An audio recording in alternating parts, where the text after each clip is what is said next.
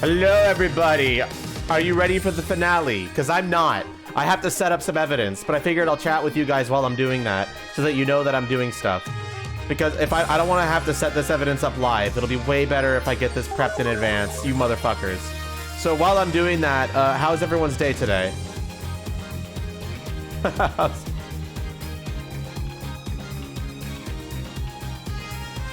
Extremely lazy? Hell yeah, just be ready. I had all morning to get ready and I just completely forgot that I had to do this. This is all on me.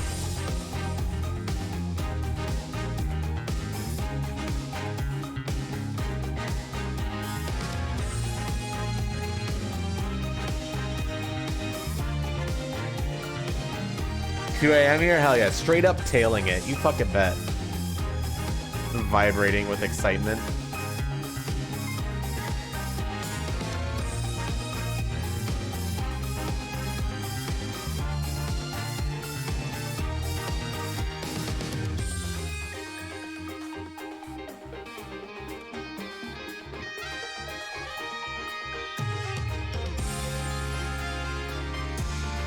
Nearly done with competition? Hell yeah, Debundus. Yes, watch my tail. It's a very good tail.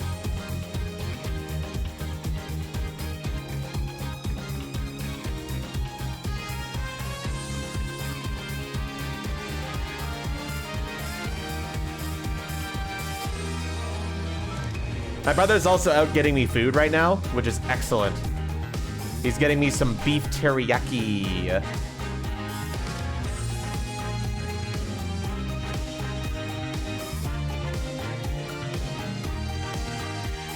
Anyway, I'm getting there. I'm slowly but surely filling in the evidence.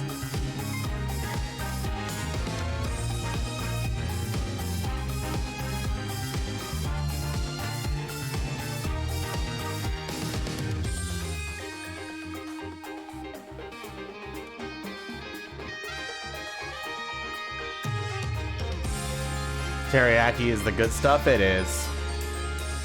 This is going to take me a little bit longer because this case has the most evidence of any other case in the game. Because, well, of course it does. It's the final case.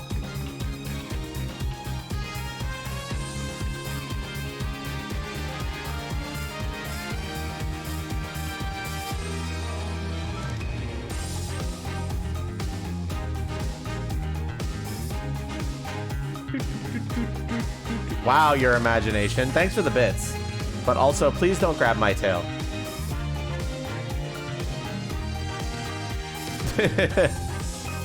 You might not get the reaction you expect.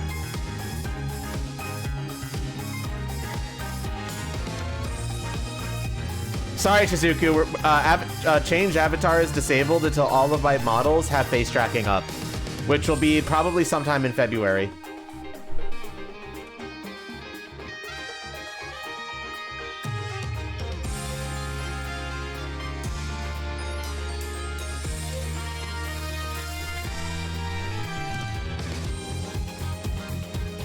Okay, I think I've got... I'm starting to get closer.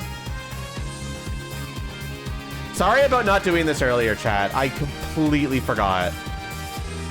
Like, I just completely fucking forgot that this is something that I needed to do. I am a fucking fool, and I apologize.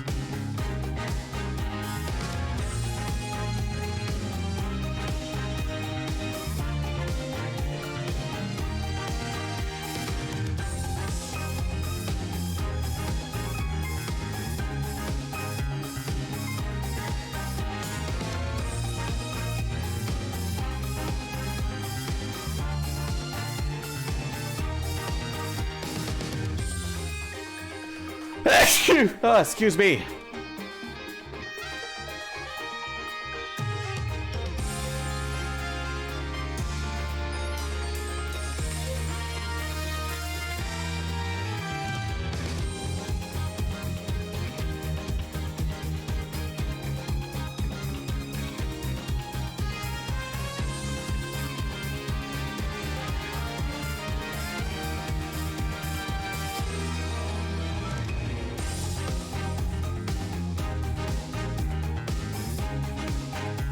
Almost there.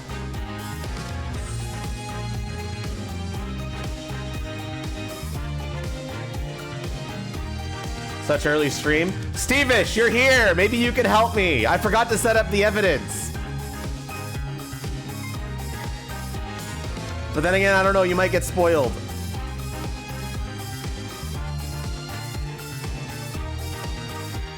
You're at work? Fuck. Well, whatever. I'm getting there. I'm getting closer.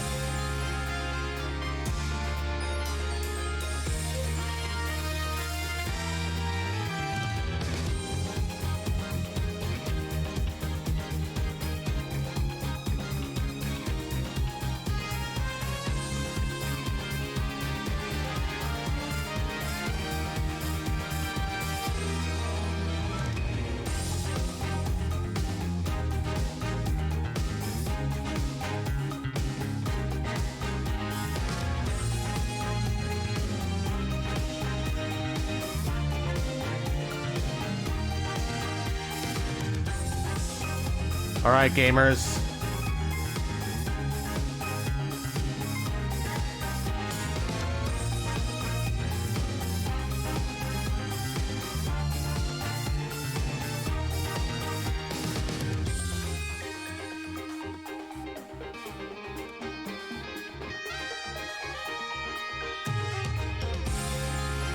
Howdy and hello. Is that a male Soroka? Yes, it is.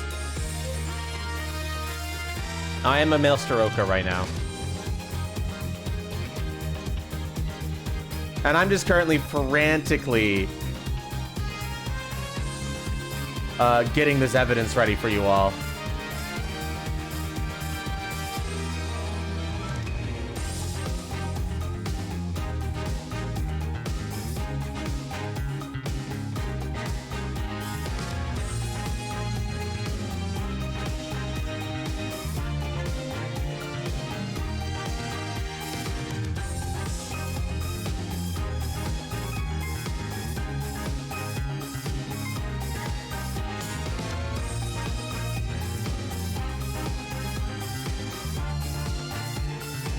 That's male Soroka. Male Soroka. At least that's what I'm pretty sure it's pronounced. I remember looking it up.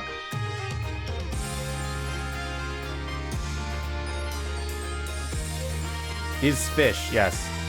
What did you need help with? I haven't set up the evidence yet, but I'm getting close to being done. Because I forgot to. Because I'm fucking stupid.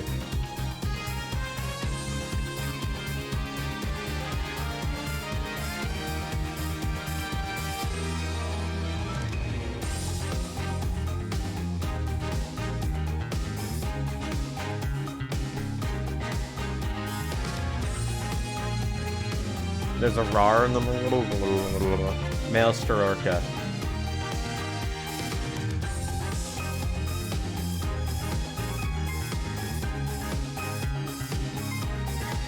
And yeah, there's an R in the middle. Male Soroka? Is it really? Is the second R silent? Male Soroka? I guess that makes sense. Soroka? It's not silent? Yeah, it should be male Soroka then. Male Soroka doesn't make sense to me. Male Soroka makes way more sense because it has the orca in it.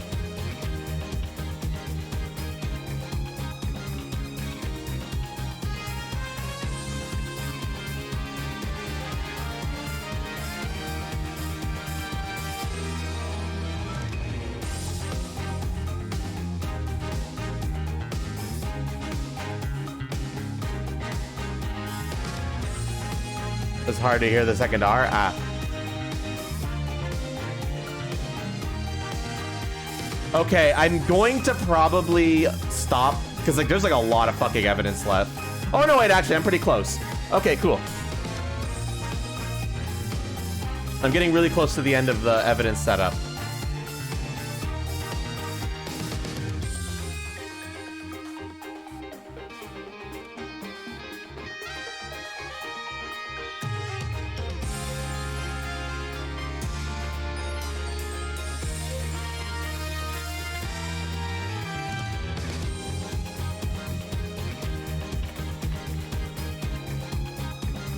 Turnabout Trump is this one? Nope, this one is Turnabout Succession.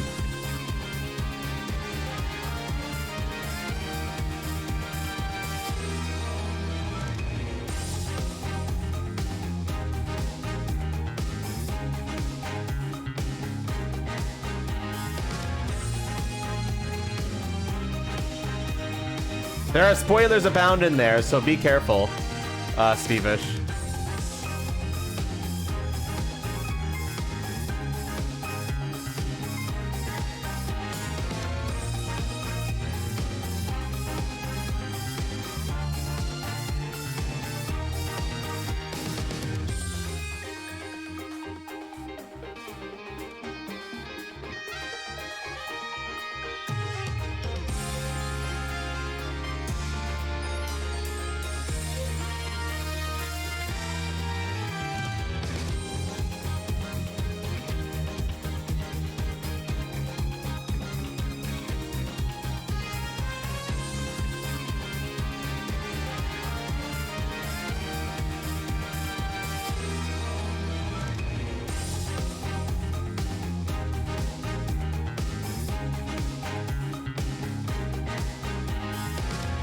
Oh, you're helping me. Thank you.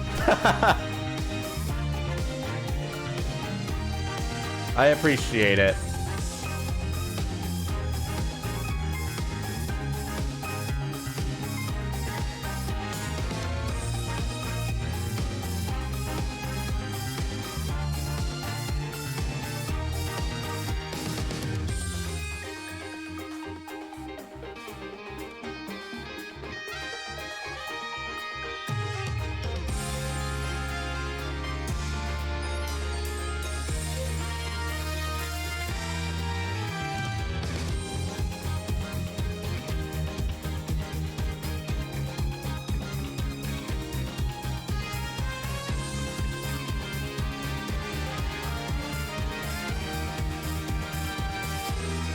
All right, almost there.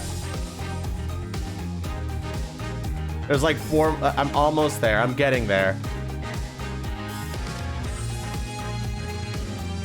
We can start soon, chat.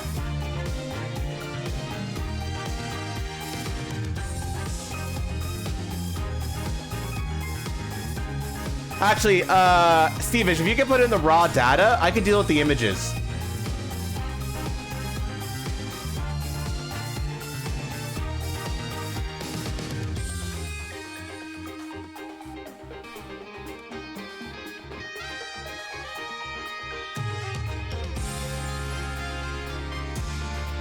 The customers, no problem. We're almost done anyway.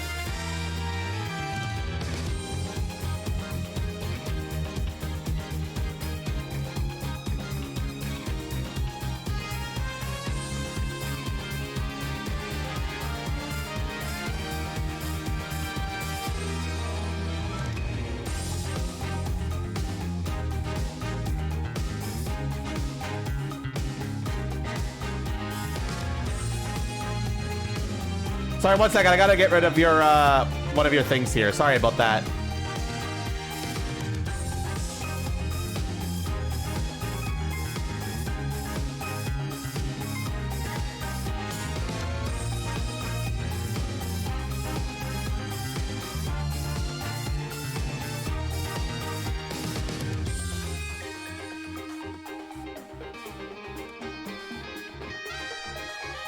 Whoa, I'm standing up. Yep. I'm stanced up.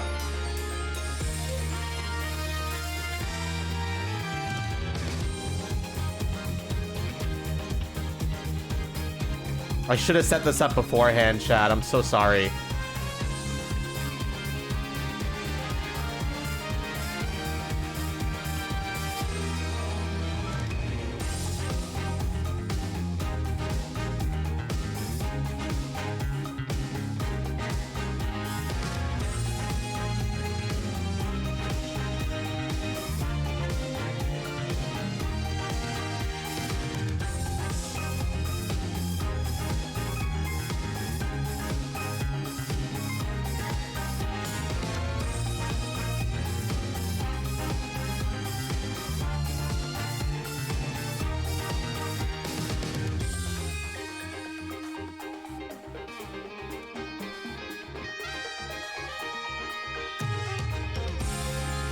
That is the last.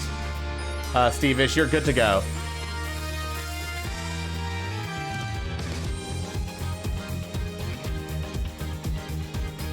All right, we're fucking finally ready. Oh my gosh. All right, chat. Are you guys ready to put your lawyer caps on? Because we're getting started now.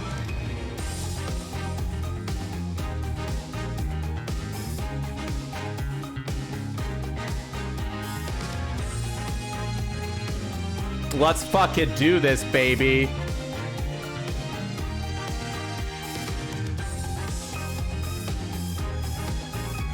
You were just waiting for people to arrive? Exactly. Fucking-exactly.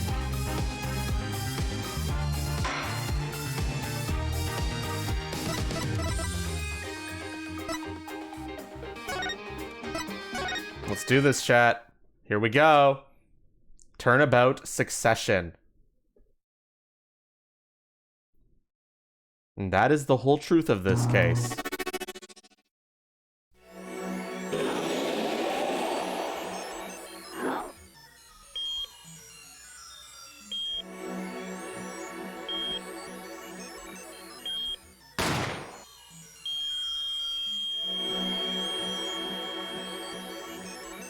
In order to understand it myself, I had to know the story of these last 7 long years.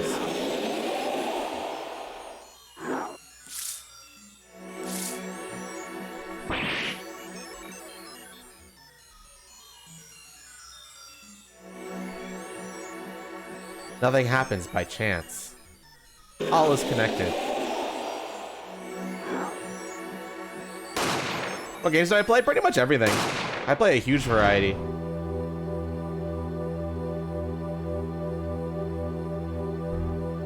And now, you stand ready to begin the final chapter of the story. I played Marvel Rivals on stream yesterday. Not always, Dabundas.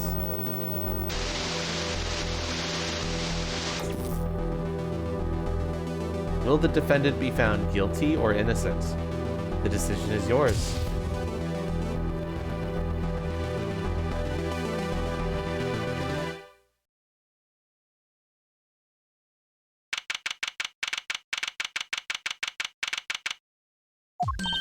Hey, Apollo, look, on the TV. Look. Yeah, I'm kind of busy. Whoa, look at that. He's the last Grammary, all right. Amazing. Apollo, you should be watching this. Ow, what? I was writing about our last case in my journal. Lawyers are supposed to write things in records, Apollo, not journals. And why now? That case was 3 months ago. Hey, it's a long story. I did a lot, you know? I want to vacuum pack the feel of the moment for later. Right now, I'm wowing the crown by figuring out how Lamawar disappeared. That's right, Uncle Valent did that illusion too. But you're missing him on TV right now! I was just getting to the good part. Suppose I should watch a little TV with her. After all, her father's expected me to look after her while he's away. What you're now seeing is a rehearsal for the greatest magician show on Earth. Happening right here at our very own Sunshine Coliseum. The Sunshine Coliseum? Hey, that's where the Gaviniers concert was. Only 3 more days until miracle happens here, right before your unbelieving eyes. Yes, I know that. Emma Star. I know that. The legendary Troupe Grammary is performing for the first time in 7 years. That's going to be great. I'm so there. You and Daddy are coming too. The legendary Grammaries. Tucci's real father were still alive. He'd be on that stage performing miracles. I've got the tickets and everything. Here's yours, Apollo. Magic show ticket added to the court record.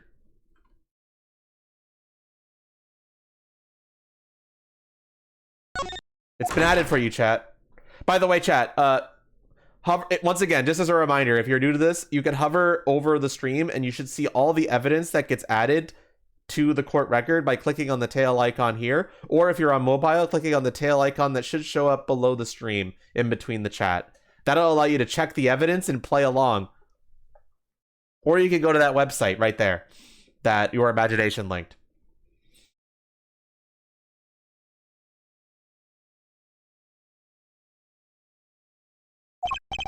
Ah, you're here. Working hard or hardly working? Hey, how have you been? Hi there, stranger. Not exactly the kind of greeting I'd want to hear from my own kid. I love Trucy and Wright's dynamic. They're so funny together. Though he has been gone a long time. How goes it, Trucy? Here, I got a present for you. Yay, pudding! I love pudding. Oh, it's farm fresh. And not just the one pudding, but 3 whole cups. I'll have to pace myself. Well, I'm beat. That's right, Daddy. You're on a top secret mission. You've got to take it easy with the secrets, you know. How right you are. So you still can't tell us what your mission is? Maybe it is time. It has something to do with you anyway. Huh? With me? Ooh, maybe you're getting a top secret mission too. Maybe you could be one of those guys. A spy. Can't I just be a defense attorney?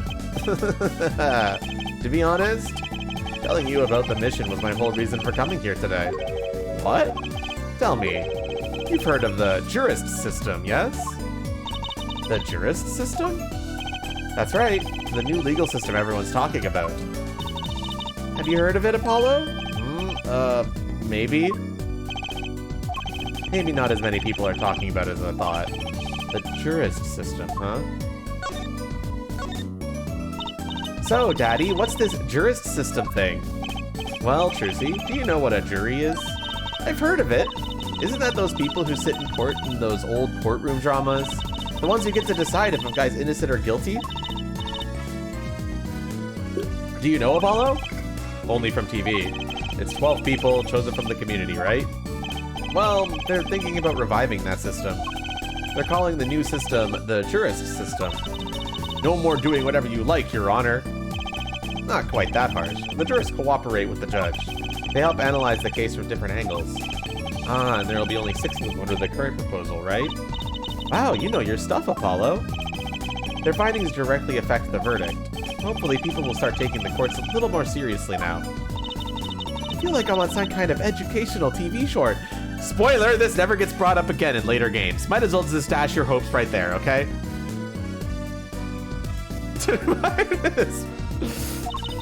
Starring Dr. Wright. Dr. Wright is Assistant Trucy. And Mascot Apollo. The perfect team. Mascot, hey! So, what is this secret mission? The jurist system is my mission, more or less.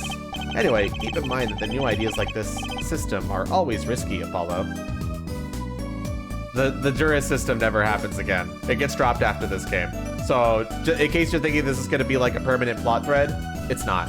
But it's very relevant, so keep it. That said, the jurist system does show up in The Great Ace Attorney, and I think they do a good job of it there. I don't think we'll be playing The Great Ace Attorney on stream, but if you're interested in it, it does show up there.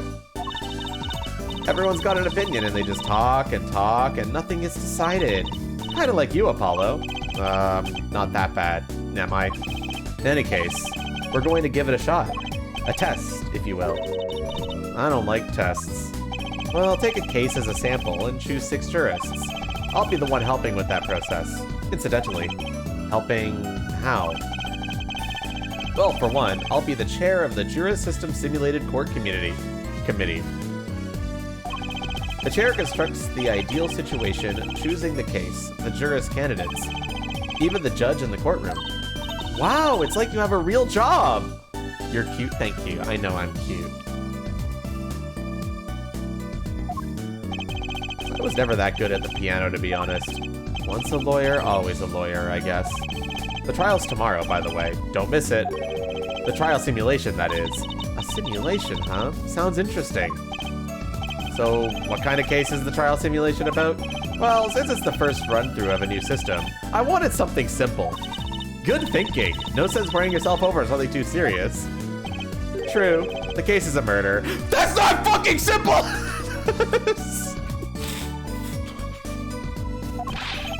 That's my thoughts exactly, Apollo! By simple, did you mean that the defendant is guilty? Yes, most likely. So, good luck, Apollo. With what? With the trial tomorrow. You're defending, of course. Recall that I said that it had something to do with you. Guess this is happening. Go for it, Apollo. It's just a test case anyway. No sweat. Yeah, but there's still a verdict to be decided. And a potentially serious sentence. The most serious in a worst case scenario. You mean the verdict's for real? That's not a test trial, that's a real trial. All the forms have been filed. There's no turning back now. The trial begins tomorrow at 10 a.m. Hope you can make room in your schedule. Why am I only hearing about this now? Ah, yes. There was a change this morning. I picked a new case. Eh? Something that happened last night.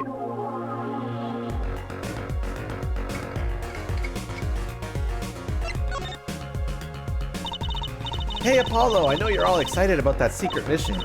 But what about this? The Troop Gramarye Grand Magic Show. Huh? Oh, right. The card tickets. Tricks. They're not cards tricks.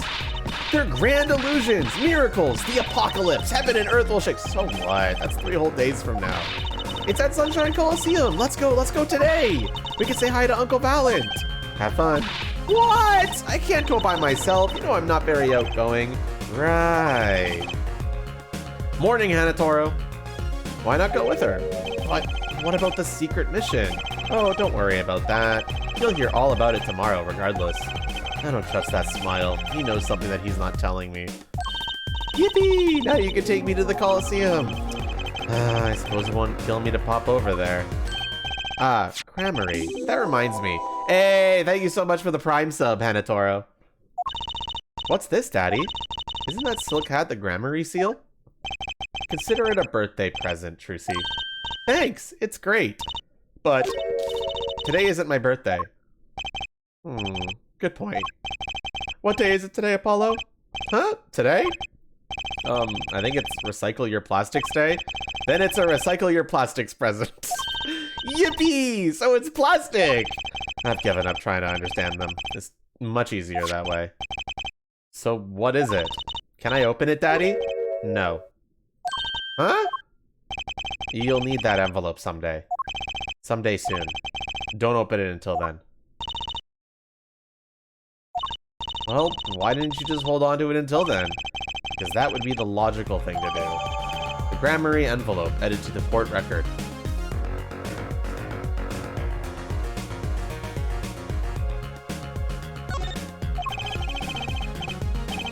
An envelope about the Gramaryes, huh? Alright, so what case are you going to use? You really want to know, don't you? Of course I do! I mean, I'm going to be defending, aren't I? If all goes well, then yes, of course. This is just a test. We wanted everyone to start without preconceptions. A blank slate, as it were. There's a difference between having a blank slate and just being totally clueless. Whose dumb idea was that anyway? Well, mine. Committee chair, remember? Oh. Fuck you, Phoenix. Well, if you want to know that badly, I suppose I could give you permission to examine the scene of the crime. Good! That's better. But you can't talk to anyone involved with the case. What? Then how am I supposed to defend? You let me worry about the details there. Remember, I'm in charge of this trial. All of it. But you don't want it to backfire, do you? Apollo, I am in charge of the whole trial. That means the entire affair is my responsibility. For good or for bad. Just do what you can. And don't worry, I know what I'm doing. Alright. I recommend going down to the detention center. Your client's waiting for you. You can ask about the scene there. But you just said I couldn't talk to anyone involved. Oh, you could talk to your client. If you can get her to talk. Well, time's a-wasting. Time to meet our client, chat.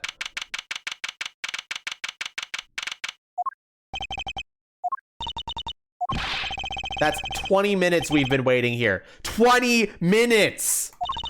Maybe I should complain? I'm sure that guard has better things to do than stand there pretending he doesn't see us. You know, the minute we get angry, the client will show. It always works that way. Like shouting, "Oh, waiter!" and they're standing right behind you. Oh, guard! Is our client going to be much longer? What are you talking about?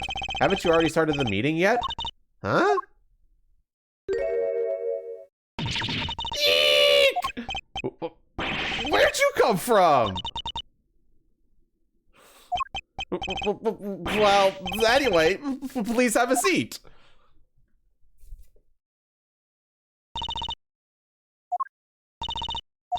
I'm nervous, Paulo. It's the silence. It builds suspense. Why don't you do something, Trucy? You're a magician, aren't you? That's right. Okay. I'm the amazing Mr. Hat. Thud. She passed out. Oh no! We killed her. We fucking killed her, chat.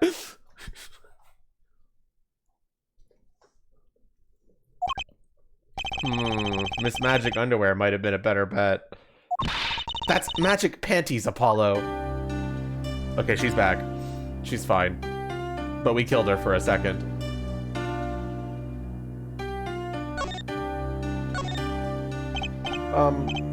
Hi. Well, I'm your defense. I really think it has to be fate, you know. By fate, I mean destiny. Did you know I'm a good with astrology? Tell me, what's your sign? I could tell you mine if you'd like, Apollo. No, never mind. I just got carried away there. I seem destined to get difficult clients, it seems. So, what's your name? Oh, right. I'm supposed to introduce myself first. I'm Apollo. Apollo Justice. And I'm Trucy Wright. I know. This is getting nowhere fast. Hey, I know. Maybe you could tell us what happened? I'm your defense attorney, after all. Anything out of the ordinary happen yet? Well, the other day, this tourist from out of town stopped to ask me directions. Later, Trucy. I feel like I need to ask directions myself here. Oh, that was fruitless. Well, I think I understand despair a little better now. You did good, Apollo. Look, she's doing her nails. What? Are nails more important than defense? Is that it? Let's go, Trucy. Excuse me. Could you read this? Sure. I feel like a teenager on first date, and this is the love letter we pass for desk to desk at school. Stop looking so wistful and read it, Apollo. It's a business card with a name and an address. The name is Vera Misham? The address is for Drew Studio. Vera's card added to the court record.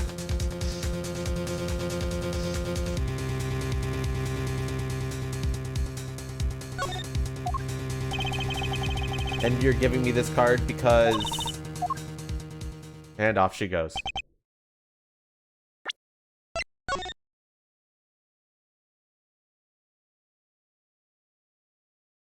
Nothing really interesting on it. What a pretty business card. Looks like a postcard almost. And on the back, just her name. That seems odd to me. What does? Why write your name on the front and back of your card? Why not use the space on the back for a self-portrait? Or a caricature? Then people will remember what you look like, too. That's not a bad idea, actually. Here, give me one of your cards, Apollo. She's drawing something. Hey, my hair's not that spiky!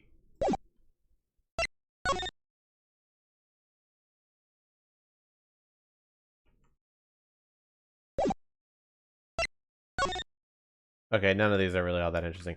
70 bucks? Wow. Well, looks like we're finished here. I wonder if Drew Studio is the scene of the crime. Let's go find out.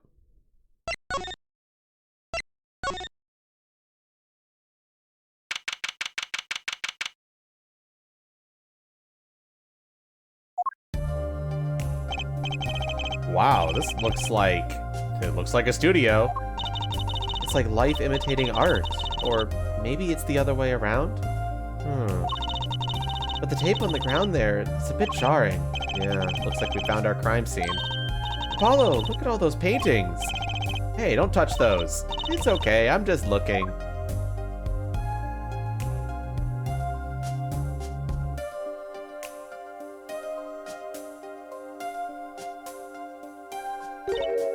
Huh? Apollo? Look at this one. Looks half finished. You can still see the rough sketch underneath. But that's odd. The rough part doesn't look like the rest of the painting at all. Yeah, good point. That is odd. Spoiler, this is also $70 back in 2007, so that's a lot of money these days. Drew Misham's paintings added to the court record. All the paintings have a really different style, too.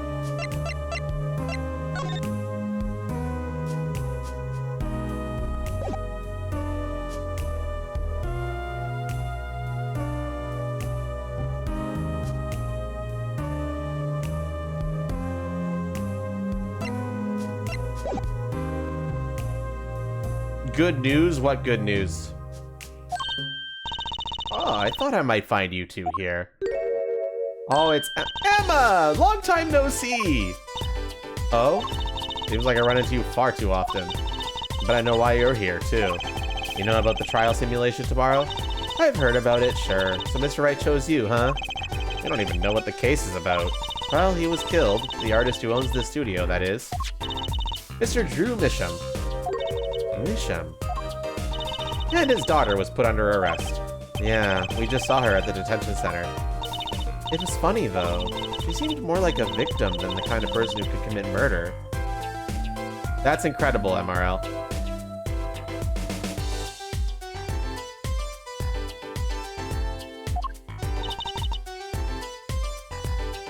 You don't say. Not even by poisoning? That's how it was done, you know? Poisoning is a common way to get the job done when the murderer is a woman. Poisoning? Wow, that's sexist, Emma, even for you. I guess it's not really sexist, I don't know. Anyway, Mr. Wright told me you'd be coming. Feel free to take a look around. I'll just be over here with my snackoos. We can't talk to anyone related to the case this time around. Which means we'd better find out as much as we can here at the scene. Or else.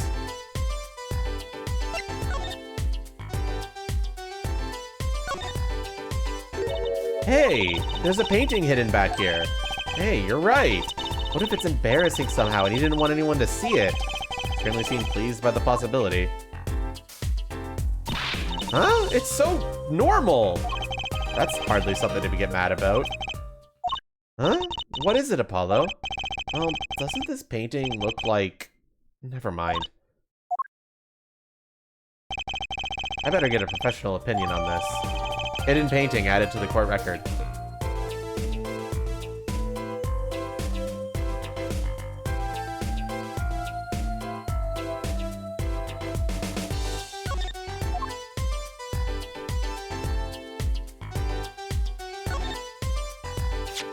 Ah, that's the victim's coffee mug.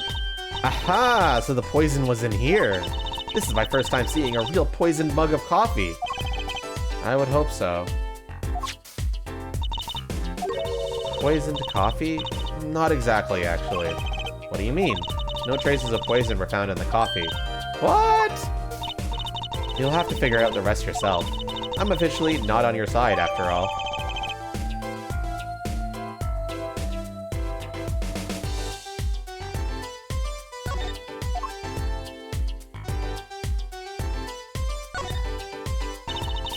I wouldn't mind taking a closer look at those paintings. I just love oils, you know, how they're so thick. Is that the word? I don't know if I would use that word, Trucy. These paintings are all dry. I'm just surprised at how different these all are. Yeah, and what's going on with this half-finished one? It must have been a work in progress. You can still see the rough sketch below. That's what's so weird. The sketch part doesn't really fit the finished parts. I noticed. That is weird.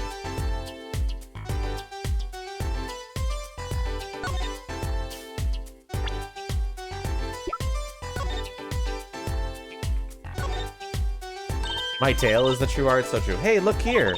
That stain doesn't look healthy, Apollo. That must be the Blue Mountain stuff we've been hearing about. Something tells me that even Blue Mountain coffee isn't this blue. No, this stain is probably... better ask Emma.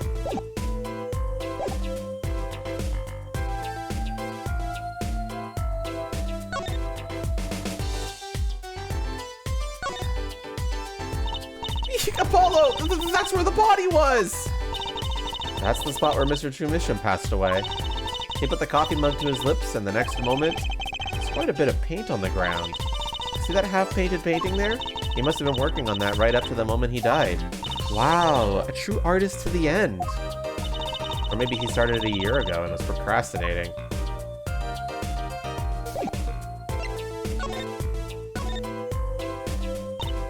So, this, Drew Misham was some kind of artist?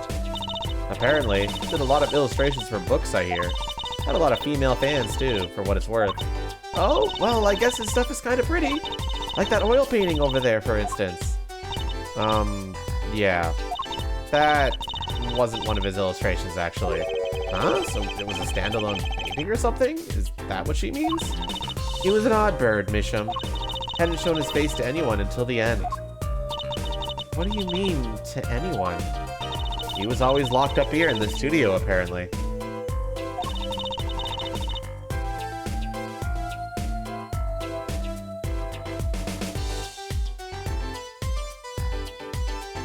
His only connection to the outside world was through letters he put in that letterbox there. Letters? Do people still write letters?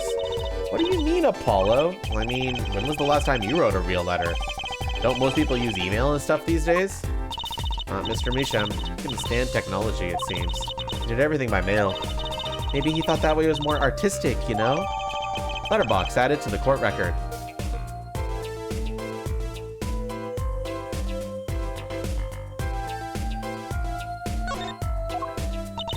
In any case, the only person beside him allowed in here was his daughter, Vera.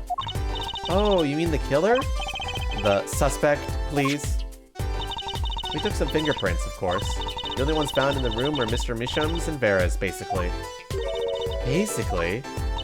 Actually, last night, Mr. Misham gave an interview to a reporter for the first time. It happened during the interview, apparently. His first interview ever?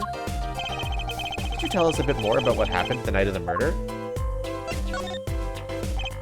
So, this woman, Vera, she's Mr. Misham's daughter, right? Yep, the real sickly girl, ever since she was little. Hardly ever went outside. She did kind of give off a withdrawn sort of aura. She was homeschooled by her father, apparently. It was quite a scene when they took her to the detention center. She was screaming about how she'd die if they took her outside. That does sound like a scene. In the end, she agreed to leave if she was allowed her good luck charm for company. Her good luck charm? Apparently, she has this charm that magically gives her the courage to go outside. Why can't I ever get a normal client?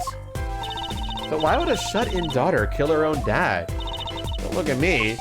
So, about the poison. It was found to be in his coffee, right? No, not precisely. Not precisely? What does that mean? It means see for yourself, I think. Like I said, last night was the first time someone from the outside came to the studio. I guess the mysterious painters who never go outside make for good articles. And it just so happened that he died the night of his first interview. At around 9 p.m. every night, Vera always made him a cup of coffee. Last night, he drank his usual coffee and suddenly became violently ill. And died? She poisoned him on the night of his interview? Wouldn't the reporter see? He wasn't near Mr. Misham when she brought her father his coffee. He was checking out some equipment in the back of the room. Supposedly, that's why she didn't notice he was there. It was the reporter who called the police, in fact. Wait, why is she the suspect? If anyone is suspicious, it's the reporter. Yet the reporter never got near Mr. Misham's coffee. Even Vera acknowledges that. Regardless, I want to know more about this reporter. I bet Emma can help us out here. Don't forget, flattery will get you everywhere with her, Apollo. Huh? What are you two whispering about? Well, I was thinking. I mean, what is it we always do when we run into you at a crime scene? What does it always do scientifically? Ah, you know me too well. Okay. Okay, meaning we can get, scientific now? Oh, I suppose. Just this once. Bring me anything you find suspicious and we'll check it out.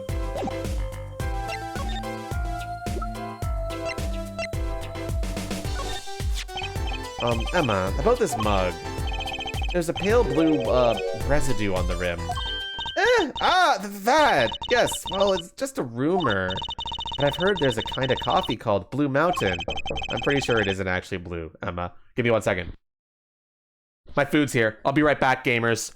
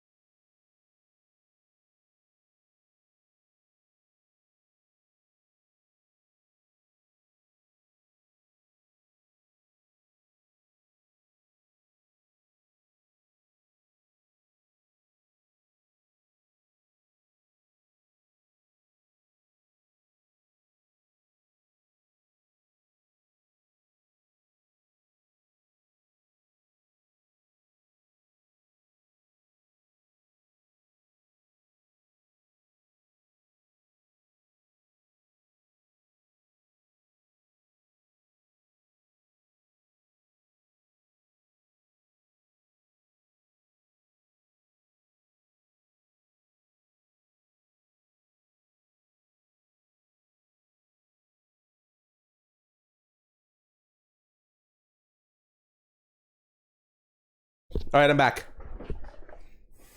Pretty quick break. I got myself some chicken, not chicken, beef teriyaki. I didn't say chicken, I don't know, but I got beef teriyaki. A big rice bowl with some peppers, meat, broccoli. It looks really good. It is really good. Really good.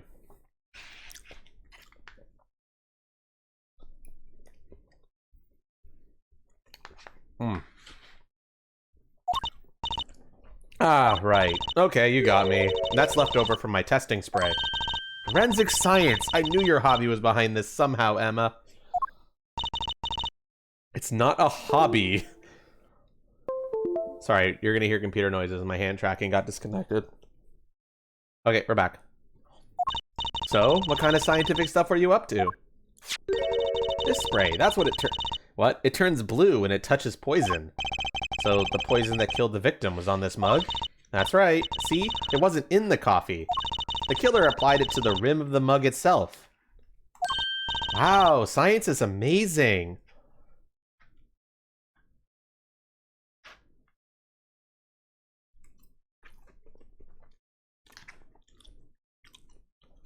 Science is amazing, chat. Do you agree?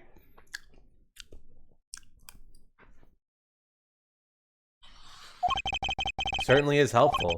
Maybe Emma would be willing to help us out a bit more. You should try buttering her up, Apollo. They say flattery will get you everywhere. Certainly worth talking to her a bit more. About poison analysis.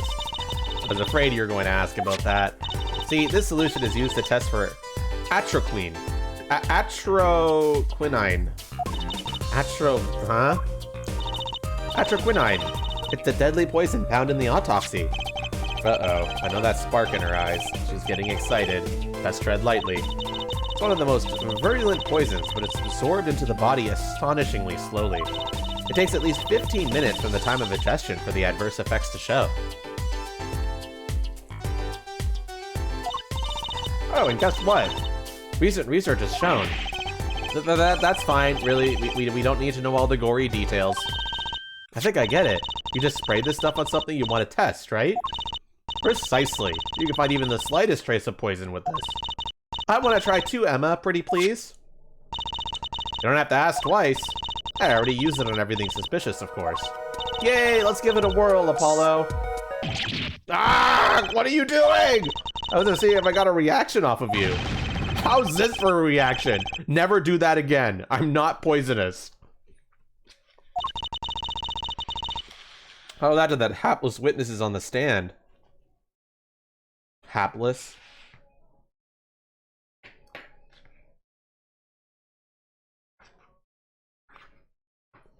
One second, I'm just mixing up my my teriyaki to get the teriyaki sauce mixed into the rice a little bit better.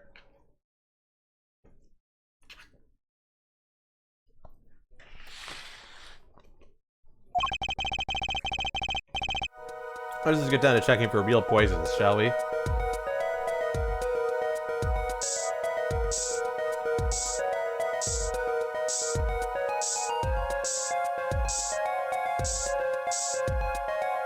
We're checking for poison, chat.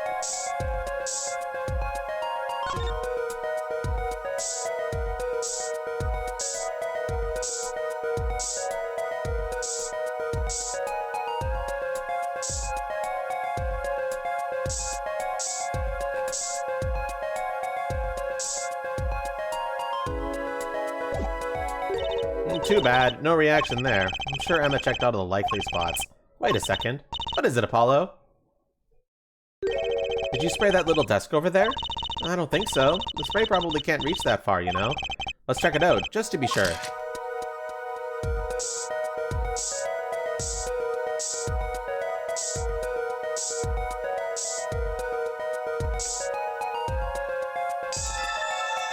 Interesting. Ramen acquired? Hell yeah.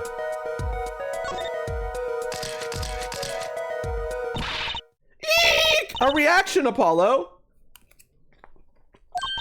Ah! Where? Where? The inside of that cute little frame. Look! Whoa, would you look at that? Nice going, Trucy. You keep forgetting to eat? That's not a good thing. I'm known to work magic. Never mind that I was the one who found it. Tiny frame added to the court record.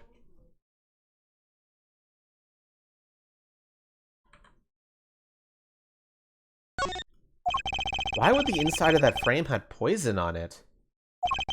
It looks like we found the only other place that was poisoned in any case.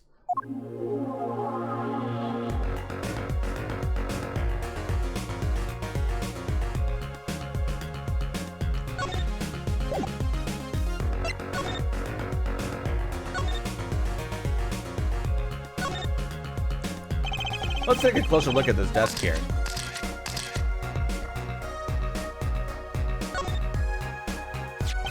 This envelope has been opened and resealed. Oh, I know how to do that. You take a pot of boiling water and hold the envelope up to the steam. The glue melts and it opens. Cool, huh? Whoever did this wasn't so delicate. You're right. Looks like they just ripped it open and stuck it back together. Huh? The postmark on this letter. It's from 7 years ago. Why would someone open a letter, then seal it again? I better hang on to this.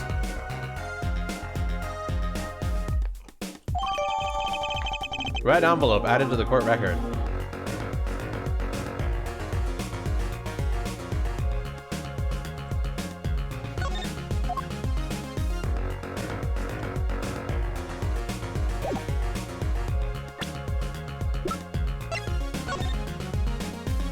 The evidence is starting to pile in, chat.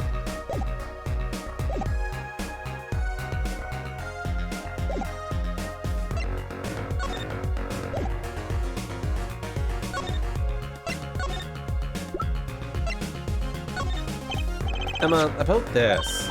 Oh, that! Yes! Why, that's a red envelope. Why is she so dodgy?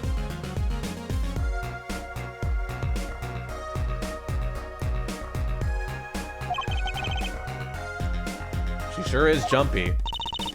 Someone opened this, didn't they? My lips are sealed. Your lips are sealed? That's a first. You mean you know what's inside the envelope? Sure, I read it, after all. Oh, damn, she read it? How? Ah, you mean you were the one who ripped this open? Ha, please. I would have steamed it open. But she did sneak a peek at it, apparently. Know that I have a powerful weapon on my side. Weapon? Yes, the use of tools. Highly specialized tools for information gathering. That looks way too big to just be there. Did you just pull that out of your ass or something, Emma? Tools I wouldn't mind getting my hands on. You should try flattering her, Apollo. Ways that open big doors. Never heard of that one, but it's good advice. Let's try talking to her some more. About that envelope we found. I was wondering if you could help us out with that tool you were mentioning. You want to know about my tool, do you? It's called an X-ray analyzer. We're going to break into people's mail, chat.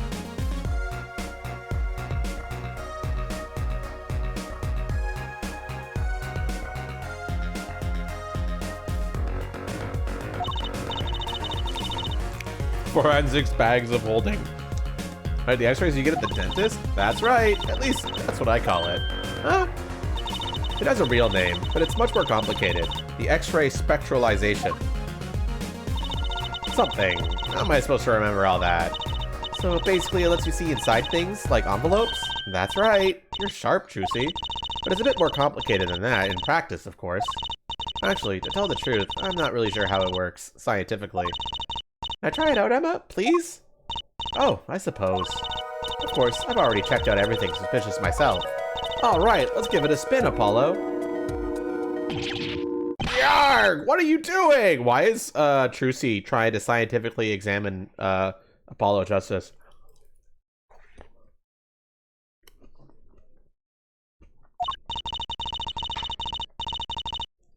Oh, to see if I can see through your hair, but it's like lead. Point that thing at me anymore and it might all fall out. I wouldn't need an x-ray machine to see through it. Let's just get down to business, shall we?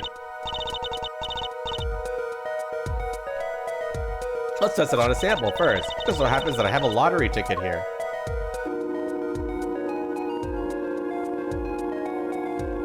What the fuck? Are we cheating? Lottery? You see the sample in the device like so. I don't see anything. Patience. There's no need to get all antsy. Look at the right side of the screen. That's the layer view of the envelope. Layer view? You've got it set to display the outside of the envelope now, see? Actually, it's quicker to just have you give it a try. Turn that dial there with the arrow keys for me, will you? Sure, just let me have a bite of my meat first.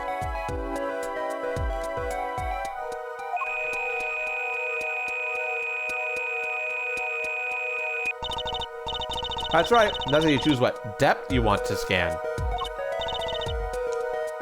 Hey, I got something. See, that's how you can read the letters on the ticket inside. Cool, huh? Except, I can't read them. Let's turn the dial a little more. You have to understand is that a sheet of paper isn't really flat at all. When you zoom in that much, you see that the paper is like a bunch of hills and valleys. Wow, really? This X-ray device uses a beam with a wavelength of only 0.05 microns. It breaks cards down into thin layers, so it can only show what's written on that layer. I'm not entirely following you, but what's good if you can't read anything? That's why we go on to step 2. Try rubbing the image a bit, if you would. Rubbing? Like going over the image? Will that? There, that fixes the image on the screen. Now, turn the dial again, just a little. Good, now you can rub this image to fix it too. Hey, I get it. We just keep doing this until we've got the whole thing. Exactly. Not bad. Neat, let's do some more.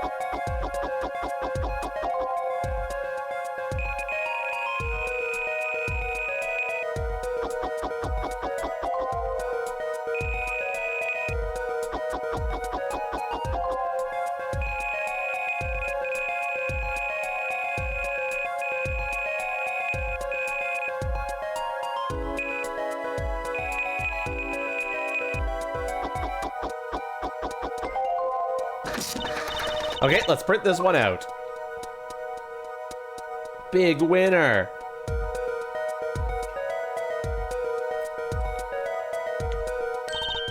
Woohoo, I'm a big winner.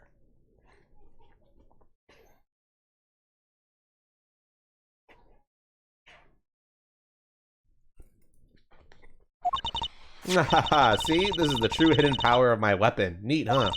So let's try it out on the real thing, shall we?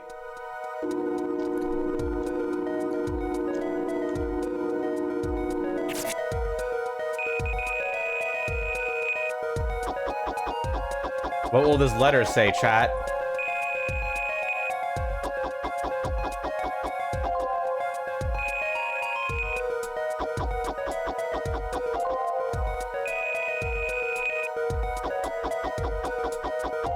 Mr. Drew Misham, I've deposited the $100,000 in the designated account.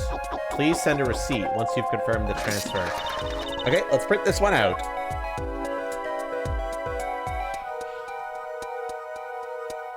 Huh. That's interesting.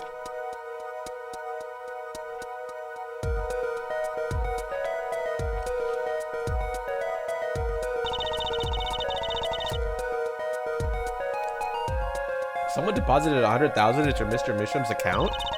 This painting must be really valuable. There's another page in there. Care to take a look? You bet I do. If you're going to read someone's mail, you might as well read it all. Here goes with the second page then. Yeah, so true, Zoldo. Making mad bank.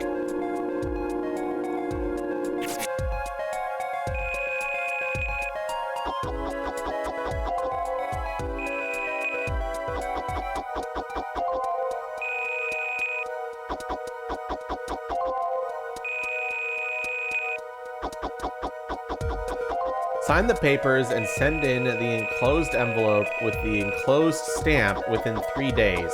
I need to remind you to speak of this to no one. Let's print this one out.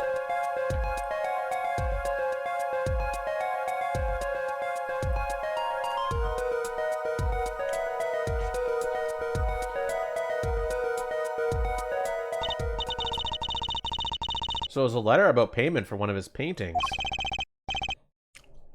Why all the secrecy, though? And what? Why was this letter the only one in here? It's 7 years old, right? Maybe it has something special significance to him? Well, Emma?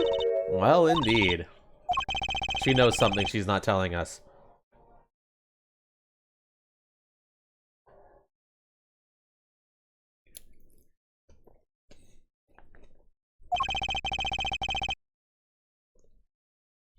Looks like she's keeping mum about it.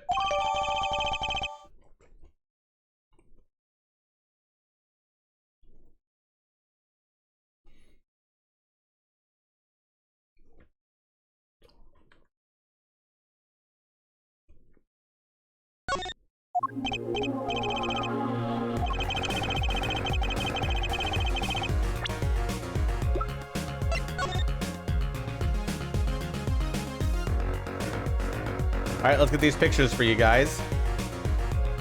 Because I'm such a good streamer.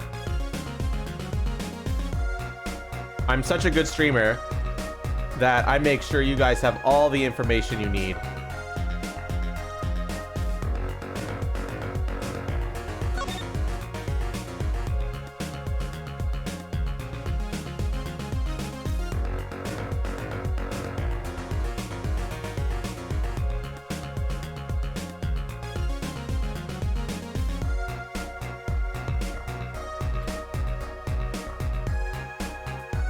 There we go.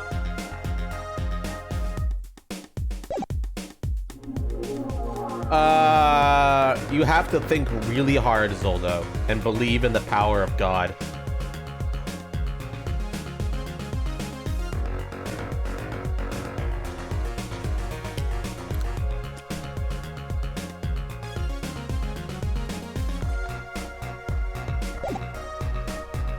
Anyway, what's the story about the reporter that gave me your story the night of the crime? Oh, I'm afraid I can't tell you because he's going to be a witness tomorrow, I hear. I thought so. I'll never forget that face, but what was his name? Oh, right. Russell. Russell? He's after a scoop to sell the paper to the papers. So a reporter comes in for an interview with a painter. His first interview ever, and that night he's killed. Seems strange to you? Really strange. It does raise a few questions. I'd like to speak with this reporter if I could. Well, I hear he's on the beat today, too. He said something about covering a magician. Magician? Well, if it's not Trucy, that leaves only one other person. It wasn't Valent Grammary by any chance, was it? Yeah, something like that. He's got some big show lined up, I hear. So he's out interviewing Valent Grammary. Looks like I'll be heading out to that Coliseum again sooner than I thought. Here, I'll give you that reporter's card if you want.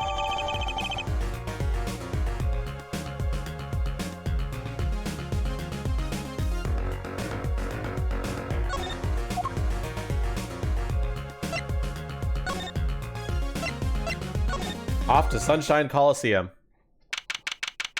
Magic show.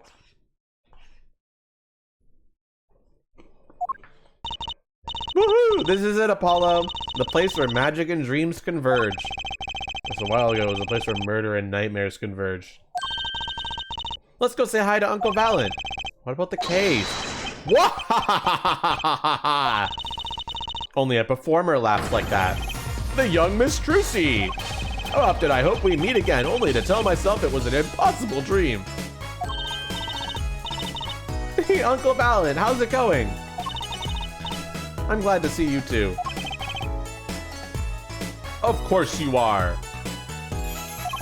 Humility is definitely not one of his stronger traits. Well, Miss Trucy, how does the day find you? If you come to give me flowers, do it after the show, I beg you. Actually, we came to wish you good luck.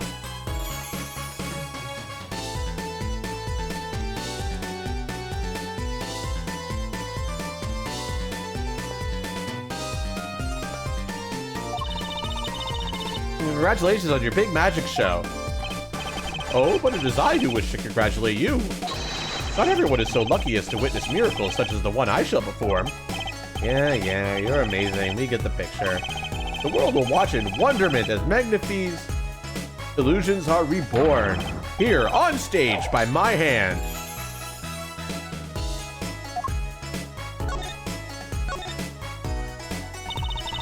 Everyone's talking about the big magic show. Is it true that the Gramarye miracle is back after 7-year absence? Miss Trucy, I must apologize. This show and this honor should have been his. Daddy. My co-magician in training, Zach Gramarye. If that terrible thing hadn't.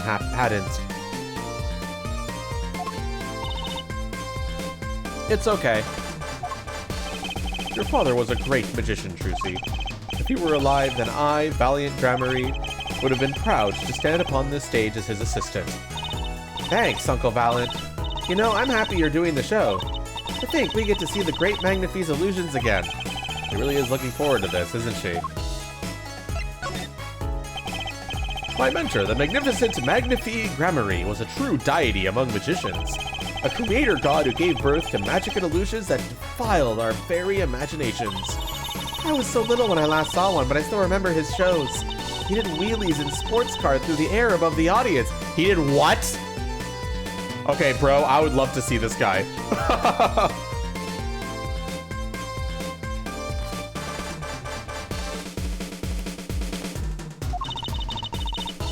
And then sped off to outer space faster than the speed of sound.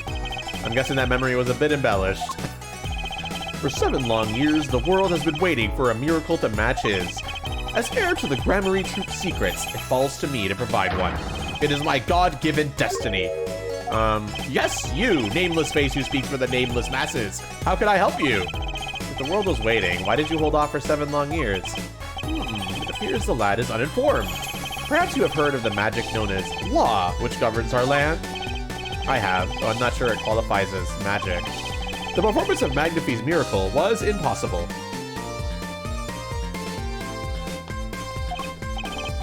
A certain law prevented it for 7 years, but no more! 7 years.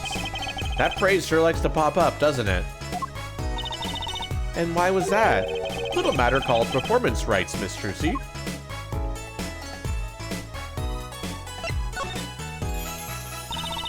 Can you tell us about these performance rights?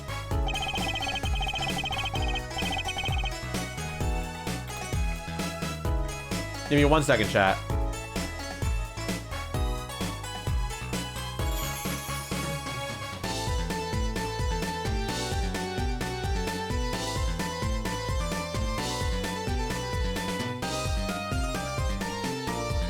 Magnify's magic relied on an incredibly innovative idea.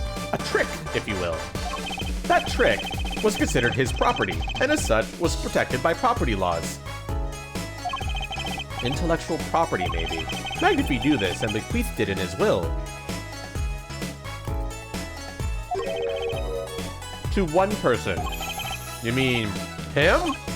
Yes. Miss Trucy, it was your father. Zach Gramarye was the inheritor of the Gramarye miracle. Daddy. Yet, as you well know, he is gone. He disappeared suddenly 7 years ago. I think I see where this story is going. Once a person is classified missing for a certain period of time, they're considered legally deceased, correct? In all absoluteness, those rolled-up sleeves conceal your competence well, young man. That certain period of time of which you speak is 7 years.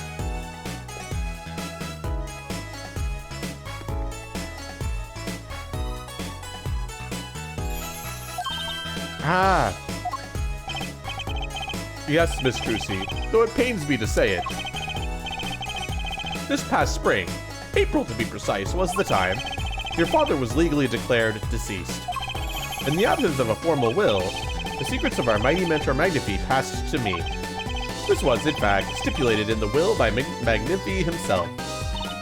Is that how it works, Apollo? Yeah, it's called death in absentia. He's declared missing permanently. Daddy.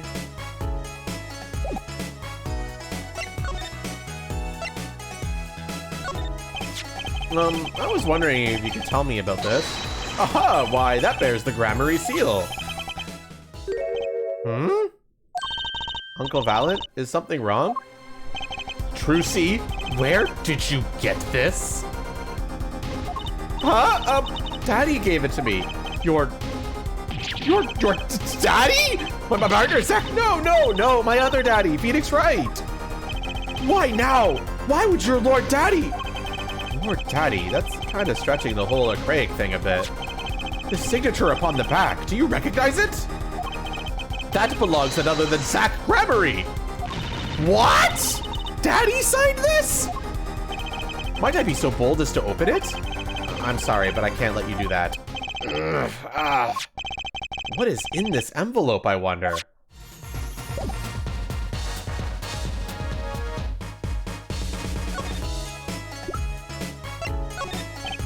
So, a journalist is here on a story. All eyes in the universe are upon my stage. All pens seek to commit its mysteries to paper. His name was Brushel. Brushel. I think he remembers him. He doesn't look too happy about it. Brushel. That cloying smell of mint when he smiles, yes. Could you tell us more about him?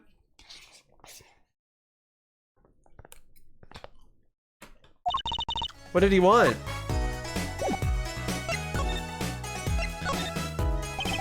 A man by that name called on me just now.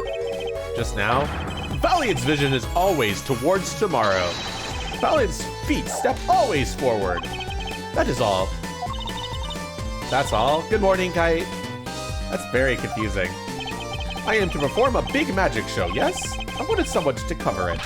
Yet he had ears only for that incident. That incident? In any case, I requested that the rapacious reporter remove himself. So a painter has died. What of it? It is but a footnote in the footlights compared to the magic of Gramarye. Uncle Valent, do you know where the reporter went? I recommend he visit that place popular with penalized perpetrators. The detention center? He was a rude individual. Might I see that card? Sure. He would tear apart my respectability? I will tear apart him! Ooh, here it comes, Apollo. Uncle Valent's big magic trick. Is he going to fix the card? Not sure that qualifies as big magic. What happened to the big magic? Is it not more miraculous for it to stay ripped? He must have really not liked that journalist. Now, the time has come when I must return to make my fuck me, I can't fucking read today, chat. How dare they put a word that I can't pronounce on screen? Super unfair. Prestidigitation. Whatever. By your leave, Miss Trucy. Thanks, Uncle Valent. 3 days from now, make ready for a miracle. Okay, we no longer have Brussels card in our evidence. It's gone. Prestidigitation. Digitation. Prestidigitation. Okay, that's a weird word. What do you think that journalist was after?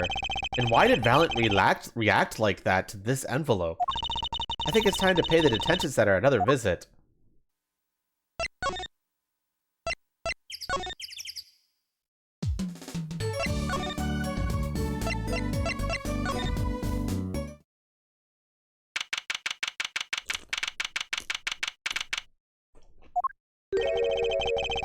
I think I hear what you're saying. We're all doing it for the money. End quote. No, not at all. Looks like someone's already meeting here. Maybe that reporter? This fucking guy. Hey there! How you doing? Who might you be? Sorry. We didn't know someone was already here.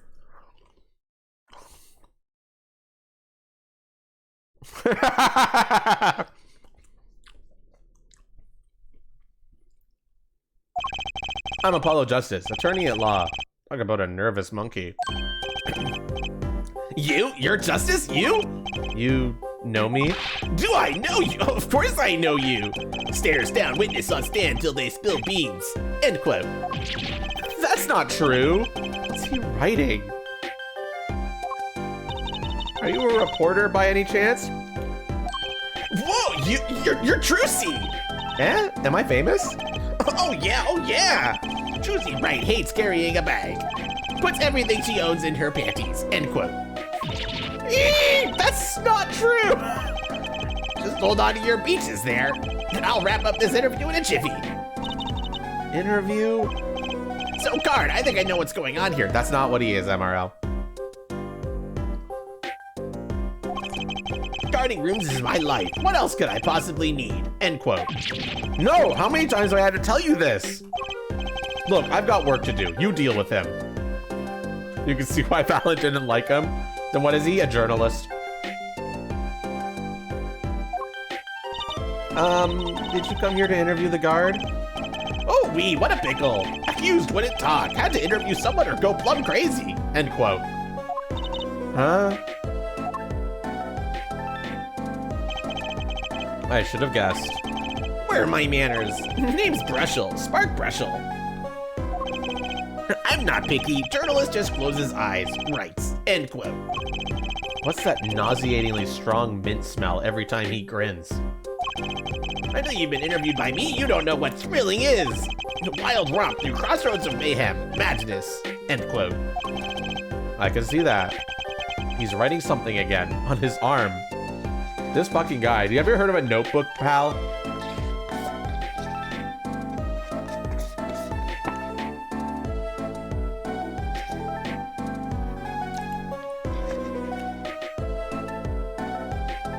Okay. Well, if he's a reporter, maybe he knows something. So, Mr. Brushel, you're a journalist? Me? Look, let me state one thing for the record here. Yes? I'm the interviewer, you understand, yeah? I'm the one asking the questions here. End quote. Okay. For instance, you think a movie director watches movies? Well, I think he probably does. Exactly, I knew you'd understand. Huh? What? What the fuck? So, the night of the murder, you were at Drew's studio? Who, me? Look, let me state one thing for the record. Yes? I may look calm and collected, but I'm busy, real busy, always on the road. Journalist always buys one-way tickets, never looks back. End quote. I can understand that philosophy, but... You want to know the thing about one-way tickets? Once you use them, they're gone. Oh, because you have to give them to the guy at the airport. True enough. But don't they give normal tickets away too? Exactly. See, it's the same thing. What is...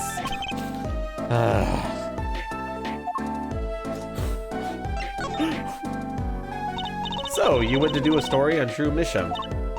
And he'd never had a story done about him before? That's right. Look, let me state one thing for the record here. What? I'm sure you're going to want to know about my source. What tipped me off to Drew? Why do the interview in the first place? Well, yes. Look, it's like... Oh, I've got it.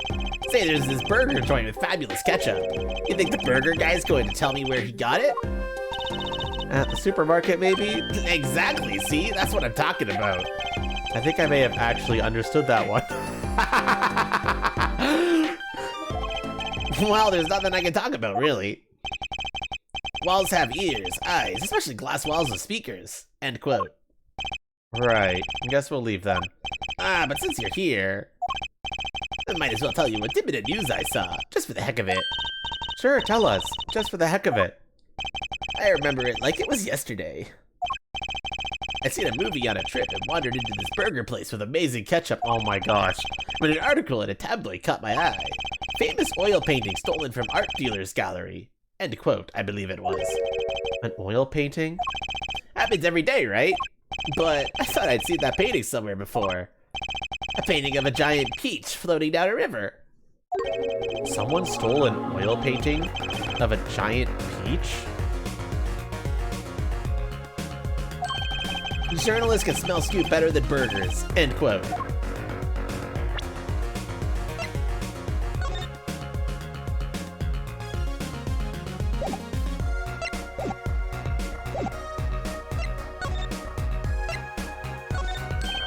Ah, right. Let me go on the record here.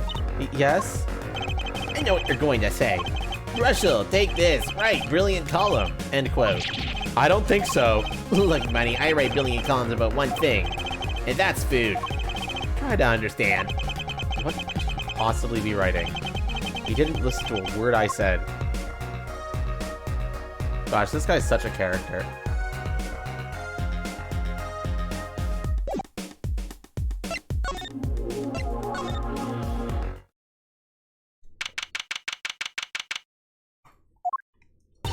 Well, how'd it go? Find anything out?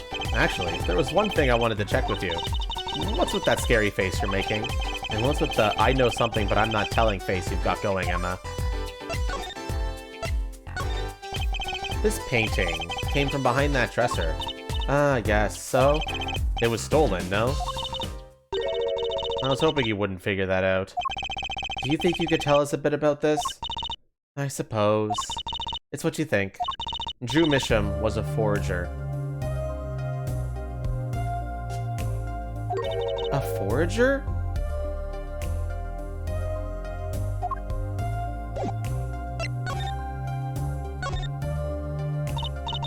So what exactly is a forger?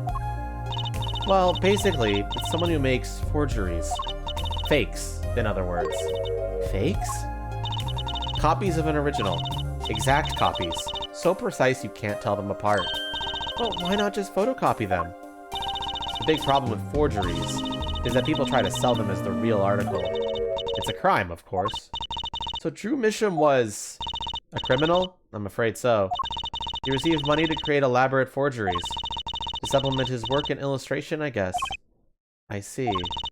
Actually, that's why I brought this here in the first place. What do you mean? When you're trying to determine if a painting is a forgery, the rough sketch underneath can be a valuable clue. So the rough sketch is like practice for the real thing. Like doing a magic trick in front of a mirror before you go on stage. But not in the case of a forgery. Not necessarily, anyway. You know what the finished product is going to look like, after all? Oh, yeah, I guess you would. That's why I brought this. I'm going to use it to see what's under the paint of the finished pieces. I get it now.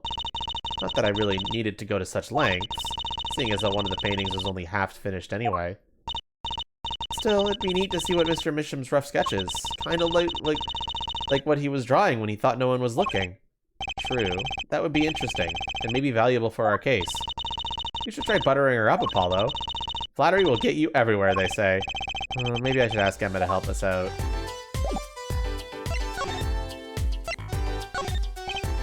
I kind of wanted to see the rough sketch under this painting. I was wondering if your tool there might do the trick. Oh, fine, fine. Just this time, though. Let's check it out! Let's do them in order, chat.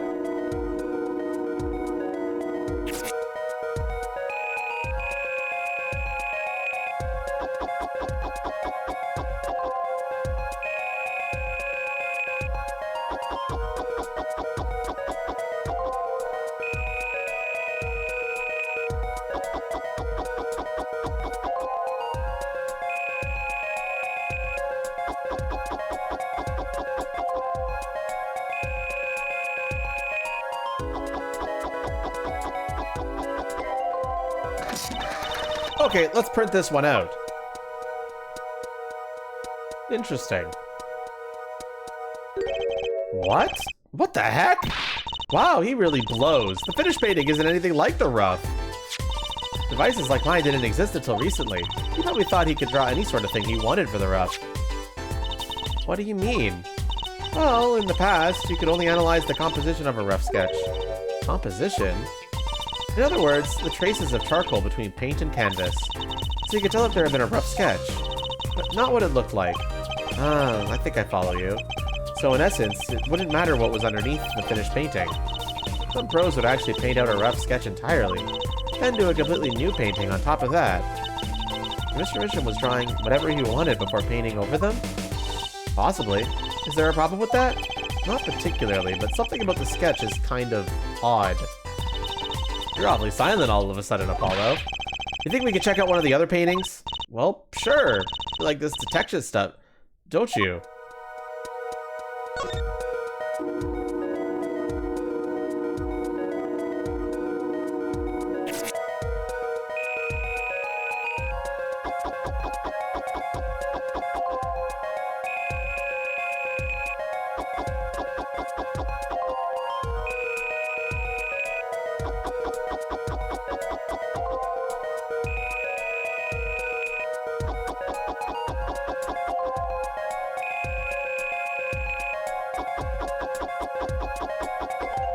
Oh, that's certainly interesting, isn't it, chat? Okay, let's print this one out.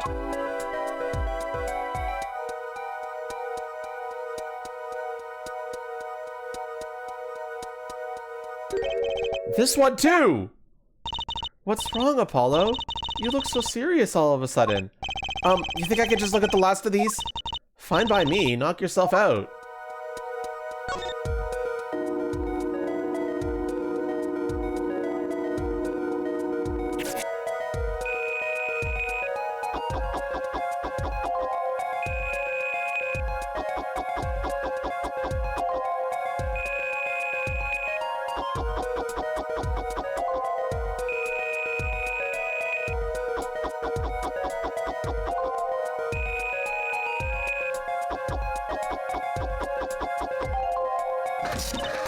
Okay, let's print this one out.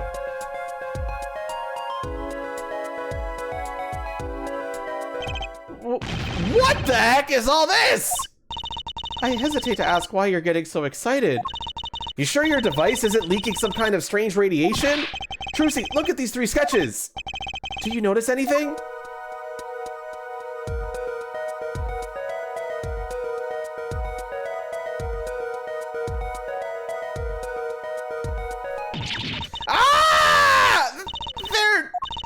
Now you're both white as sheets. What's going on?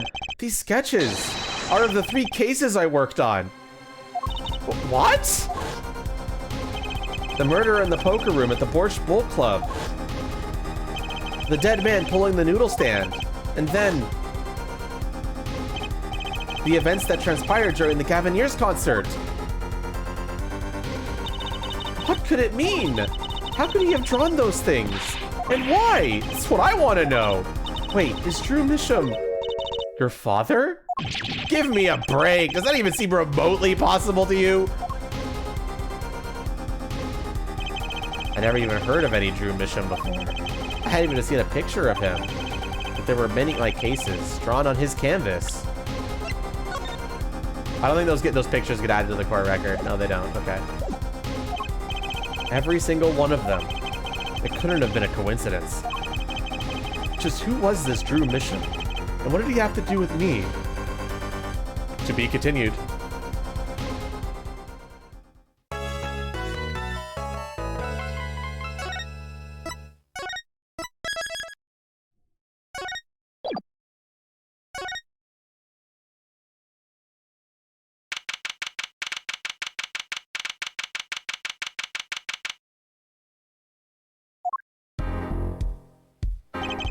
Good morning. So, you're Vera, right? I'm Trucy, Trucy Wright. That's right with a W, but not right, right? Thanks, Trucy. We're on your side. You can tell us anything. Please? Good morning. She speaks! Not bad, not bad. I think you'd do better with a little smile, you know? You're so pretty. You need to sell yourself, you know? Trucy, let's take it easy for starters.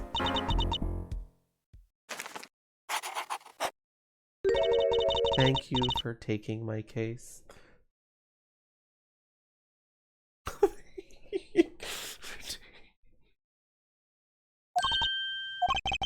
Okay, well, that's a start, I guess.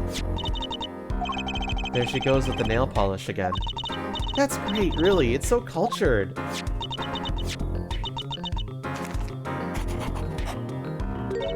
Want to try? Oh, really?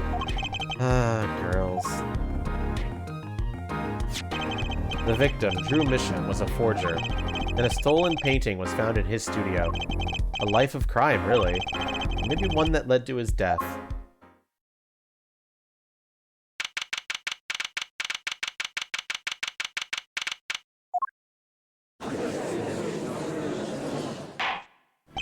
Well, we will now begin the trial of Vera Misham. Is the judge okay? His voice is all raspy and he's looking around all nervous like. The repercussions of today's trial will most likely be felt for a long time. It may indeed alter our legal system forever. Today is the test of the justice system, and the first step towards a new order in our courts. Daddy's secret mission. The jurists will function like a jury. It is hoped that their inclusion will help the courts to be better reflect the people's will. Why aren't there any jurists in the courtroom? 3 closed-circuit cameras watch this courtroom at all times. The jurists have access to everything that transpires. Jurists! Judge Well and Judge Cool! Now see here, Prosecutor Gavin. I was going to say that. My apologies, Judge. Jurists, today, judge today's trial coolly, if you would be so kind. The jurists are unbound by the letter of the law. They don't affect the trial with evidence, but by their feelings.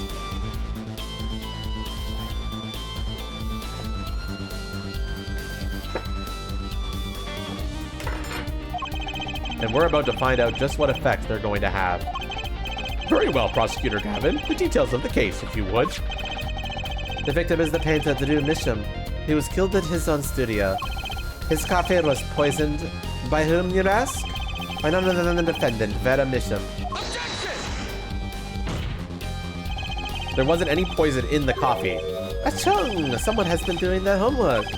Indeed, poison was not present in the coffee, but on the mug itself. The mug? Ah, residue was found on the rim, I see. The autopsy report describes the manner of our victim's death. The court accepts this as evidence. Autopsy report added to the court record.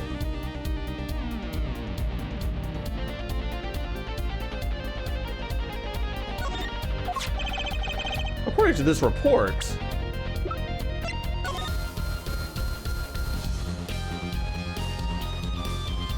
not a lot of details in that autopsy report, not gonna lie.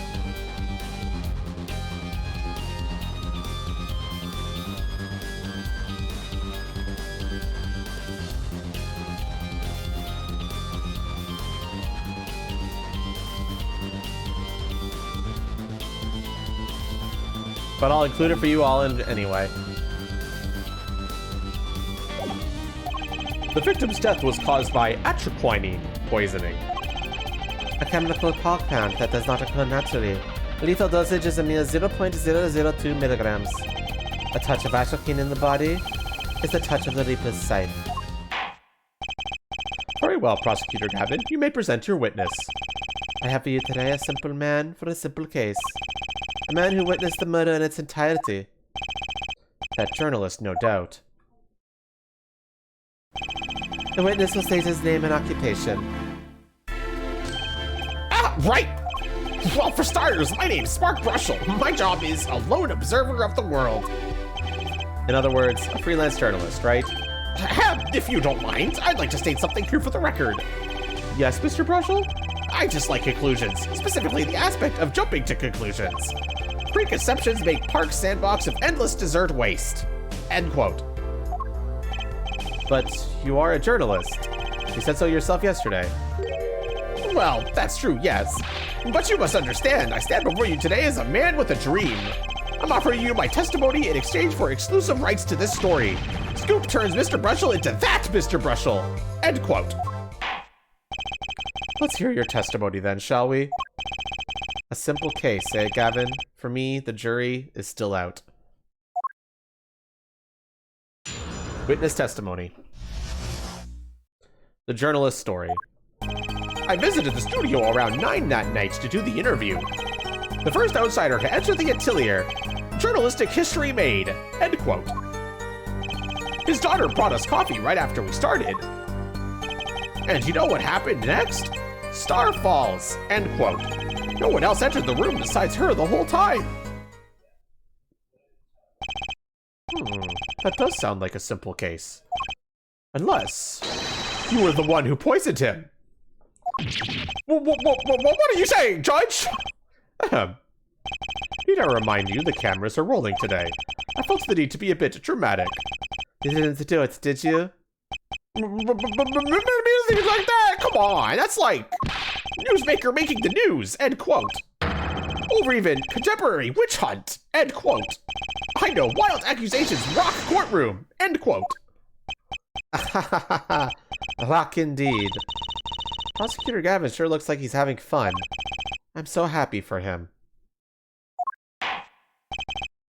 Very well, Mr. Justice, your cross-examination, please. Cross-examination. I visited the studio around 9 that night to do the interview. What are we doing, chat?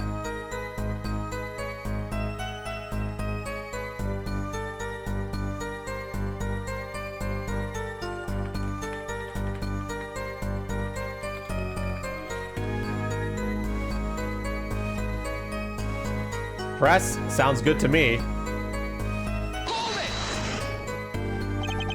9 o'clock at night. Isn't that a little late for an interview? If the great painter Drew Bishop says come at 9, believe you me, I go at 9. The first, and as it turned out, last interview with such a prolific painter. Right. Can you tell us what it was like when you arrived? The first outsider to enter the atelier. Journalistic history made, end quote.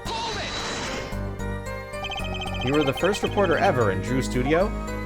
Posterity will look back on this night as a turning point in journalistic history. A basically insignificant step for all of mankind, but a giant step for that Prussian guy, end quote. At least he's self-aware. If no one on the outside ever had access to the studio, then it would serve the reason that the deed was done by an insider, in which he means Vera did it. So how did this epoch-making interview go? His daughter brought us coffee right after we started. Would you mind being a little more specific? Ooh-wee, let me tell you, I enjoy a cuppa. In fact, it all began when I was in 3rd grade. No, wait, 4th grade. That's not what I meant! I believe I know what their forehead is driving at. This coffee the victim was served. Did anyone other than the defendant touch it? Right, that. That's what I was going to say, really. Well, now you've got a question to ask, you best straight up ask it. That's what I tell all the new recruits, several times if necessary. Write for a grade schooler. That's my motto. Which isn't to say I can only write grade school level stuff, mind you. Who touched the coffee? To know. I was in the back looking at the studio's equipment when she served it. And what happened next? And you know what happened next? Star falls, end quote. What's this about a star falling? Star falls, huh? It's like an old telegram. Send money, over. Zowie, you didn't know? That's like a journalism code word. An important personage passes away. A star falls. Get it? But there's no gravity in space, is there? I wouldn't think stars could fall, really. Does this fucking matter? Oh boy, this is good stuff. Good stuff. How about star breaks? Nah, lacks punch. I know. Star dies. Nah, lacks imagination. Of course, you can go with Drew dies. Straight, to the point. I like it. I think we need to hear about something a little more substantial.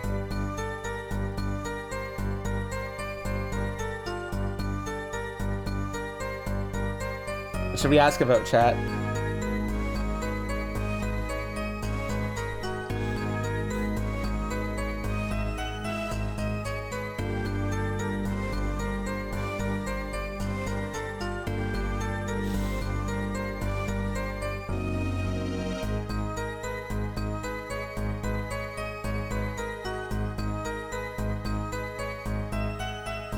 2?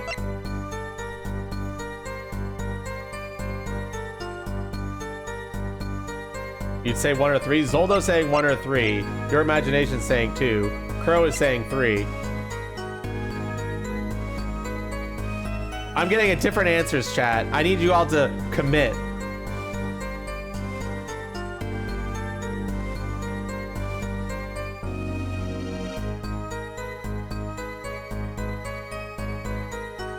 Now Hanataro's saying the moment of death.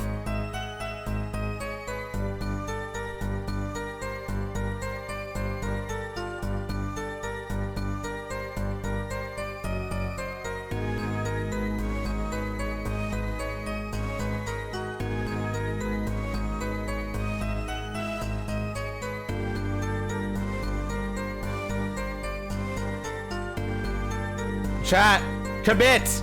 Commit! Where did everybody go? Dead. Deceased.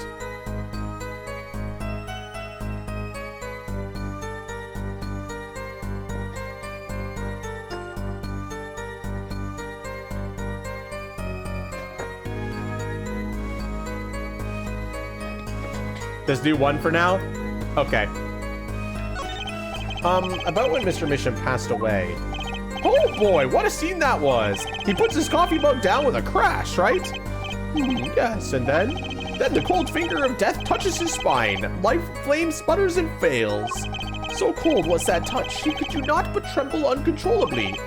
Actually, life's flame is a little tired. Life's river froze over. Yes, that's a go. I think he's starting at his article already. Could you describe it a little more simply? Well, as you can imagine, I was pretty surprised. He hit the floor, as they say. Artist seizure is final performance. End quote. Atroquinane paralyzes the central nervous system. The body arches back like a bow.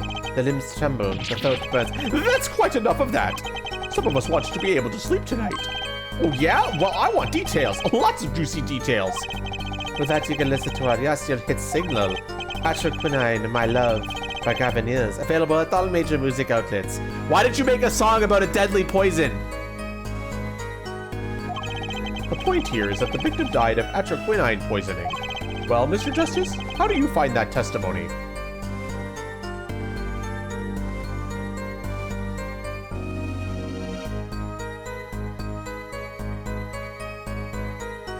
How do we find that testimony, chat?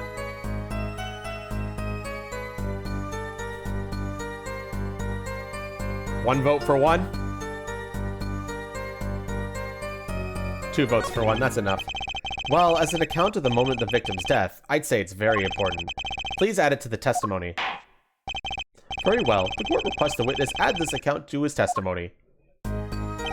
Those spasms, that was definitely death by poison. You say it was definitely death by poison. How can you be so sure? Hey, look, I'm a journalist. I've seen lots of things. And I've had more than my share of experiences with so-called poisonings. Man eats fishy fish, goes bye-bye. End quote. Food poisoning doesn't count. Should I get him to talk about something else?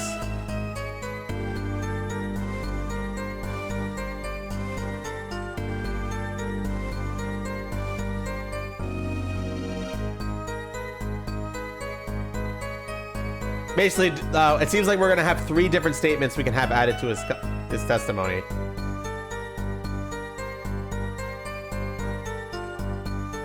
The Stars coffee is obviously referring to Drew Michel's coffee, if that wasn't obvious, just a heads up. Let's explore for now? Okay, we'll do 2 then. So you drank the coffee that Vera served you too? Of course! When someone serves you coffee, you drink it. That's what my old boss always used to say. Never did what he meant by it, though. But you're still alive, which is to say, you didn't die. Of course not! No point falling before you're a star. End quote. That's not exactly what I was getting at. But what are you getting at, then? You know the poison was on the limb, not in the coffee. Oh, yes, yes! There were 2 cups on the tray she brought, and one of the cups had Drew's signature painted on the side. No chance the guest would take that one by mistake, I guess. Well, Mr. Justice, was that testimony important?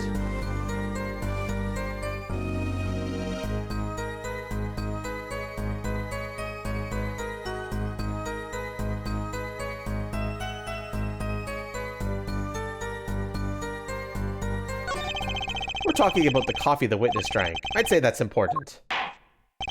Very well. Please add that to your testimony, Mr. Brushel. I drank the coffee too, but I'm not dead yet. No one else entered the room besides her the whole time. Okay, let's... You're sure you drank the coffee? Oh, yes, quite. I gulped it down, felt that sweet scorch in my throat. But you say the victim took one sip and fell over, and you still kept drinking. Of course! Drink your coffee when it's hot, never when it's not.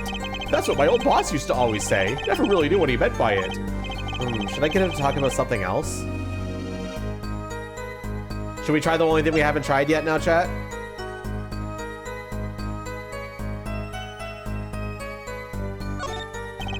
You say Mr. Misham had the coffee too, but did you actually see him drink the coffee? Of course!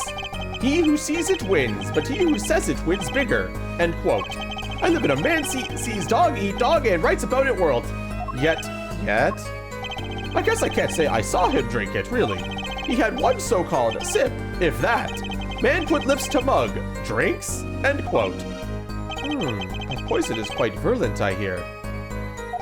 My stomach did a so-called somersault, since I gulped down that coffee with so much as a second glance at it. Wait, maybe something's there, some kind of so-called trick. Anyone want to venture a guess? For the record. Does this guy have a pause button? Well, Mr. Justice, did you find that testimony valuable?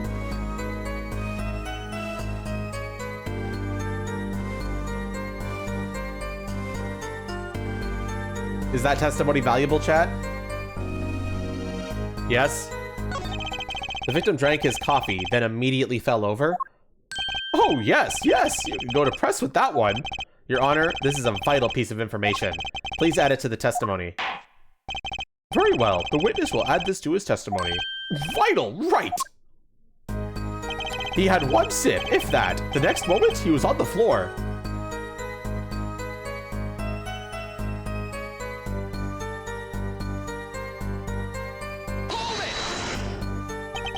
So either he took a sip or he didn't, and then fell over? Oh yes, indubitably, just like that, wham bam!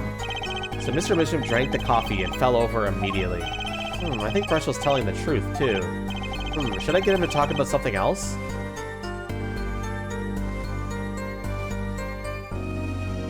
So we've seen all three statements. Should we stay on this one or change it to another one of the previous ones?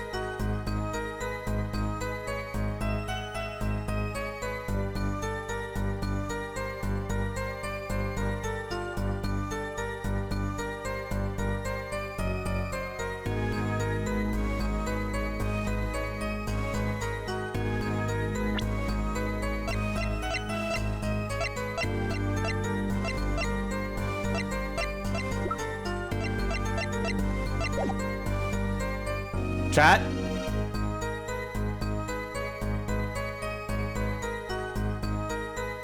No need? We'll go with that. So there's no real need to change the testimony. The problem with the testimony is already pretty obvious. No one else entered the room besides her the whole time. We haven't pressed this one. Can you say that for sure? For sure? Sure, I'm sure. Your studio isn't a big place, kiddo. I'd know if someone else had come in. What if they had been hiding in there from before? Even if someone had been hiding in the studio, they hardly could have poisoned that mug without anyone noticing. You think I, Smart Brushel, would miss something as obvious as that? No way!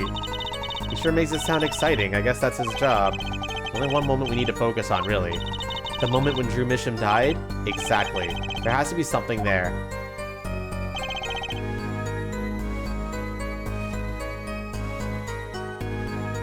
Well, check the court record, bro.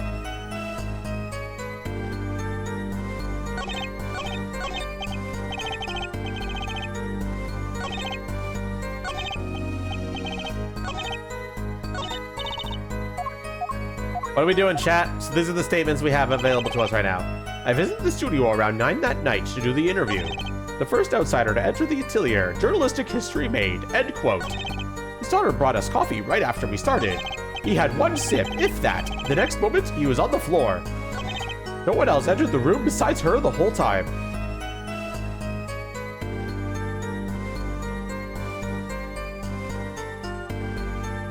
One second, chat, you're gonna see something. Oops. No, I don't want avatar change.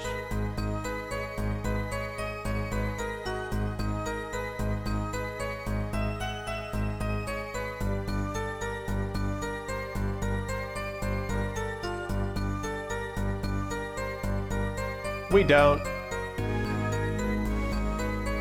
But have you considered reading? Oh, wait, one sec. I'm sorry.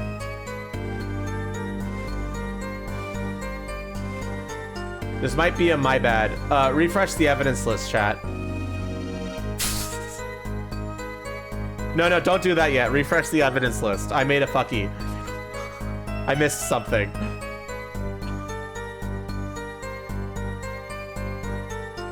One of the evidence descriptions got updated and I didn't actually put the updated description in.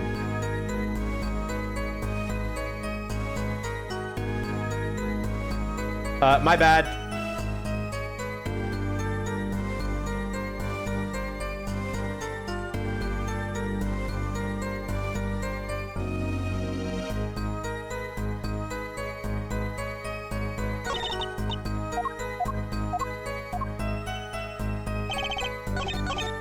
Good job, Shush.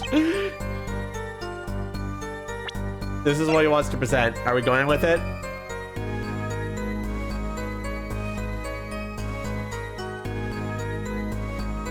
Objection! You know what I have a problem with? A particular property of the poison use. Atraquinine. Oh, Prosecutor Gavin was quite clear about the poison. A lethal dosage of 0.002 milligrams paralyzes the central nervous system. If you drank that, even you, Mr. Justice, would be reduced to a quivering pile. Why are you using me as an example? Unfortunately, we weren't told everything. There was a vital omission in Prosecutor Gavin's information. An omission? Atraquinine is as virulent as he says, but death doesn't come upon ingestion. Not immediately. That's because atraquine is a slow-acting. Slow-acting? What? According to one forensic scientist. It's one of the most virulent poisons, but it's absorbed into the body astonishingly slowly. It takes at least 15 minutes from the time of ingestion for adverse effects to show. If we suppose that the moment Mr. Misham sipped the coffee was when he sealed his fate, then he would still have had time left to enjoy his last cup of joe. Order! What's the meaning of this? If what the defense says is correct, why, that contradicts the entire testimony we've just heard. Well, Mr. Brushel, anything to say on the record? Slow acting. S-L-O-W-A-C-T. It was virulent, all right. Even then, it had already begun digging its claws into the journalist. He's working on his scoop. He is one of the silliest back profiles. He's a silly guy. It's Brussels, yeah? Brussels. Let's take a trip back down memory lane. Huh? Did the victim really die the instant he took a sip? Think it over. This is vital. You know what I think? I think that was a not-so-subliminal suggestion. End quote. I admit it does cause a problem if he died when you say he died. I would be forced to say off Wittgenstein to my simple case. Off Wittgenstein to my simple case. And you would be forced to say farewell to your article. Come again? You can't write a story based on conjecture, can you? And as the case drags on, other reporters will pick up on the scent. And you'll be forced to kiss your exclusive scoop goodbye. Scoop? Scoop?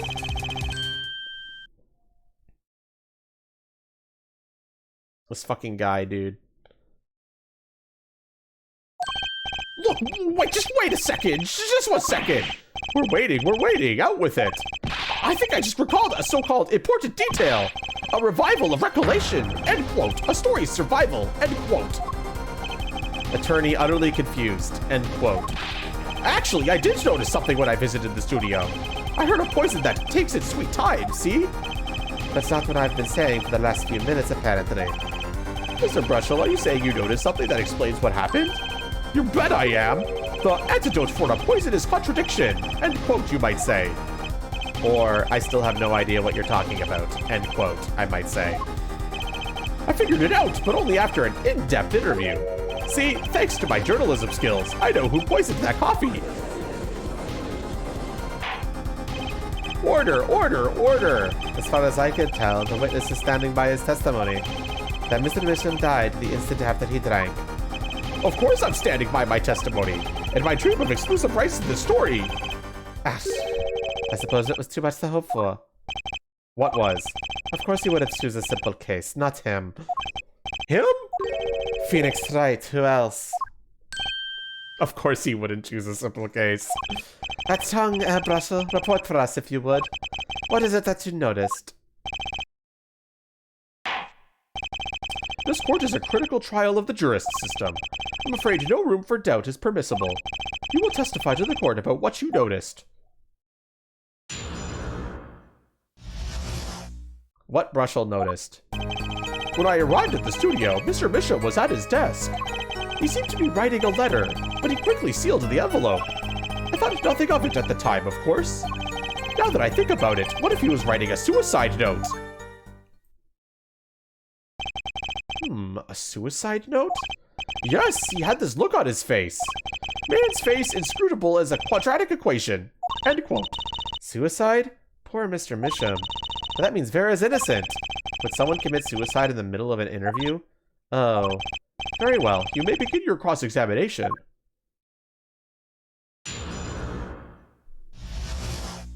Chong, chong, chong. When I arrived at the studio, Mr. Misham was at his desk. Was there anyone at the studio other than Mr. Misham? Well, his daughter Vera, of course. Was anyone besides Mr. Misham and Vera present? Not a single one. Not a cat, not a rat, not even a mouse. The only person who didn't belong to that studio there was you, wasn't it, Mr. Brushel? I know what you're doing. I know your game. I try to use this classic Ramsden phenomenon ploy. End quote. If you intend to suggest that this reporter is a suspect, I'm sure you also intend to present evidence supporting that assertion, correct? In the meantime, let's move along, shall we? He seemed to be writing a letter, but he quickly sealed the envelope. So he put the letter away when he saw you? Early reporter gets the worm. End quote. That's my secret. I'm not sure I follow. It's the night of the interview. I arrive 15 minutes ahead of schedule. The handle turns, the door opens, and I barge in. Are you sure that's okay to do? I mean, isn't that unlawful entry, really? Mr. Misham sure seems to think so. You should have seen him. He crammed his letter into that yellow envelope as fast as he could. I know a secret when I spot one, and that was one. It does seem significant. Well, Mr. Justice? I wonder. It does have the ring of something important.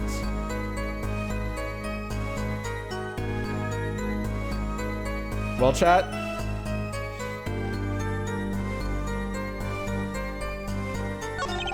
The defense find this testimony vital, Your Honor. Very well. Please add it to the testimony, then. Hey, why not? My account comes free of charge. It was a yellow envelope. I heard it was left at the crime scene. And you saw him seal this yellow envelope with the letter? Hey, don't look at me like that. I saw what I saw. Apollo, you think this might be our big break? Yeah, but I need us to show some decisive evidence now. I thought nothing of it at the time, of course. You didn't think anything might be wrong at the time? Hey, when I go in for an interview, that's what I'm there to do. Interviewer finds looking more effective than caring. End quote. So what about now? Thinking back on it, did you sense anything strange in Mr. Misham's behavior? Well, yeah. That's why I'm telling you all this to begin with. Very well. Continue with your testimony. And yeah, Hannah, you seem pretty behind. You might want to refresh. Just in case. You might be delayed a bit.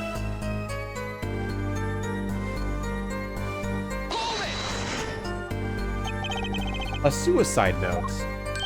Well, yeah, don't quote me or anything. I'm just saying it's a possibility, you know? So you didn't actually check the letter? Of course not. It was sealed. Contents of can unknown until can is opened. End quote. You can always check the label. Do you think Mr. Bishop was writing a suicide note? If he was, that would solve the case in a jiffy. Kinda makes me wonder about that letter. Australian internet acting up on you? Rip.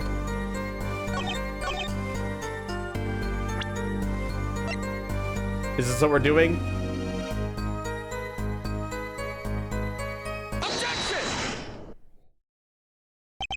As it just so happens, there was a single letter in a desk drawer at the scene, in a red envelope. What? Prosecutor Gavin. Yes? Was a yellow envelope found at the scene of the crime? Unfortunately, no, but a forehead. It's easy to mistake the color of an envelope. I guess. But not this envelope. You see, it was postmarked already, 7 years ago. Well, Mr. Brushel, I can explain that. Drew, right? He wanted to get that letter in an envelope, pronto. Did it out of sight of my beady eyes, right? So he grabbed the nearest envelope and crammed away. And what about the whole red and yellow envelope contradiction, chump? Well, Mr. Justice, have you anything to say to the witness's claim? That night, the victim put a letter he had been writing in a red envelope.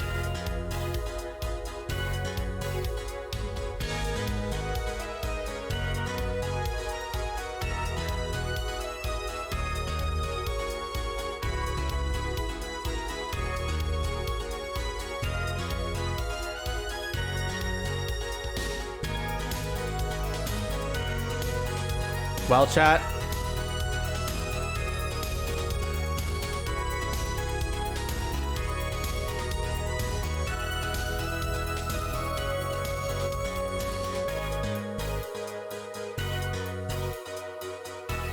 Crow saying impossible.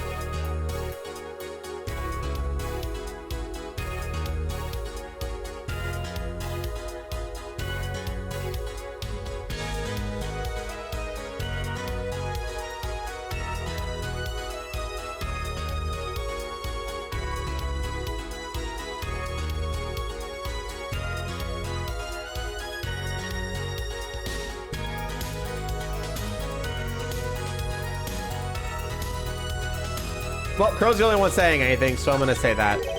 That's impossible. Ah, I like your expression. So full of confidence. It's simple, really. As it just so happens, the defense team investigated the contents of this envelope, with the assistance of a forensic scientist. What? Note that this letter is addressed to Drew Misham. Oh! Why would he address a letter to himself? Let alone send a suicide note to himself. I've been scooped! Order, order, order! Mr. Brushel, can you explain this to the court? Oh my, how could I have forgotten? I suppose this happens to the best of us. Reporter gets old, forgets lots, end quote. I'm still waiting for an explanation, Mr. Brussel. Well, that's the thing, see? After he put his letter in the envelope, Mr. Bishop sat there searching his desk drawer for something. His desk drawer? Yes, a stamp, a so-called postage stamp, end quote. A stamp? Whatever for? Well, to mail his letter, what else? And then, why, yes, I think I saw him put it in his letterbox. Yes, it was a yellow envelope, and he put it in that box. Well, apparently, this yellow letter had nothing to do with this. Oh, how I wish it did! Just think if that were a suicide note. What a story! Star writes suicide note in front of reporter. Falls. End quote. Ahem. As I was saying, that has nothing to do with this case. That said, yes, Your Honor? It makes me wonder about the contents of that red envelope.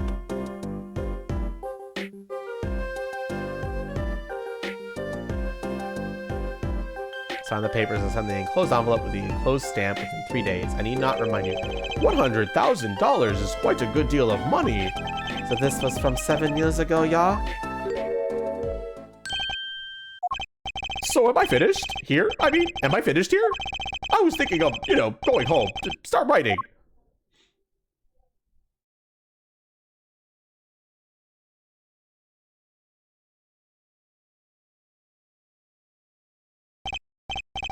I hate to state what should be pretty obvious to anyone, but when you catch the scent of a story, you make that, rather unique face.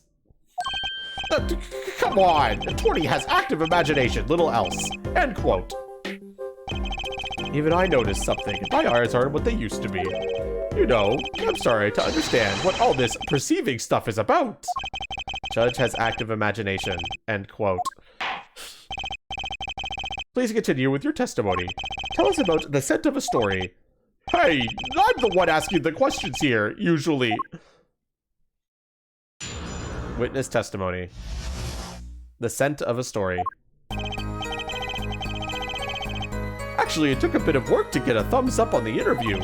Reporter leverages story, gets his interview, end quote. The story concerned a certain case from 7 years ago. That red envelope probably had something to do with it. Say what you will, but Drew's talent was without compare. So you threatened to go to press with this story. That's how you got your interview? Blackmail? Well, yes. I mean, no! No, I wasn't exactly black. I mean, I'm not there. Something wrong, Mr. Brushel? Look, this is my story, my tip. Journalist info is livelihood, end quote. I see. Well, you have me chatting away here. What's got it out there? What if some Wally World's worth of Sally Scooper gets wind of my story? They could be going to press while I'm going to waste. The court feels your pain, Mr. Brushel. Mr. Justice, let's pick up the pace.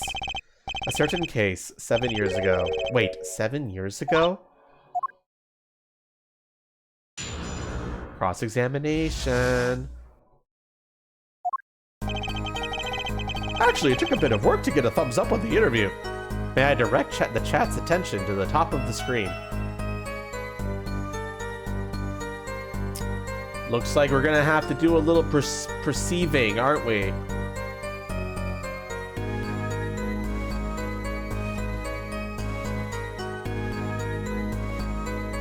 Bracelet time. So which statement should we bracelet, chat? Press first? Okay. The victim, Drew Misham, had an aversion to reporters? Boy, I guess not even my considerable charms did much for him. Well, I finally got my thumbs up, that is. Maybe you can elaborate on that a bit for us? Reporter leverages story, gets his interview, end quote. Exactly what sort of story was this? Oh, one little one, like I said. Nothing more, nothing less, nothing in between, end quote. I might have suggested I had a lead on this particular story, but I didn't threaten or cajole or nothing, honest. So a suggestion wasn't enough to get an interview? Mr. Bishop must have really wanted to keep it under wraps. The story concerned a certain case from 7 years ago. A certain case 7 years ago? Tell us, what case? Let me state one thing, Mr. Attorney, and you can quote me on this. I can't talk about that case. Why not? It's about journalistic pride and staunchness and credibility and connections. Journalist reveals sources only over his dead body, end quote. So what'll it be? Gonna strangle me? Dead man don't tell tales, Mr. Attorney. He sounds pretty determined to not talk. Our chances of breaking his will aren't looking good. That red envelope probably had something to do with it. On the one hand, we have your story, and on the other, this letter. What makes you think the two are related? Oh, I was just saying it's possible. Call it reporter's intuition, end quote. Hey, I say a lot of things. You going to pick up all of them apart? Be my guest. All of them? No, just the incredibly suspicious ones. I see. Anything else to add about Mr. Misham? Say what you will, but Drew's talent was without compare. Just how amazing was Mr. Misham's talent? Oh, boy. I mean, hey, he's a star, man, a star. The flow of his brushes like a great undulating river across the canvas. Artist paints light up studio like sun, end quote. This guy's full of wacky gestures. The one just now is wackier than usual. He looks kind of nervous to me, Apollo. Definitely. I'm sensing something different than before here. Maybe it's time to bring out you-know-what. That toastberry left a bad taste in my mouth. It all makes sense. Nothing jumps out as ridiculous. I wonder what this story he's talking about is. It must have been good to get an interview with a famous recluse like that. Something powerful enough to drag Drew Misham out of hiding. I wonder. Maybe it has something to do with Mr. Misham's heart? Receive 5?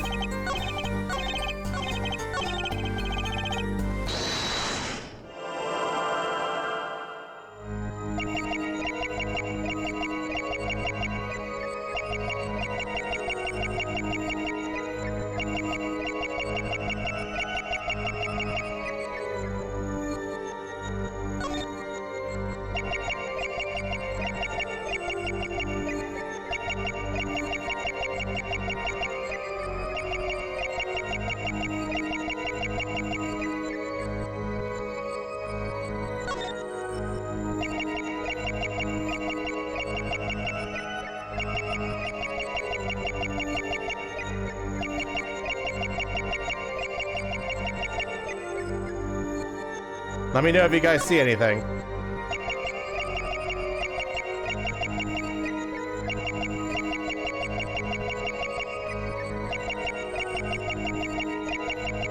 The pit? Okay.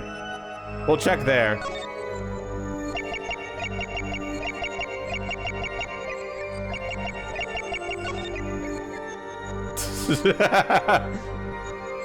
Gotcha! That's actually one of the hardest ones in the game to find naturally.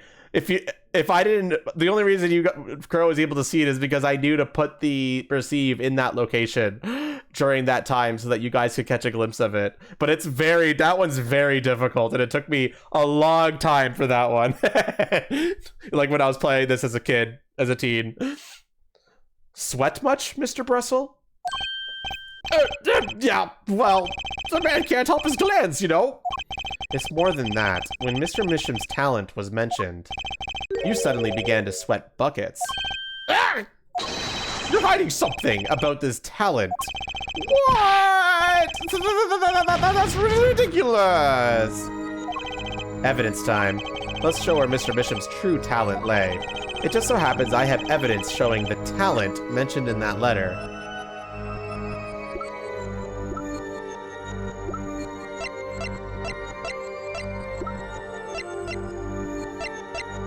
Well, chat.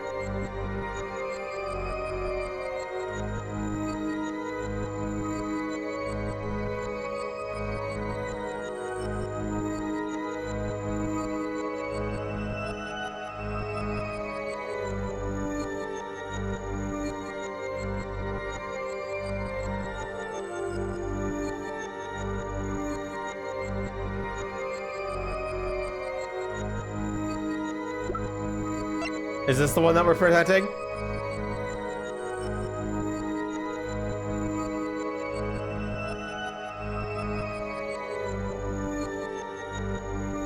Need one more, yes.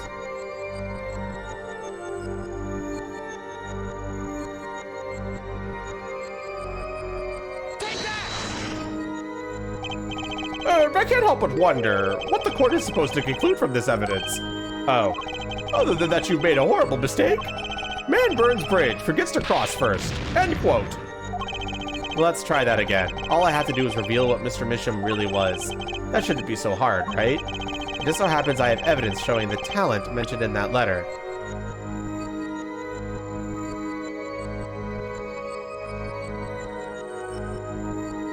Now Zoldo's saying the hidden painting.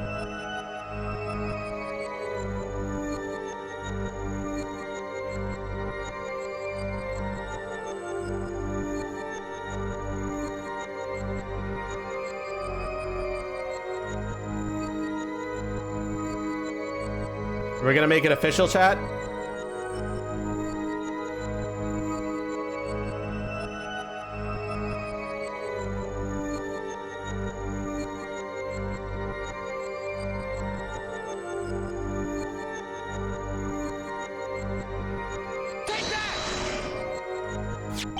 This painting was found in Mr. Misham's studio.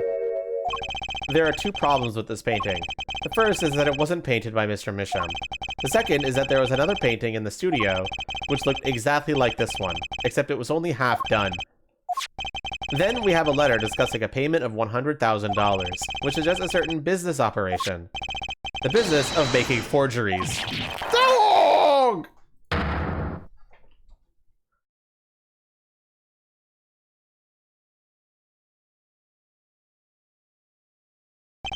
That is all, Your Honor. Everyone, please, everyone, can we keep this private, please? This is my story, my scoop! Forgery, that's serious crime. Sure, Bishop is known as an artist these days, but there are rumors he dabbled in another kind of art until a few years back. Another art, meaning forgery? Drew Bishop was talented, all right. Talented at making precise, detailed fakes. A fact that a certain criminal elements were quick to discover. Criminal elements? What? You can't seriously be talking about... Exactly. I'm talking about forging evidence. Rumors started circulating 7 years ago. 7 years ago? So are we to understand that this letter, this payment of $100,000 was for exactly forged evidence that's tidy profit? End quote. Order, order, order. Why, it's like our victim was living a double life. Aha, this is my chance. So the victim had ties to the criminal world, right? He could have had plenty of enemies we know nothing about. This is my first time hearing of this criminal world. We certainly found no criminal connections when we conducted our investigation. But how do you explain all this money? You have to admit there's a possibility of some illegal activity here. But there is no proof tying this letter to our case. Our case was and remains simple from the beginning. Only the defendant could have poisoned that bug that night. And you, of course. Hey, hey, hey, hey, the only thing I poison is my pen when I'm writing reviews. Mr. Brushel, your testimony to this point has been quite unreliable. I don't know what I meant by that, Steamish. It doesn't speak well of your reporting acumen. What are you talking about? My journalism is rock solid. Journalism is so solid you can stand an elephant on it. End quote. I can't remember what I was playing when I said that. In any case, let's hear a summarized recap of your testimony. If we can ascertain the situation in that studio from the recap, the trial is over. Apollo, what's he talking about? The cross-examination showed Mr. Brushel didn't have a reason or means to poison him. As long as there's no other suspects, then the killer had to be Vera, that's what. This next testimony is our last chance. Mr. Brushel, your testimony, please.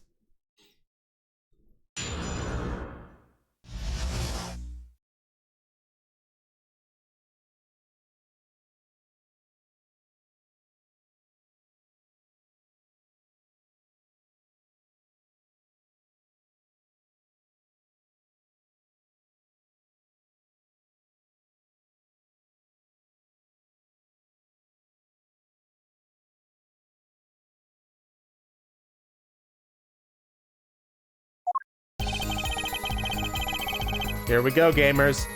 The only other person in the studio that night was the defendant. It was Vera who poured the coffee. She admitted as much herself. The only thing that touched Drew's lips during the interview was that mug. And nothing left that studio after he died. Nothing. Clearly, the only one who could have poisoned him was his daughter. A nice testimony, clear, drunken, and without room for doubt. Aw, shucks. You really think so? I believe this clarifies the situation that night. Very well, Mr. Justice. You may begin your final cross-examination. Right. I still have one trump card left to play, and I won't let this trial end until I use it.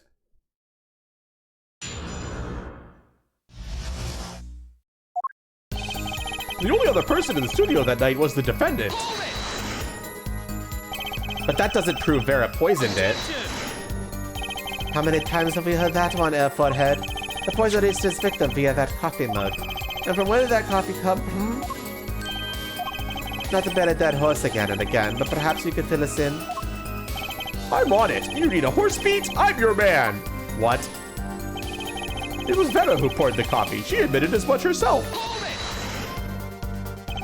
And you witnessed her pouring the coffee? Of course I didn't witness it. When she came in with that tray, the coffee was already poured and steaming. Let us not forget the defendant has admitted to pouring the coffee herself. I heard a statement. I poured, I served, and I killed. What? That last part was just a little joke.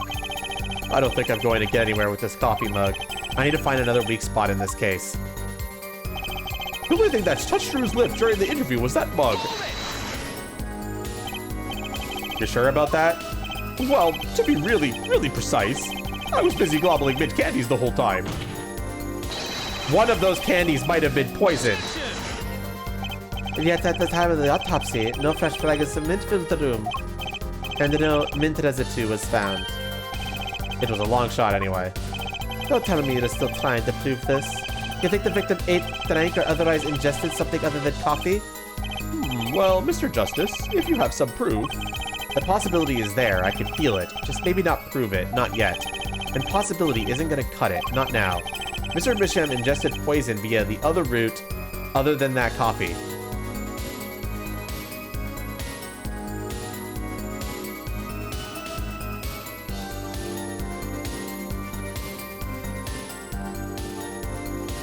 Well, chat, not yet.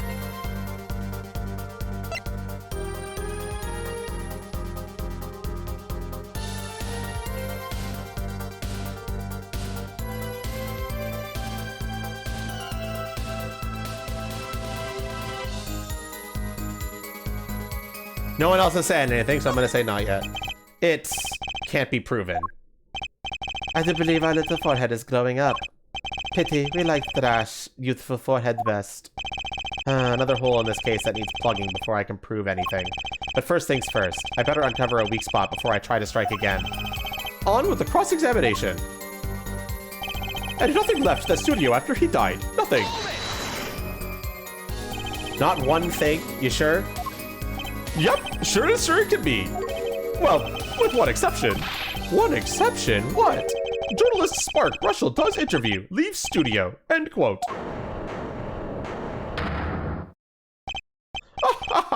Come on. It's a joke. Again, it's not funny, I know, but still. Did something leave the studio that night? Why does that sound familiar? Where have I heard something like that before? Now that we've proven our witness is a comedian of sorts, I'd like to turn our defense attorney before returning to the testimony. Do you have any idea what, if anything, might have left the studio that night?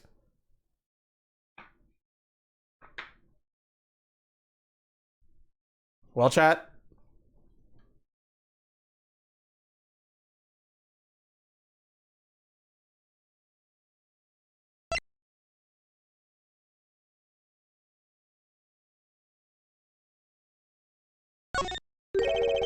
I think one thing might very well have left the studio that night, actually.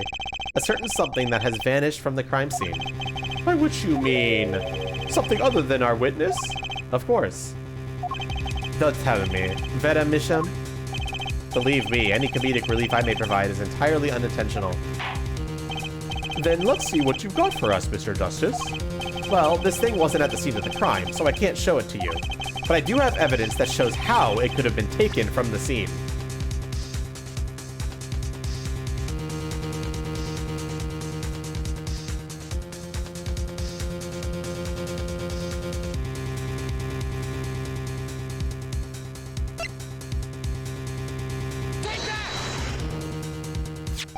This is the only link between that studio and the outside world. A letterbox? What did Mr. Bushell just tell us? When he entered the studio on the night of the murder, the victim had just finished writing a letter. Yeah, I said that. Yeah, it was true. Furthermore, you went on to tell us that he put the letter in a yellow envelope and put it in the letterbox. Ah, but that very same letterbox was empty. In other words, that night, the yellow envelope disappeared. Ah, yes, intriguing. So an envelope has disappeared from the scene of the crime. Of course, this changes nothing. He has a point, Mr. Justice. What we're trying to figure out here is how the poison got into Mr. Misham. Is it really important that this envelope the witness he saw disappear? Well, if it did disappear, then something did leave the studio that night. That seems very important to me. Very well then, the witness will add this to his testimony. You got it! I still think that this fails to change anything, Ed Bloodhead. I wouldn't be so sure. A letter disappeared from the crime scene that night. This is exactly the opening I've been looking for. A letter was put in the post from the studio, but I hardly think that matters. Nothing could be more serious than an envelope disappearing from that studio, and you were hiding that fact from us. Yes, well, actually... I don't argue the possibility. Hey, Rick! Thank you so much for the follow. How are you doing today? But forehead, isn't there a much more serious question before us? Right. How Mr. Misham was poisoned, I know. Mr. Brushell's testimony has changed, which means the facts of the case have too. And what he's told us means something entirely different now. I'm starting to think. Let's keep thinking, Apollo. Clearly, the only one who could have poisoned him was his daughter.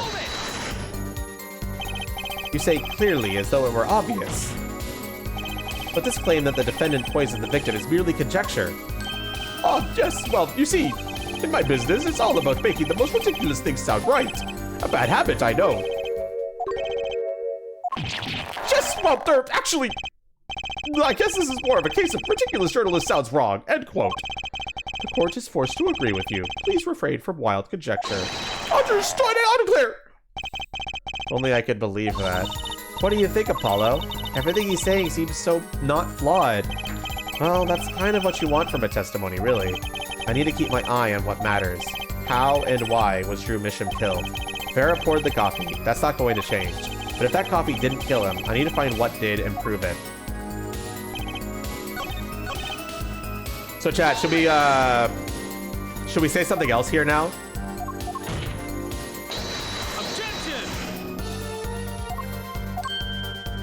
If you remember, they did give us a choice here. Should we go for the other choice here? Mr. Bishop adjusted that poison other than coffee. Can we prove it?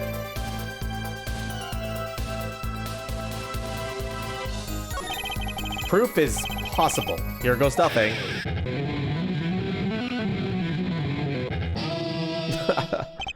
You do understand what we need, yeah? Proof, Forehead, not possibilities. Of course, and, Prosecutor Gavin, I hope you understand. I'm ready to give you that proof. But what did you say? I have proof of the disappearing envelope. I saw him writing a letter, I did! Which was picked up by the mailman, I assume? Of course, which means... that envelope had a stamp on it. A stamp? Ah! And as we all know, stamps come with dried glue on the back. In order to use the glue, you have to wet it by licking the stamp.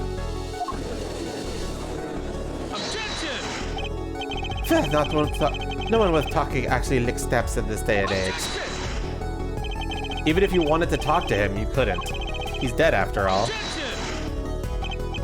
Okay, so he licks the stamp. But wait, how does that explain the atroquinine on the rim of the coffee mug? If you licked the back of a poison stamp, the poison would get on his tongue, yes? What would then happen if he put the coffee mug to his mouth, Those traces on the mug weren't the killer's doing. It was the other way around. What? The coffee mug didn't poison Mr. Misham. Mr. Misham poisoned the coffee mug himself. Order, order, order! But that doesn't, does it? Recall, if you would. Atroquinine is a slow-acting poison, yes? The poison entered his body when he put the stamp on that envelope. But his time wasn't up until the very moment he touched his lips to that cup of joe.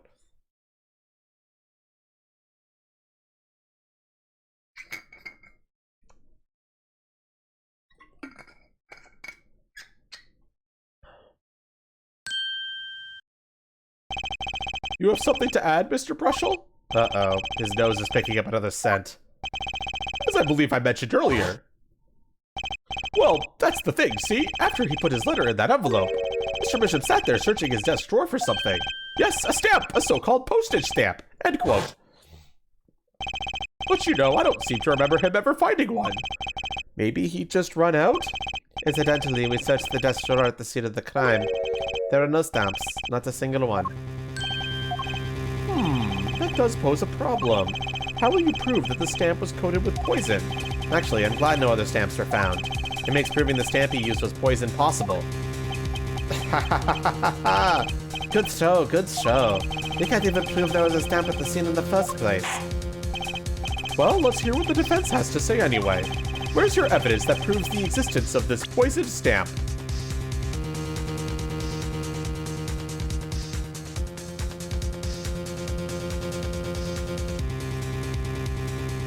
The fastest fucking present in the entire universe. But to be fair, this one's pretty easy.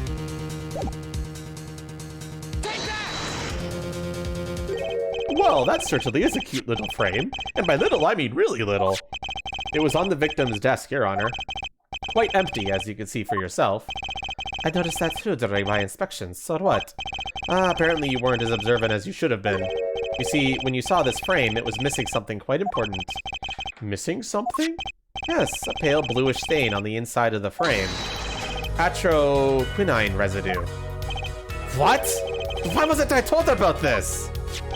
The frame is only 2 inches square. The face of the frame is even smaller. Maybe an inch wide at most. You aren't saying... Oh, but I am. Tell me, what fits in such a small frame? A commemorative stamp, perhaps? Order, order, order! The poison stamp was in this frame? Impossible! Prosecutor Gavin? Why would he put something like that on his desk? Don't tell me he had it there so he could commit suicide if the mood struck. No, can I say something? I had a thought, see? What, Mr. Brushel? And please stop jittering around like that. The victim was a forger, right? There's a lot of money in that line of work. Forger forges friends, makes enemies too, end quote. So the poison stamp might have been a murder weapon aimed at him.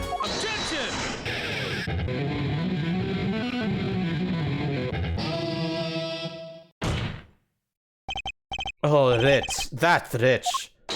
Leave the ridiculous fights of fancy to the Gavinia's song lyrics, please.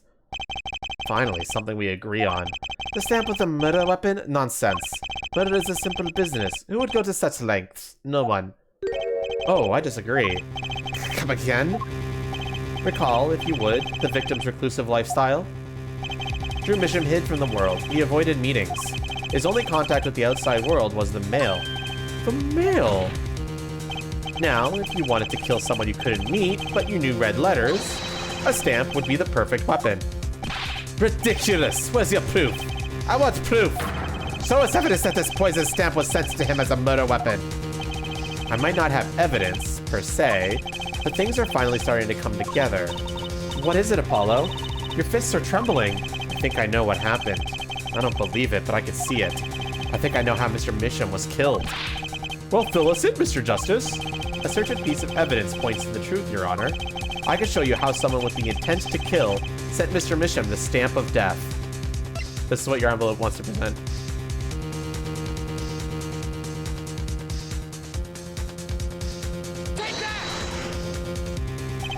Isn't this the envelope on the one from 7 years ago? Think about the text of the letter again. There were 2 pages in the envelope. This is the page 1. I'm not an envelope. I can't talk, okay? Don't blame me.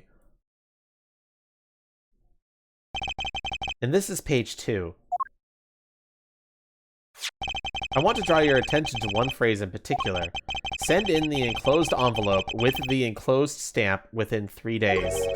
The enclosed stamp, Your Honor. Oh! In other words, if I had this straight. The stamp! Poison on the stamp! Lick, lick, gasp! End quote. Now, what if he had done exactly as the letter asked? He would sign the document, put it in the envelope, and put the stamp on it, right? Then he would put it in his letterbox. 15 minutes wouldn't have elapsed between affixing the stamp and mailing the letter. But the clock started ticking, and when the time came, he drew his last breath. And the murder weapon would be taken away from the scene. Quite conveniently, thanks to the postal system.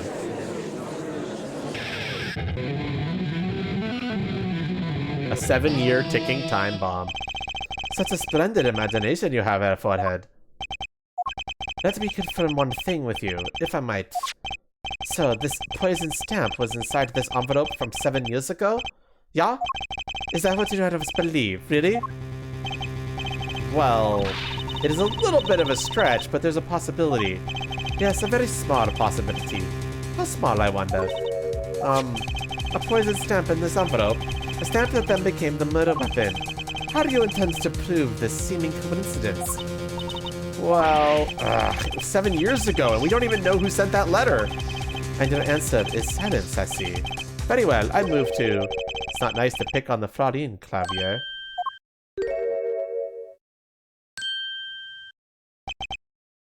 Ah, Emma! Well, like my Christoph Gavin impression? Did I sound like him? Don't quit your day job. Don't you have a crime scene to be looking after, Fraudian detective? Someone had to come and dig you out of all this mess you're making of this case. Mess? You know, none of this would have happened if you just trusted in science a little more. You can find out if that stamp was in the envelope, easy. Can't you explain yourself, Fraudian detective? Glare at me all you want, but science is on my side. It's all in the residue, right? That's right! The poison detection spray! Produce the red envelope at once! You can open it on the authority of the court.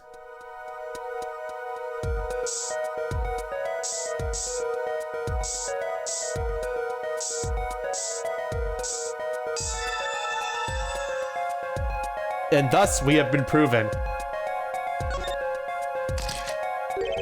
Well, would you look at that? No mistaking it. That's atroquinine's residue. I don't believe it! A murder weapon from the past! Now, 7 years later, it bears its fangs at last!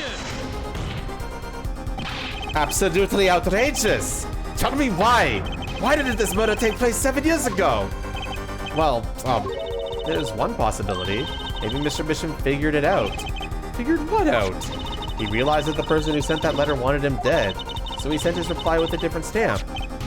And put his decisive evidence in a frame? Wait, who said hold it? Ah, you're still here! You're still here! Oh shit, he's still here. Can I make a statement here on the record? I, Spark Razortooth Brushel, claim this scoop is mine. True Misham killed in cold blood. By sender of 7-year-old letter, end quote. No, maybe something more straight. Second, star falls after 7-year delay, end quote. Order! I see no room for further argument here. Though I admit, this is all coming quite a shock. To think that the murder weapon reached his mouth after 7 years. Stamp his ticket straight to afterlife, end quote. Uh-oh, I think the witness is a bad influence on our judge. I see no need for further debate on this matter. The sender of that letter 7 years ago could hardly have been our defendant. Apollo! I think we just won. Very well, this court finds the defendant.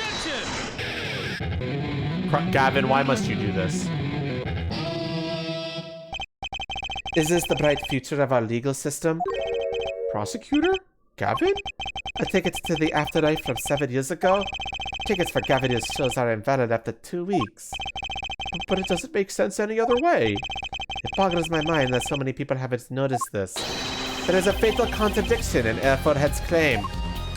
A contradiction? A poison stamp was placed in this envelope 7 years ago, whereupon it was framed until now. If that's the case, then why would the new mission have done what he did? Emma explained that. He must have realized it was poison. Therein lies the rub. 7 years ago, the forger Drew Misham sensed the trap and put the stamp in a frame. I do not debate this, but this begs the question. Why 7 years later did he use that stamp on the night of the murder? Ah, surely you don't mean to suggest that Mr. Misham simply forgot? He put the murder weapon in a frame on his desk for 7 years and forgot.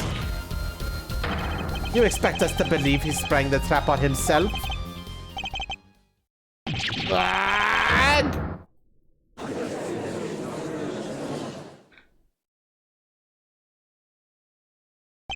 Well, I admit, this is all quite shocking myself. It does seem humbly unlikely that he would fall afoul of a trap that had been sitting on his desk for 7 years. Apollo! I don't think we're winning anymore. I'm glad to see we're all back in the real world now. Welcome back to reality. We've been waiting for you. Objection! Okay, then how do you explain the poison stamp that was in this envelope? The poison stamp? What exactly is this poison stamp again? Have you brought it to the court for us? I see no proof that such a thing ever existed. What about the atroquine residue, huh? Oh, I agree. That does seem to be atroquine residue.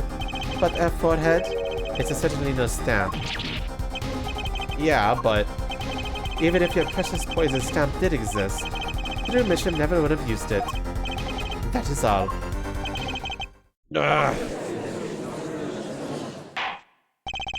I believe we come to a conclusion. Again. Apollo, we were wrong the whole time? I can't believe it. The poison traces match up. It can't be coincidence. I'd like to bring some closure to this issue sometime this year. Mr. Justice? Yes, Your Honor. Let's review the facts and see where we stand. 7 years ago, Drew Misham received a red envelope.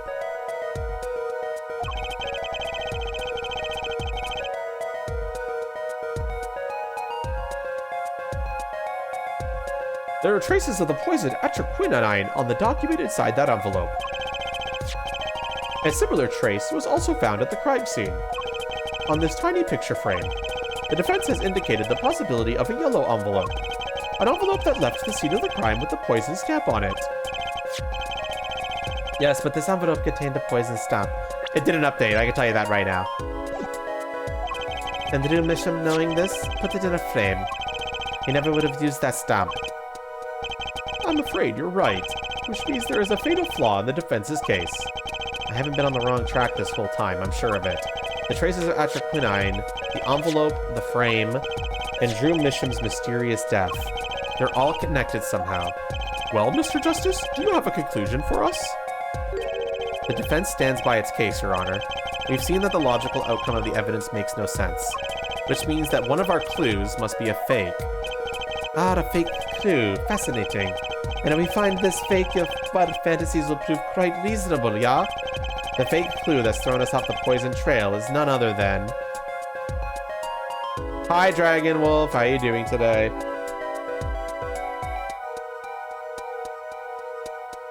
Well, chat?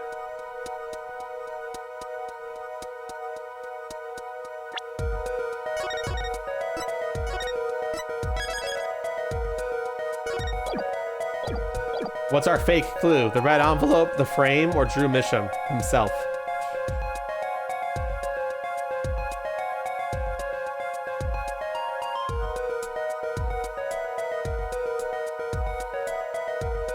Cynthia, didn't you just get here?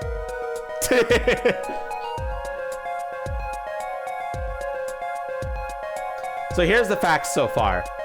An envelope from 7 years ago with a poison stamp in it. The person realized the trap and didn't use the poison stamp and framed it instead. Then, somewhat 7 years later, Drew Misham licked the stamp, despite seemingly knowing that it was supposed to be poisoned.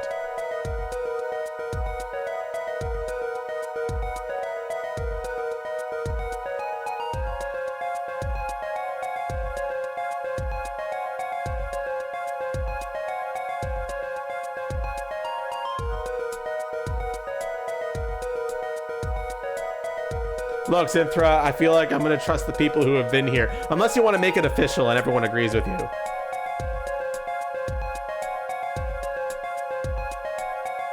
Your imagination wants to say 3.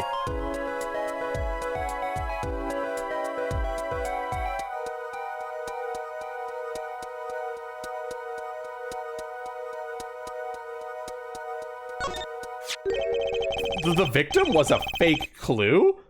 I'm afraid I don't understand. I'll explain.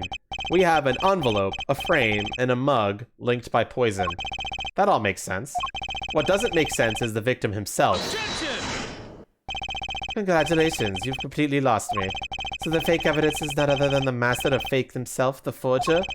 It makes a good story, I'll give you that. The fake clue. Fakes. Forgeries. Ah! I know that face. That's the I just had an idea face. I don't know if I'm right, but I'm going with it anyway. What if our forger is the fake? Comment again. 7 years ago, our forger sniffed the trap and stepped aside. 7 years pass. Now the forger stumbles into the very same trap and dies. Why? That's what I want to know. Because the forger who was killed was a fake. Here we are again. The victim was a fake. One forger smelled the trap. One forger fell into the trap. That's 2 forgers, and one of them was a fake.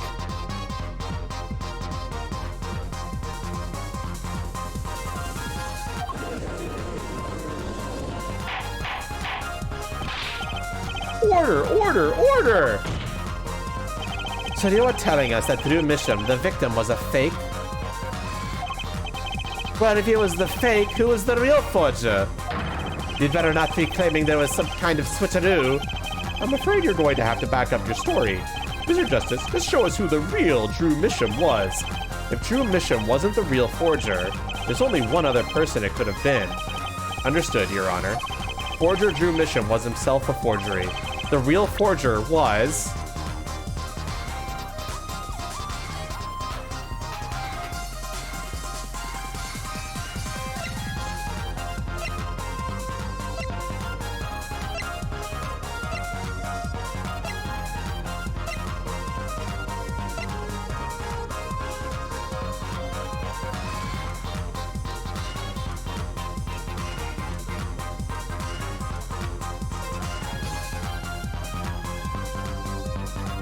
Are we confirming this?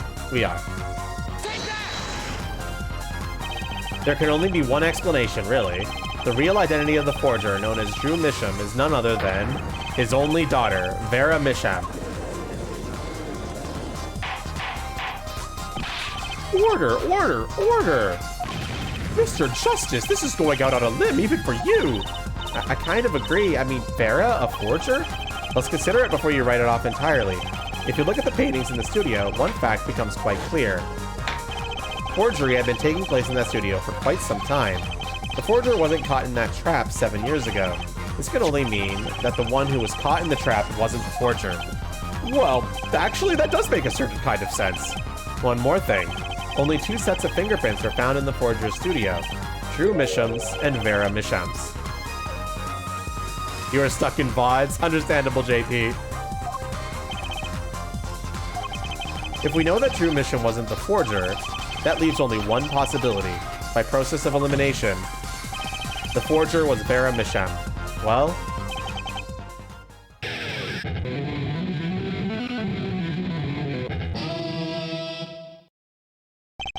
fascinating.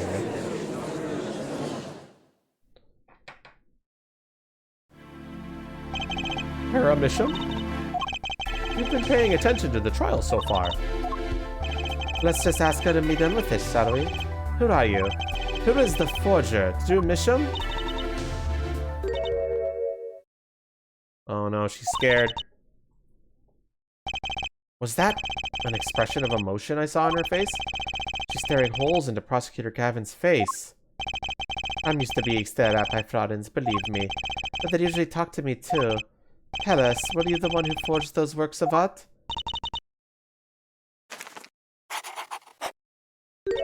Yes.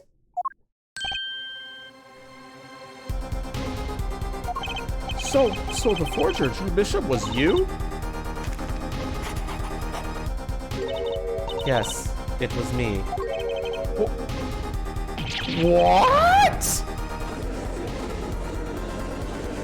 Hi, Bakiri.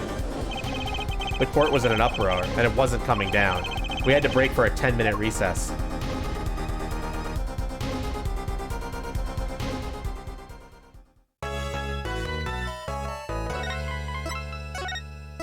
I need to refill my water, so we're going to take a break here, and I'm going to play a quick ad. So I'll be right back, but guys...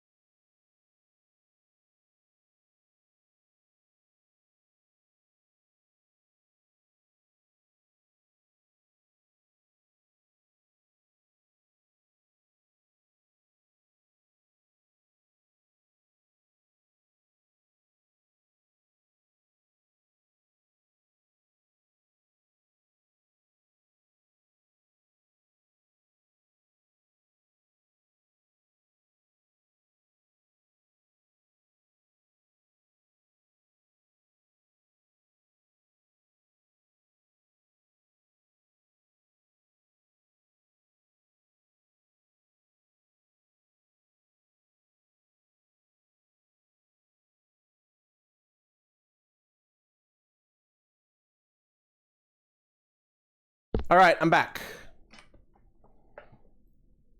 Ads are over, right? Ads are over. Let's get into it out, shall we?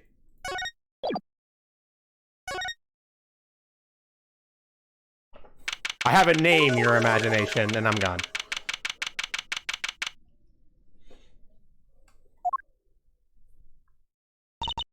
Okay. So where exactly does this leave us, Apollo? Well, the Drew Misham who was killed wasn't Drew Misham the Forger, basically. Huh? Well, then who was he? Well, he was actually doing her nails. So, you really made those forgeries?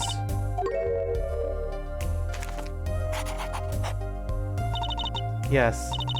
Poor father. I know it was wrong. Could you tell us how it happened? My father was a painter. I loved painting ever since I was a child. One day, father saw it in me. Saw that I had the talent. The talent for making forgeries? How should I say it? It was not only paintings I made. Given the materials, I could make anything. Anything. Father was so proud. I so happy. But in the end, I was making those forgeries. I've never had a good constitution nor personality. I know very little of the world outside my door. Now, because of me, Father is... Do you know about this red envelope? I remember that envelope. It was some time ago. So you were already creating your works back then? I started when I was only 12 years old. So the one who figured out the stamp was poisoned. That was... Mr. Justice, it's time. To the courtroom, please. Right. Out of time. Wait, Vera, just one more thing, please. Those 3 paintings in the studio. I painted those as part of my work. Right. See, we checked them out and we saw what was underneath. We saw the rough sketches underneath the 3 finished paintings. I see. Mr. Justice. Yes? Father, he knew of you. Of both of you. Your late father? He was watching, gathering information. All about the Wright & Co. law offices. But lately, we're not doing just law. Yes, you do tricks, gags to amuse, and play piano. Oh, they're not really gags. Yet when Father heard you had resumed the legal business, how pleased he was. Who was Mr. Misham? How am I supposed to know? What if he was Daddy's daddy? Judging from the relative ages involved, I'd say it's highly unlikely. Things are already confusing enough with all these daddies running around.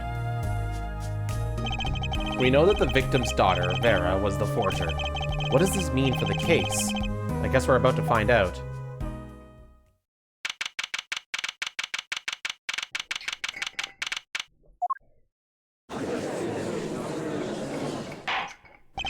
Court is now back in session. Vera seems pretty tense. She's practically chewing her fingernails clean off. Perhaps you can begin by telling us how it all worked? Hi, storyteller, Glitch Puppet. How are you doing today?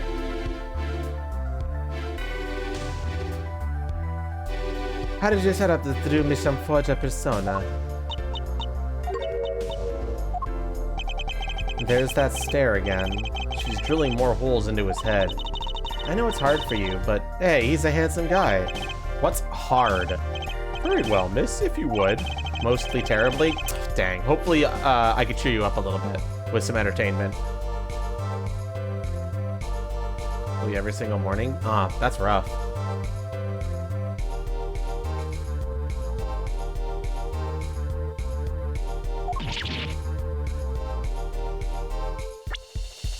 These detestable forgeries that she gets on. Perhaps you'd rather answer my question. Were you the one who painted that painting? That remarkably similar one? Ah, yes. I painted it, yes. Father praised me quite highly for it. Oh, thank you. So she was the one who made the forgeries. Yet she did not wish to reveal the truth of their operation. So the victim was a stand-in, a decoy.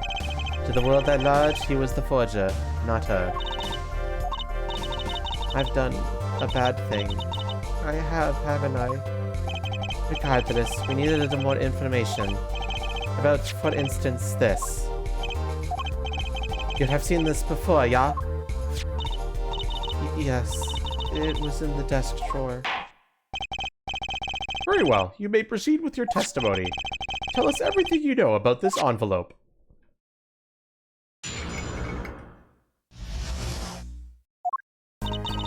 I created things, and Father sold them.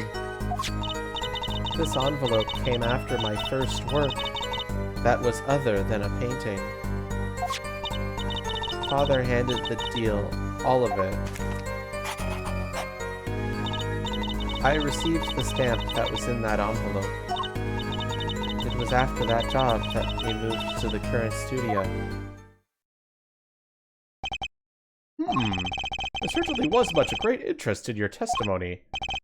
Not that the witness realizes it. Very well, please begin the cross-examination. Right, okay. I need more information about this forger. This Drew Misham. Alright, chat, what are we doing?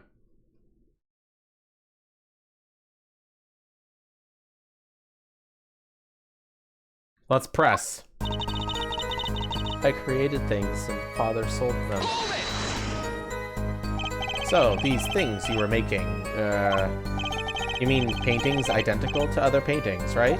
The closer they were, the happier Father was. I was happy too. Still, you're quite young now. When did you begin this work? My first painting sold when I was 12. Your Honor, she had no idea if what she was doing was illegal. Easy there, little attorney. You're not here to defend her for the crime of forgery. True. Please, tell us more about this envelope. This envelope that may very well have killed your father. Alright. This envelope came after my first work. That was other than a painting. By other than a painting, you mean you'd only done paintings up to that point? Yes. But Father had a realization. He noticed my talent extended to making things other than paintings. For instance, a letter someone had written, or a fingerprint left upon a cup, or a signature on a document, a seal upon a letter. None of this makes her sound very innocent at all. And the 100,000 promised in this letter was the start. The beginnings of a new industry for Drew Misham. A new industry? The creation of items to be used in criminal proceedings. Forging evidence, in other words.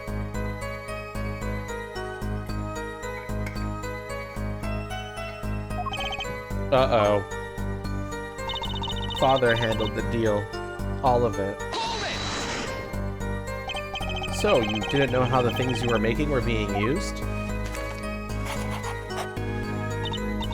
I enjoy painting very much. I think I understand. The Florian has lived in an unusual little world. Can you tell us what happened to the papers that were in this envelope? Father signed them and sent them back, I believe. Did he follow the instructions? Send in the enclosed envelope with the enclosed stamp? This is rather important matter. Give your answer some thought. I received the stamp that was in that envelope. What do you mean you received it? Did I do something wrong? You didn't use that stamp because it was dangerous, correct? Deadly poison on the bag. Atroquinine. A moment, Forehead. You can't force an answer upon the witness.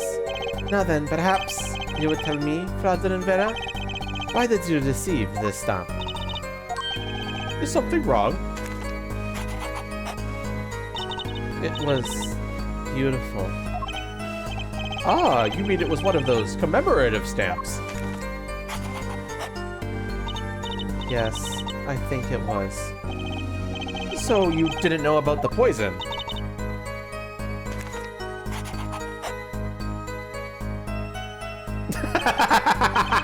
I guess not. Just draws on a happy face. So the trap failed by chance, by mistake, thanks to this commemorative stamp. Quite the close call. It was after that job that we moved to the current studio.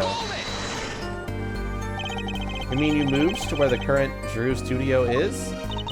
Yes, we saw very few people there. I began drawing picture books. This single job had tied them to the criminal underworld. I think Mr. Mission wished to reduce their visibility to the world at large. When we had to meet someone for some reason, Father posed as the creator of the work. So that was the real essence of the artist, Drew Bishop. You did the work, and he supplied the face. So, you really didn't know anything, did you? You had no idea how much danger you were in.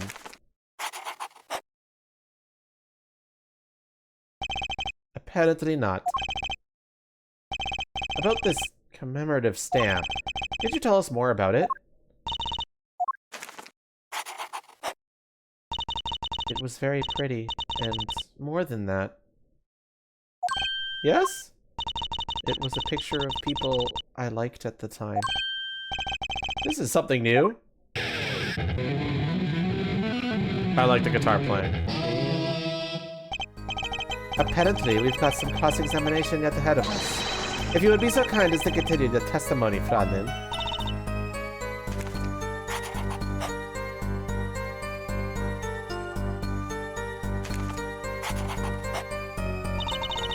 The stamp was a picture of my favorite magicians, so I kept it. Magicians? I love mysterious things. I always have. Even though she fainted when she saw Mr. Hat? You're confusing mysterious with freaky. Father took me when I was very young. It was a great magic show. I loved it so much. See? Isn't magic great? Fine, great, yeah, sure. No need to get all excited. But the magic troupe we saw disbanded soon after. I was quite sad.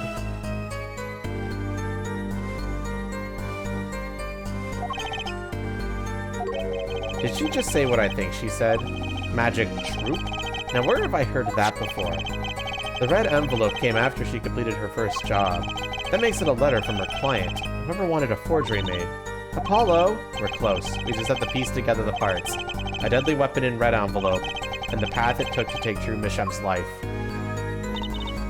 Alright chat, what are we doing?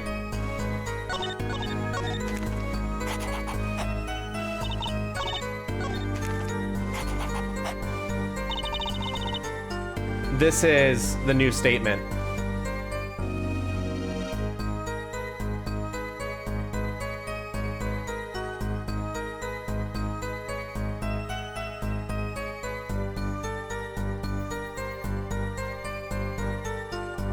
What are we doing? Did you press it yet? I pressed it.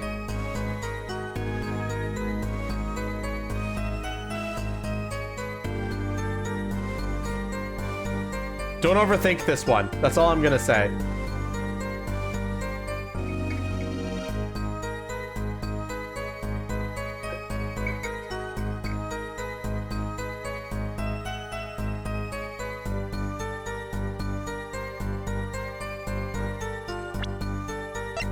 Is this what you wanted to present, your imagination?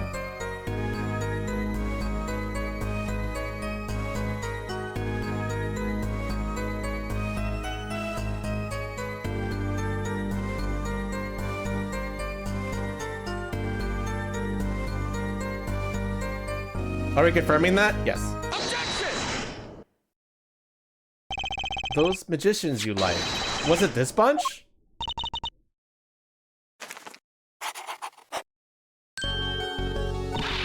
hollow. They're not a bunch. I see. Still, I have to wonder, why include a commemorative stamp like that in a business letter? Good question. Well, pretty stamps are always better, and you can't beat troop grammarly. But the whole murder plan was a failure because of it. Ironic, don't you think? Prosecutor Gavin.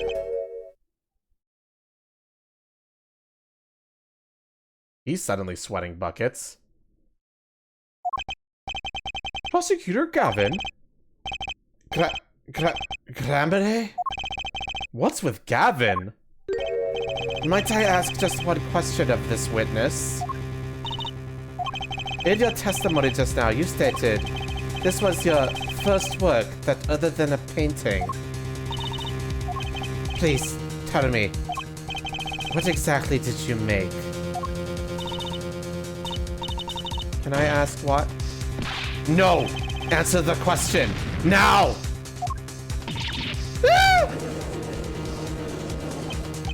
Prosecutor Gavin! You're usually not the one whose volume concerns me! Yes, it has been becoming of me, I apologize. But I must know. Please, Mr. Misham, tell me.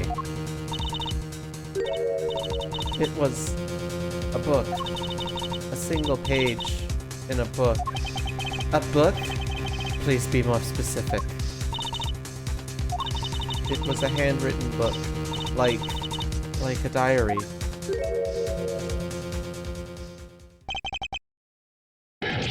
No! I don't know!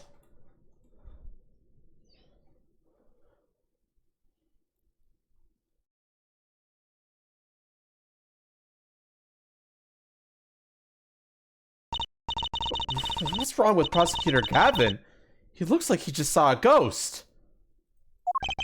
Mr. Misham, this book. Was there a picture of a silk hat on the back cover? Yes or no? How did you know? Objection! Prosecutor Gavin, the defendant is answering all of your questions. Stop badgering her. He's told you nothing, hasn't he? Your soiled, sullied mentor. Nothing. Sullied? Who? Phoenix Wright. Who else? Daddy? He never told you about the trial 7 years ago? About how he came to lose his attorney's badge? It was a certain piece of evidence that decided his fate, you know. A certain diary. On the back, it bore the mark of a silk hat. What? Phoenix Wright tossed out of the profession by false evidence? And the forger who made that evidence? Is this girl standing right in front of me? Vera, you must tell us. The evidence you made was used in a trial 7 years ago. Who asked Drew Mesham, you, to forge that evidence? For all of our sakes, who was it?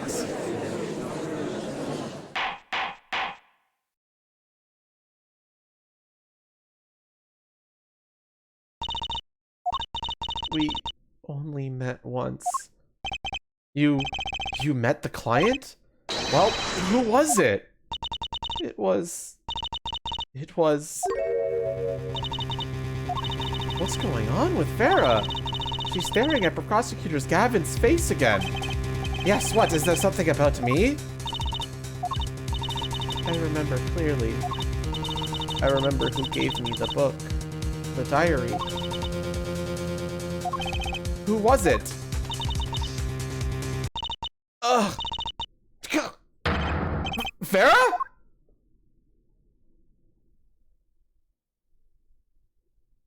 The devil.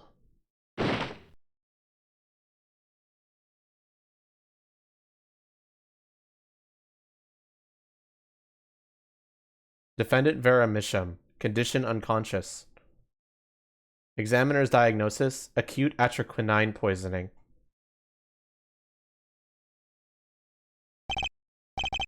This ends the recording of the trial of the murder of Drew Misham. Vera Misham was, during the trial, poisoned by an unknown assailant. The dosage was just under the lethal amount, sparing the defendant's life. She is currently in intensive care and is not to be disturbed for any reason. A very simple case at first glance, until it finally began to show its true colors. The long road to the truth takes us to the record of another trial. In some ways, that was the starting point of it all. And that is where we must go. To find the whole truth. To be continued.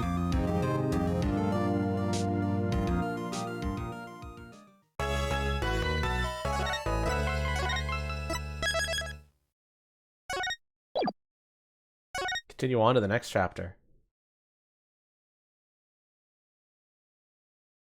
Showdown time.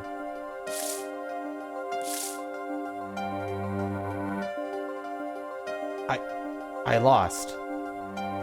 It's only a game of poker. A game I've played for a long time, and only lost twice. Who was the first? The man I killed, of course. Well, it seems I found the partner I've been looking for all along. Over a game of cards? Why, yes. Over a game of cards.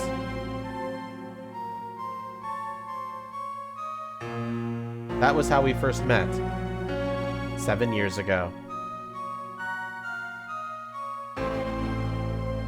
7 years earlier, Phoenix Wright's final trial.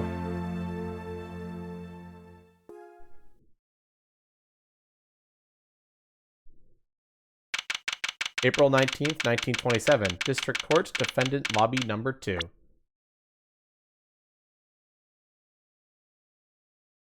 Let me fix up the evidence for you, fam.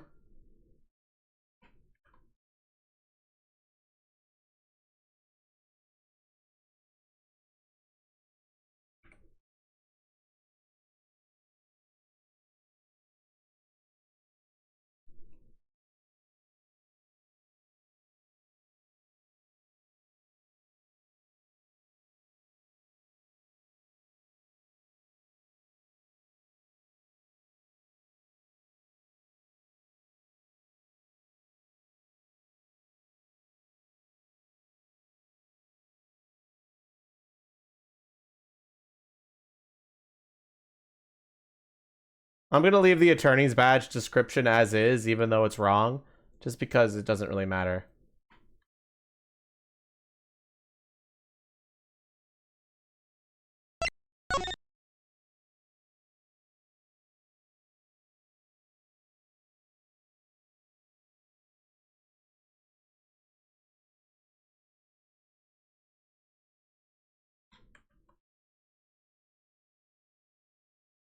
There you go.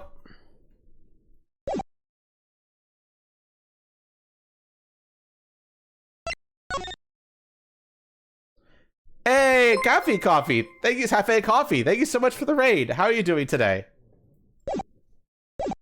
Hi, meme. Woo, okay. It's been a long time since I felt like such a rookie. We're playing Phoenix Wright. Well, we're playing Apollo Justice. And we're on the final case.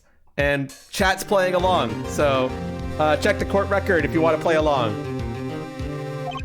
Gotta try and relax.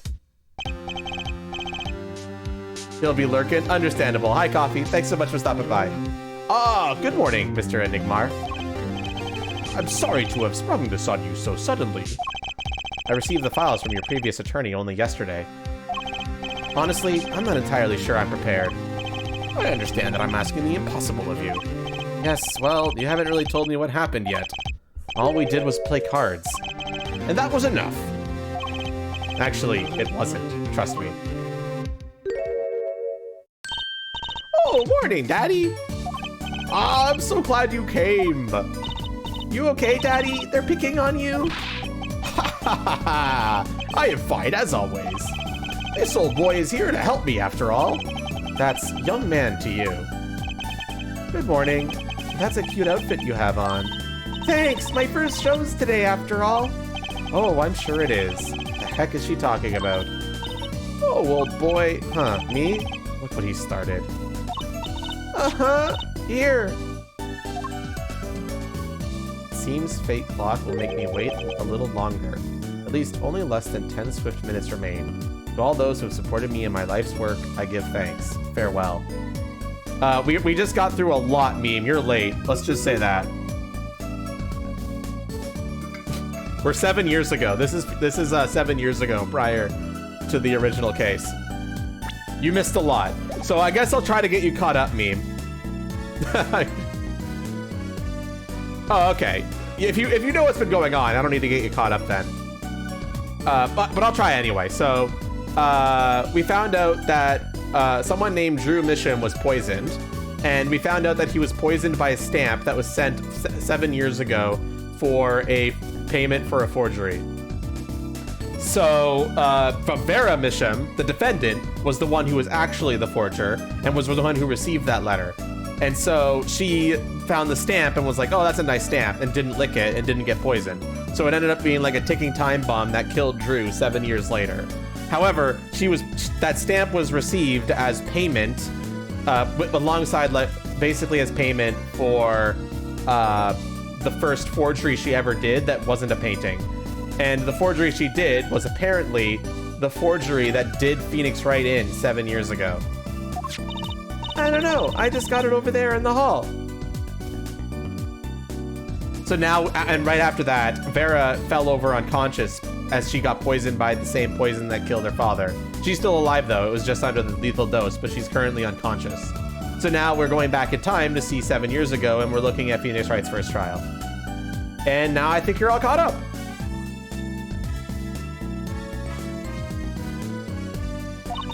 They told me to give it to the old boy in the blue suit with the spiky hair. They said it was really important. What's this? A memento for you or some such? Not from the looks of it. What is this? Looks like a page from someone's diary. I'll give it a read later. Notebook page added to the court record.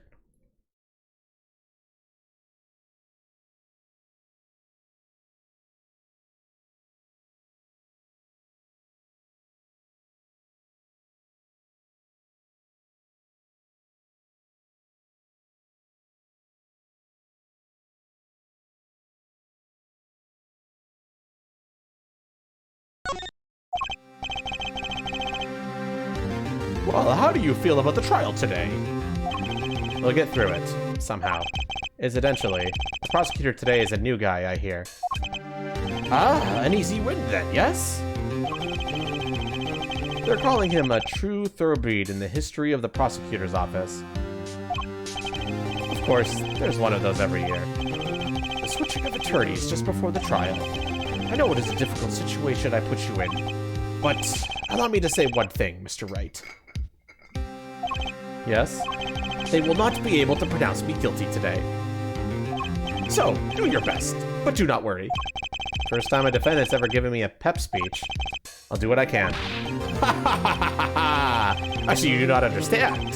You see, it will be impossible for them to declare a guilty verdict.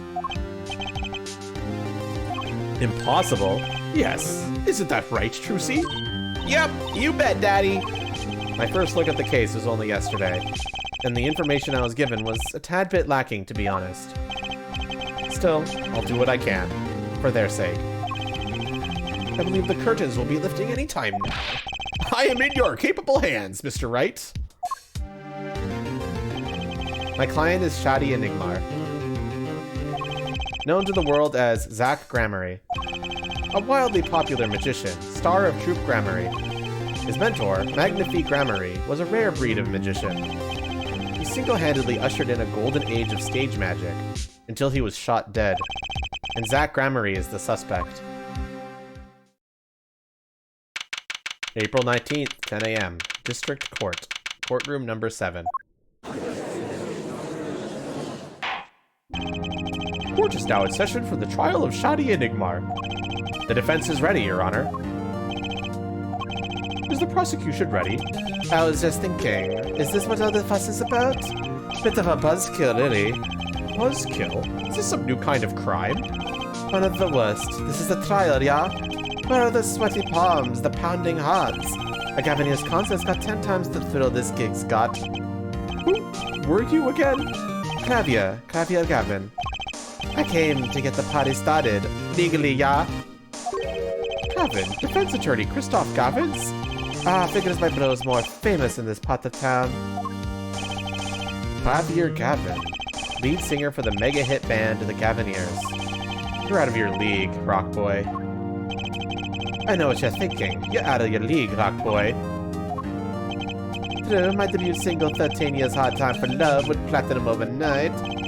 But that's just a hobby to me compared to this, yeah? Talkative, aren't you? I like your affected Euro rock accent, by the way. I'm just getting warmed up. Add a tunny, right? Okay, so he has a Euro rock accent, apparently, and I'm not going to think about what that actually is and stick to what I've been doing.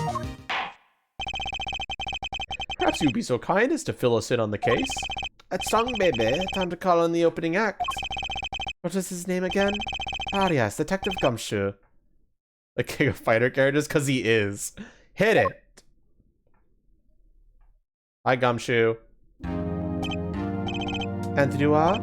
Hey, you were the one who called me up here, sir. Name's Dick Gumshoe. I'm a homicide detective down at the precinct. Detective Gumshoe. Long time no see. Hey, you! Huh? Me? Today's the day, pal.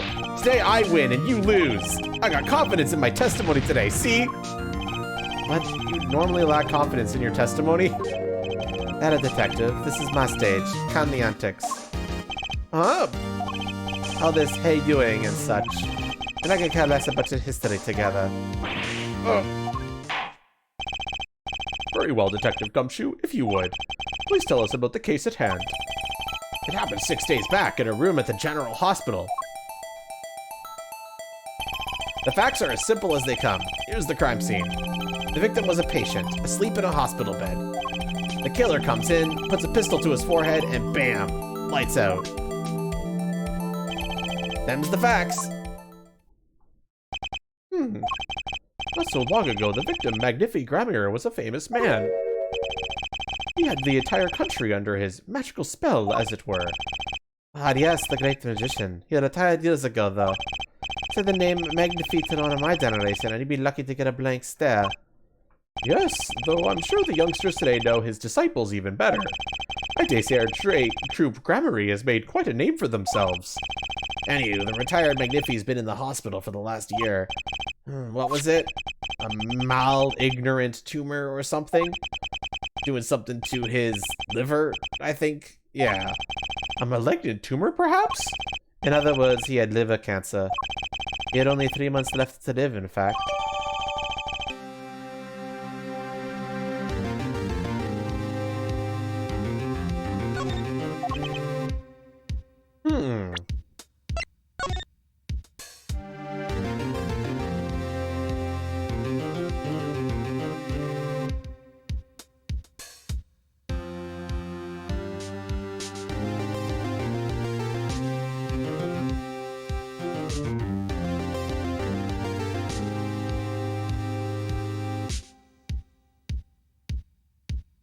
This is a flat. I don't know, meme. We might. We fucking might. The facts do seem simple enough, but something's not right. The victim was already climbing a 3-month stairway to heaven. Why not wait for him to knock, knock, knock at heaven's door? Why shoot him? I wouldn't have put it quite so lyrically, but it's true. Why make the effort to commit murder when the victim was about to die? Incidentally, the victim had a serious case of diabetes. Diabetes? In fact, he was about to shoot up with insulin when he was shot with a pistol. The syringe was found at the crime scene. Chronic diabetes and cancer, as much as it pains me to say it. The victim was clearly at the end of his life. Small syringe added to the court record.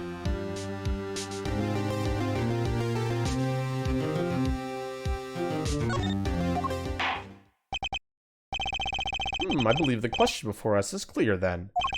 Why did the killer have to shoot this dying man? What reason could he have had? Very well, detective. Perhaps you can enlighten us as to the circumstances of the shooting?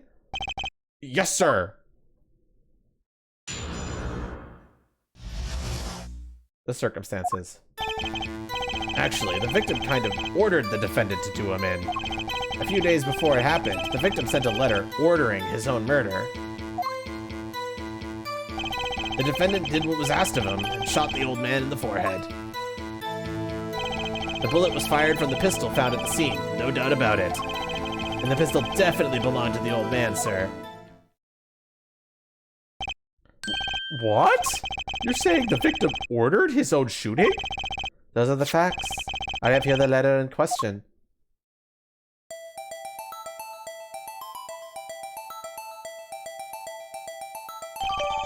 Magnify's letter added to the court record. Very unusual indeed.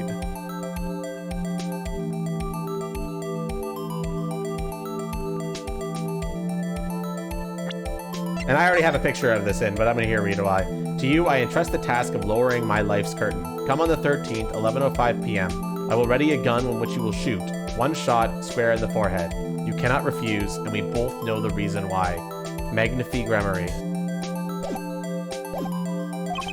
Although, could such a thing as a letter really cause one to pull a trigger, I wonder? I believe the answer to that question can be found at the end of the letter. Ah, you cannot refuse, and we both know the reason why. Detective Gumshoe, can you explain this to the court? Unfortunately, even the defendant won't say a peep about that bit, sir. One thing bothers me about this. Why didn't he just say 11? Why have him come at 11:05 without some specific reason? The devil is in the details there, attorney. Well, was there some reason? As it turns out, there was. Every night for half hour starting at 11, the victim, Magnify Grammar, was given an IV. An IV? There it is in the picture, up to the side of the bed. At 11, a doctor would come to set up the IV. 30 minutes later, he would come back for the empty bag. This happened every night without fail. That was the only time they could meet without the chance of an untimely interruption. During his IV. Very well, shall we begin? Mr. Wright, your cross-examination, if you would. What's this reason he couldn't refuse, I wonder? You could have at least mentioned it to me. Cross-examination.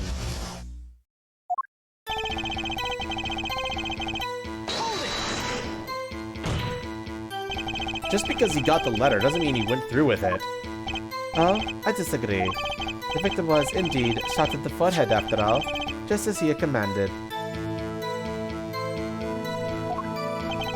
It could be a setup, but let's not be in such a hurry. Maybe we should let the witness talk for a change. Thanks, pal. Fine, I can play it slow as well as I can play it fast. On with the testimony, Detective Gumshoe.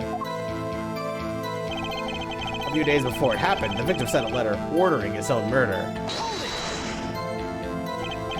And this letter was sent by the victim? It's using his modern voice actor, your imagination. Which I think is fine. I like Phoenix's modern voice actor, but there's like a punch to the old one. But, you know, that's how it is. Noodle! Hi! We're playing Ace Attorney! Come play with us, you bitch! How is everybody doing? There it is! Gotcha! You're all mine this time, pal! Wait, what? Huh? I had the handwriting checked out. Of course it's the victim's. No mistake. Ah, I see. Score one for the boys. I didn't lose. I was just ascertaining the facts. So why am I so annoyed?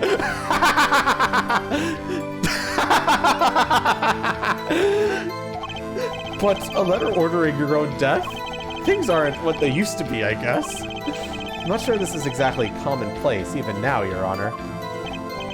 So anyway, guess I'll keep going while I'm ahead. The defendant did what was asked of him and shot the old man in the forehead. How could you be so sure? Hey, you gotta learn to stop relying on people to do your thinking for you, pal. Learn to think for yourself. Get that noggin cranking. You failed to grasp the concept of questioning, Detective. First, we got the letter. It says, shoot, in the forehead, loud and clear. I can see that, but I still wouldn't do it. Well, maybe you need to grow yourself a backbone, pal. You failed to grasp the concept of shooting people is bad, detective. We also found the defendant's pistol at the scene. Traces of gunpowder residue shows that it had been fired recently. Well, Mr. Wright? As far as I could tell from looking at this photo, there seems to be no issue with the prosecution's claim. A photo. Maybe there's something in there I can use. So they're saying the defendant shot the victim in the forehead. I think there's a hole in the prosecution argument. Clearly, Mr. Enigmar...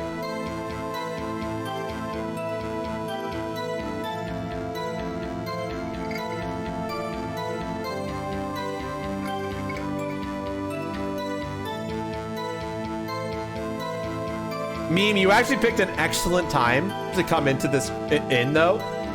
Because since we're starting the trial from 7 years ago, you don't necessarily need to know the context of what happened before to solve the mysteries of this particular trial. So, Bakiri...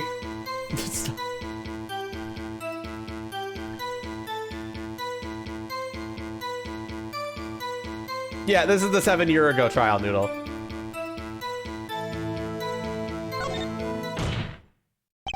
Looking at this photo, another possibility occurs to me.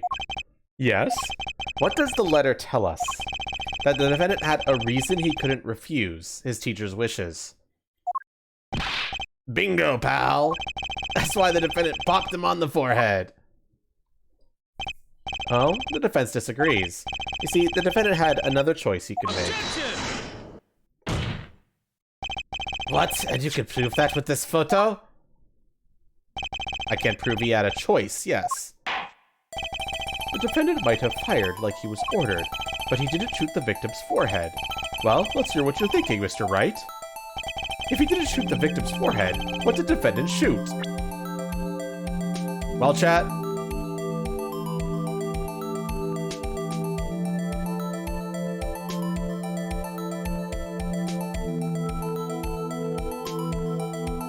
The VOD game is actually really good. I might check it out at some point then.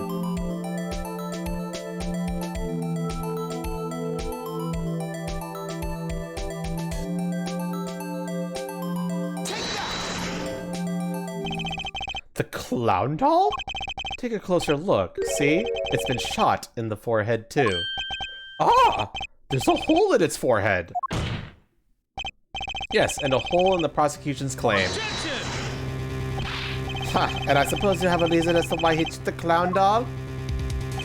He didn't just shoot the doll, he shot the doll's forehead. His forehead. Ah! Let's read the orders once more, shall we? You will shoot one shot square in the forehead. Which is exactly what he did. He shot the clown doll square in the forehead. The defense has raised an intriguing possibility. A hole in the clown's forehead. It definitely looks like it was shot. Bailiff, send someone to investigate this matter. I admit I'm impressed, but I expected nothing less. Still, this doesn't mean he didn't shoot the victim. Perhaps he did have to shoot a forehead, as ordered, but the letter says nothing about whose forehead. This was the only way he had to follow his orders without taking a life. The bullet hole in the clown's doll forehead does demand an explanation. It might very well be a clue. Yet Prosecutor Gavin is right. It alone does not prove the defendant's innocence. You cannot say for sure that the defendant didn't shoot the victim. So sorry, Mr. Wright. How sad it is to see the mighty fall. How sad is it to see the novice's overconfidence. He doesn't realize just how big this little hole is going to get. Detective Gumshoe, please take this newfound fact into account as you continue your testimony. So what if he shot the clown? He still shot the victim, pal. So let me get this straight. You're saying my client first shot the clown, then shot the victim. Hey, not a bad summary, pal. More of a confirmation than a summary, but whatever. That was really more of a confirmation than a summary. But the defense attorney seems pleased enough with himself. These people ever miss a chance to mock me? Well, now that Mr. Wright's gotten out of that system, shall we continue with the testimony? I didn't have time to gather all the details before coming here. This testimony might be my only source of information. Better pay attention and read this letter carefully.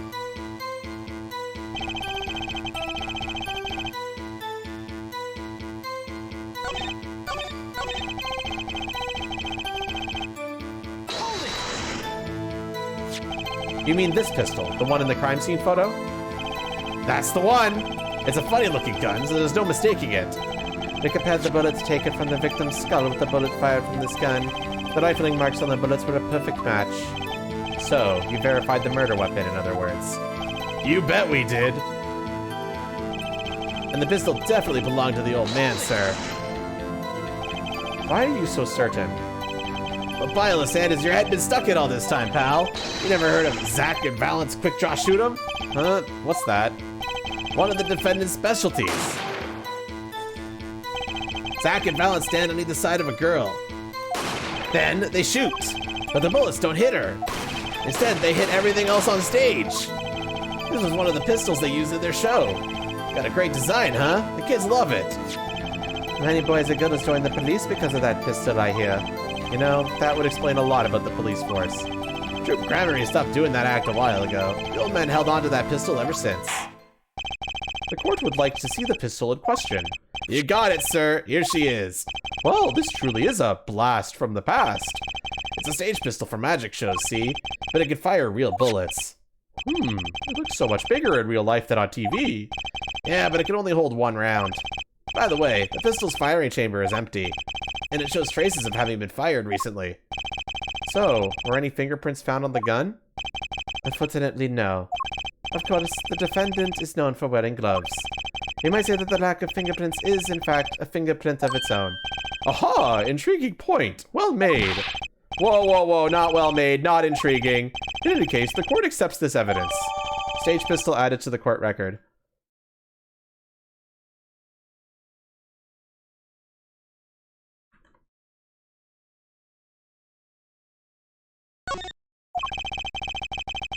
My grandchild would get a kick out of seeing this. But now it's time to return to our testimony. So what if he shot the clown? He still shot the victim, Val. Your present earlier was premature.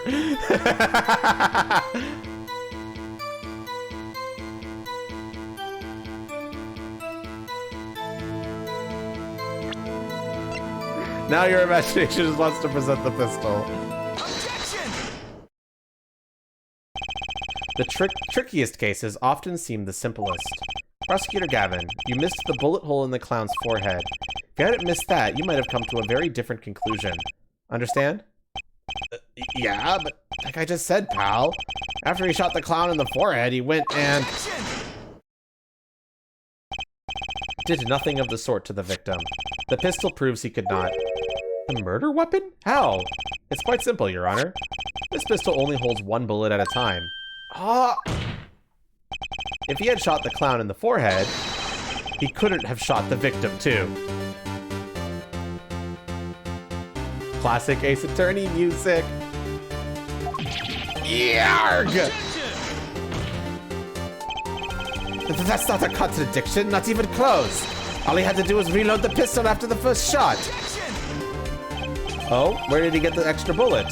They're not so easy to come by, you know. If you claim the defendant had one ready, then prove to us how he got it. I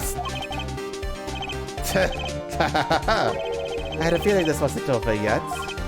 No, this part is just getting started. And I haven't proven anything yet, but how my good looks are starting record sales.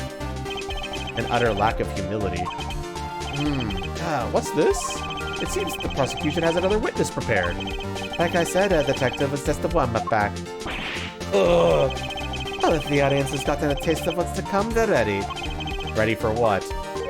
For my decisive witness, of course. The witness who, you will find, can prove one thing for us. That it was Zach Gramery who shot the victim in the forehead. Very well, we will pause for a 15-minute recess. This might be my lucky break. I'll need that 15 minutes to talk to my client, Zach. Court is adjourned. To be continued.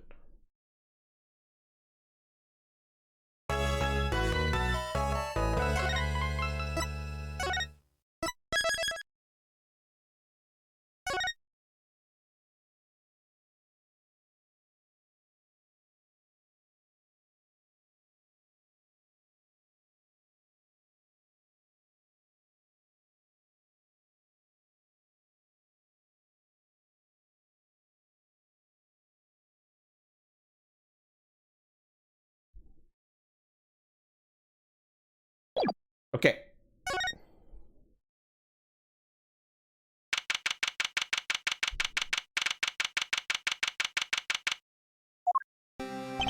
Very impressive, Mr. Wright. I have to say, I expected nothing less. We've only just begun. I was hoping you could tell me a bit more about what happened, actually. I did not think you would believe me if I told you. Better that you discovered the truth for yourself. I was thinking of you, you know? I think we need less thinking and more talking. That night in the hospital, what really happened? The way your eyes gleam, Mr. Wright. You'll scare Trucy. Speaking of which, where is she? You have seen the problem yourself, the letter. The one shot in the forehead. One, right? Yes, and the reason he speaks of. I could not deny my mentor's wishes, even if it meant my own death. Why not? This is something I will not say. For now, at least. What's this for now business? I have done many things in my life, some well, some poorly. But this is a cross we must bear alone to our graves. We? You wanted to know about the night of the incident. Finally, this sure likes to take his time getting to the important stuff. Of course, I had no intention of shooting my mentor. I snuck into his room that night at the appointed time, and found there upon his bedside 2 pistols. 2? Yes, the one I had used on stage, and the one that had been used by my partner, Valent. Oh, for the Zack and Valence quick draw thing. My mentor had the look of one sleeping. I stood by his bedside, hearing only the light sound of his breathing. Then I took the pistol into my hand. I cannot deny that my resolve faltered then for a moment. You faltered? You mean you thought about shooting him? Recall there was a reason I could not refuse his request. His last such request, though not his first. So there were other requests you couldn't refuse before. To be honest, I've not always been steadfast. And I fear I brought pain upon Trucy. Was Magnifi coercing his disciples somehow? Just what was going on in Troop Grammary? Yet, in the end, I did not shoot him. Instead, I turned and shot the clown. I took the pistol I had fired and placed it in my pocket. In your pocket? I leave it examine the bullet in the clown's head. You will find it to be different than the one in my mentor. What were those called? Rifling marks? Yes. Well, that is all I have to tell you concerning the case. Concerning the case? You mean there's something else you could tell me? You're a fascinating man, Mr. Wright. Thanks. Yes, there is something. My mentor. His eyes opened. What? Magnifi Grammary? The old devil, he was not asleep, you see. Of course, the gunshot would have woken him anyway. And there we had our last discussion as mentor and pupil. It was not a long discussion, maybe 5-10 minutes or so. What did you talk about? Ha ha, Mr. Wright. Did I not just tell you? It does not concern this case. Zack Grammary. He seems pretty steadfast to me. Or maybe just stubborn. Mr. Wright, your presence is requested in the courtroom. Once again, I am in your hands. Right, let's get back in there.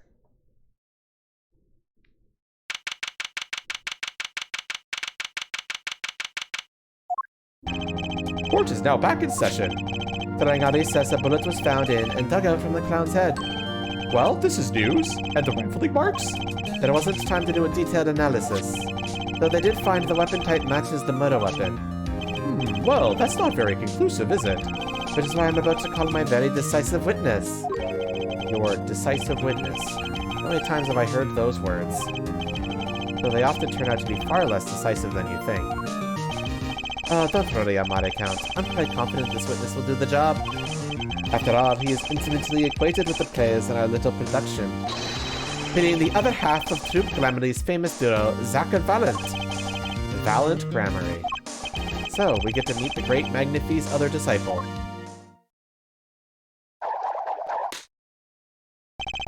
Perhaps we'll start by asking a name and occupation. Valent Grammary, magician. And you're the decisive witness, are you? You can prove your fellow student, your partner's guilt? Fate, the grand illusion, filled with traps and tricks. wait! The shooting took place at that hospital after 11 o'clock at night. If you're a witness, does that mean that you were there that late? If one were to deduce this logically, the conclusion is yes! Hello, Jack. Okay.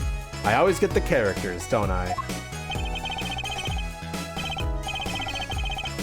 I have an interesting fact for you. You see, several days before the crime, my witness received this. That looks very familiar. Wait. That's the same letter Zach Gramarye received. Yes, or perhaps I should say, ta-da! Order, order, order! And what does it say? Surely not the same thing. Perhaps you should see for yourself. Why, it's practically the same. The court accepts this into evidence.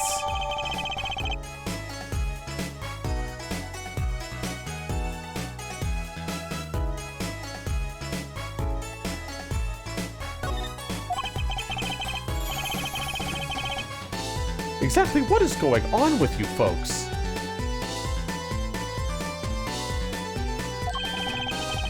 What exactly was your true Gramarye up to? I know what you mean. I'm just having trouble envisioning a man who would ask his students to kill him. Both of them, no less. It's just my opinion, Judge. But from these letters, I'd say he was coercing them, not asking them. We walked the magician's path together, and in doing so, shared much of our lives. When people are so close, there is strain, a warping of relations, you might say. Yet this has nothing to do with the case at hand. I wish you mean you're not going to tell us. Which makes me wonder even more about this reason they couldn't refuse. Well, let's get on with the testimony for starters. Hi, Sage. The defendant, Zach Gramarye, stands accused. Tell us why. Oh, I'll do more than that. For where he walks, the red rose rise, singing hymns to the miracle that is magic. Fascinating. Though I hardly need to remind you that the evidence could just as clearly point to you as the suspect. The letter, the murder weapon, and now the 2 bullets found at the scene. In fact, the only difference seems to be the designated time. Ha ha ha ha ha ha! As every magician knows, timing is everything. Yes, and now it is time to get this party fired up.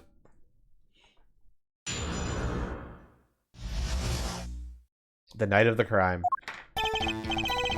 That night, I visited the hospital room at the time Magnifi requested. The smell of gunpowder hung in the room, and my mentor had taken his final bow. I did not imagine my fellow student might have received the same instructions. Yet a deal with the dead is still a deal. Death's sweet kiss. I gave it to the clown. Then I informed the doctor and the police. So you were the one who reported the crime. Indeed, I would think. This fact alone would clear my name of suspicion. Let's not jump to any conclusions. Yes, the cross-examination generally comes before the conclusion in this court. But if your testimony proves to be true, then the defendant, Zach Gramarye, is guilty.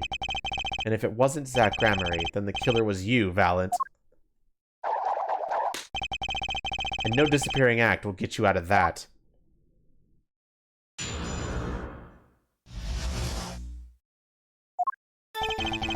That night, I visited the hospital room at the time Magnifi requested. Which, according to the letter, was 11:20 p.m.? Indeed. In magic, timing is everything. Right. Consider the illusion of teleportation. If I were to appear on stage before my stunt double has left, how would that look? Why, it would reveal the very secrets of my magic. Now that you've revealed the very secrets of your magic for all of us, let's move on. You went at the designated time, and what did you see? The smell of gunpowder hung in the room, and my mentor had taken his final bow. So, you weren't worried for your own safety at all? I mean, you smelled gunpowder, yes? What if the shooter was still nearby? I did not consider this, to be honest. It is forbidden for a magician to have good imagination.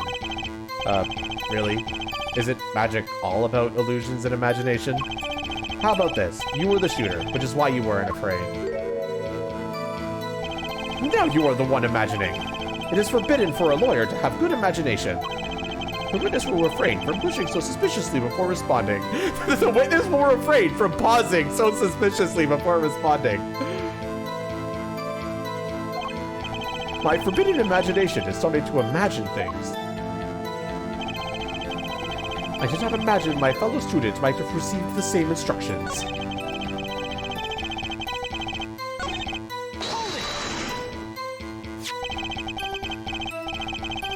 Which brings us back to the reason neither of you could refuse. So it does, and my partner, he did not refuse. But Magnifi wrote the same thing to you. Why could you refuse if Zack couldn't? Because I have a will of steel, of course. I also do this trick where I bend steel bars, so perhaps steel isn't also strong. So which is it?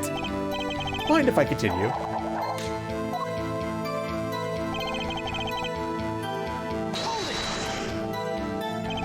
There were 2 bullet holes at the scene, one in the victim and one in the clown. You're saying the one who shot the clown was you. No doubt my partner Zack had said much the same thing. Yeah, because whoever didn't shoot the clown committed murder. I better dig around here a bit more and see what I turn up. Mr. Valent, let me ask you about something else concerning the crime scene. Namely...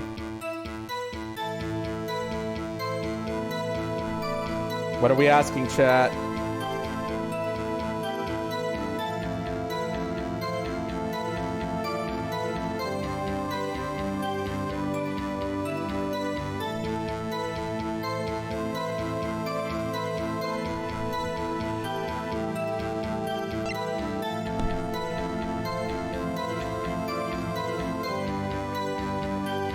Ah.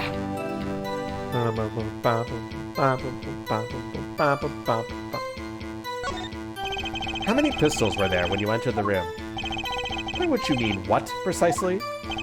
2 pistols were used in the Zack and Valent quick-draw shoot-'em, correct? 1 for each of you. You are well informed, yet only one of my old friends sat in the hospital room that night.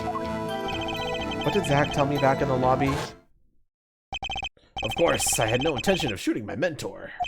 I stuck into his room that night at the appointed time, and found there upon his bedside table 2 pistols. I took the pistol I had fired and placed it in my pocket. I see no problem with that statement. Only 1 pistol is visible in the photograph of the crime scene, after all. So you picked up that pistol and fired it. Indeed I did. Alakazam.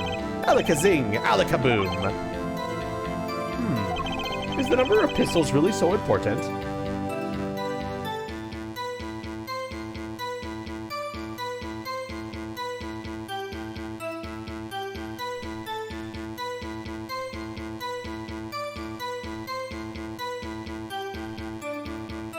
Is it very important? Hi, Pink. Thank you so much. Yay for having somebody having a good time here. Yay! Thanks for stopping by.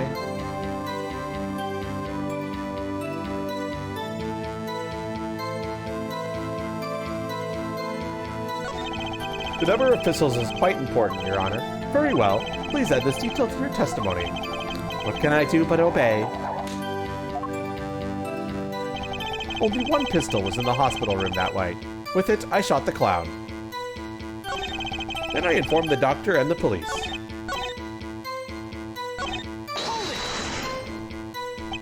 So you took the only pistol there and fired it. That's correct. And that pistol was this one, which was left at the crime scene. Good show. I see you 2 are a magician of sorts. And you're an idiot of sorts. Do you have any idea what you just said? I see the fire in your eyes as you glare at the witness. So how about heating up this trial a bit? These slow ballads bore me. I've got a hunch, but maybe that's all it is. Maybe I should ask about something else?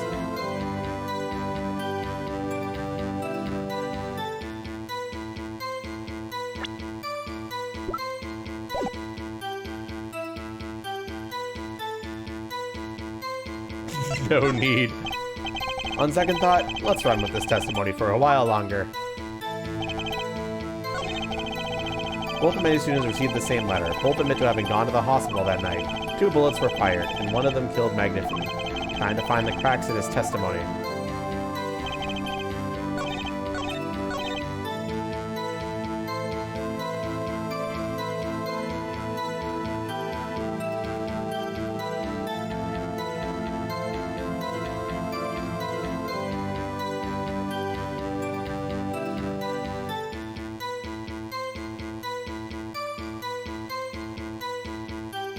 I have not pressed the last one yet.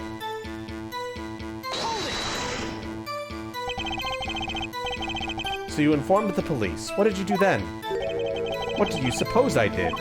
Use my magic to levitate my mentor's corpse, perhaps? I don't know, that's why I'm asking. Now please answer the question and skip the sarcasm. After I made my report, I called the doctor, and we returned to the room. While we waited for the police to arrive, we discussed stomach medicine. You've confirmed this with the doctor. It all checks out. He praised Mr. Farrett's knowledge of stomach medicine, in fact. Why were they talking about... Ah, it is an honor I do not deserve, but I accept. Both of Magnifi's students received this... Okay, we read this already. We have not, Bakiri. Anything we should do here, chat?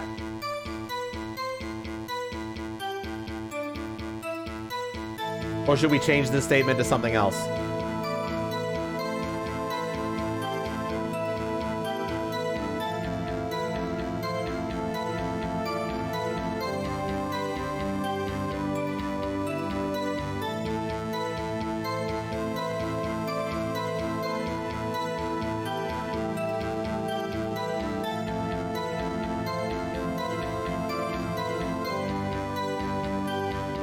I've already pressed this statement.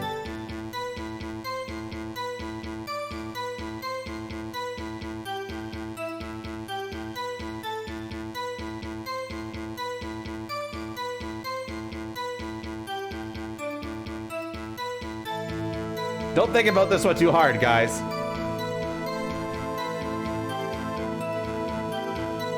Yeah, it did cause the question to pop up, but, like, I want you guys to really think about what the fuck he's saying right now.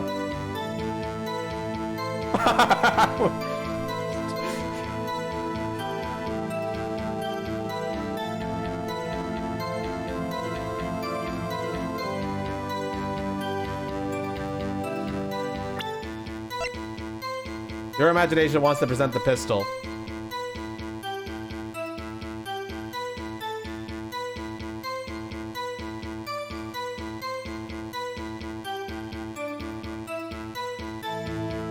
Gonna go to a hyperbolic time chamber to think about this for 30 years. Anyone else want to confirm this one? 2 other votes needed.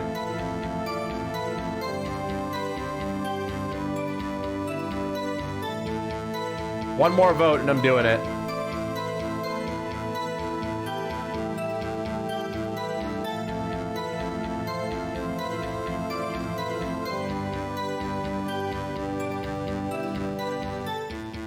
Chat's quiet today, unless you guys don't agree. That's enough. Objection! According to the defendant, Zach Gramery, when he entered the room, there were 2 pistols on that table. 2? One of those pistols he used to shoot the clown in the forehead. Then he left with it in his pocket. Of course, this is what you would say. Unlike the hapless clown, we must assume our defendant had some brains in his head. Well, what about what Mr. Valent has told us? You see, there's something about his testimony that doesn't make sense. What might that be? I told you, I took the pistol that was there and shot the clown. That's your story, at least. But the rifling marks tell a very different story, Mr. Valent. Recall what Prosecutor Gavin told us. They compared the bullet taken from the victim's skull with the bullet fired from this gun. The rifling marks and the bullets were a perfect match. Ah! Mr. Valent, if you fired this pistol, then you shot the victim in the forehead.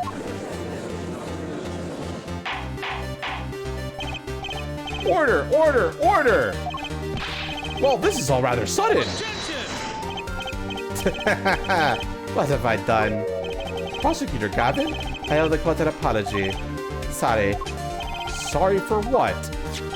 You see, I was unaware that 2 of these unique pistols were crafted. The analysis of the rifling marks only proved the type of gun that fired them.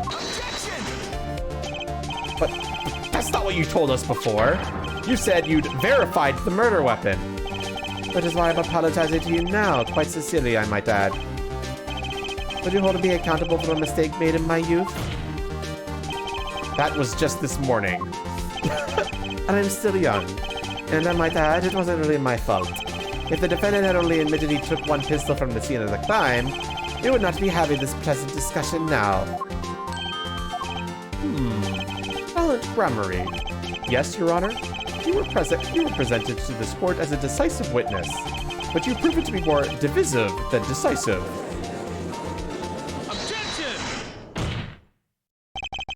You'll see in time. The testimony so far has merely been a review of the facts. The proof comes next. Care to elaborate, Prosecutor Gavin? When Mr. Valent entered the hospital room, the victim had already been shot. As his next testimony would prove, right, the real fight is about to begin. Bring it. Very well. The witness will now testify to the court. Help us determine who shot what. Who shot what? I arrived in the hospital room at the appointed time, which is to say 11:20 p.m. After discovering the body, I fulfilled my obligation, then called in the doctor. The doctor examined the body before the police arrived. He was quite clear about the time of death, 11:10 p.m. And the one in the room at the time was my partner, not me. Those times are rather close, you have to admit. You're talking about an alibi established over a matter of minutes. To use a 10-minute discrepancy as the basis of your alibi is easy to explain in this situation, Your Judge. For example, take our debut hit single, 13 Years Hard Time for Love. Hear the song, press the play button, and it will play for 2 minutes, 15 seconds. Do it 100 times, the result is the same. Their debut single was only 2 minutes and 15 seconds long? What a ripoff. Magic is a world of utmost precision. Hocus pocus requires admirable focus. And in the time of death determined by the doctor, there is an incontrovertible truth. Very well. The prosecution warns us that we are dealing with rather precise times. And we can expect the cross-examination to require the same level of precision. I would hope the defense refrains from its customary broad, sweeping accusations, lest we blur the focus this case clearly demands. Point taken. Hazel's remarks will result in a penalty. Carry on, Mr. Wright. Carry on. Right.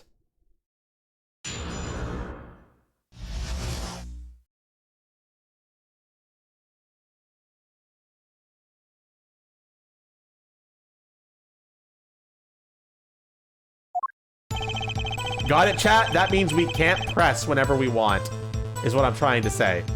So, no, I'm not going to press every statement here. We'll get a penalty. So, what should I press? I arrived at the hospital room at the appointed time, which is to say 11:20 p.m. After discovering the body, I fulfilled my obligation, then called in the doctor. The doctor examined the body before the police arrived. He was quite clear about the time of death, 11:10 p.m. And the one in the room at that time was my partner, not me. An alibi over a matter of minutes. Precise is right. And pressing with impunity will earn me a nice penalty, too. Better focus on one thing. This time of death. Okay, Sage. So what should I press, chat?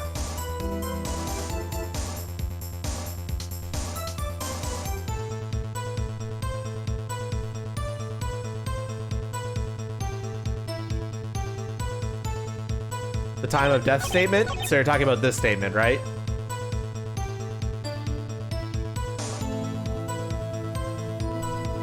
Since we're gonna get a penalty, are we all in agreement on that?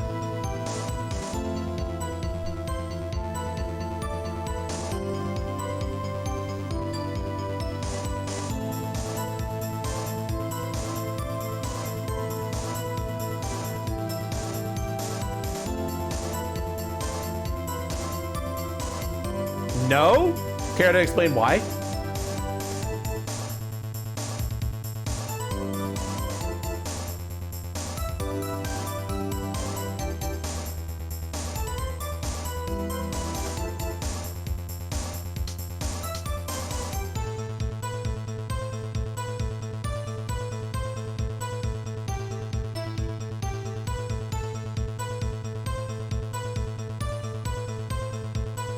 No, Bakiri says no with a smile.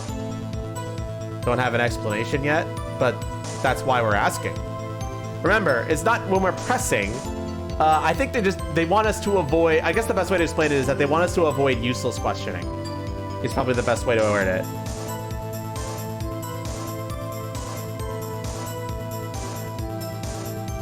Oh, you're just saying you don't have an explanation as to why you're saying no.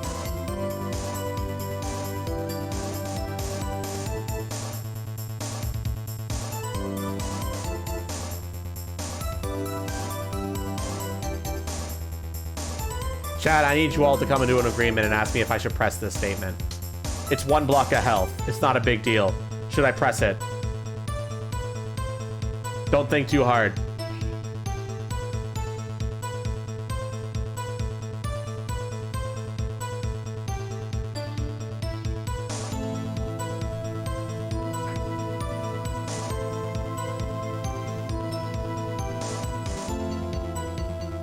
There is no press command because this situation doesn't come up very often.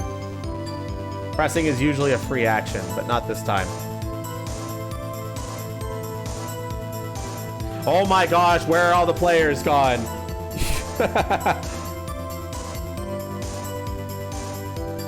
Where are the gamers at?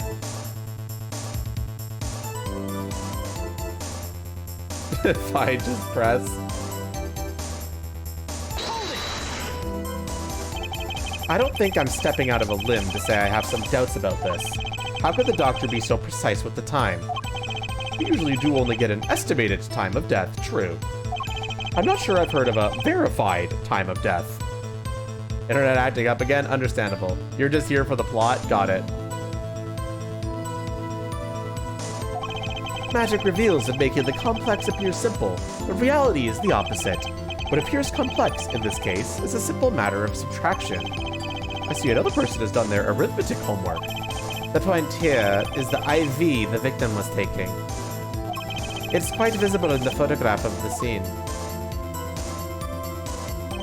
Recall what we heard earlier about the victim, Magnifi's Gramine's schedule. Every night at 11, Magnifi took an IV drip for 30 minutes. I can see the IV bag right there, yes. Now look a little closer. Follow the tube down from the bag to the end. Oh! The needle's been removed! Doubtlessly, it fell out when he was shot. That would seem to be the case. When the needle comes out, the IV no longer drips. Ah, you could just measure the remaining IV liquid. Precisely. The IV liquid functions, for our purposes, as an hourglass of sorts. This is how the doctor determined the time of death. With the amount remaining in the bag, it was determined that the IV had stopped 10 minutes after administration began. IV report added to the court record.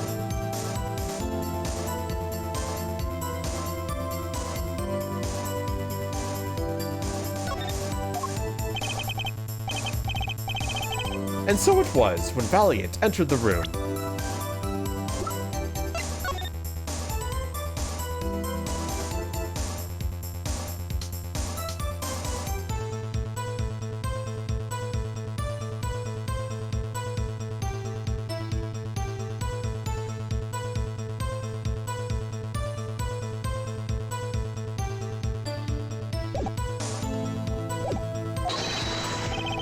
Minutes had passed since that horrible crime was committed. And this is proof. Well, Mr. Wright. Did that seem important?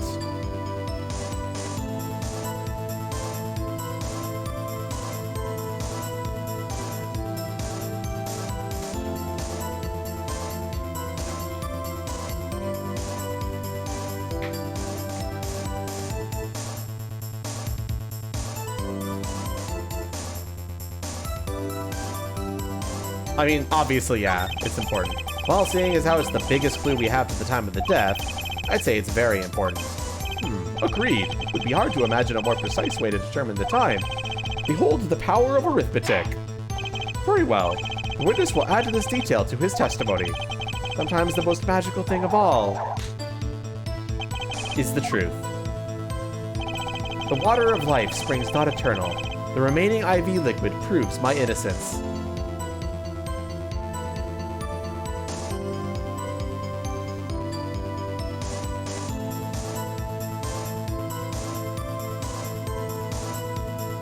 Okay, so should we press this one, chat?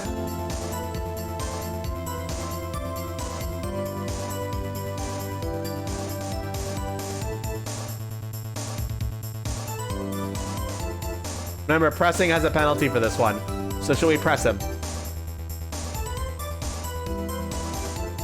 But it's also only 1 block of health, so don't think too hard about it.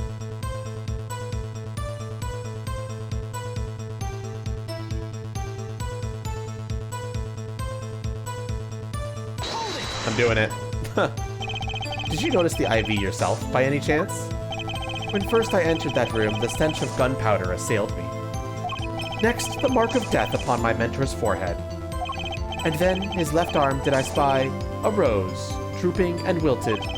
Its thorn, the discarded IV needle. Knocked from the vein by the force of the shot, lucky for you. If that IV had not been there, you might be a suspect. Indubitably so. I might say it's thanks to my lucky color. Your lucky color? Indeed, even today I wear it proudly upon my suspect self. For it is always, without fail, brings me luck. Why, when Zack and Valet won their first Magician's Grand Prix, yes, the very one held by the Association of International Magicians, I was adorned in this attire then too, and our trophy, a bust. Ah, what a day that was. This is one trip down memory lane no one needs. My lucky color, yes indeed, and that IV too. I think it was hewed especially for me, Valet. That does seem to be the case indeed. Well, Mr. Wright, any thoughts on this testimony? Valet sure looks happy with himself. Okay, how about this? Lucky color testimony.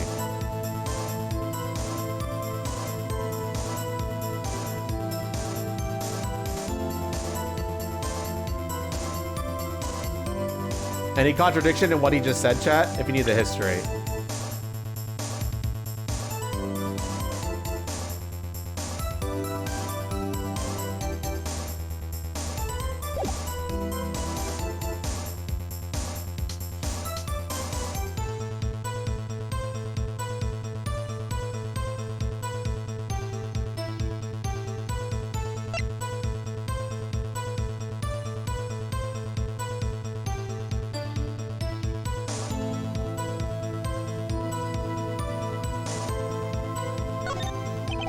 It certainly sounds like your lucky colors brought you plenty of luck, but not this time. Mr. Valet, your lucky colors betrayed you. I'm afraid you've lost me. Your Honor, the witness's testimony just now clearly contradicts the evidence. What?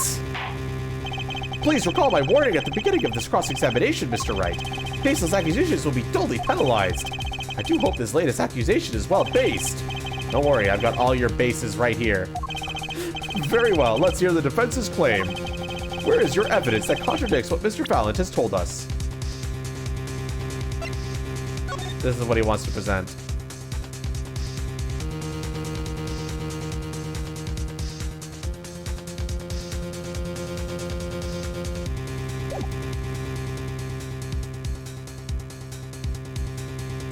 Your Honor, I'm based. The witness is cringe. I have drawn myself as the Chad, so clearly the defendant is not guilty. Are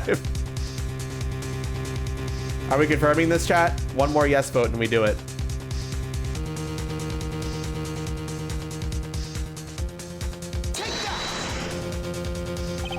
The crime scene tells all, Your Honor. The photo of the crime scene? All this talk of color has me yearning for black and white, clear-cut simplicity. This is the cringe version, exactly. Tell us you're right, just where in the contradiction in this photo? My pleasure, and I assure you, it's quite simple. But I can't promise anything in black and white. Let's hear what Mr. Wright has to say. What in this photo contradicts the witness's testimony? Well, chat, what is it?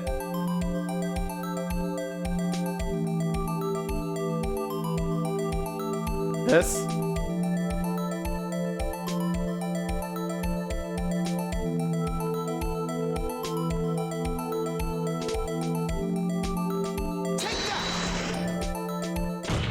The goofy ass sleeping cat, of course. Valet Grammary, let's get one thing straight about your lucky color. It's yellow, yes? Kind of takes the mystery out of it, but yes. Something wrong with yellow, Mr. Wright? Yes, there is. Decisively wrong, in fact. Take another look at the photo of the crime scene. What's this? Confusion? Doubt? Tell us, what do your elderly eyes spy? Even my elderly eyes could see a problem here, Mr. Valet. Look at that IV bag. Ugh. What is this? What foul magic? It would be hard to call the IV liquid yellow. And I'm afraid no magic was involved in the taking of this photograph. Alakazoo!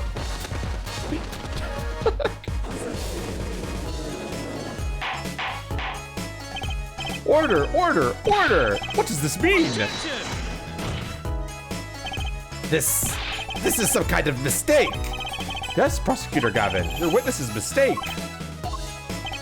The greener they are, the harder they fall. I suppose there's no substitute for experience.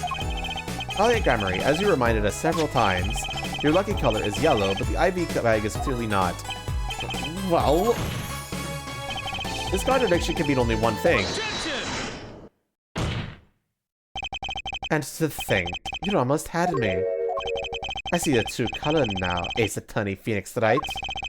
Something you'd like to tell us, Prosecutor Gavin? As far as this court can tell, the witness's testimony does contradict the evidence.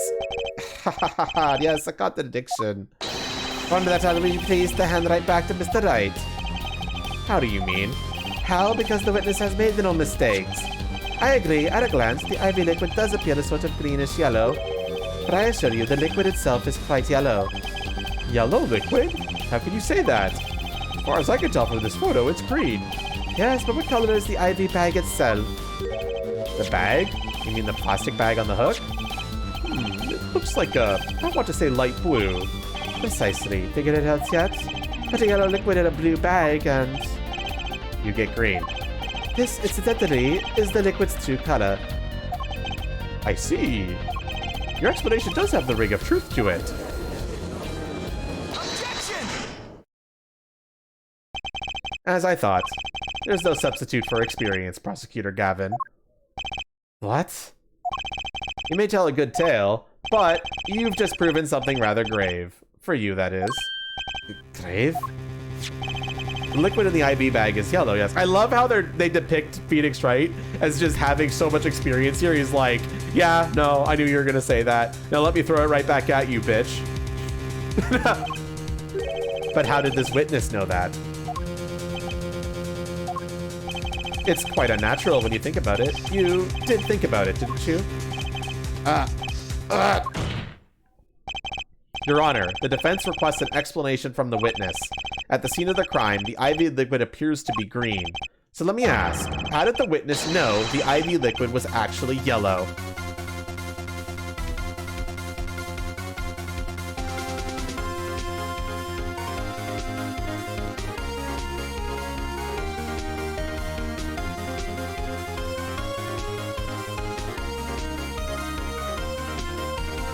The original!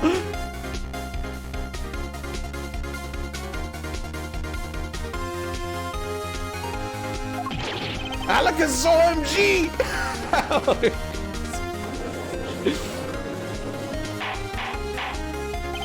Order, order, order! Mr. Wright, you will explain this at once. The witness clearly knew the color of the IV liquid, so I'm sure it means something, but what? I can think of only one possibility, Your Honor. The witness, Valiant Gramarye, has testified that the IV liquid was yellow because...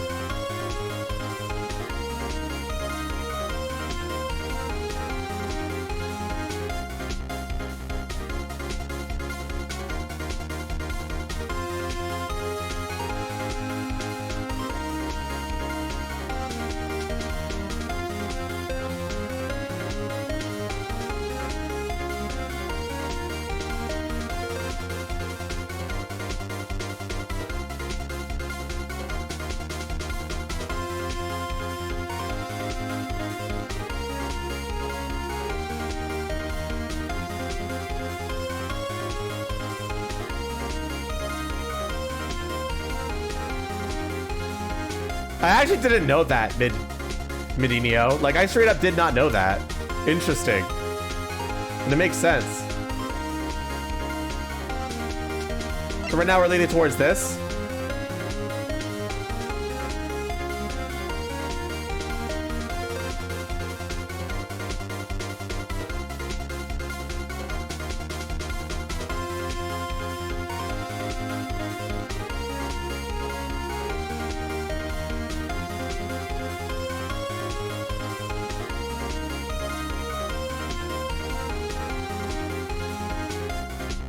I'm seeing more votes for number 2 than I am for number 1, Hanatoro.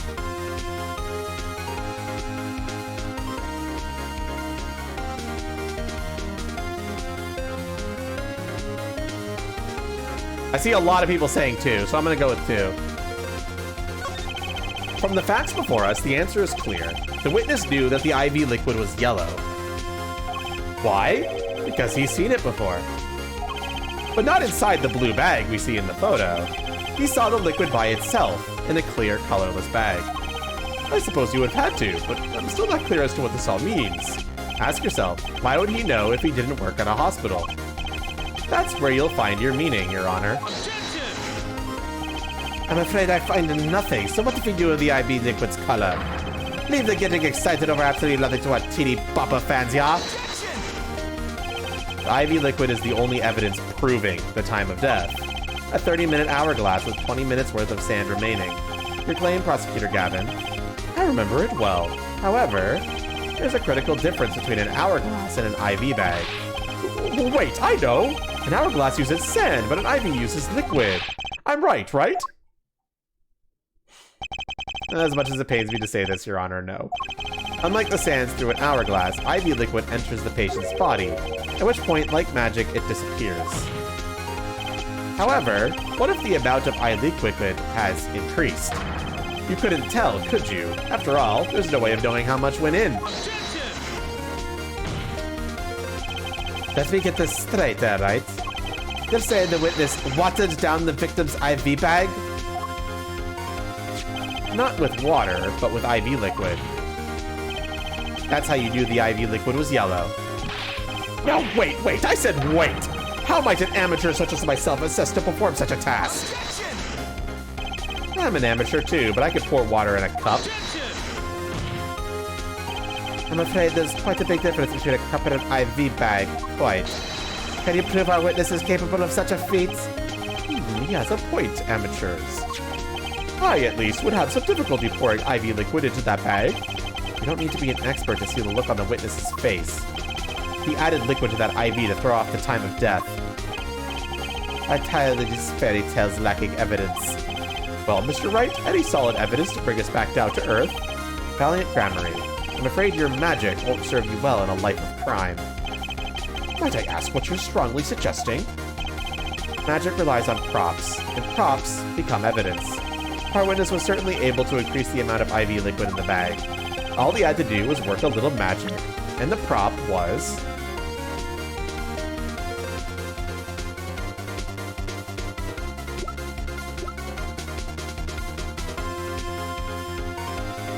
Well, chat?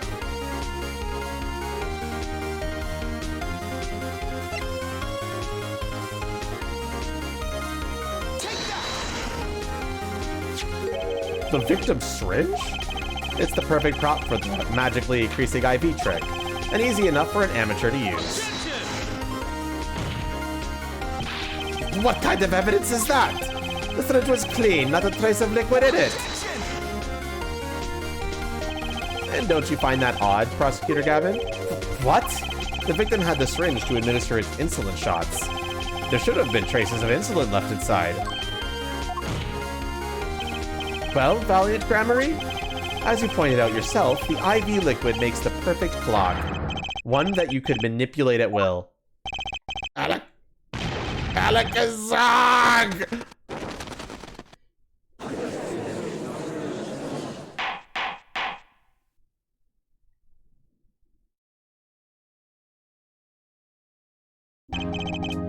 I do believe, well, with this being his first, that the burden of this trial has been a bit too much to bear for Prosecutor Gavin. I'm afraid that, while there is a doubt as to the amount of IV liquid in that bag, the time of death cannot be proven. And that brings our trial to a close for today. Well, maybe I could squeeze an extra day out of this. Do a little much-needed investigation work.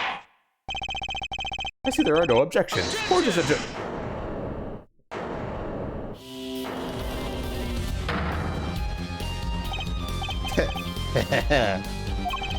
Truly, there is no substitute for experience. Nothing blind wants the truth so effectively. A word to the wise. Underestimate the young and they'll sweep your feet out from under you. in a way you never ever expected. You see, I know exactly what you're thinking. What's he talking about? You say the witness used the syringe to manipulate the level of IV liquid, but there is no proof. There's no proof he didn't do it either. Yes, quite true. He's admitting it. Nor was this witness quite as decisive as I hoped. This I admit, after all, why linger in the past? And the future holds so much. You have something in mind, Prosecutor Gavin? Proof, Herr Judge. I have another way to prove my case. With evidence, no less. What's this? This is the victim Magnifique Grammarly's diary. Diary? After going into the hospital, Magnifique began writing his memoirs, it seems. The story of his birth, his startling debut, and of meeting his disciples. It seems to be intended for the last chapter to end, quite appropriately, with his death. Wait, that book doesn't say what the reason was, does it? The reason why his disciples couldn't refuse his last request? Sadly, it does not. But what's it here is on the last page. Apparently, the victim wrote in his journal that night, even after the IV had begun at 11 p.m.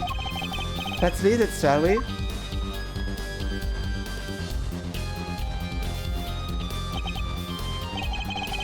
Tonight's IV is in. Maybe the last. I leave the rest to them. The first should come soon. This journal may end here or it may go on, but not long. That depends on his hand. All that's left to mine is to lay down this pen.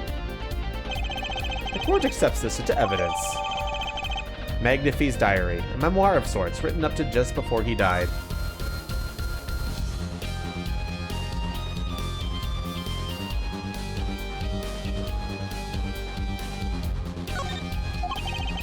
Read the very past part with particular care. Oh, it doesn't show me the last page. It just...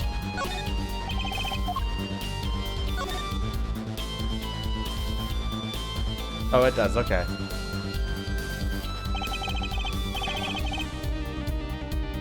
This is the last page. The diary ends here. Huh? What's this? It looks like a page was ripped out. Oh, now, isn't that interesting?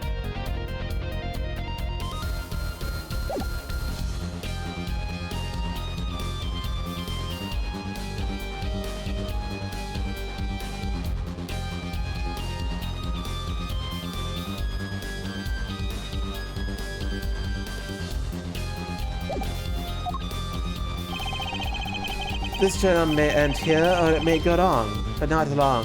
That depends on his hand. Of course, by his, he refers to our defendant, Zach Grammarly. Wise, Noodle. You okay? He was the first scheduled visitor, after all. But look at what he said before that. This journal may end here, or it may go on. It may go on. Magnifique Grammarly intended to write again. That is, if Zach Grammarly didn't pull the trigger. I see the defense understands the meaning of this. The victim's diary does not go on. It ends. Because Magnifique's life was brought to an end by the defendant, Zach Grammarly. Wow, the start of Mars Xenoblade X? True. Prosecutor Gavin! Are you certain that Magnifique Grammarly wrote this? There is no mistaking his handwriting. Well, this does seem to be significant. According to this, Magnifique did intend to continue his diary. Yet, if his diary ended here, which plainly it did, then the one who pulled the trigger was the first visitor, Zach Grammarly.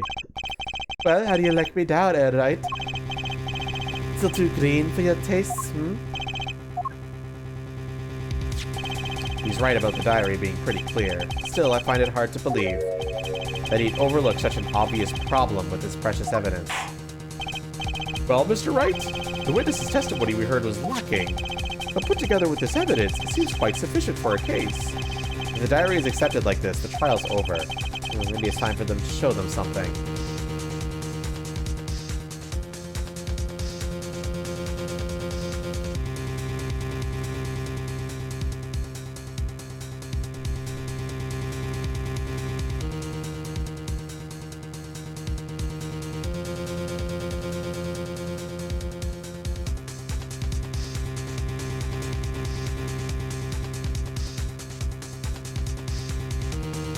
What are we doing, chat?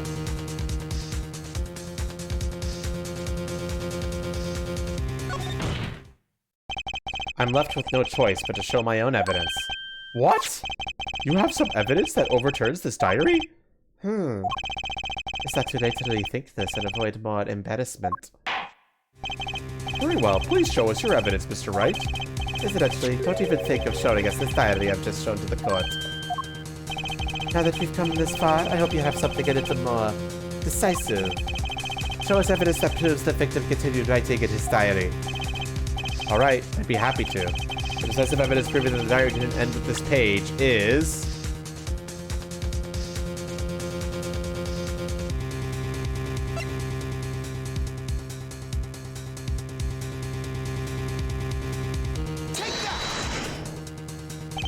First, take a close look at this diary. Note that a page has been clearly ripped out. What's this? I hadn't noticed that at all. That's why we're still here talking about this. And it just so happens, I have here what I believe to be the missing page. Alec, I don't believe it! Looking at this page, it's hard to imagine that the first visitor that night shot Magnifi Grammary. That's the defense's position. Wait, let me see that.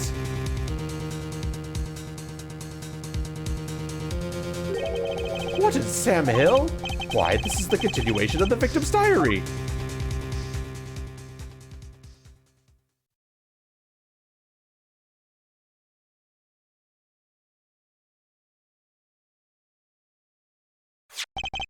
Note the torn edge of the page. It's a perfect match with the torn remains of the last page of the Magnifi's diary. Quite remarkable. Would you care to explain what all this means, Herr Attorney? The diary continued after his first visitor came, which means that the victim was still alive after Zach Grammary left, leaving no one to take on his life but the second visitor, Valiant Grammary. No! No! The handwriting, too, matches that on the other pages. This is without a doubt the genuine article. Order! But wait! That's impossible! That old man couldn't have written that!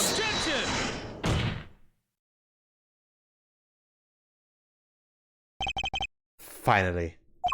You just couldn't resist, could you? Right. Resist what? Presenting solid evidence? Judge? Yes, Prosecutor Gavin? My dad requests that we put the current cross-examination on hold. Prosecution would like to call a new witness. But Prosecutor Gavin, this evidence overturns the current witnesses. I ask only to put it on hold. Please. My new witness has a very, very important piece of testimony to give. 5 minutes. No more. I promise, Your Honor. Well, if you put it that way. Mr. Wright, what's your take on this? Well, Your Honor, judging from his enthusiasm, we'll have to hear this new testimony sooner or later anyway, so it might as well be sooner. And through this is highly irregular. We will put the current cross-examination on hold. The witness may step down. Now, Prosecutor Gavin, please bring the surprise witness to the courtroom. I had a bad feeling just then. That ripped out page was too obvious. He must have known. And I should have known it was a bad sign all around.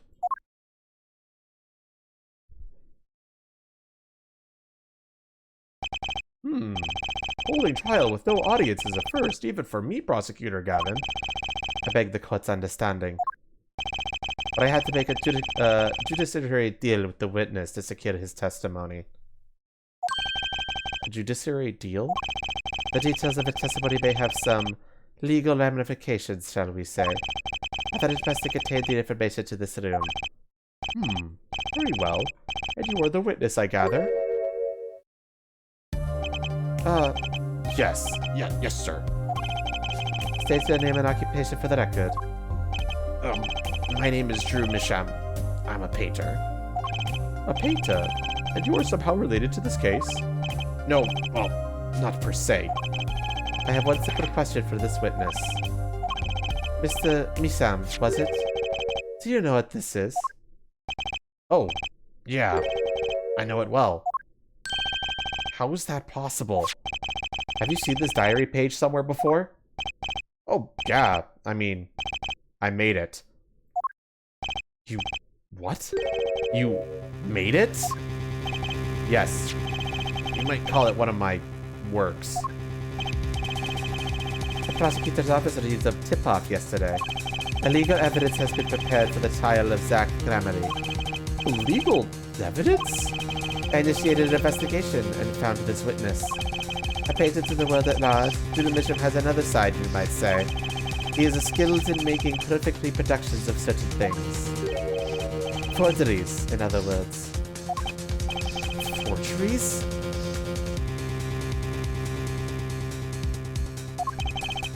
Well, so we are to understand that this page here is a fake, prepared by a certain defense attorney.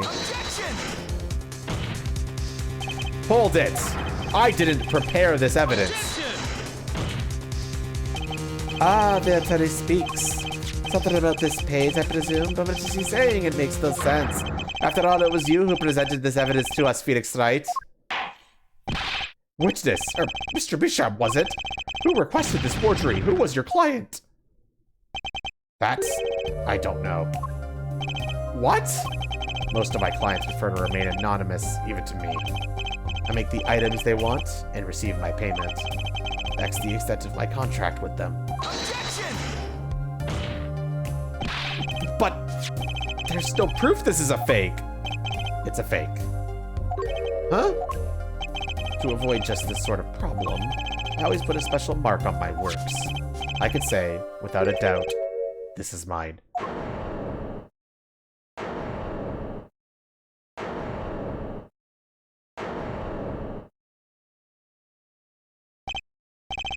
Mr. Wright, you have just presented illegal evidence to this court. My court.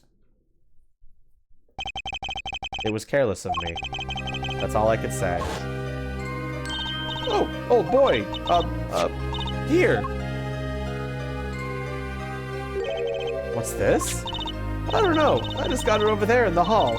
They told me to give it to the old boy in the blue suit with the spiky hair. They said it was really important. It was all a trap. A fatal trap. Mr. Wright? Yes? Do you have an explanation for yourself? If I did, would the court hear it? Probably not. Forging evidence is a serious crime, and presenting it in court a serious mistake. A fatal mistake for an attorney. Fatal too, perhaps for your client, I fear. Tell me, what kind of defendant relies on forged evidence? The answer is quite clear. A guilty one. Objection! Your Honor, wait. I understand that presenting forged evidence in court is a serious crime, but you cannot hold my client responsible for actions I undertook as an individual. I am sorry, Mr. Wright. Your Honor. Another close call, I dare say. If the prosecutor's office hadn't received that hot tip, everything would have gone the way you wanted to, yeah? I never gave you a chance. Too bad you decided not to think before embarrassing yourself. Fuck you, bitch. I see no need to further discussion on this matter. Special witness dismissed. And that's sort of why he was freaking out, though, because he was realizing in real time that maybe Phoenix was the victim here in the previous trial. Mr. Attorney? Yes? Can I ask your name? Phoenix Wright. Mr. Wright, I have seen and studied many people, but none like you. I'll remember you, Wright. Xavier was part of the trap? Yep. And he realizes that in real time.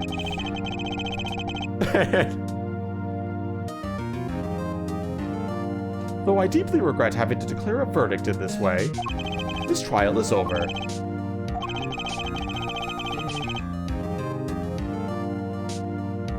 You have the right to find a new attorney and make an appeal. However, this court must... Your Honor? Yes, Mr. Zack? There is one thing I wish to make clear. Today, in this courtroom, you cannot declare me guilty. It is impossible. I'm afraid the defendant is quite mistaken. I most certainly have the authority to declare a verdict on you. Except, tell me, how do you plan on announcing your verdict when your defendant does not exist? Doesn't exist? What are you talking about?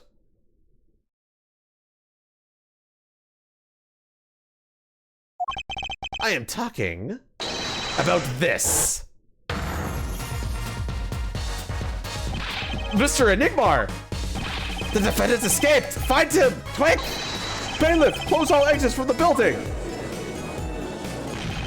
On the double! He must not be allowed to escape! That day, in that courtroom, a miracle occurred. The defendant, Shadi Enigmar, aka Zach Gramarye, did not just escape from the court, he literally, unbelievably, vanished. Right before the bailiff's eyes. No one ever saw him again. Not since that day. This is the Gramarye miracle!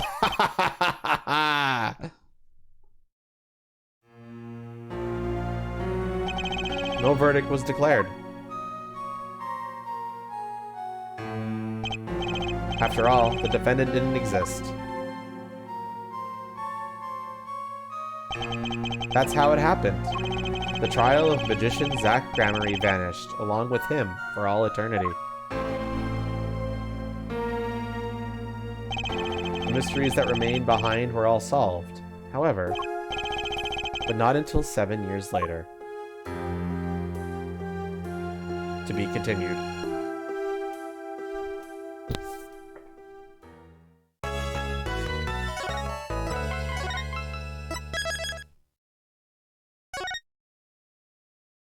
The Mason System.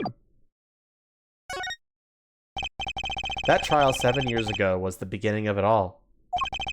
Thus, I know beyond a doubt. The mysteries of the past work their magic on the present. So what brought on the flashback? The fact that, so at the end of the trial for Drew Misham's death, we found out that Vera Misham was actually the one forging everything. And the catalyst for Drew Misham's death was a stamp enclosed in an envelope for a payment for forged evidence 7 years ago. And then Clavier was like, what evidence did you forge, Vera? And she said, I forged a page from a diary. And they said, well, did the diary have a silk hat on the back? And then she said, yes. And then Clavier was like, what the fuck? And then he explained to Apollo that that's the evidence that did Phoenix Wright in. And then Vera fell unconscious somehow from the same poison that killed her father, Drew Misham. And then the trial was put on hold. And then immediately after that, we had this trial right now. And now you're all caught up. The mysteries of the past work their magic on the present. But you'll soon be finding all of this out for yourself. Which of Magnifique Gramarye's disciples pulled that trigger? Where did the vanishing defendant, Zach Gramarye, go? What dark truth lurks behind the forged diary page? And what about the girl who was left behind?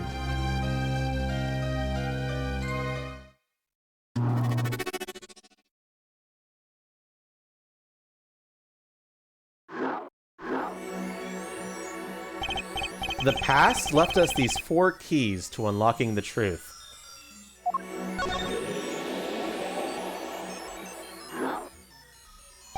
But that's not all. There are 4 keys in the present as well. And when all the questions have found their answers, the final trial will begin. But first, you must chase the truth through then and now. Think of it as a game.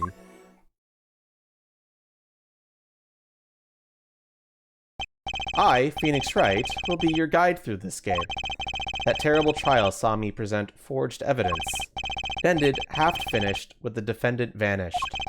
What became of me after that? As your investigation proceeds, the answer will become clear. Oh, and one more thing. There is something I must tell you.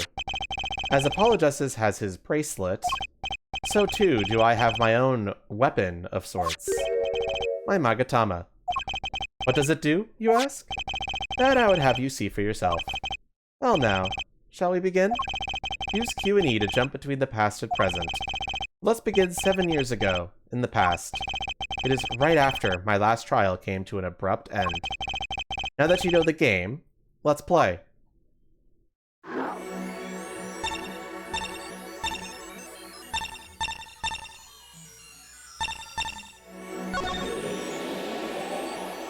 So we have present day. We don't have anything, but in the past we could visit four different areas.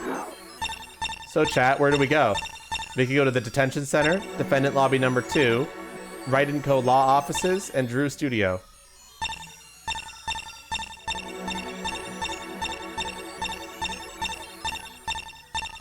The law offices? To bed because it's midnight? Okay, have a good night. Classic starting place. Fair enough. The nightmare trial was over, and the new nightmare of figuring out what had happened had just begun. I wanted to wake up, to walk away, but I figured I'm the only one who could do this. Probably. And besides, I had plenty of time. Thanks to the Bar Association Review Board's decision, it's hard to work when your attorney's badge has been taken away.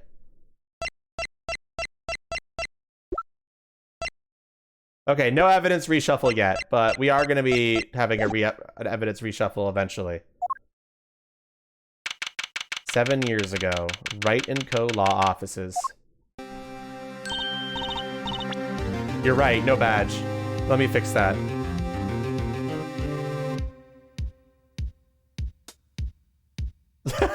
Okay, the badge is gone.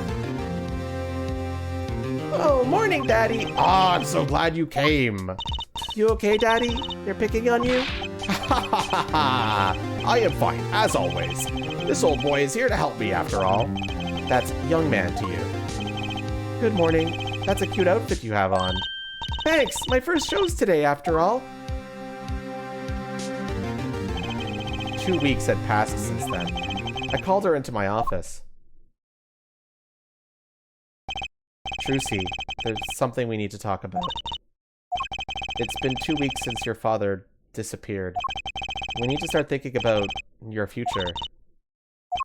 I, did some calling around. This is hard to say, but you have no living relatives. So, I was wondering if you wanted to stay with me for a while? Just until your daddy comes home? It won't be long. I hope. Of course, it's totally your choice. If you don't like it here, you could go wherever you'd like. I could look up some places you might like to stay at. This is so weird. Mr. Attorney, Daddy told me about you. He said I could trust you. Huh? Really? So, if I stay here, does that mean you'll be my family? Huh? I guess so? Getting weirder. Mr. Attorney? Actually, why don't you call me Nick? Or you can call me Daddy if you'd like. It doesn't have to be today or anything. Okay, say, Daddy. That was quick. Yes? If I move here, I have to switch schools, right? And I was thinking, I haven't paid for lunches at my last school for a year. So thanks, Daddy. Oh, and this office? It's a little blah. A little color goes a long way, you know? Oh, and Daddy, you've got fired from work, right? Don't you worry about it. I'll work twice as hard. We'll make it through this. Trucy, how old are you? Oh, I'm 8. But don't let appearances deceive you. I'm a young professional. Stick with me and you'll do just fine, Daddy. Thanks. Why does it feel like she's already in charge? Is Nick short for Phoenix? Yes, it's what Maya calls him. So, Daddy, you got fired for being a lawyer, right? You could at least kind of look aside or something when you say that. It's actually kind of hard for me, for Daddy. Oh, I'm sorry, Daddy. Wait, is that foolish pride? My other daddy always used to talk about that. Actually, that's pretty accurate.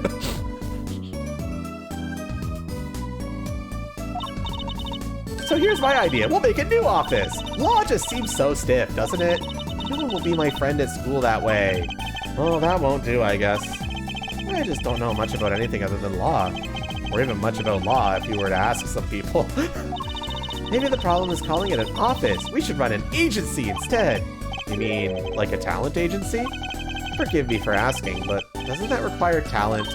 You've got me, don't you? I'm a professional. A professional... Yep! After all, I am directly descended from the famous Zach Gramarye. Directly descended? He's your father? Oh, and now I'm directly descended from the famous Phoenix Wright, too. I think an 8-year-old just massaged my ego. Oh my gosh, these two are...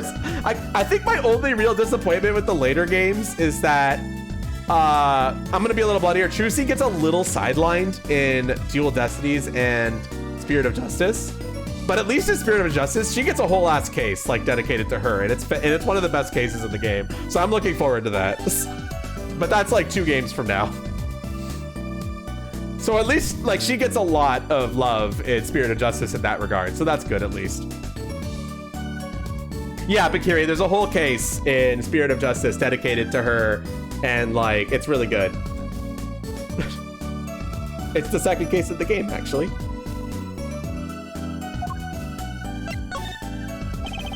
Could you tell me a bit more about your daddy, Zach Gramarye? Daddy? Sure thing, Daddy. Which daddy was that again? Daddy's so amazing, the biggest star of Troop Gramarye, and they're big. They're Gramaryes. They were on television a lot. I haven't seen them on much recently, come to think of it. Big magic happens when you put Zach and Valiant Gramarye together, you know? Once they made a giant waterfall right there on the stage. And this giant trout swam up the giant waterfall. Let me guess, there was a giant fisherman waiting for him at the top? I wish I could have seen more of Daddy's magic. Ah, I shouldn't have brought it up so soon. I wonder what will happen to me with Daddy and Mommy both gone. Mommy? Yeah, what about Mommy? I haven't heard anything about Trucy's mother. But I have my magic and a great daddy, even if he is unemployed. You know, I think things are going to be okay. I wonder if she'll talk about her mother. So, Trucy, you're a professional? Yes, it's like that thing they say. Baby frogs grow up to be frogs. They say that? I always thought it was funny, though. What was? Aren't baby frogs called tadpoles? Maybe they thought it would be easier to understand that way for kids. How stupid. Right, so in conclusion, you're a professional magician, Trucy? That's right. Well, want to see a trick? You're going to do a magic trick? Actually, I would like to see your trick. The future of the agency depends on it, after all. That's the spirit. Ready? Here goes. Ta-da! Hey, folks, it's Mr. Hat. I gotta say, it's good to be seen. Yarg! Whoa, that was startling. The amazing Mr. Hat. Isn't he great? Your friendly neighborhood Mr. Hat at your service. He certainly makes an impression. Doesn't he? I'm so glad you like him, Daddy. I love Mr. Hat. He's precious. Though my routines do get a bit heady at times. Ha! Get it? Heady. My friendly neighborhood Mr. Hat nearly gave me a heart attack. The amazing Mr. Hat added to court evidence.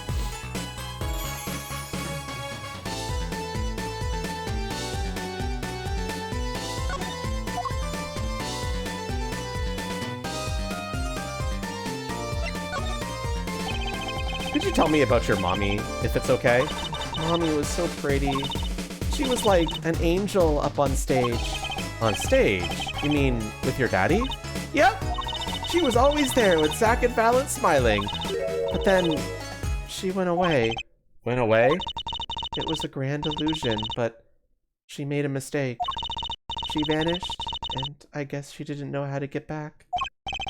Maybe so. I cried then, a lot. That's when Daddy gave me this. Here.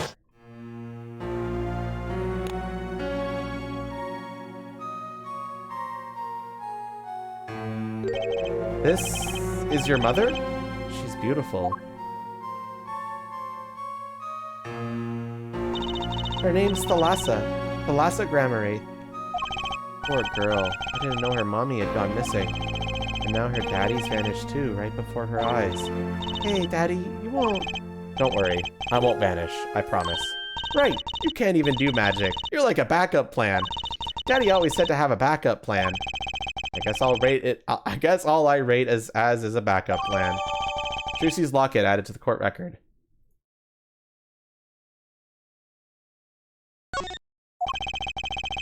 I think that's probably enough for today. Sorry to ask you so much at once like that. It's okay. After all, we're family. I just hope you're ready. The Right Talent Agency opens tomorrow. What? But are we representing anyone? Me and you? That makes two, Daddy. I think you need more than that to make an agency. Besides, you may be a magician, but I'm no talent. Oh, I'm sure there's something you're good at. Well, when you put it that way, you mean you don't have any tricks? No old standbys? This will not do. A boy should always have a trick or two in his pocket. Okay, I'll think of something. That's the spirit. See you bright and early tomorrow, Daddy. Welcome to the team, Daddy-o. Team, right. Sometimes when magicians vanish, they leave something behind. That's how Trucy became Trucy Wright, my daughter. To be honest, I was pretty lost those first few days. Thinking back on it, it was a pretty dark time in my life. But Trucy, happy, smiling, Trucy, she was my light.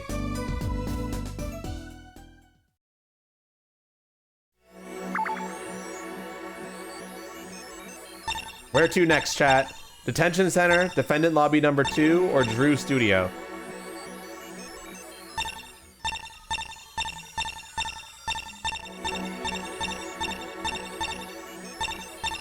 You're in command of this one, chat. Lobby. We got 1 vote for lobby and 1 vote for the detention center.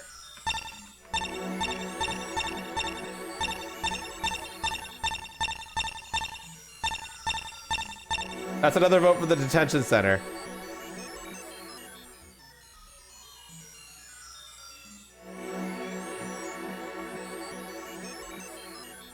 Going to the detention center. 7 years ago. Detention center. Visitor's room. What strange sight doth my eyes behold? Excuse me. 2 men on either side of a single transparent pane. Yet it seems fickle fate has switched sides, so to speak. The forger of fakes walks freely, while the innocent languishes within these plexiglass confines. There's been no proof that I forged anything. No proof that I took the life of my dear mentor. Yet, these chains cannot hold me for long. The stage awaits. And what, may I ask, awaits you? A little piano and an old little hole in the wall. But since you are here, what shall we discuss? The shooting of Magnifi Grammary, for one. Who pulled that trigger? Valiant? Or his partner, Zach? His partner vanished before the answer could be found. If I'm going to get any closer to the truth, this is the place to start. I have to hand it to my partner.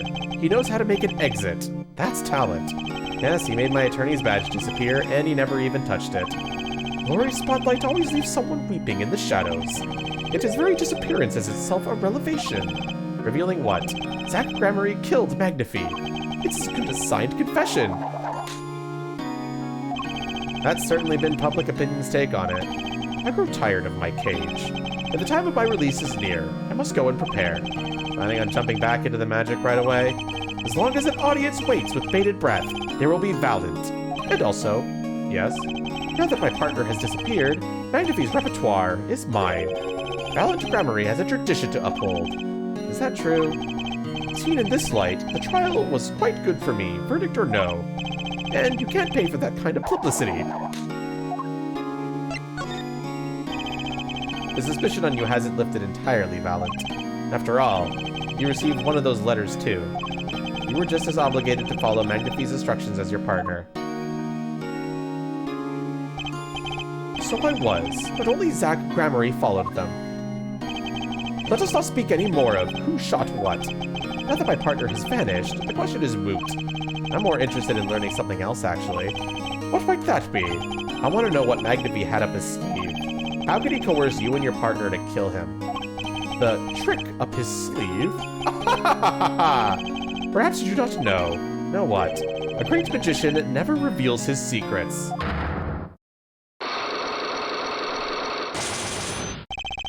I didn't think it would be that easy. The audience must remain forever in the audience, bathing in the reflected glow of the spotlight. My Magatama. One of my most prized possessions which I got during a certain case. It can show me the locks on people's hearts. And if I can unlock their hearts, they'll tell me their secrets. The Magatama starts it all. And the Magatama ends it. So, quick heads up about the Magatama, especially in this trial. We probably won't have all the evidence we need to do it right away. So, chat, that means it's your call on whether or not we do it or not.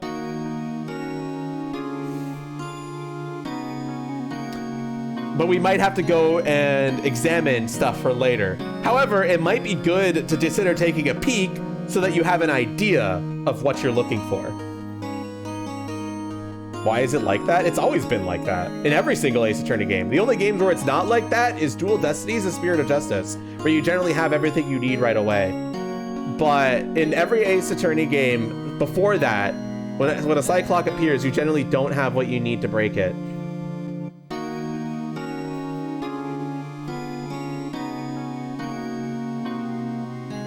So, how about we take a peek, shall we? So that we have an idea of what we're looking for.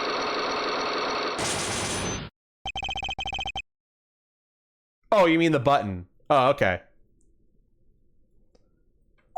I'm flying by the seat of my pants on this one.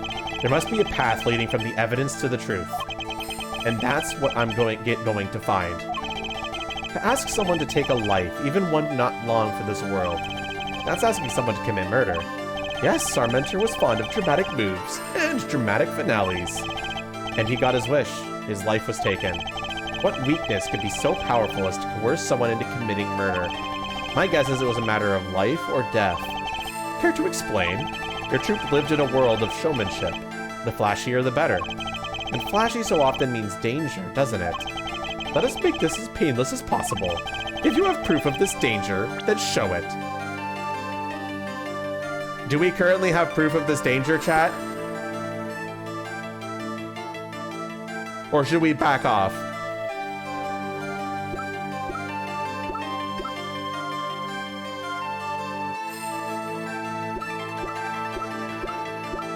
You think the pistol is proof of the danger?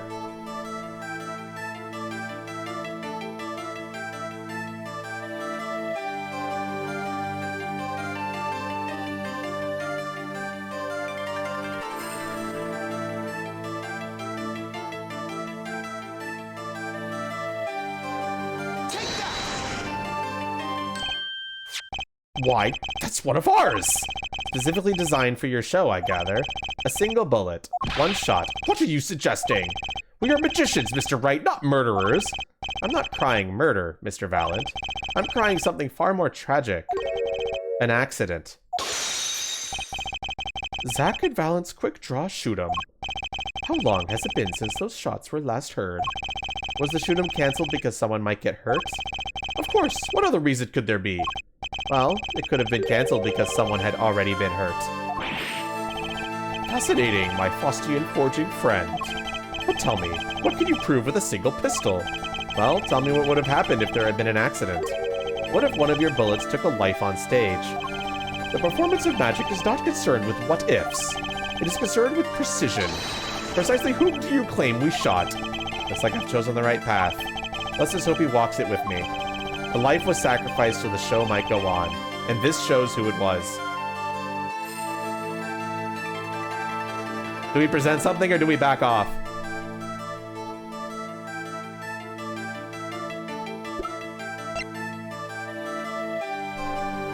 This is what your imagination wants to present.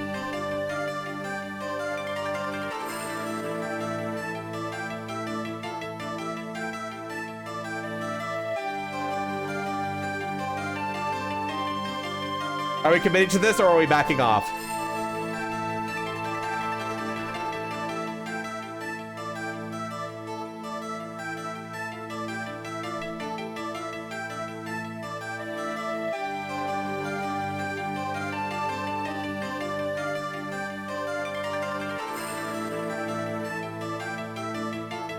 Two more yeses and I do it, but if we don't come to a conclusion soon, I'll back off.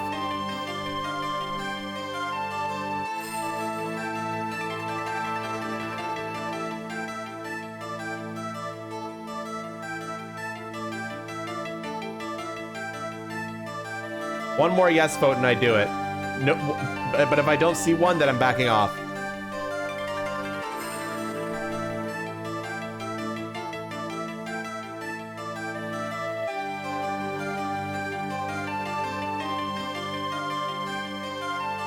But at the same time, I must note that you do get your health back when you successfully break a lock. So there's not as much pressure to get it wrong here.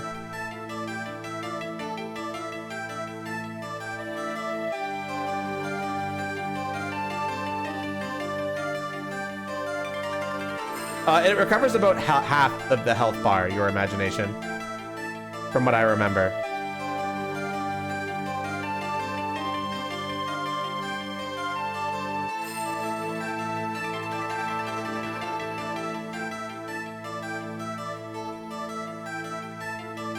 You know what?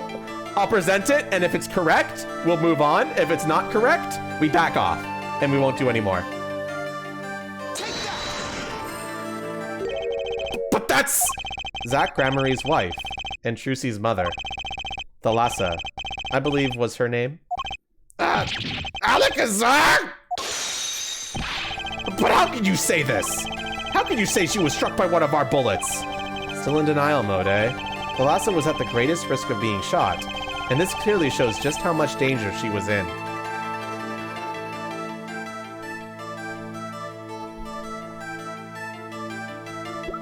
Do we back off?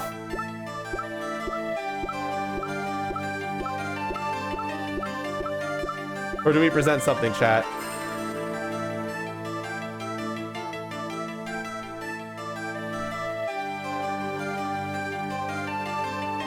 I've got 2 people saying back off. One more person saying back off, and I stop.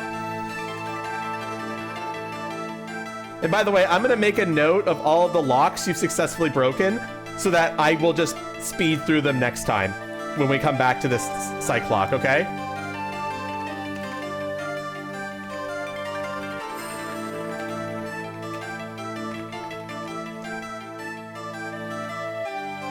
Back off? Okay. I may not have enough evidence right now to pull this off. Maybe it's time to do a little more legwork.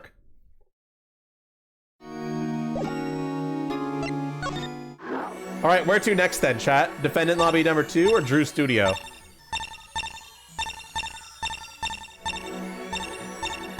And yeah, I'm making a note of the locks you've broken so that you guys don't have to do that again. The locks return if you don't clear them out. Yep, you gotta go through the whole thing again. But that's okay. You can skip. You can do like the fast text to skip through it, so it doesn't take long. Studio?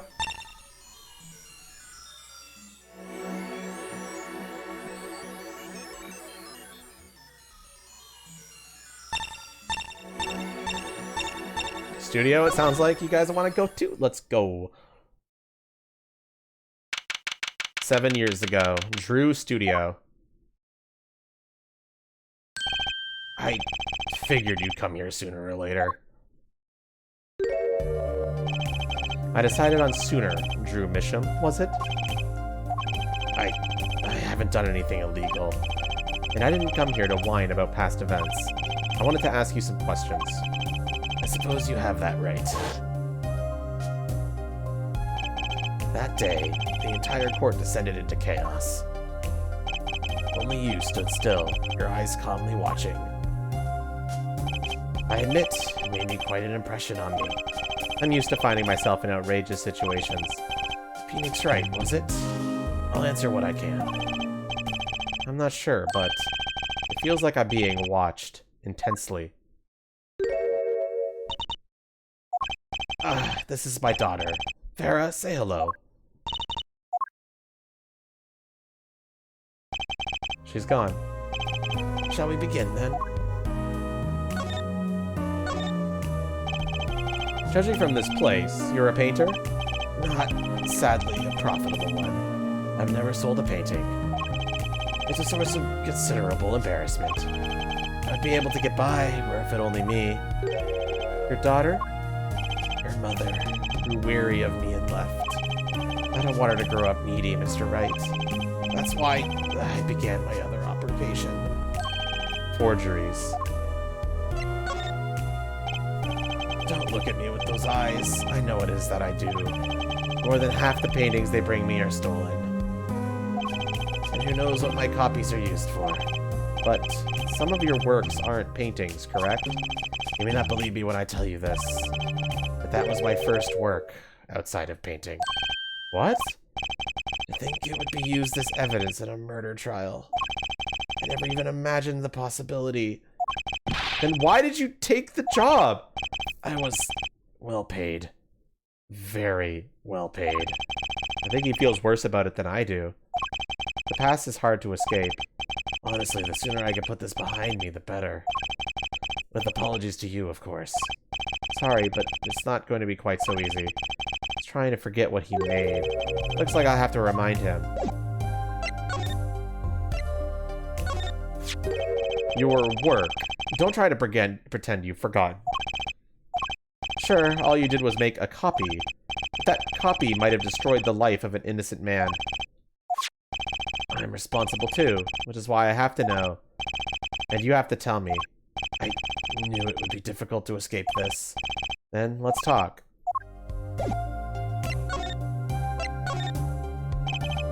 Well then, ready to tell me about this work you did? It was unlike anything I had attempted before. I guess it would be a little different from paintings. That is not what I mean. In all my previous work, it sufficed to create a copy. This wasn't a copy? The client gave me two things that day. The first was a sample page, as reference. The second, a printed document I could only surmise was written by my client. So you used the real writing as a reference to reproduce what the client wrote? Yes. As I said, it was my first job of that nature. So, who was your client? As I said in court, I do not know. Really? Even for such a suspicious request? If it was me, I'd want to know as much as I could about the requester. I never met them. Not personally. Ah, a psych lock. Of course. It seems like you're still hiding something. Something about this work. Ugh. Ugh.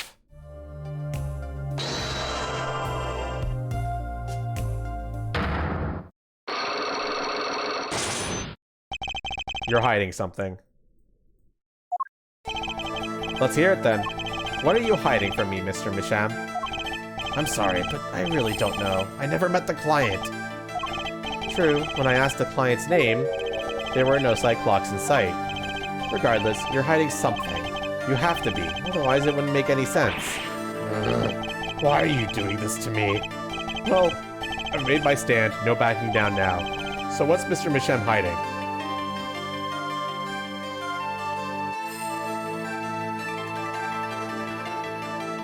We should technically know this already, chat.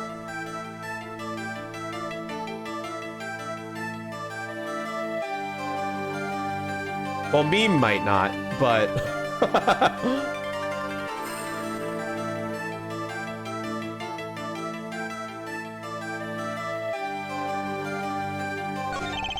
I can pretty much piece together what it is from what you've said. What is it then?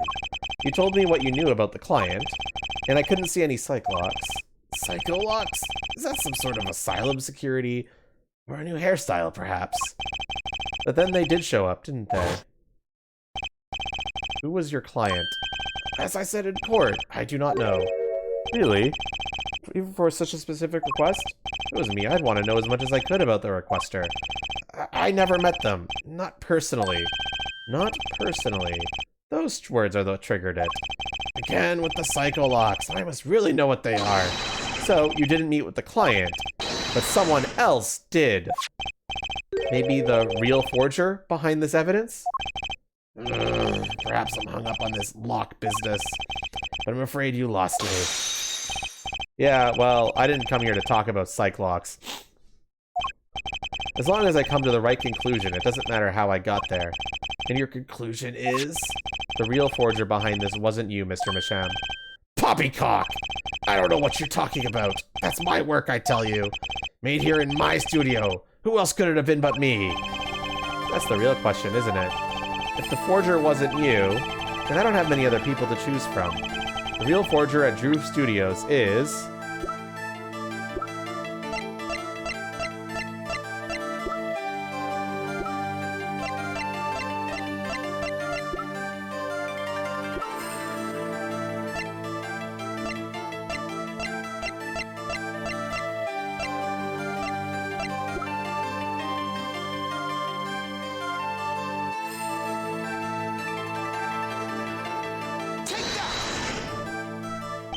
The real forger is your daughter, Vera Misha, isn't it? Ridiculous! My daughter's only 12 years old, Mr. Wright. I've always been more than one for lamb Skypes, not surrealism. Nice comeback, but you're shaking in your boots. I've got you now. The only two people with access to the studio are you and your daughter. Cyclops tell me you're not the forger, which makes your daughter the only possibility. I feel very much on the verge of going psycho-lock myself. Unlock successful. I don't know how you knew, but you're right. The one who made this page was my daughter Vera, not I. She's only 12. A genius, you might call her. A precious little girl outshining her father. There's been a lot of that going around recently. I let her play in the studio and she watched me. She taught herself in that way. The drafting tools and analytical devices I brought when they became necessary. They're my little girl's playthings now. Do I detect a bit of fatherly pride?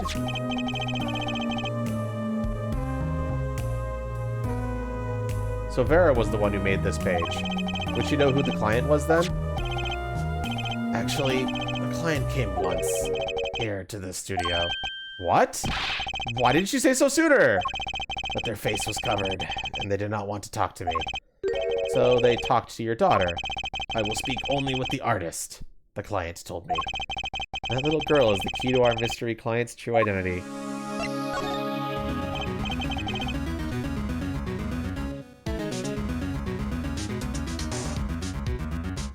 Okay, what do I do now? Maybe I should talk to her father a bit more. Or is it time to turn my attention to Vera? Mr. Misham, I have a request. Let me guess. You'd like to speak with my daughter? Can I? My daughter has never been one to talk to strangers. She's quite shy. Extremely so, actually. With only one exception. Which was? Oddly enough, it was that client. I left the studio while they talked. I returned when they had finished. She was laughing. It was the first time I've seen anything of the sort. Please, let me speak with her. All right. Uh-oh. This could be tough. Vera, was it? I would like you to have a friendly chat. I'm Phoenix Wright, ex-lawyer and pianist. I'm still looking for the keys that say do, re, mi. Can't find them anywhere. I'm no good at this. I need something to get through to this girl. Vera, was it? Would you like to have a friendly chat? I'm Phoenix Wright, ex-lawyer and pianist. Okay. Chat, do we have anything in our chat, in our evidence right now that we can present to her?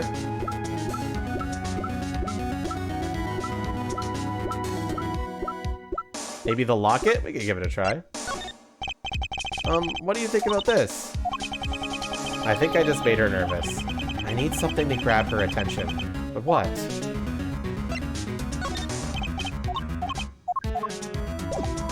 All right, chat.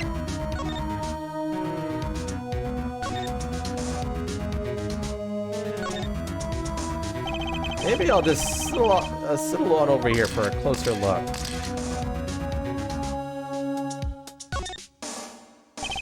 That's an awfully small frame. What's that inside it? A stamp? Please don't touch that. I'll get in trouble. That stamp belongs to Vera, you see. She always puts it somewhere she can see it.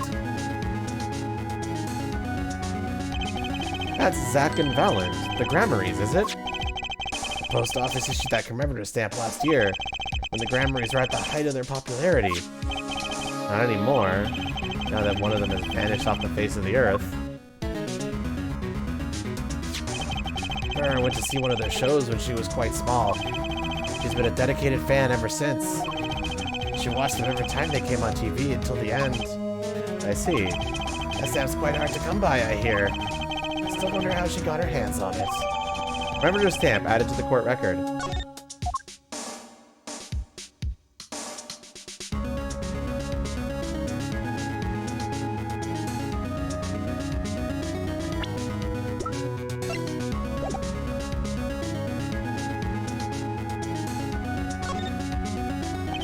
What's this red envelope? Don't touch that. That's, it's quite important. The painter's face just changed hues. Guess I better behave. Well, it's tempting to just grab it. That's a pretty bottle. Don't touch that, please. I'll get in trouble. It belongs to Vera, you see. She always puts it somewhere she can see it. She looks at it often. There's a light pink fluid inside. Nail polish, I'm guessing.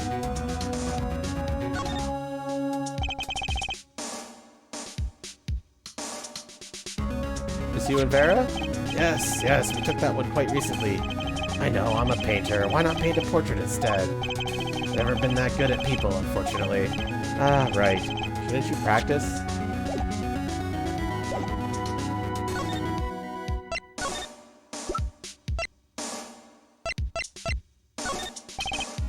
And then there's this. My stamp. Hey, she spoke! She can talk! Yeah, so this stamp. How can I keep her talking? How do I keep her talking, chat?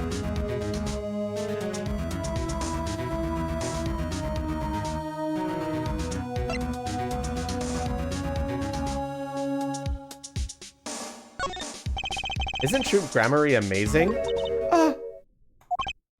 Yes? Oh. I especially like those two, Zach and Valent. I mean, they're just so magical. Aren't they? Aren't they? Yeah, whenever I go to one of their shows, I'm like, whoa, magic, you know? Me too, I love them, they're so cool. It's like magic, yeah. All right, she's talking. Not saying much, but it's a start. I went and saw them with Father the other day. The opening ceremony at the Grammary Museum of Magic. The Grammary Museum? They have one of those? I guess it makes sense now that they have their own commemorative stamp. So, have you been to one of their shows? Just once when I was little with Father. The Grammary's on stage. It was like a dream. Disappearing, reappearing, cutting apart, putting it together, they do it all. Yeah, maybe you can keep telling me stuff like this. You know, about Zack and Valiant, maybe? Oh, sure. All right, better get to asking before she changes her mind. I don't go outside much. I like to paint in here. Why don't you like the outside? There's bad people out there. Well, true, but there's lots of good people, too. Actually, I should tell you. She was almost kidnapped once. Kidnapped? Since then, she's been, well, you can see for yourself. She refuses to leave the house. I see. Wait, but that doesn't make sense. She said she went to the Grammary Museum. With you, in fact. Yes, actually, she was quite insistent on it, much to my surprise. That was the first and last time she'd expressed such a desire to me. That person gave me a good luck charm. A good luck charm?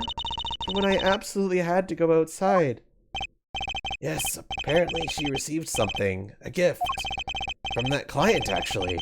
She won't tell me what it was. Father, I told you to keep that a secret. From the client, huh? This I have to hear about. So, your father tells me you're good at painting all sorts of things. I really like painting, a lot. Father's always very happy when I paint them exactly the same. So you did this too? Oh, yes, that was my first job. Your first? All I used to do was paint the same thing I saw. This was totally different. The pen slips in the way the writer held the pen, and the pressure on the nib. I had to use a microscope and analyze it on the computer. She seems happy. Odd, her work was the last nail in the Grammary coffin. I guess no one told her. You're the best in the world! Huh? Oh, you mean Troop Grammary? Of course. Father gave it to me. Your father? But I asked him about it. He didn't know how you got it.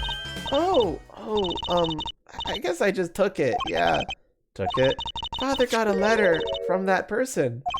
That person? You mean that letter was from the client? Oh, we talked about the Grammaries forever that day. I'm sure that's why I was sent that stamp.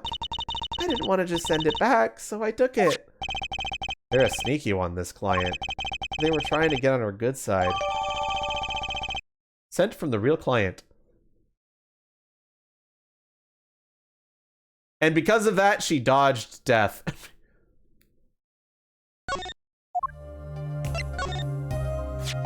So, you met the person that asked you to do this job? And you talked with them? What's this about a good luck charm you received? I can't talk about it. Huh? If I do, it won't work anymore. That's what I was told. Yeah, but I really, really have to know. Right. Time to do some psych unlocking.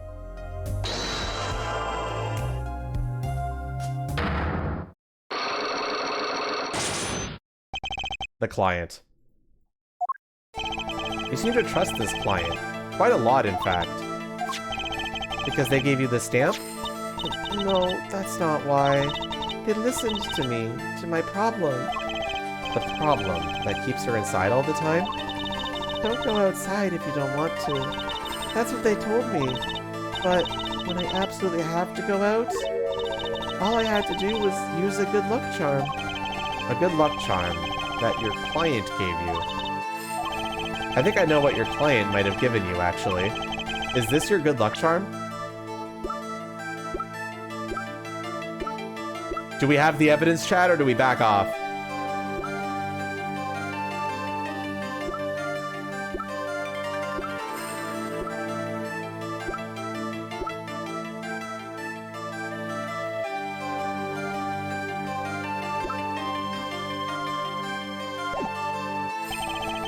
I may not have enough evidence right now to pull this off. Maybe it's time to do a little more legwork. And by the way, just to make sure you guys know that I'm not crazy, examining stuff here won't give me the evidence. So we're ending here. There's only one place left to go to. Defendant lobby number 2. 7 years ago, District Court. Defendant lobby number 2. Didn't think I'd be back here for a while. I didn't want to have to remember that day. Though I deeply regret having to declare a verdict in this way, this trial is over. Your Honor? Yes, Mr. Zack? There is one thing that I wish to make clear. Today, in this courtroom, you cannot declare me guilty. What are you talking about? I am talking about this. Mr. Enigmar! The defendants escaped! Find him quick! Bailiff, close all exits from the building! On the double! He must not be allowed to escape! When I came here on that fateful morning, I still had my badge. But now, like an amputated limb, I can still feel it itching. Where do I start? I don't even have the authority to investigate. Hey, you there, sir! Down on the heads! Floor on your head! Now, now, now! Anyone play Ace Attorney 1? What's the big idea? My ears! No unauthorized personnel aren't allowed in here! But that would mean all unauthorized personnel are allowed. Zoink! I just say it like it is, sir, and it's usually wrong. Thrown out of the precinct, lost my friends, my girl, and even my wallet. We've met before, haven't we? On a case 2 years ago? No recollection of that, sir! Huh. For me, working on a case is always in the present progressive tense, sir! There is no past, there is only now, sir! Okay, you're the bailiff, right? Yes, sir! Court bailiff, Mike Beacon's at your service, sir! I've asked to meet with the bailiff at this court to let the magician escape. Let me try to make this as absolutely clear as possible for you, sir! It was me, sir! But you were a regular police officer once, right? Sometimes bad things happen to good people, sir. Damn. Something tells me it's a long story. Let's not go there. So, you were in charge of the security at the time of the vanishing? Well, you just got your explanation, your imagination, just now. You just got the answer to your question. I'm dying over here! Oh, it's hard knock life, sir! Thrown out of the precinct, lost my friends, my girl, and even my wallet! Guess I wasn't the only victim. The last time we met, you were a police officer, right? In fact, you're still wearing your uniform. Sir, I wish I didn't have to tell you this. But last year, tragedy struck a rising star at the precinct. I lost my case files 4 times in 3 days. They fired me. That takes real talent, actually. They don't know what they're missing. So here I am, sir, forced to start from square one, a lonely bailiff. But your uniform. I took it with me as a souvenir the day I was fired. He stole the uniform, what a fucker. That can't be legal. So, you were the one who let the magician get away that day. I'm dying over here! A star rises among the court bailiffs full of hope, and then tragedy strikes! Is there anything you can tell me about it? About Zach Gramarie's disappearance? Oh, the humanity! That's enough of that. Why, yes, I'd say it was around 2 p.m. when I heard the commotion in court. This is after investigations, I believe. During investigations 1 and 2, I'm pretty sure Phoenix Wright did not lose his badge. I opened the door to see what might be amiss. The door slams open, slam, and some guy's face is right in front of me. Face! So, you saw someone suspicious coming your way. Yes, and I being a bailiff of little standing, I gave chase. I chased that silk cat all the way down the hall, sir. I have a diagram of the court building here. Aha! There's courtroom number 7. That's where I was, sir. All by myself, nary a friend to call my own. Okay, and which way did Zach Gramarye run after bursting through the courtroom door? He went up like this, and then around the corner like that. So I, with no delay, ran after him with no delay. When I turned the corner, I saw that magician man run into the defendant lobby.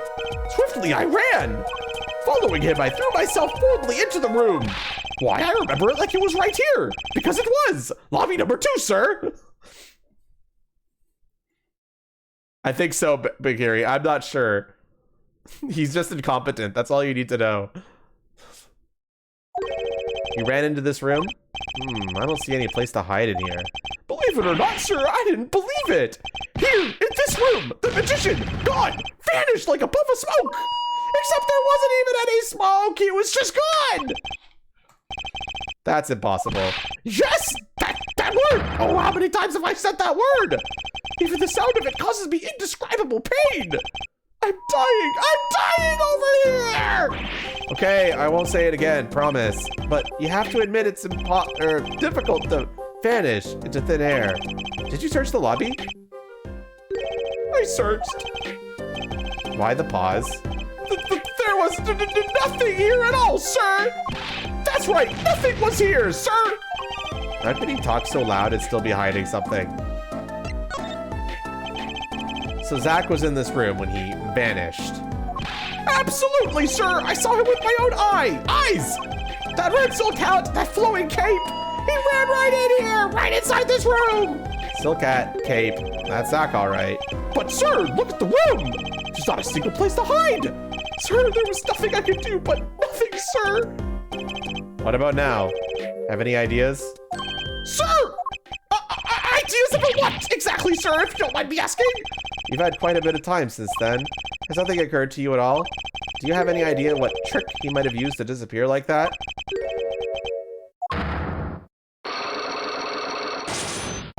Cyclops, I should have known.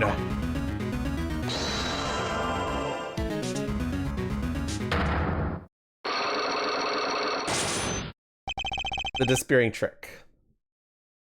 Okay, Mr. Meekins, what do you know? Spill it out. Hey, what's with the atmosphere here all of a sudden? You know something, and I'm going to find out what. Zach Gramarye vanished from this room. How did he do it? How, sir? Well, sir, I can't say. Sir? Why are you so nervous if you aren't hiding something? Well, sir, you see, at the time, sir, I was here, and listen, it was impossible! What could such a little girl possibly do anyway? What did you just say? Yeah, sir, did I just say something, sir? No, you screamed it through the megaphone of yours. There was someone else in the room, wasn't there? Sir, I'm going to have to invoke my right to remain in a state of not talking. It's okay, Meekins. You don't have to tell me who Zach accomplice was. I know who was here in this room that day. Well, chat, who was here in this room that day?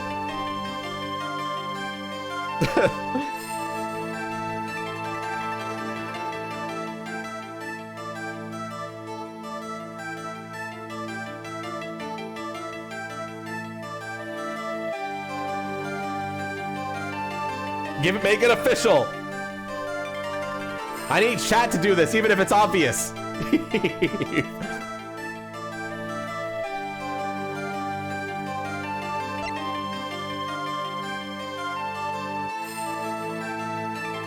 Chat, you're playing the game. Damn, y'all are lazy. So true. Come on, one more person just needs. Okay, Crow got it. Sir! I've never seen that girl until just the other day. Meekins is a funny character. Mr. Meekins, I'm not buying it. Sir! Sir, that day, she was here in the room, sir! But she wasn't! You mean you chased her into this room, not him? Sir, in my days as a police officer, literally days, I learned a thing or two. Okay, just one thing, but it was how not to mistake a girl for a 7-foot-tall magician. 7 feet? Zach isn't that tall, is he? You have a point. I find it hard to imagine that anyone would mistake a little girl for Zach, Gramarye. But you saw something, and therein lies the trick. I think you know what it was, Mr. Meekins. Tell me, does this trick look familiar? This is what your imagination wants to present.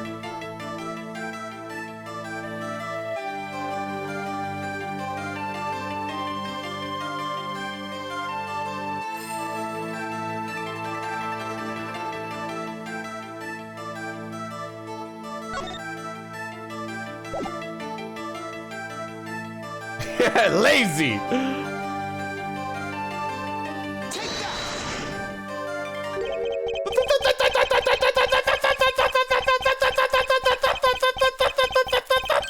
What's that? That girl's favorite trick, the amazing Mr. Hat. She uses it at her show down at the Wonder Bar. Have you been to the Wonder Bar? So, it wasn't a walking dream, was it, sir? Come again? That night, on stage, I saw a vision, except it wasn't a vision. It was a hat. An amazing Mr. Hat! He really exists!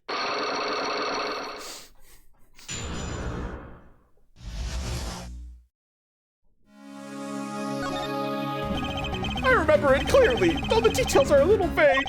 Zach Gramarye exited the courtroom. I gave chase and cornered him in the corner room, sir! Zach Gramarye, don't even think you can escape Meekins! Down on your hands, floor on your head! Hello? Something the matter, mister? No, that is... Sir, I'm currently chasing a suspect, sir! Zach Gramarye, do you know him? Oh, I love Zach Gramarye. His magic is the best. I'm his biggest fan. I see. That's why you're wearing the costume you're wearing. Anyway, that very same Zach came into this room. But no one's been in here except me. But he has to be in here somewhere. Under the sofa, in the trash can, behind the painting, under the rug. So, Trucy was his accomplice. Imagine my astonished surprise when 1 week later, I just happened to walk into a bar and see him. Mr. Hat. I couldn't believe my own eyes. For a while, I thought it had all been a long dream. A dream that lasted a week? But it wasn't the magician who disappeared. It was Mr. Hat. Though it seems complex, what really happened that day was quite simple. You were standing by the door, and out came Zach. But that wasn't all. Another person got in on the act, and she was standing in front of lobby number 2. Along with Mr. Hat. And that's the beauty of it, isn't it?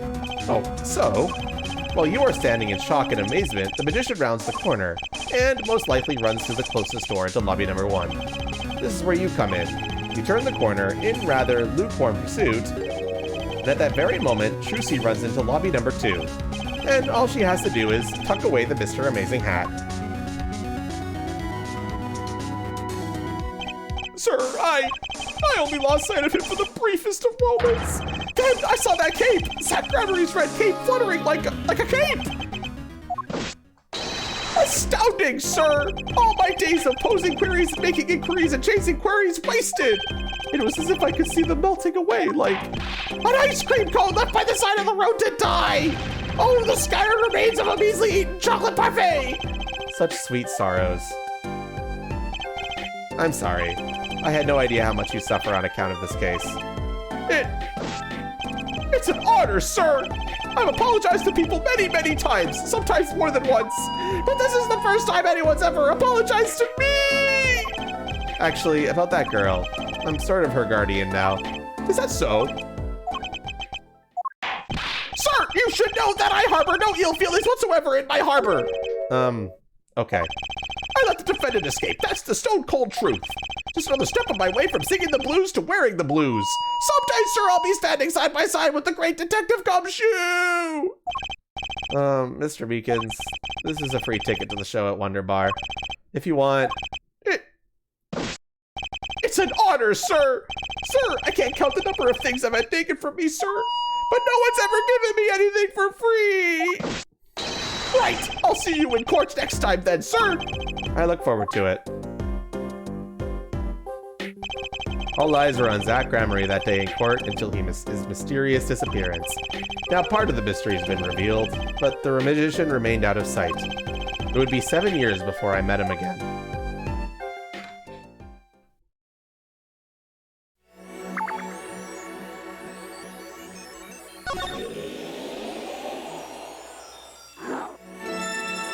The Borshit Bowl Club is now available, chat. Do we go and say hi? Does everybody remember chapter 1?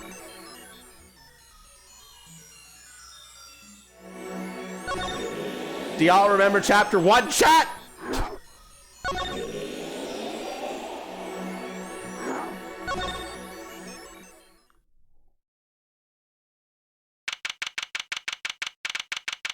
Present day, Borscht Bull Club. I'll be taking my leave now. Still have some work to do back at the office. Then I guess I'll go back to my piano. To be honest, it's better when you aren't playing. This frigid culinary dungeon almost feels comfortable. Later then. 2 hours left on my shift. Wonder if we'll get any customers tonight. Do you know who I am? Who I am? No, but if you hum it, I could play it. Just kidding, I don't do requests. How about a different sort of request? You see, I play cards. Oh, a customer. I was just hoping someone would come in and save me from a night at the Keys. I seek a true competition. I've heard of the Borscht Bowl Club as the place for this. Now see, a rumor is true. And this is a friend of yours? Don't mind me. I'm just your friendly neighborhood newsman. He will not be playing tonight. When his business is finished, I shall send him home. This competition will be between us, no others. The Right Talent Agency represents 2 artists, and I'm number 2. I play piano. Well, sort of. It's actually just a front for my real talent, which is playing poker. Don't ask me how I got started. I don't remember. But I'm good. Real good. It didn't take long for the rumors to get around. Go to the Borscht Bowl Club if you want a real game. That guy's never lost. People don't come to hear me tickle the ivory. They come to watch me play cards. Is this a seedy poker club? No, it's a restaurant. We don't play for high stakes. There's no money involved. The real players carry cash, and they're always thirsty. It's a handy source of income for the club owner. Then, let's compete. I'll take you to the room. The hideout, yes? But before we go... Yes? Allow me to introduce myself. My name is Shoddy Smith. Oh, and I'm Brushel, Spark Brushel, news reporter. Oh, I'm... No. Phoenix Wright. Huh? You must always look a man in the eye when you make your introductions. You still don't know who I am. Have we met? Ah! Today, in this courtroom, you cannot declare me guilty. What are you talking about? I am talking about this. Mr. Enigmar! The defendants escaped. Find him, quick. Bailiff, close all exits from the building! From the building! On the double! He must not be allowed to escape! You can't be. But you're... Zach Gramarye? Yes, the reincarnation act of the century! Pity I have only an audience of one. You? Zach Gramarye? This must be a bad dream. In a sense, this guy's ruined my life. He's right. He technically has. In a sense, this guy's ruined my life. You there. Da? We will play soon. Ready the room. Da, I will be preparing the hideout for you. Are you really him? The Zach Gramarye? So yeah, just as a heads up, if in case you're curious on the timing of this, this is directly before the events of the first case of this game. So just in case if you weren't cluing in on that. Okay?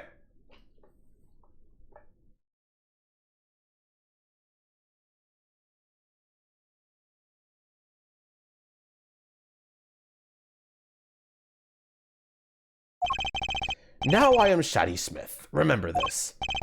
How many years has it been now? 6? In exactly 3 days from now, it will be 7. I caused you much Inconvenience, I fear. Yeah, you could say that. Is she well? Trucy, I mean? She's fine. I've got her working already. Hope you don't mind. I need hardly express my gratitude, but you have it. This is why I have come. That's, and to settle the matter of cards. Say what you mean, poker? Those eyes, he's serious. I despise losing above all else, and so I have decided that I will win tonight, no matter what it takes. I know this guy's type, and they're dangerous. Everything about the competition, all else is secondary. Perhaps we should take this time to talk before we play. I know you have much to ask me, and I, you. So yeah, the victim in the very first case was Zach Gramarye, chat. Well, let that sink in a bit.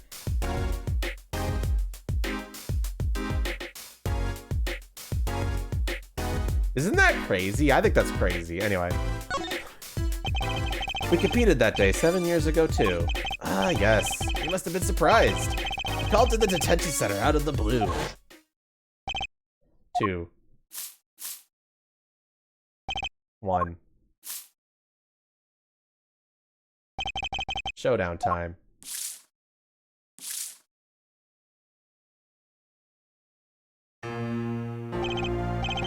I lost. It's only a game of poker. A game I've played for a long time, and only lost twice. Who was the first? The man I killed, of course. You chose your defense attorneys by playing poker. Some are hired, others fired. When you compete, you see a man's true nature. You know what I speak of? I know that you do. Trucy's power. Trucy?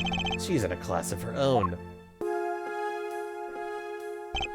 For 7 years, I've played poker here at the Borscht Bowl Club, and I've never lost once. I'm good, but not that good. I win because whenever there's a big game, I bring in Trucy. And she sends me signals. Daddy, he's got a good hand. He might have a chance if you act quick. Better call him soon.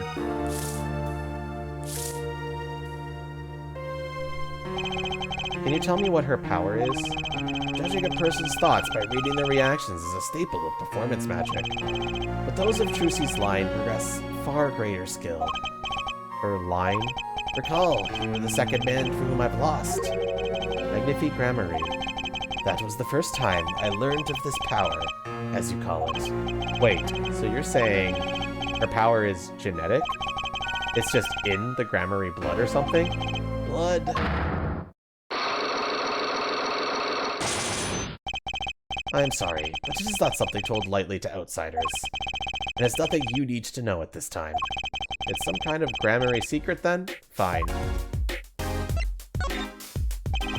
She's 15 this year? She's still trying her best to follow in your footsteps, you know? I see. When I planned my disappearing act, it was the thought of her alone that gave me pause. Wait, you were planning on vanishing from the get-go? Yes, and for that I must apologize. However, I could not be found guilty that day. Because of this. This? A transferal of rights. You see the signature? A transferal? That's Magnifie's grammary signature, isn't it?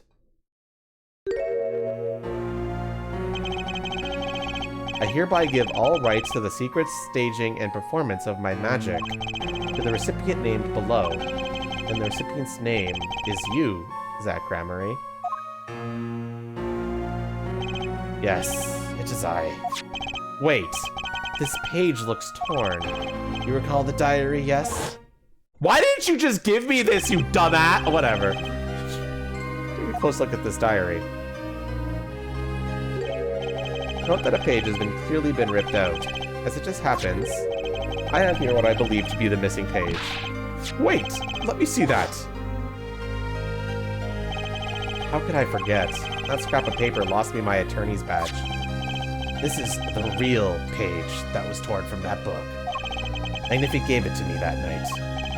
You could have told me this earlier, like 7 years earlier. Once again, I must apologize.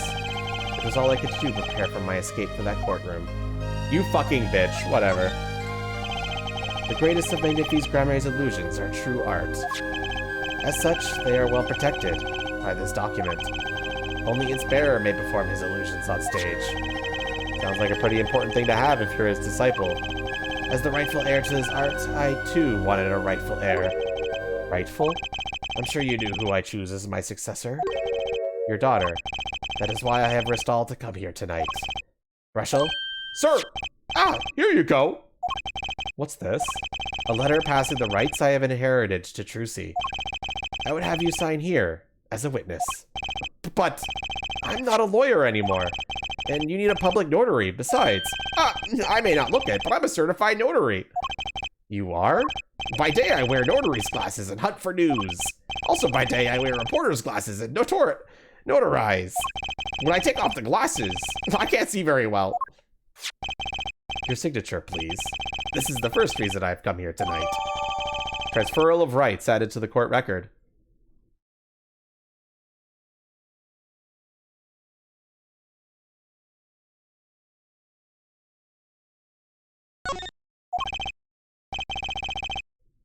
Ah, I finally figured it out.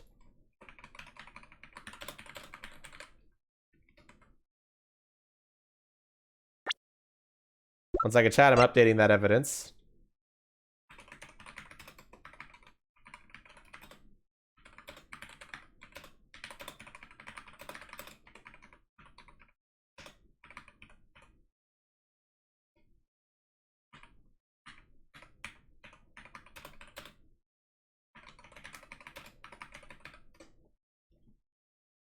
There we go. That envelope doesn't look familiar at all. Now I know why you've come out of hiding only now. It's been 7 years, you said.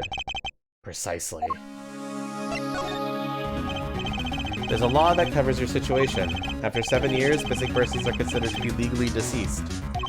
So, if someone were to vanish from the face of the earth 7 years ago, they would lose all rights as a living person after 7 years from that day. Not to mention all their possessions. Exactly. Which is why I'm here. I risk showing my face in public for the sake of this document. Before my 7 years are up. You might say, I am securing my daughter's inheritance. Do you really need this document? Wouldn't Trucy inherit your estate automatically?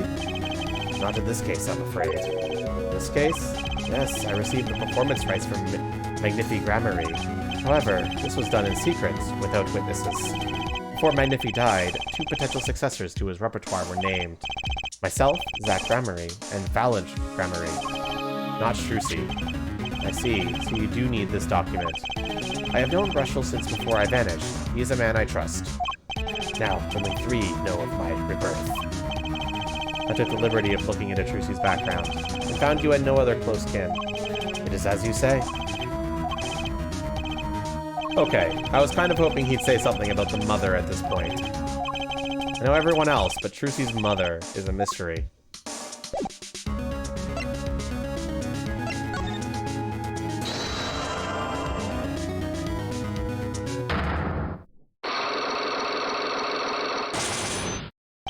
The Gramarye secret. I have to know more about this power of Trucy's. It's like she could see right into people's minds. The time I saw her do it, it blew mine. And after you were done having your mind blown, you took her to play cards with you. Gotta use the resources at hand, I always say. Yet, I myself have no such power. But Trucy does. Why is that? Maybe Trucy got her power from her mother. The Lhasa Gramarye? I will not speak of that. Lhasa is officially missing, correct? And I think I know why you don't want to talk about her.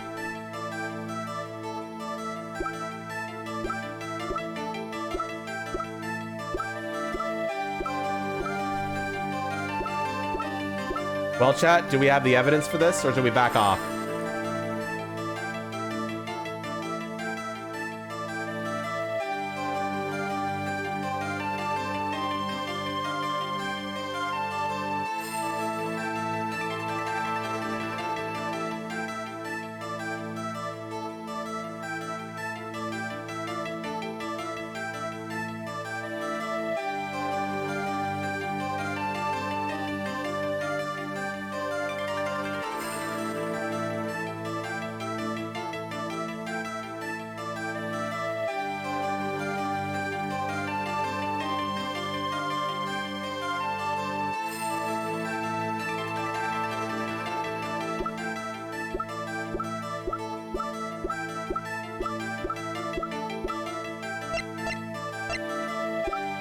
Back off for now, see what else we can collect?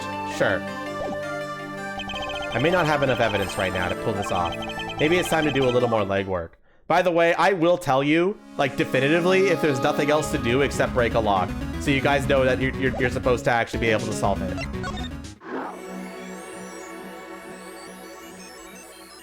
Okay. So, not much else available to us.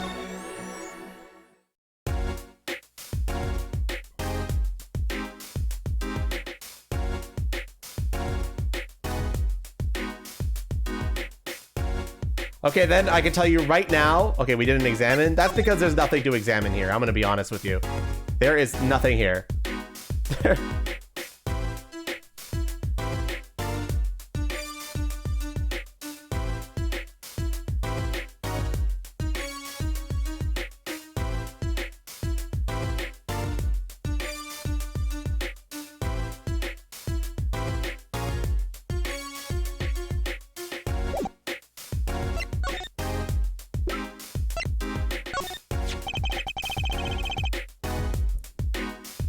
This person in the photo is Trucy's mother. How did you come by this? Trucy showed it to me. She said her mother was gone. Then it is so. She is gone. What more is there to say? Lots? Oh, I know. Whoa, you're still here? According to my in-depth research, Trucy's mother, Magnifi Gramarye's only daughter. End quote. What? Magnifi's daughter? Is that true, Mr. Zack? Brushel, you say too much. What? Why am I the bad guy? Why? Zack decked him. In any case, Mr. Wright, this discussion is over. The Lhasa Gramarye. She's the most mysterious of the whole lot. I need to gather me more evidence, clearly. Well, the prelude may have been longer than the main attraction. Shall we begin our game? My final competition? Final? Why? As you said, I have come out of hiding today to make this document legally binding. Once that is done, I shall slip once more underground. Without seeing your daughter? It would be best if I did not. 7 years ago, we played. 7 years ago, I lost. I already lost to Magnifi. I do not care to lose to another. And I have heard that you never lose. It's just a rumor. Yes, for it is impossible to never lose. Unless one has an ace up their sleeve. As a magician, it causes me no end to irritation. I think a mere lawyer might be out there pulling the wool over so many eyes. Hey, I just signed your document for you. Maybe you could try lightening up. That was that, this is this. For my final competition, I will destroy your perfect record, Phoenix Wright. This will be my final performance. You are warned. This guy is beyond serious. So much for a fun evening of cards. Russell, you may leave. But it's your last game. I mean, what a scoop. I punch and I punch, but still it is not enough. I just remembered a prior engagement. Toodles, gentlemen. Oh, and nice meeting you, Piano Man. Then let us begin, dealer. Da, you will be witness to our competition. Da, it is Anna from me. Why haven't I seen her around here before? Ah, that reminds me. I saw a familiar face as I entered this restaurant. He did not seem to notice me, however. Gavin, I believe he's his name. You know him? After a fashion. Listen, Phoenix Wright. One can learn much from a true competition. Remember this. The Grammary Power. I was close to understanding it, but I needed more, and I knew where to get it. Trucy's mother. I need to meet that reporter again, that was clear. And one other thing. From the moment my final competition with Zack began that night, a name was running through my head. The name of a man now in prison. A name Zack Grammary knew, but how and why?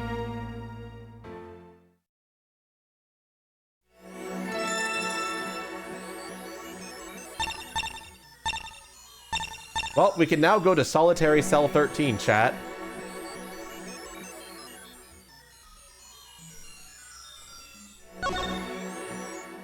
Might as well, right? Present day, Central Prison, Solitary Cell 13. Well, well, isn't this an unexpected surprise? What errand brings you down to my cramped confines? Hey, Phoenix, thank you for the raid. How are you doing today? Gavin.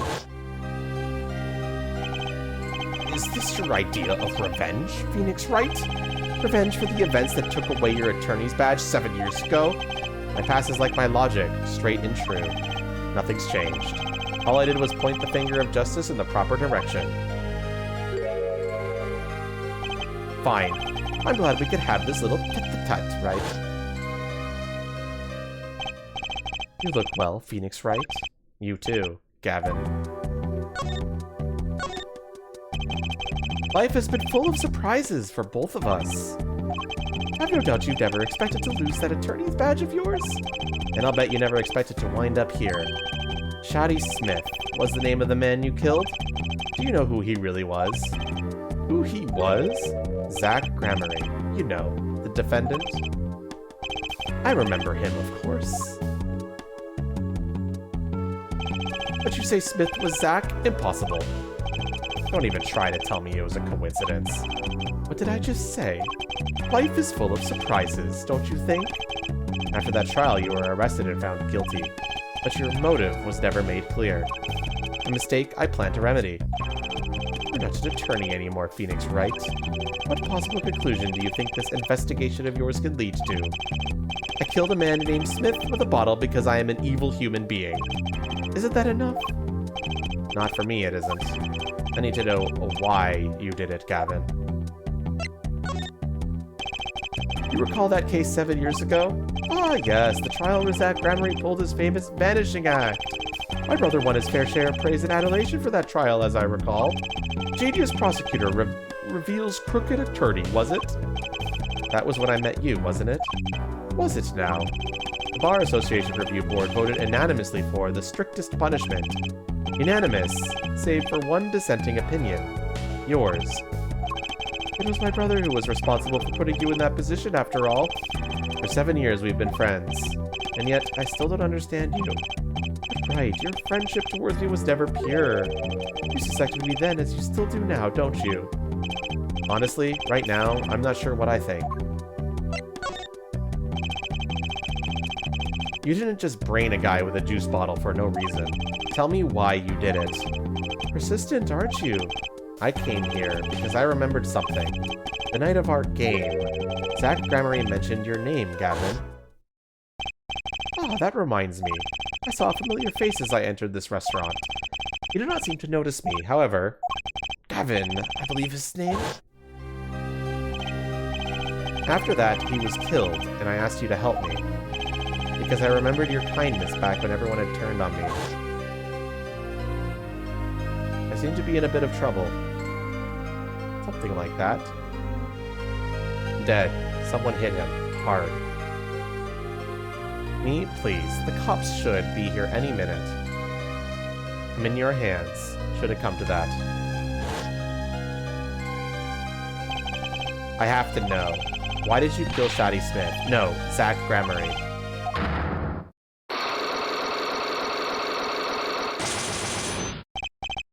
Whoa!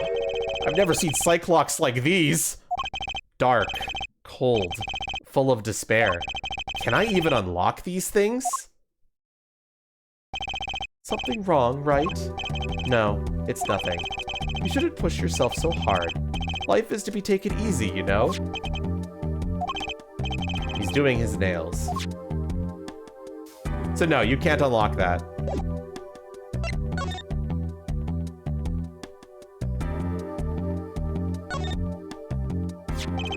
You're thinking, what self-respecting man would use nail polish?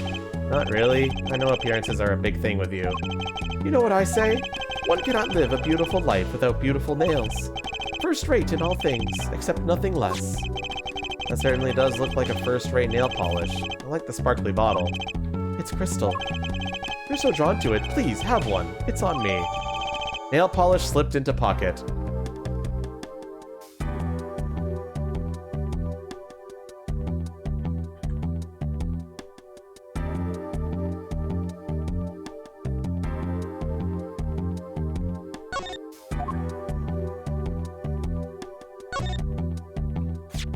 That envelope's been bothering me since I came in here.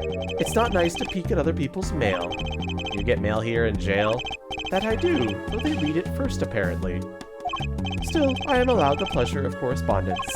Packages and the like are a different matter, however. Looks like sneaking a peek is out of the question.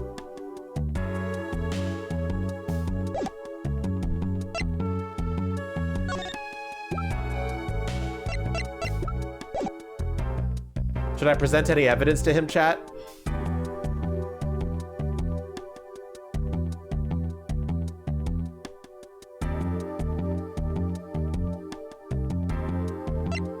Don't think so. All right, chat. So here is the... We don't have the attorney's badge meme. So here's what's open right now. We have a psych lock on Valent in the past. We have a psych lock on Vera in the past, and we have a psych lock on Zach in the present. Should we try to unlock one of them, chat? Vera?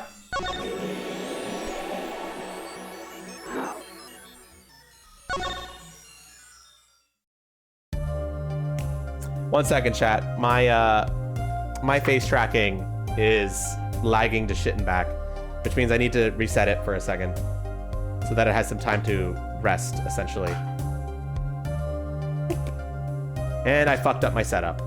When I get a new iPhone that isn't borrowed, I'm going to be buying a much better stand for it so that it'll actually not fucking die.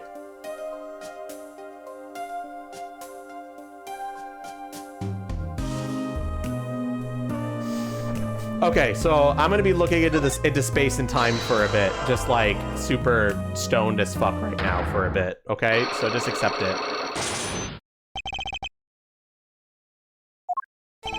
You need to trust this client, quite a lot in fact. Because they gave you this stamp? Okay, we already read this.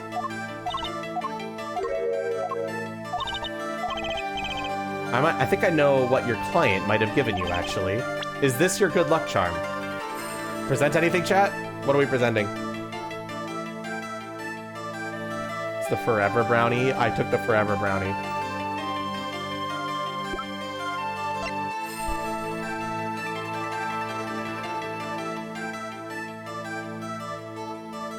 I'm just stoned as fuck right now, bro. One more vote, motherfuckers. Meme. Do you agree with this line of questioning? Or kite, I guess. This was what they gave you, wasn't it? Ah! The same bottle's over there on your desk. Your good luck charm, right? I heard once. Cosmetics were once thought to ward off evil. This is a magic bottle. It has the power. Ah, of course it does.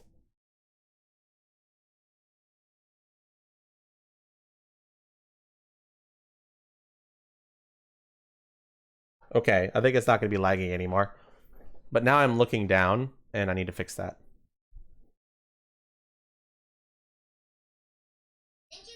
Fuck off.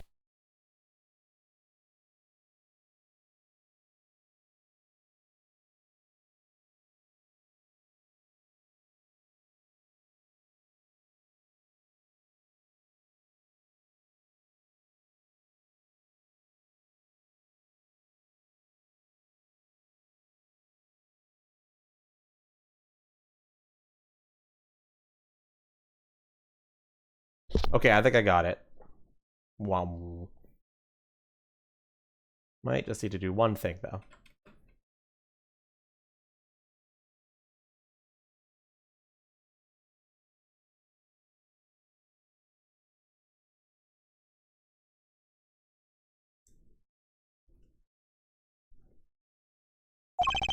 I'll just refrain from commenting any further on that one. I think I know who gave you that bottle, actually.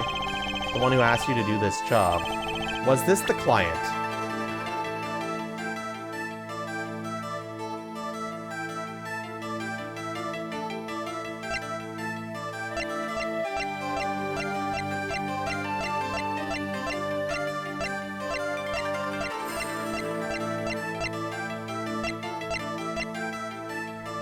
Your imagination wants to present Christoph Gavin.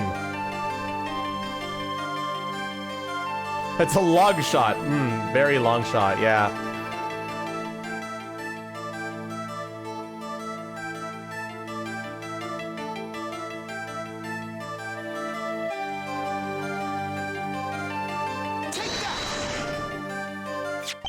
This man is a friend of mine. Know him? His name is Christoph Gavin. He's a lawyer, actually. I promised not to tell.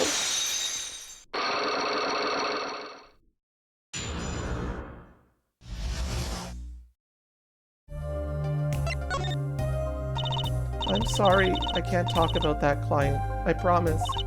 And if I break my promise, the spell won't work. I don't need a name anymore. I've got my answer. You're pretty confident in this charm, then. I think they might be the devil. Huh? Or maybe an angel. What do you mean? I saw it, or I think I saw it, when they gave me this. I saw the devil's face. Are you saying the client's face looked like the devil's? No, the client was gentle, with a gentle smile. So where did you see this devil, then? It was so quick, I don't remember, Mel. But that's when I knew. That person wasn't like other people. That's why I believed in my good luck charm. I'm not sure what this devil she saw was. It's pretty clear that Christoph Gavin has her charmed. Well, I think that's all. I'll be leaving now. I am sorry for what happened. If you want to apologize, try my client, Zach Gramery. Did I do something bad? What makes you think that? Your eyes, they're sad. Very sad. I'll put on my smile next time I come. I promise. I hope to see you smile then too, Vera. Oh, okay. Take care. Thinking back on my first encounter with the young forager, I witnessed something of vital importance that day. Of course, by the time I realized it, it was already too late.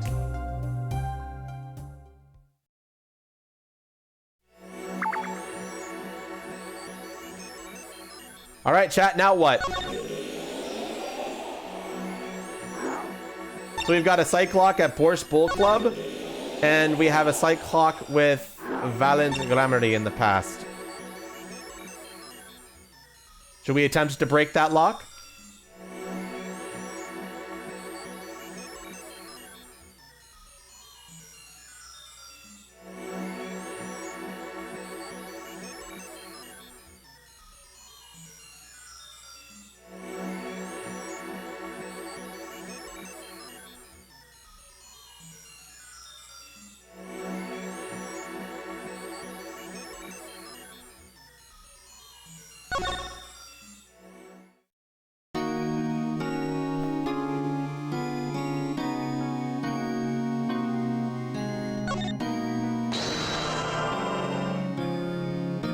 Here's a spoiler, chat. Yes, you can break this now, so don't back off, okay?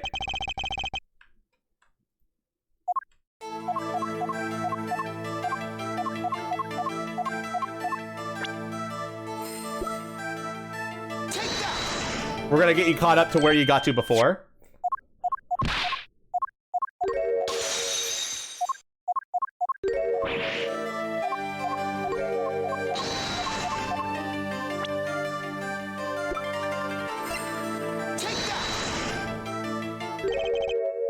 Zach Gramarye's wife and Trucy's mother. Thalassa, I believe, was her name. Ah, Alakazar! But how could you say this? How could you say she was struck by one of our bullets? Still in denial mode, eh? Thalassa was at the greatest risk of being shot, and this clearly shows just how much danger she was in. Well, chat, what are we presenting?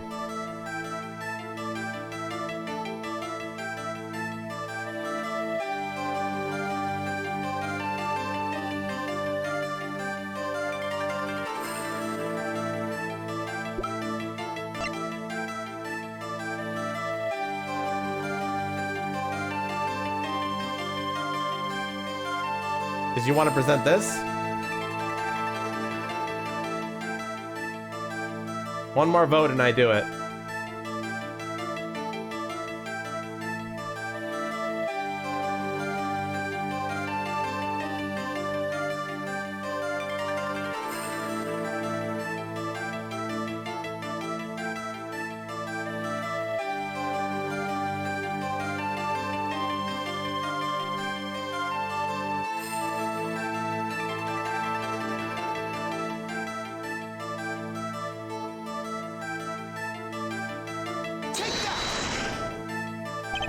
Mr. Wright, I envy you. It appears your chosen profession is far more lenient than mine. What do you mean? For us magicians, a single misstep can be fatal. A single mistake can be fatal for an attorney, too. Ah, so it can. Thalassa's the key. I could see how her name affects him. But just the name isn't enough. I need to recreate that day in his mind. Starting with where she stood. Thalassa was at the greatest risk of being shot, and this clearly shows just how much danger she was in. So that was wrong. Any other attempts, chat?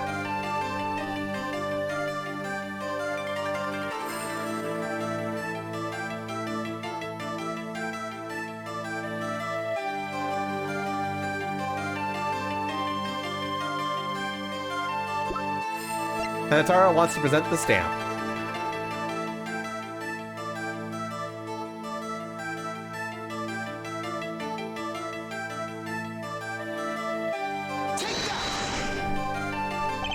Troupe Gramarye's performances were very, very popular. So popular, they even made a commemorative stamp at the height of your fame. We were not merely the latest craze. We were an age. A golden age. It's all here on this stamp. There's Thalassa, yes? Ugh! Trucy's mother is missing, I hear. What happened to her? I don't know! A part of his memory is still locked up. There is one thing you're failing to address. What's that? As you say, our troupe was a world upon itself. If our leader, Magnifi, was so inclined, he could hide anything he wished with ease. But Mr. Wright, then he would have hid a crime, making him an accomplice. Not great for a foundation for blackmail. Valiant's got a point. If one of the troupe members died in an accident and Magnifi covered it up, his innocence would come into question. Found the right address, Mr. Wright? I'm so close. There has to be something about how Thalassa's death could affect Zach and Valent's relationship with Magnifi. I see it in your eyes. You still have something to say. How could you possibly prove more than you already have? I'll prove why Thalassa's accident tied your hands so completely. Do we prove it with evidence or with a person? Chat, you're jumping the gun a bit.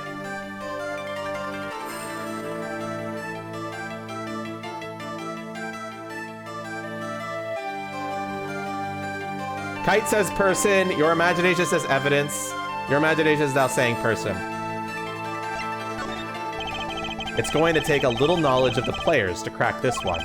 The accidental death of Zach's wife tied both of your hands. And this information proves why she had so much power over you.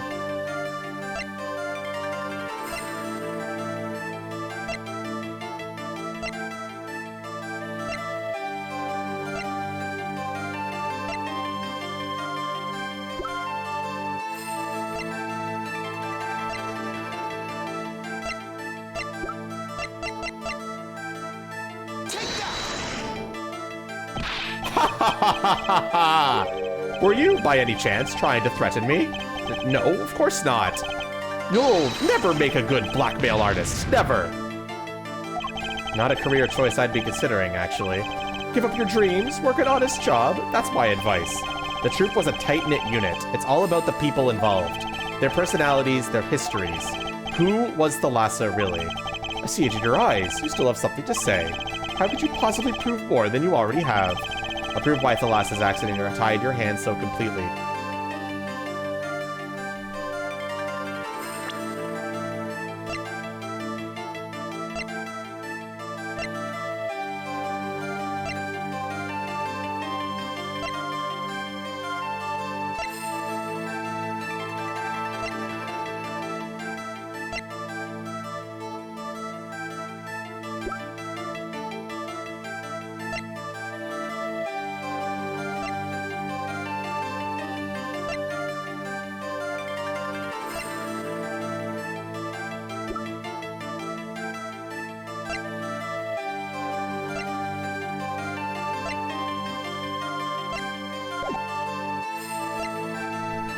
So your imagination wants to present Thalassa.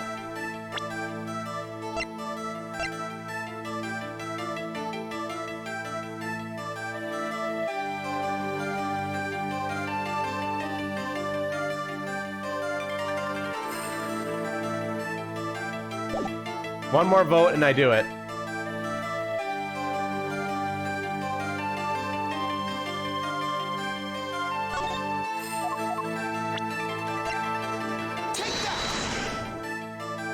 It wasn't a question of who shot Thalassa. Thalassa herself was the problem. What do you mean?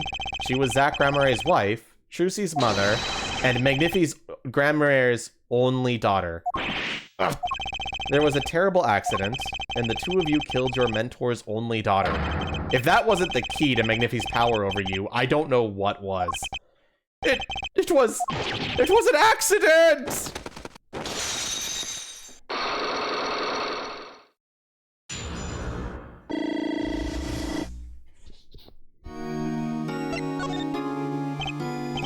There's no proof, none at all, that Thalassa went missing, and your mentor blackmailed both of his disciples. It doesn't take a genius to put one and one together. Ours was a complex family. You mean Troop Gramarye?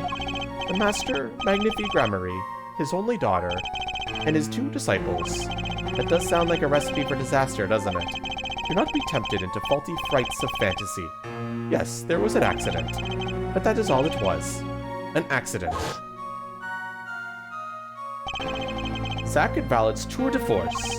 The guns blaze, the bullets fly straight towards that beautiful body on stage, and then crash, zing, pow into everything but her. Now that is magic. It happened one day when we were practicing. Same trick with a new twist. And tragedy. But as for whose bullet stole Thalassa's life, we shall never know the answer. Thalassa disappeared from our lives, and Zack was bereft of his wife. Trucy lost her mother, and Magnifi his daughter. And that led to blackmail, I take it. It's all part and parcel of the darkness that comes when the curtain falls. Why did Magnifi Gramarye try to cover up the accident? It was his own daughter who died. All I can say is, it was a critical time for the troop Gramarye.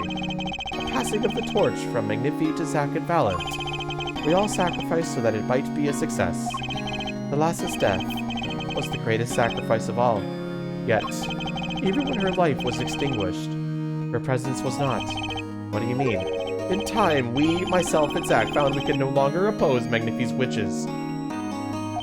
Magnifi forced us to perform his art for his benefit. I see. I guess I can understand. I mean, he did lose his only daughter. But do you not find cowardice in his actions? Huh? To decide to hide the truth of your own daughter's death is one thing, but then to hang that death as a guillotine above our heads? Things were dark behind the scenes in Troop Gramarye, that's for sure. Does Trucy know? She was not told. Naturally. Who would want to know that their father might have taken their mother's life? True. I had not thought of that accident for a very long time. I'm sorry to dredge up old memories, but this has helped a lot. Not to find Magnifi's slayer, I should think. True. After that accident, there was one who came sniffling quite persistently. A reporter? He called himself a newsman at the time. Often I spied him lurking about the dressing room, doing his research. Would you happen to remember his name? What was his name? Sorry, I have forgotten. But in the course of his interviewing, he became quite close to my partner, Zack. I liked him not. I see. His name, I do not recall, but his scent, the cloying aroma of mint. Yes, whenever he smiled, which was far too often. I see. Thanks for your help. It is no good to interfere with the past, Mr. Wright. You will not uncover answers, only wounds. I'm sorry. I had begun to notice a dark curtain hanging over Troop Gramarye, and I began to realize what I had to do. I had to protect Trucy from that darkness. The reporter he mentioned, the newsman I never learned who that was at the time. Though I've gotten a pretty good idea who it is now. That smile and the sickly sweet smell of mint. The last floss-thin thread connecting Zack Gramarye to this world. Sooner or later, I'd have to track him down.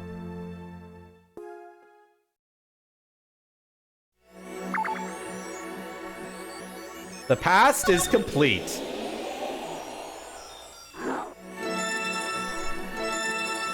Not just a new location, motherfucker! 2 new locations! Where do we go first? Sunshine Coliseum or Drew Studio?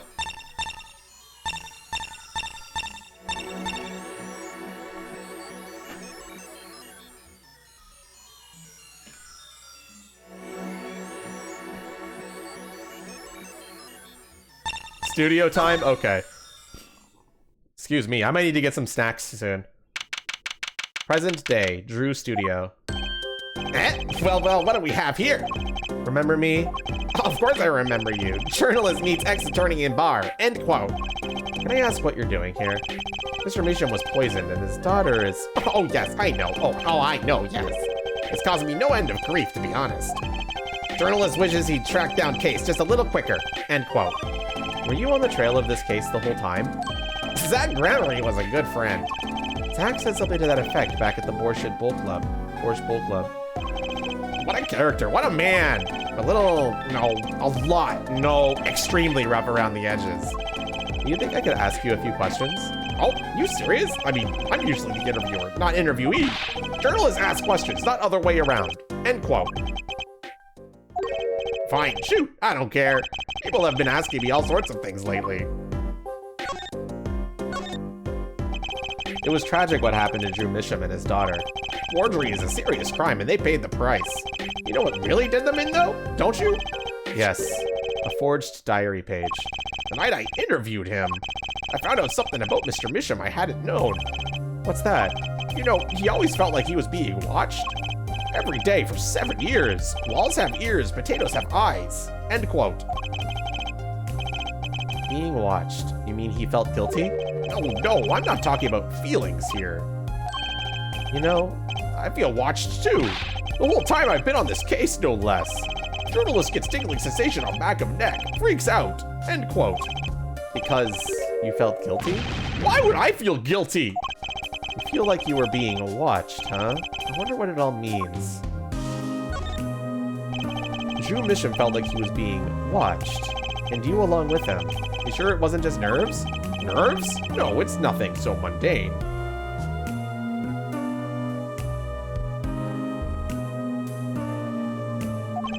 I stopped paying attention to my nerves a long time ago. But I feel it too. Journalists sure he's being watched. End quote. Don't you wonder why Zach Robbery got rubbed out after 7 years? Right after coming into contact with me? He completely vanishes from that courtroom. Then, for 7 years, he talks to no one, not a soul. Then, just as the remaining time was almost up, he contracts me in order to have this made. And then he dies. Sorry to put the pieces together, are we? And you were being watched this whole time? Maybe not just me. Maybe you were too. Me? I met Zach through that case, actually. You mean the shooting of Magnifi Grammary? No, before that. It's not widely known. You mean the accident during the quick draw shoot-'em practice? Why, you're well informed. You should have seen me back then. I dug up quite the scoop. I wanted it all. Money, fame, a woman, a little puppy, all for me. I was younger then, and my days and nights smelled of fresher mint than they do now. Talent Grammary did mention one particularly noisy reporter. In fact, I was on close speaking terms with Magnifi Grammary at the time. I knew his daughter too, of course. Thalassa, was it? Really? Then Thalassa disappeared, quite suddenly at that. I mean, if he wouldn't say a word about it. Yeah, my evil habit got the better of me. Journalist catches scent of a scoop, goes on feeding frenzy. End quote. I set up a one-on-one interview with Salatha's husband, see? Zach Grammary. Something strange was in the air over at Troop Grammary in those days. The whole screwy mentor-controlling disciple scene started by then, I'm guessing. Thalassa, she was part of it all, right? Come on, you can tell me off the record. Sorry, I don't know. Anyway, I kept trying, and eventually we became friends with Zach. Sure, he punched me once or twice, or 5 times. But over time, he came to see me as his confidant. He's been waiting this whole time. 7 years, eh? Waiting? For his big comeback, of course. You don't like this guy? A big reveal of the Magnifi miracle. Of course, it was all a dream. Because of this. The performance rights. In the absence of any official documents, he was golden. Who's to say the old man didn't give his rights to both Zach and Valen?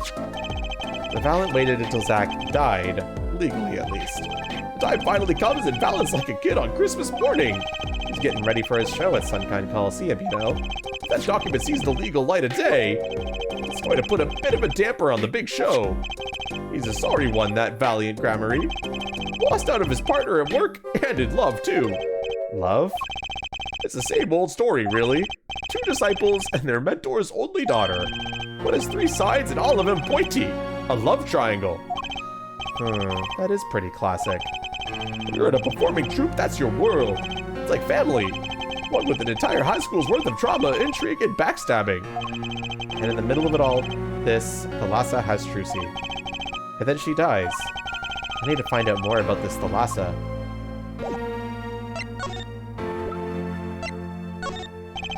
Mr. Bushel, do you know this person? Do I know that person? Of course! I was friends with Zach after all. He hit me a few times. 5 times, actually. But still, I did never forget his wife. Thalassa Grammary. Magnifi's Grammary's only daughter. Do you think you could tell me more about her? Well, why the heck not? Well, Thalassa married Zach and had Trucy, see? It was her second marriage, actually. You mean she was divorced? I hadn't heard this one before. Not quite. Her late husband was a performer, too. Apparently, he died during some gig. Tragic, really. They had only been married 1 year. I didn't know. Ah, but she was a beauty. I still carry a portrait photo of her around, you know.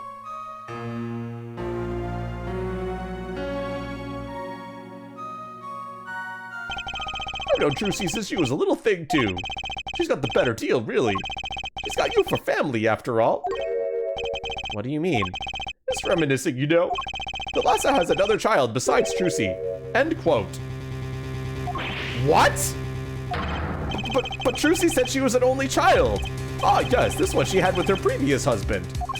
Her previous husband? Her first husband who died during a performance? Yep, they had themselves a kid. Another orphan now. That's another one who slipped through the cracks. No idea where they are now. Thalassa had another child? Do you think I could borrow that photo? Sure, I can be generous on occasion, you know.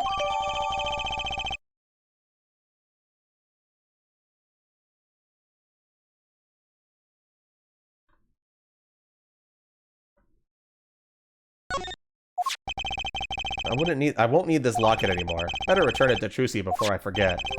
People and events get all tangled together and get bigger and biggerer. Don't you think? I was too busy wondering about biggerer to listen to what you were saying. Okay, the locket's not in our inventory anymore, so time to delete that.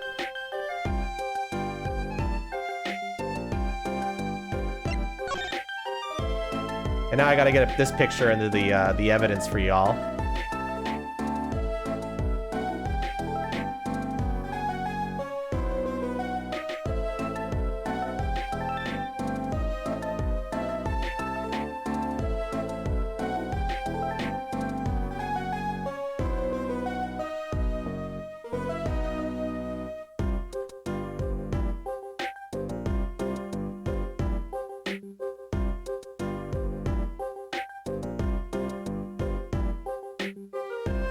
Okay, there we go. Got it.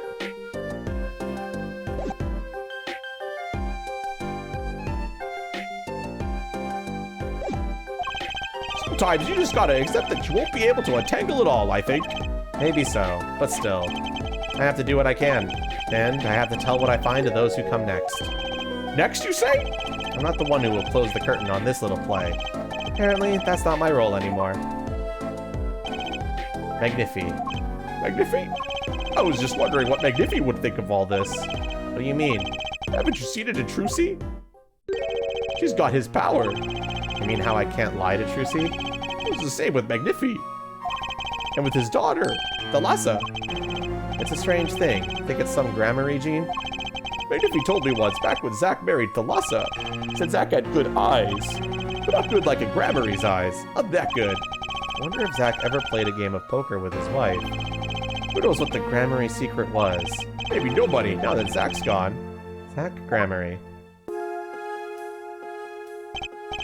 The plot had finally begun to reveal itself. It sprouted from a warp in the Grammary fabric and grew, swallowing everything, wrapping itself around the Grammary's power.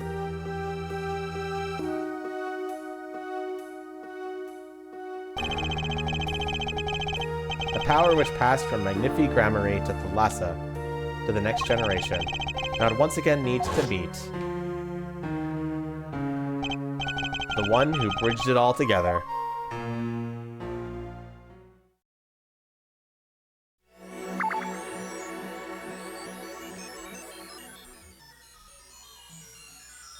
Where to next, chat? To the arena? Or do we attempt to break Zack's lock? Because I'm going to be blunt, the game made it very obvious that we do now have everything we need to break this lock. So we can either break this lock or go here. Your choice. The game made it very obvious, okay? That's not a spoiler. The game basically spelled it out to you that yes, you can now break this lock. So where do you want to go first? Coliseum or break the lock? You love breaking things? Let's break things.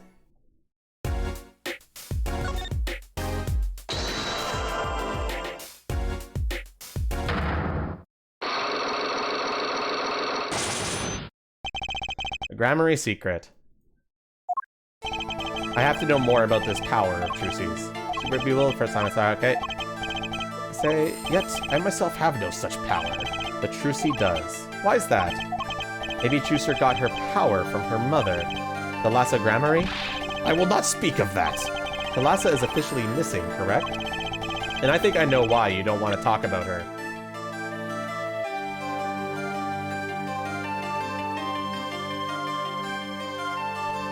We got a lot of stuff on docket for next week, actually.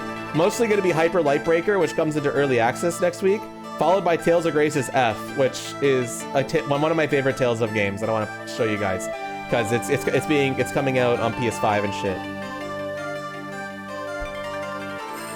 Anyway, what are we presenting here, chat? Why doesn't he want to talk about her? No, we've never broken this one, your imagination. Mr. No, Noodle! You're trolling! Don't waste the cooldown on trolls. No, fucking... It's obviously not Mr. Hat, okay?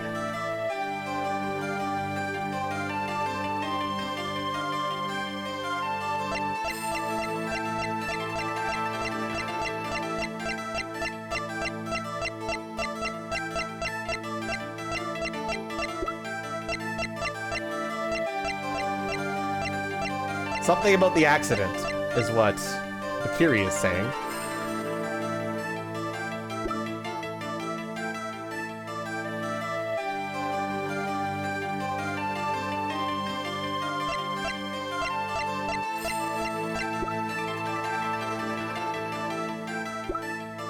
Asuin, you fucked it up, but Asuin wants to present the gun. You have to have the statement. I know that the statement doesn't make sense here. Just put a present 0 gun and it'll work.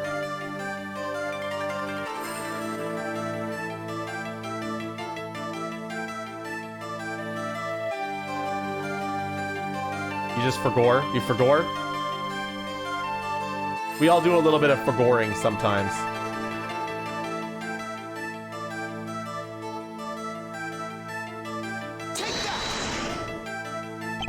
The 3 of you were a team once. Not that the entire country doesn't already know this. At your peak, you were the biggest stars around. Yet, there's another story behind the fame. One that not many know. Thalassa lost her life during a rehearsal. To you and Valiant Gramarye's bullets. It was an accident! It wasn't me! How could I shoot my dear Thalassa? I'm sure Valiant would say the same thing. Why? It's just like another murder I might mention. Damn you! Her eyes. I loved Thalassa's eyes. To think that they could read my mind was frightening. Yet there was a warmth in them that felt Like an embrace. She is dead, and Magnifi Gramarye has joined her. But the only one with her power left now is Trucy? Mr. Zack? I do not know. I don't need any power to see through that one, buddy. So there's someone else. Someone other than Trucy. Someone who inherited Thalassa's power. How would I know? My chances are slim. It would take a miracle to learn the truth. Or maybe one has already occurred. There is someone else with the power, and I know who.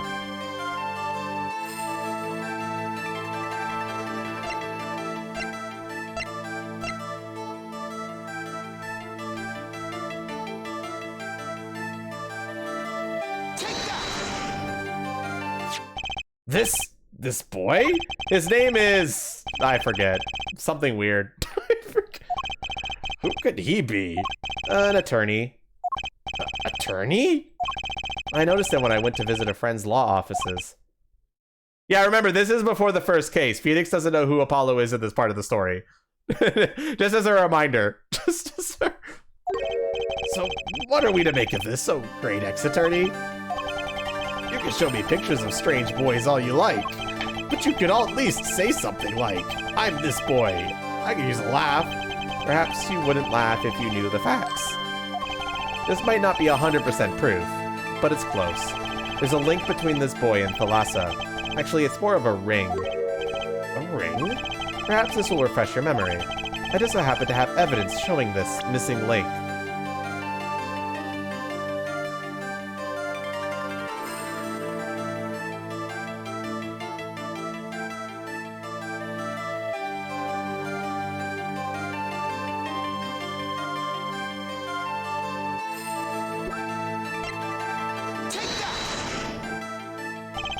Actually, I know something. Your marriage to Thalassa was her second. How did you know this? Her first husband. He died a year after they were wed, yes? He was a performer. They met when he joined us Gramarye's as a guest at our show. After Thalassa wed him, she left the troupe for a while. And you say she had a child then? I have a photograph of her here.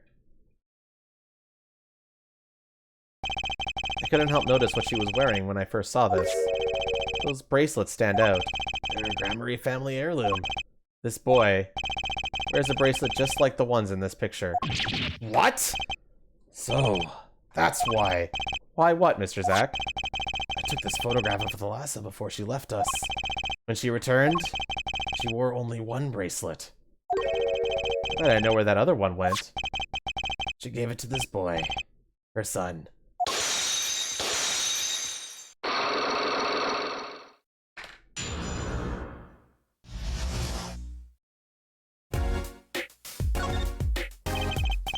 This strange power, I myself do not know where it comes. Yet the fact is that it is passed down in the Gramarye line. It runs in their veins. What is it? I asked her, Thalassa once. This is what she told me. Her power responds to tension in others. Tension? If she were to face a person and they became tense, even slightly, then she would know, no matter how hard they tried to hide it from her. So she could see it? Not quite. This is the strangest part of all. She wouldn't realize that she was consciously detecting this tension without the use of a particular object, or in her case, objects. Objects? Wait, were they something she wore? Yes, her bracelets. I admit the first time I saw one of those, I felt there was more to it than just fashion. What kind of power could a bracelet have? I have made a decision. I will tell you all I know. Consider it a gift. Well, I hardly need you to tell me at this point, but those two... My brother and sister, yes. And the brother, too, has this power of theirs. Petrucci has an older brother. I wonder what will come of that. Mr. Wright, tonight, after our game is done, I will return to a life of hiding. I would not see her live her life without knowing. I understand. I'll tell the two of them when the time is right. I am in your debt, once again. No kidding. What I want to know is how all this got to be so messed up. Those bracelets are made of a special alloy. It is said to expand and shrink very slightly in response to body warmth. So they're temperature sensitive or something. Yes. This is how they can shrink to the exact size of their wearer's wrist. And this has something to do with the power? What have I told you? The Gramarye power reacts to tension in others. When a Gramarye senses tension, they too become tense. And this tension translates into minute contractions of their muscles. So minute, they cannot sense it on their own. Their muscles? Oh, so that's what the bracelets are for. With a bracelet on, one can sense these contractions. Because the bracelet is always a perfect fit. So when the person they're watching gets tense, the bracelet feels tighter on their wrist. Precisely. I know. It's because he's a fucking competitive. He's like one of those like I can't fucking lose, so I'm gonna do whatever I can to fucking win. That he's just like that. He's hyper competitive to a fault. But that alone doesn't really count as mind reading. I believe I understand how the process works from there. It's a simple question of eyesight. Eyesight? I guess that sounds simple enough. Have you ever heard of kinetic vision? Something about the ability to see moving objects with full clarity, right? I've heard of it before. They say athletes can see a moving ball like it was stopped if they focus. Oh, but it's not confined to sports alone. It all relies on the ability to focus. When we focus, we can see many things. The faintest twitch of the face and the meaning that lies beneath it. Therein lies one of the secrets of magic. One must know the mind of a crowd before one may distract it. So basically what you're saying is, the Gramarys could see really well. For them, seeing is more than believing. It is knowing. Their power relies on eyesight combined with exceptional focus. Things are starting to come into focus for me too. Of course, it is difficult to maintain such levels of focus for any length of time. But what if someone could tell you when to focus? Or something. Precisely. Wait, Trucy doesn't have any bracelets. We're talking about poker, yes? The timing of when to focus is so elementary, she probably does it without thinking. I know Trucy herself has realized this. That's all I know of the things Gramarye. Thank you, Mr. Zack. If this boy's bracelet is the real thing, then he will use it before long, thereby awakening his power. I'll keep that in mind. Well, shall we play a game? I've said so much. Let me say one more thing. I will tell you of that night. That night, the night my mentor, Magnifi Grammary, passed from this world to the next. There were 2 pistols and 2 letters sent. This was Magnifi's test. A test? In his last years, Magnifi Grammary worked just to the bone. No, to the pain. That night, I could not shoot him. So I shot the clown's forehead instead. This, it seems, was the correct answer. Take this. I give my art to you, Zach. What? Just thanks for playing along with my show. You shot well tonight, Zach. Though I would not have minded dying by your hand. How could I shoot you? You're my mentor. I thought you might say that. I went home without shooting anything. What would you have done then? Then, of course, I would have given Valent his chance. And if I had shot you in the forehead instead? Then it would be over. If you or Valiant were to shoot me in the head, then I to the darkness would go, and my art with me. A fitting end, don't you think? Yet this ending too gives me no cause for regret. I thank you, Zach. And I am sorry. I have done much that was wrong in my day.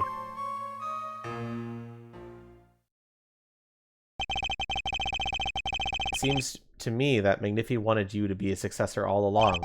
That's why the time he gave you was earlier than Valent's. Perhaps, but it's not something we will ever know for sure now. I wonder, what is Valiant up to these days? Waiting for you to die. If 7 years passes like this, the performance rights go to him. And now here I am, and his dream is ended. Worse than that, actually. Public opinion's a fickle thing, you know? What? You don't mean to tell me they put the blame for our mentor's death on him? The trial ended when you vanished, Mr. Zack. There were even rumors that Valiant had helped you pull it off. But that's madness! Well, it seems that before I can once again disappear from this world, I have one more act to perform. Isn't it odd that sorting out my life should prove so complicated, even though I'm dead? That night, Zach Grammary was killed. He died as Chatty Smith, a mysterious traveler with a secret past. But he left one thing behind before he parted. This. His confession, to use as I saw fit. Of course, he'd killed no one. This was his way of tying up loose ends with his old partner, Valiant Grammary. Zach's confession added to the court record.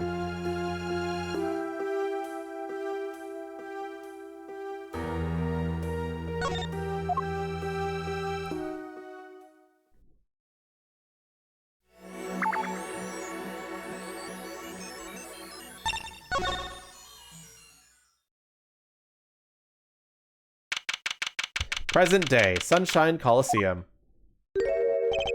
Well, this is a blast from the distant past. Long time no see, Mr. Valent. 7 years, has it been? Frankly, I didn't think I'd ever see you again.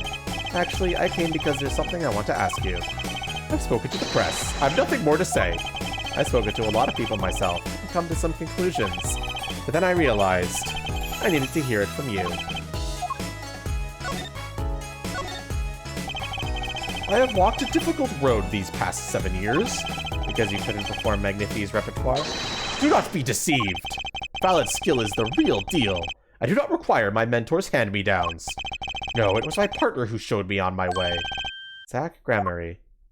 It was rather well performed. Disappearing act 7 years ago was the end. Or so I thought.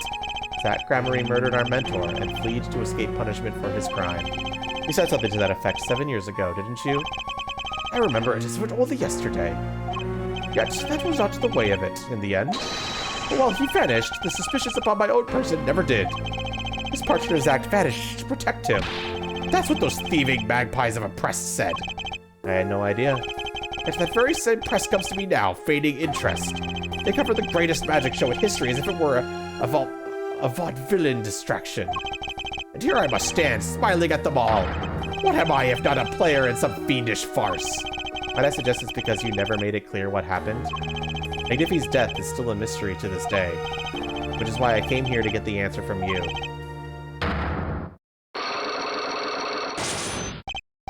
I knew I'd be seeing these sooner or later. The audience has no business stepping upon the stage. They must be content to sit and stare at the spotlight. Sounds an awful lot like something I've heard 7 years ago.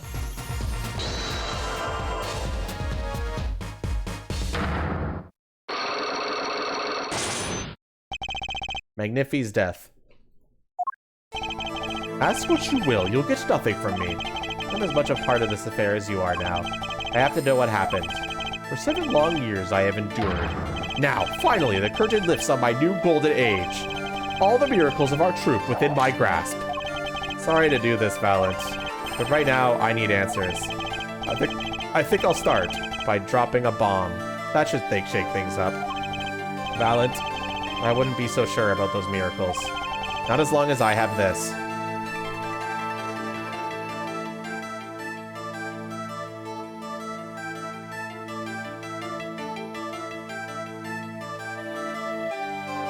What's the bomb, chat?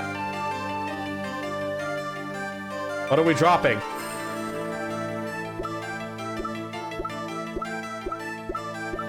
It's not fucking Mr. Hat, Noodle.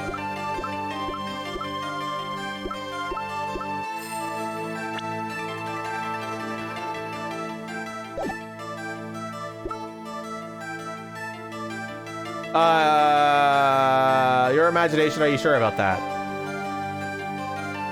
I want you to reread this again.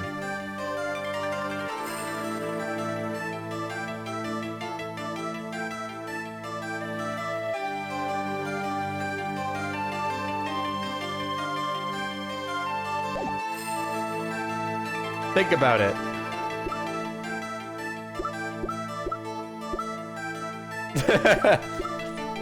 Sometimes it just takes a little bit of rereading.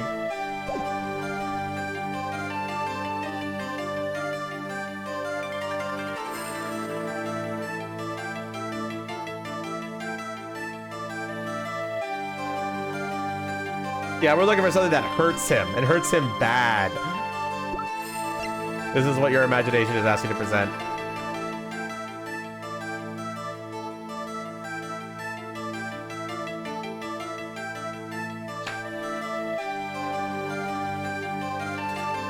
Noodle, shut the fuck up. Shut the fuck up. We need one more yes, by the way.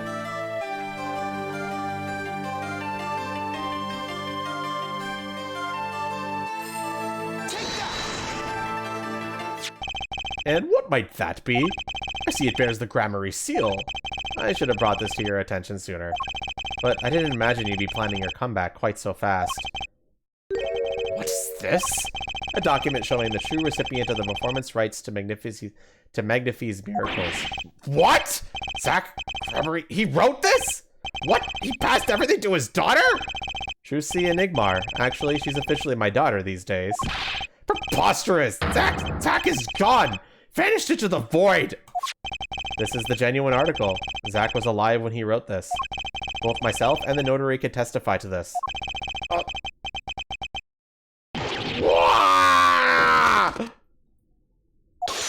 Boop. Why does fate toy with me so? Why must my life be lived in thrall to the dead? Well, maybe if you didn't try to frame Zach for a murder, maybe you wouldn't be in this situation, you piece of fucking shit. Anyway, you're not the only one with that problem. But he shot Magnifi. Yes, it was Zach. It was. And then he left, and my career as a magician fell into darkness. Did you think there might be some way out of it? Say, if you could prove Zach Grammary shot Magnifi? Was that why you testified? Yes, my way out. It should have been my way out. Well, it might not be too late, Mr. Valent. All you need is a way to prove your case. Who really killed Magnifi Grammary?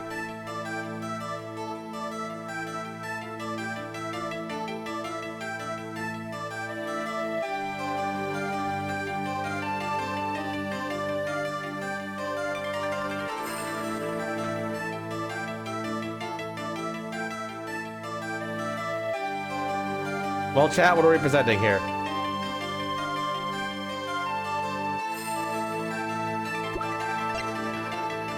Anatoro wants to present the confession.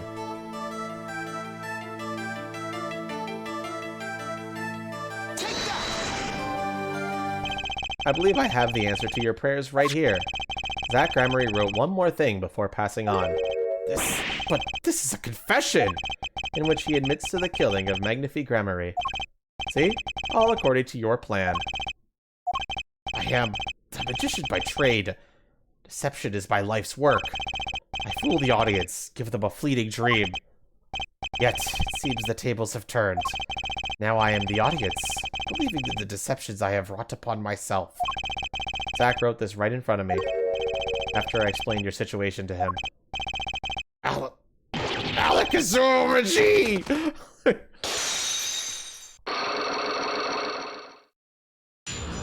Unlock successful. You do know that this confession is nothing but lies? Yes, it's my opinion that Zach Gramarye killed no one. Then you must be thinking the truth is a simple matter of elimination. 2 received instructions to kill, but if 1 is innocent, that the one who remains is guilty. That would be the logical conclusion, yes. So he vanished to protect me, his partner. Ha ha ha ha! A stirring tale, 'tis true. Did you shoot Magnifi Gramarye in the forehead? If I had, and I told you, what would you do? Run to the police, perchance? Do as you will. There is nothing left for me now. It is true, after all. I have little talent. I needed my mentor Magnifi's repertoire. It was as if a little demon grabbed hold of me. I knew it. The valiant Gramarye did kill the great Magnifi. So sorry, Mr. Wright, but it was not I who shot my mentor. What? But if it wasn't you, then who was it? There wasn't another disciple, was there? Another disciple, such as? I don't know. Naked the talent Gramarye, maybe? Naked. Wild fantasies couldn't be further from the truth. Only Zack and Valiant received those threatening letters. But there was another. One more person could have fired that pistol that night. I don't suppose you figured it out by now? It wasn't Zack or Valiant who shot Magnifi. And it had to be the only other person at the scene, which means... Wait, you don't mean... Yes, the great Magnifi Gramarye himself. So Magnifi Gramarye committed suicide. I find it hard to believe. To be honest, I hadn't even imagined it as a possibility. When I arrived that night, the old man was still alive. He appeared to be asleep. I could not shoot him. When I turned and made to leave the room, the old man called out to me. So you spoke with Magnifi Gramarye? Yes, and this is why I knew what he had done. It is to be transferred the rights of his repertoire to my partner, Zach Gramarye. Not me. I see. Then I guess I owe you an apology. I always thought you were the one who did it. You owe me no apology. My crime was, in a way, more serious than that of murder. What? Your crime? Is Valiant Gramarye confessing something to me? What could be more serious than murder? You see, I knew that 2 letters had been sent. There are no secrets between partners. It was easy to find out. That was what I understand Magnifi's plan. He wanted to die by one of your hands? Little did I expect anything to do with the rights to his repertoire. That was what I heard it. A little demon whispering inside my heart. The demon. Let me confess, I had intended to shoot Magnifi. And I planned on framing my partner for the crime. What? That night, I prepared something before going to Magnifi's hospital room. Which was IV fluid, of course. I seen it on an earlier visit. If Jack did not shoot, I would do the deed. Then, I would use the IV liquid to place the murderer on his hands. That was my plan, but you didn't shoot him. I could not. The demon in my heart fled when the moment came. But then Magnifi called me back. I am sorry, Valiant. I'm giving my magic to Zack, not you. You still lack the draw he has. Please, help him if you can. I left the room, and then I stopped. The shock of what I'd just been told consumed me. That is when I heard that faithful gunshot. Magnificent Magnifi Gramarye killing himself. Then the demon awoke anew within me. Zack killed him. He was the one. Frame him, and the magic will be yours. I altered the scene of his suicide. I took the pistol from his hand, wiped off the prints. Then I used the syringe to add the IV liquid I brought. So in the end, things happened pretty much as planned. Magnifi died and you framed Zack for his murder. As planned, indeed. Of course, the outcome was somewhat different than I had anticipated. Well, what do you think? Do you believe my story? Can it be believed truly? That was 7 years ago. I don't know what to believe, but... Yes? I'm glad I heard it from you, Mr. Valent. Thank you. Valent is the reason why all of this happened, chat. None of this would have happened if Valent wasn't such a piece of shit. He is the fucker. He is the fuckboy. He is the one who's fucking it ruined everything. It is who I should be thanking you, Mr. Wright. Only when I had lost everything could I make my decision. You're going to turn yourself in? My partner may have vanished, but not so my guilt.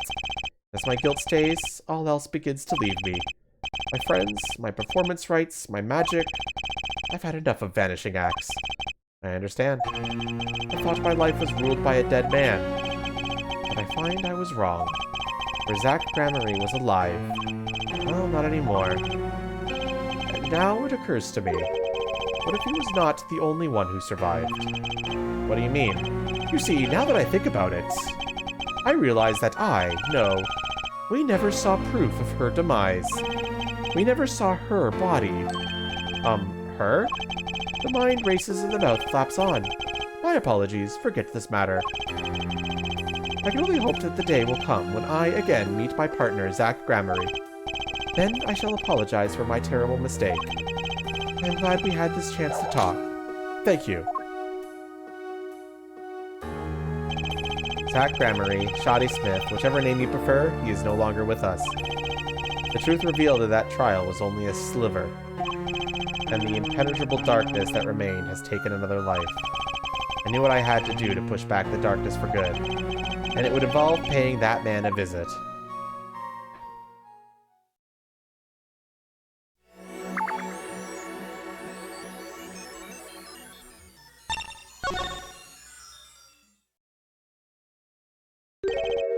Sorry, sir. President Christoph Gavin is currently occupied. I see. Do you know when he'll be finished? Well... Could you go find out? Certainly, sir. Please wait here a moment. My apologies to the guard, but there's something I need to see.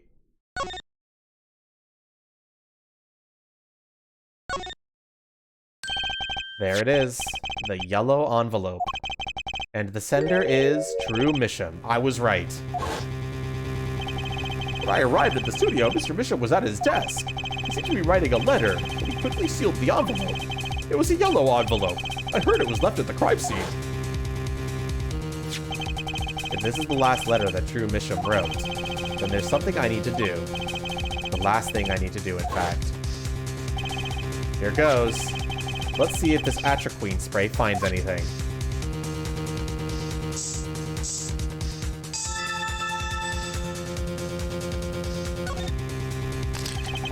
So this was True Misham's messenger of death.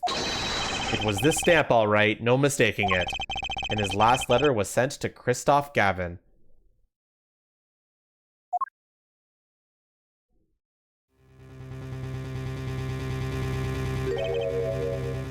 Gotcha.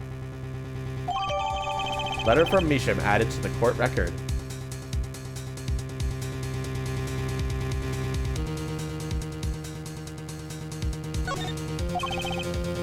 Finally, decisive evidence.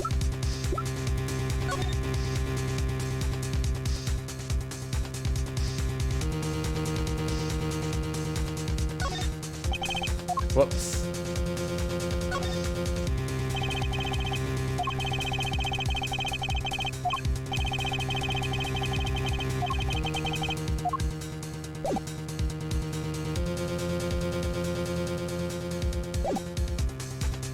I don't think this is necessary because it's not in the court record, but I'm going to take a picture of this anyway.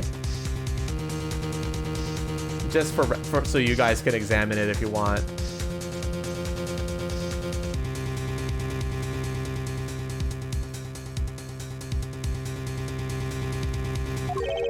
What's this? A burglar in jail? Gavin, I didn't know you moonlighted in larceny, right? Gavin, there's something I have to ask you. Can I steal your stuff? The answer is no. My apologies, but there's not much I care to discuss. Vera Misham hasn't received her verdict yet. You follow me, Gavin?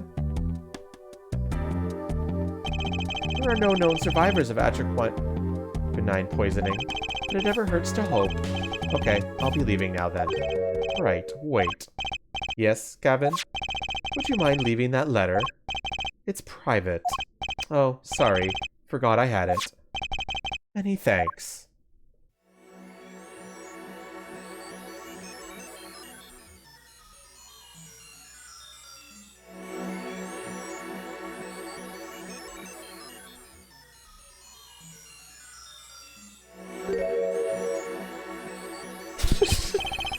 We've now seen all the clues in this case. It was a camera the whole time, chat. And that's why he was able to show all of this.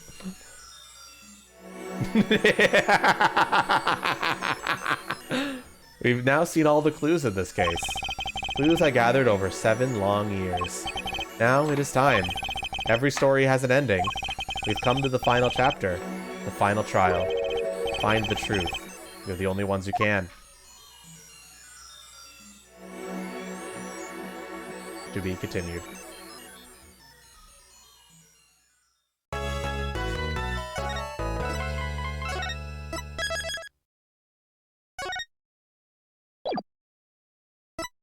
Let's take a short break because I'm a little hungry. I'm gonna get some snackies and we'll be right back. Don't go anywhere. The final trial is among us. Where the imposters are sus. I don't know. Anyway, I'll be right back.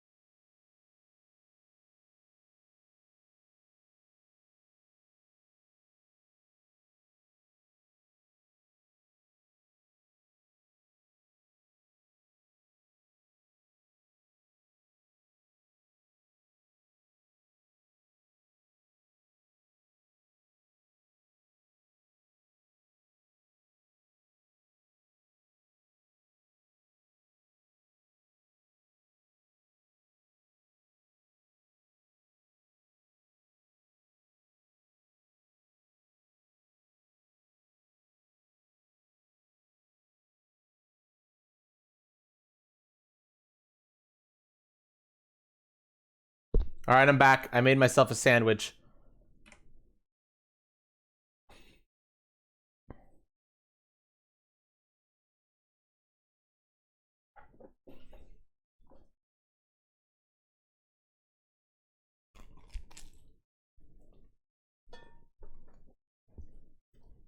Ham and cheese, bruh. Ham and cheese.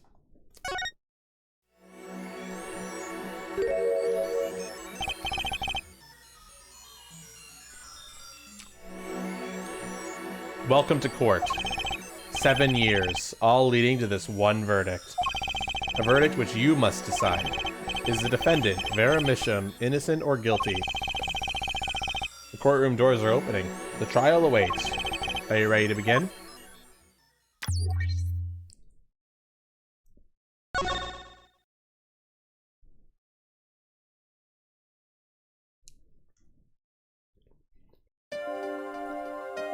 Something inside me, rising, surfacing.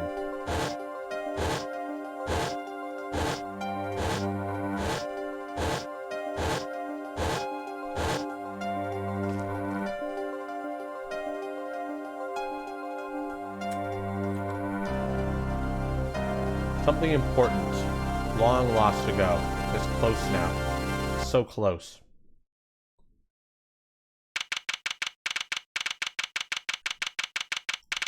Before we get started,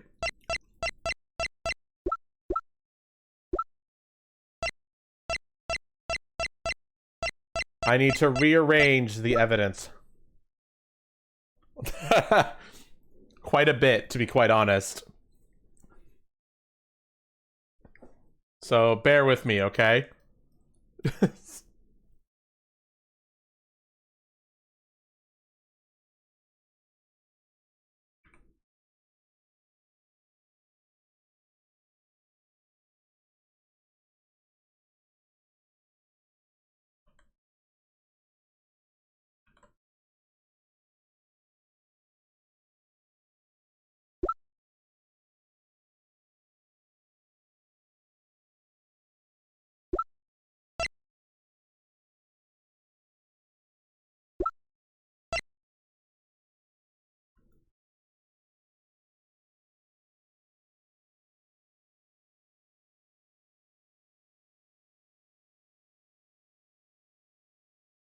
Okay, now the...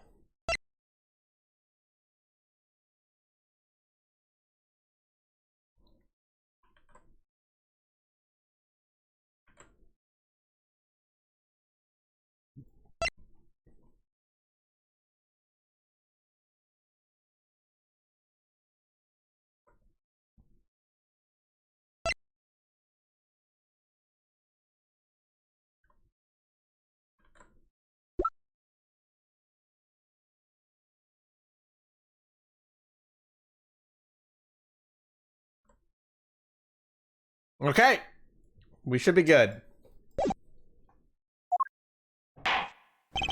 Court is now in session for the trial of Vera Misham. The defense is ready, Your Honor.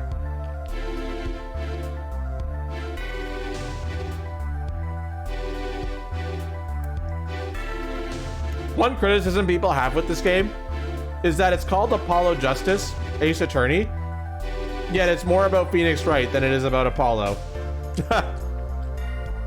Phoenix absolutely steals the show from Apollo in this final case. It's fine, though.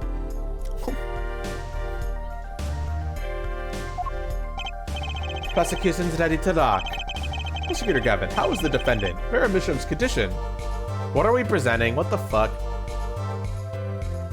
Don't present my ham and cheese sandwich. It doesn't work like that.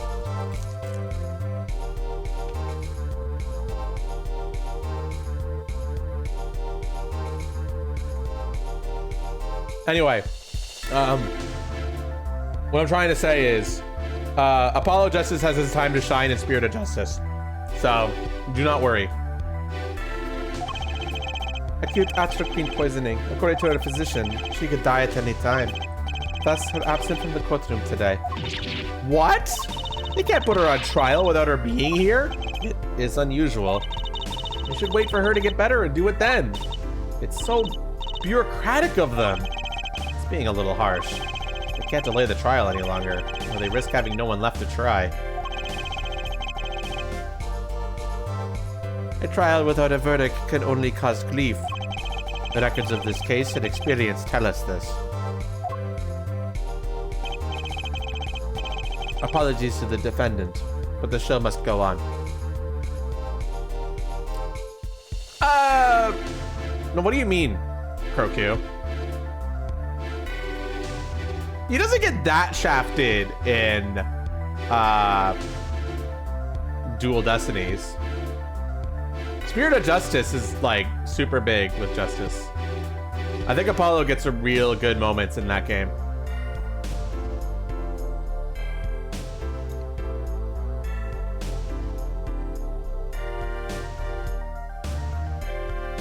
Even if he does have like 3 backstories, but you're gonna learn that as we play this trilogy.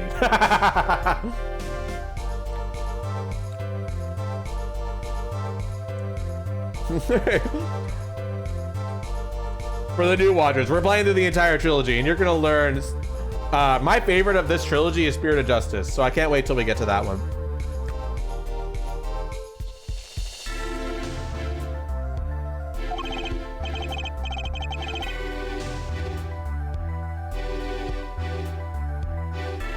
Trial will be canceled.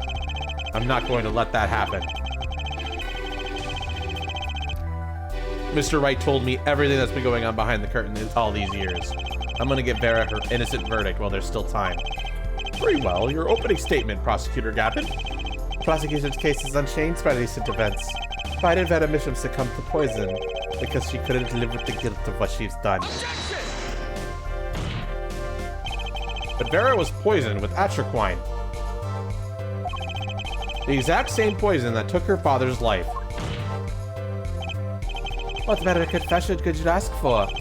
Being the killer, she would have access to the poison. Significant since it's other hard to come by. That is true. In other words, I see no need for further discussion. We could have had our verdict yesterday.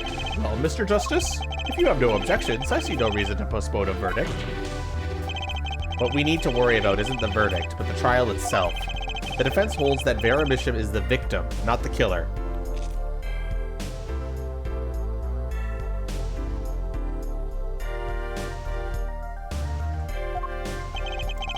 Is that so? Then you have to prove something.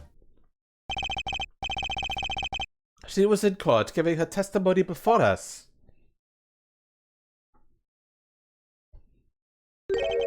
How do you propose her killer poisoned her? Oh, and incidentally, it would be nice if you told us who her mystery killer was. Prosecutor's objection is sustained. It asks the defense to prove its claims to the court. Tell us how Vera Misham was poisoned. I've got 2 things to prove here. Who did it and how. Which to hit first?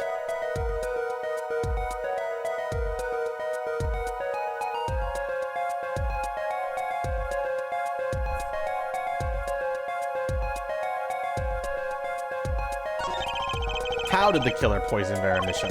I will focus first on the method used. Any comments before we begin, Prosecutor Gavin? Not the bottle or container of the poison was found on the defendant's body. I see. So the vector of poisoning is unknown.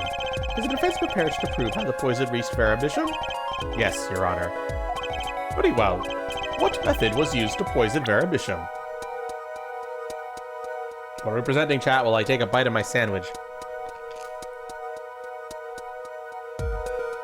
Kite, you might be behind.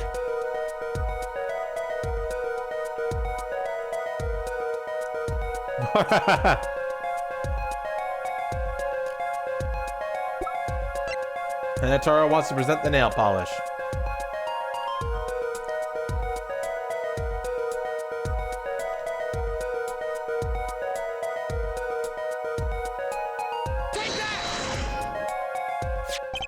What's this? My, what a beautiful bottle. I'd like to give whoever designed that a hand. Is that a nail polish? It's colorless. Ah, something the matter? No, nothing. Nothing at all. So the killer put poison in this bottle and made her drink it? As Prosecutor Gavin has told us, this is nail polish. Nail polish? It's like paint for nails. Know any woman with red nails? Ah, my wife has red nails. I see, so she's been painting them all this time. She didn't oh my gosh. Let's recall yesterday's trial. Remember when Vera was testifying to the court? Court is now back in session. Vera seems pretty tense. She's practically chewing her fingernails clean off. Whenever Vera became nervous, she had a habit of biting her nails. Her nails. Ah! Prosecutor Gavin? When the prosecution had Vera examined, did they check her nails? Bailiff! Have them check the defendant's nails at once! Mr. Justice! Yes? Do you know who did this? Do you know who put poison in that nail polish? Yes. That's Brussels. Belongs to Vera Misham? Why do you ask? Know someone else who might have a bottle like this? No, just checking. Mr. Justice, you are about to accuse someone of poisoning that bottle of nail polish. Please dispense with the chatter. You realize the weight of this accusation. Here, let me show you. Understood, Your Honor. No problem. I know what I'm doing this time. Then let us ask, who poisoned Vera Misham with her nail polish?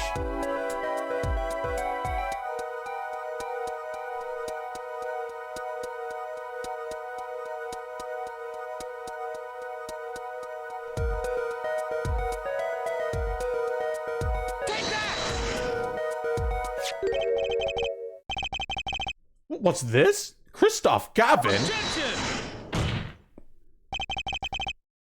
What's your game?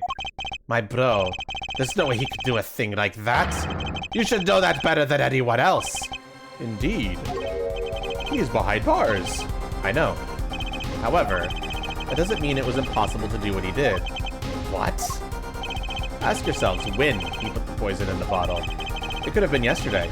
It could have been a month ago. Maybe it was a year ago. Or perhaps it was 7 years ago. But Christoph Gavin had no motive for killing this poor girl. It's simply inconceivable. Prosecutor Gavin doesn't seem to think so.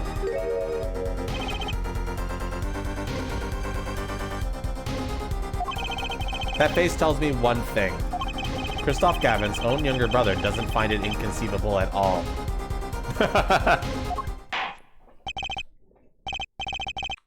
Well, Prosecutor Gavin? I feel there is a clear and pressing need. Then we may have to summon Christoph Gavin from jail as a special witness. Fine. I've known for some time that an impenetrable politics lurked at the bottom of this. A darkness that has swallowed even myself. Okay, the defense's wish is granted. Let's Prisoner Christoph Gavin take the stand. Bailiff, begin proceedings to call special witness. The witness is Christoph Gavin, currently residing in solitary cell 13 at Central Prison.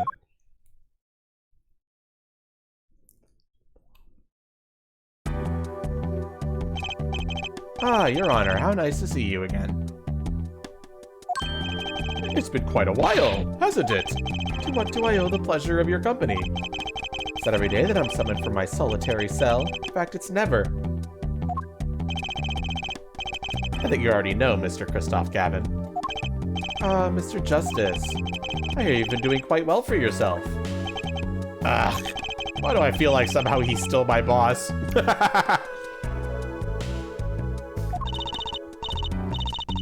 Stiff upper lip, Apollo. You could do it. Does this bottle look familiar? Ariadone nail polish. Why, yes, I use it myself. As did the late defendant, I hear. She's not dead yet. And? Was there something concerning this bottle you wish to ask me about? I admit I respect her for her taste in nail polish. Her taste indeed. This nail polish was how Miss Vera Misham was poisoned. Atroquinine, was it? You're well informed about the case, Mr. Gavin. Even in solitary, much comes to my desk, and I have nothing to do but read. Well, Clavier? Maybe you could explain this? You're being accused again. By him. Again. Ah, and? You agree with his accusation, do you? Let's hold a proper trial, shall we? Christoph Gavin, your testimony, please. I'd be delighted. The charges against you are quite severe, Mr. Gavin. You are suspected of the poisoning of the defendant, Farah Misham. Please testify on this matter to the court.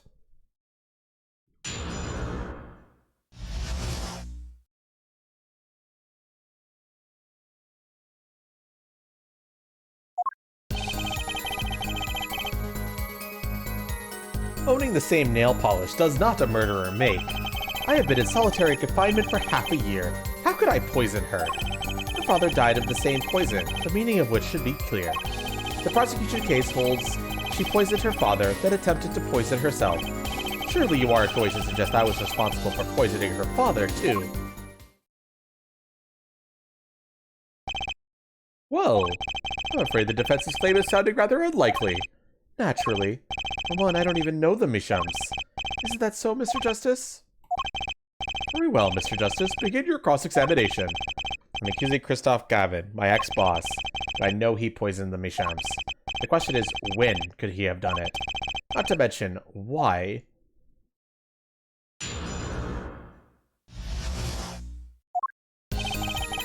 Bracelets up, chat. Just letting you know that.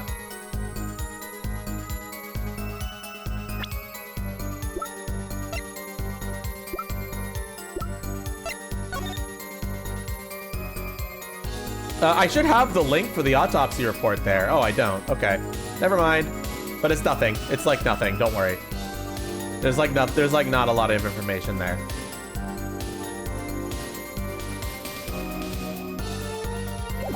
Anyway, perceive is up, chat. So which statement are we perceiving? I also have the mug twice. Ah, shit.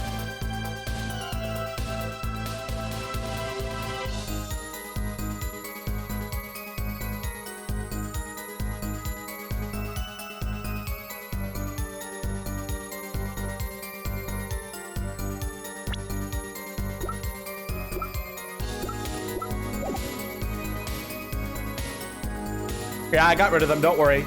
Anyway, owning the same nail polish does not a murderer make.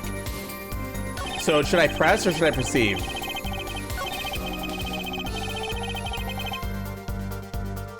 Yes, it's safe to press everything. Press? Okay, let's press first.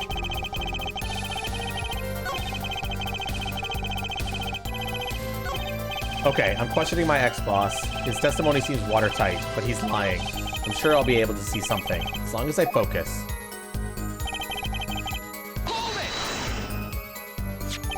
Tell me, is this nail polish expensive? Ariadone is a nail polish of the highest order. Not only is it fabulously expensive, but has made in extremely limited quantities. And you and Vera just happen to both use it? That can't be a coincidence. I'm guessing it's not a coincidence. Hmm? It's simple. Ariadone is the best nail polish one could buy, correct? Then, if one wanted the best nail polish, one would buy it. That makes sense. Why, it's a bit like my feelings towards my brand name gavel here. And my silk top hat. Are we all done showing off our refined tastes?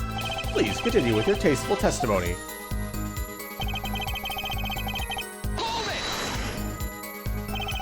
Can't you still make contact with the outside world in solitary? Ah, so we had an accomplice on the outside? Is this your latest accusation? I am allowed certain modocrium of letter writing. But the contents of those letters are closely checked. It would be extremely difficult to send a hit request. Prosecutor Gavin's on the warpath, isn't he? Yeah, you think so too, Trucy? I don't know why. He must be nervous with his big brother watching. Maybe that's a weakness I can turn into my advantage. Are we cool with that? May I continue? His father died of the same poisoning, the meaning of which should be clear. The defendant is not dead yet. There are no known cases of someone surviving atroquinine poisoning. You seem to know a lot about atroquinine. I know a lot about a lot of things, which is why I suggest we pick up the pace, or else you'll be short one defendant, for what she's worth. But witness will refrain from speaking ill of the ill. My apologies. Shall I continue?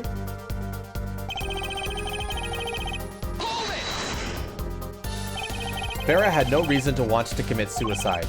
Also, who would commit suicide by doing their nails? The answer is quite simple. Basically, allow me to explain. Beginning with, why did she do it? The answer is quite simple. She couldn't live with her own guilt. Next, why did she use nail polish to poison herself?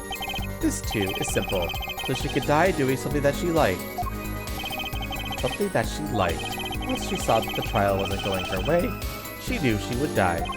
And it's not easy to bring poison into a courtroom. Must I explain further? I believe that's clear enough. Crystal clear. Wow, the two brothers together is like a two-man wrecking team. They could use a little more teamwork, though. Surely you aren't going to suggest I was responsible for poisoning her father, too? Both Farah and Mr. Misham were poisoned with atroquinine. That really can't be a coincidence. The defense is repeating malicious statements based on conjecture. The prosecution requests concrete, unambiguous proof of the witness's crime. Objection sustained. The defense will please present concrete proof.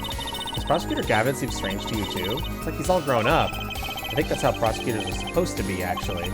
But he's acting different than usual. I'll bet it has a lot to do with his brother, Kristoff, being in the room.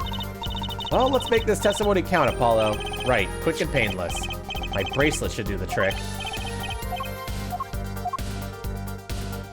Alright, chat, which one are we braceleting?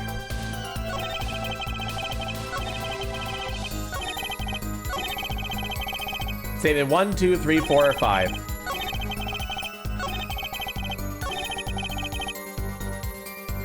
Your imagination says 5. Do we agree with that? Meme also says 5. And Toro says 2.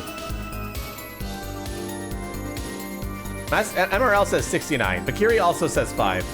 Here, more votes for 5 than 2, Anatoro, so we're gonna go with this.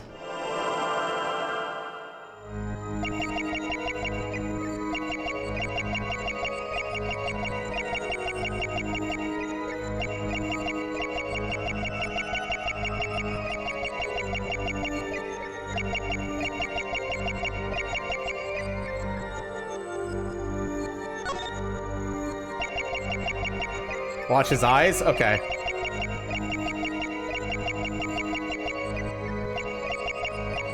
Hanataro says hand. I'm gonna focus on the hand after.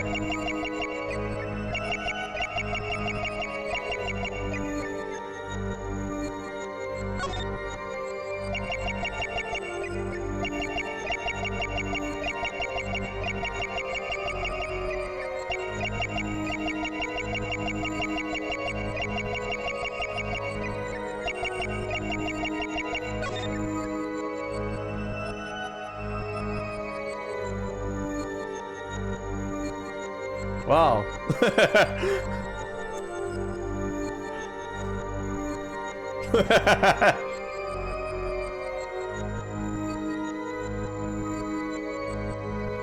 Gotcha!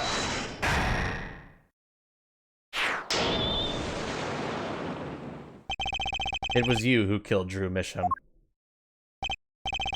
A bluff worthy of your new mentor, Mr. Wright. Oh, really? But you see, I saw it. Right when you said her father, too.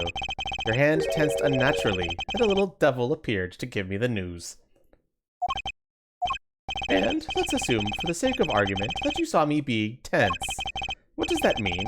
Are all tense witnesses guilty? And tell me, was Drew Misham fond of nail polish, too?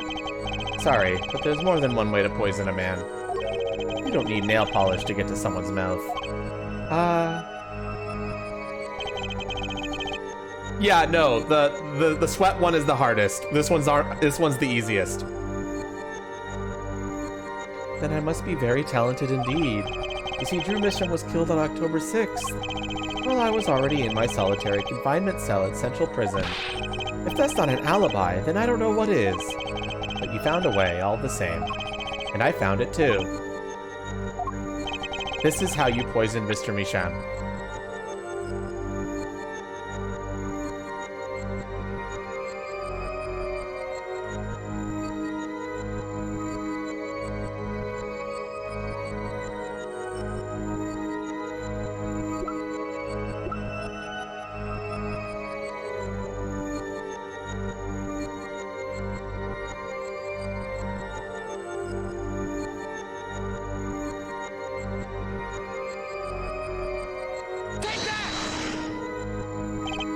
My.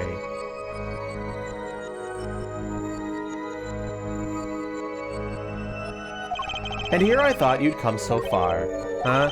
I admire how you, lacking any confidence whatsoever, choose to barrel on. Your defense lacks even a shred of elegance. Much like Phoenix Wright, come to think of it. Relax, Justice. I've come this far. I must know the answer. How did the killer get to his victim when the killer was in jail? This is how you poisoned Mr. Misham. You're thinking a little ahead, chat. That's all I'm gonna say. Think simpler. You're skipping a step.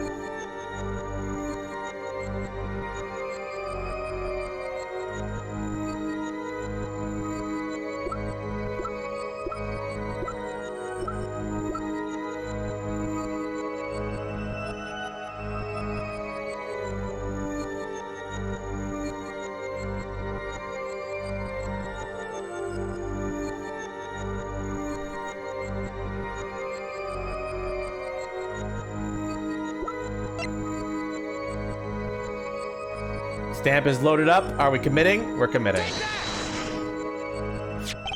I'm sure this commemorative stamp requires no introduction. The night Mr. Misham died, he was seen writing a letter.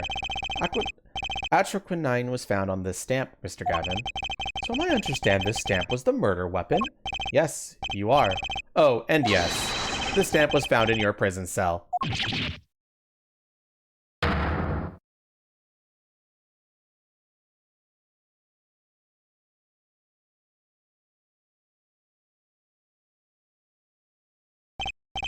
And that is all, Your Honor. Order! Order! Order! Poison on the back of that stamp? After Drew Misham was killed, someone paid a visit to this witness's cell. Phoenix Wright. Daddy? That's what he found the stamp. He made Drew Misham write you a letter. That's how you killed him. What? My. You've upset my poor brother to the point of uselessness. Allow me to clarify this matter, Justice. All you need to do is recall witness Bark Russell's testimony. But that's the thing, see? After he put his letter in that envelope, Mr. Bishop sat there searching his desk drawer for something. His desk drawer? Yes, a stamp! A so-called postage stamp. End quote. He was looking for a stamp. Ergo, he had no intention of using this stamp. What are you getting at? What I'm arriving at is that this commemorative stamp was in a frame. It was mere coincidence that he used it that night. That would seem to be the case. Or perhaps you mean to suggest that I could somehow manipulate coincidence? He does have a point. How would this witness know the victim was going to use that stamp? Without that, he couldn't have planned the murder. What? The answer is he didn't. Oh my gosh. Really, Clavier? You should be seeing through these weak-spined bluffs by now. He's right, though. How could anyone have known Mr. Misham would use that stamp that night? Least of all, Christoph Gavin locked away in his cell.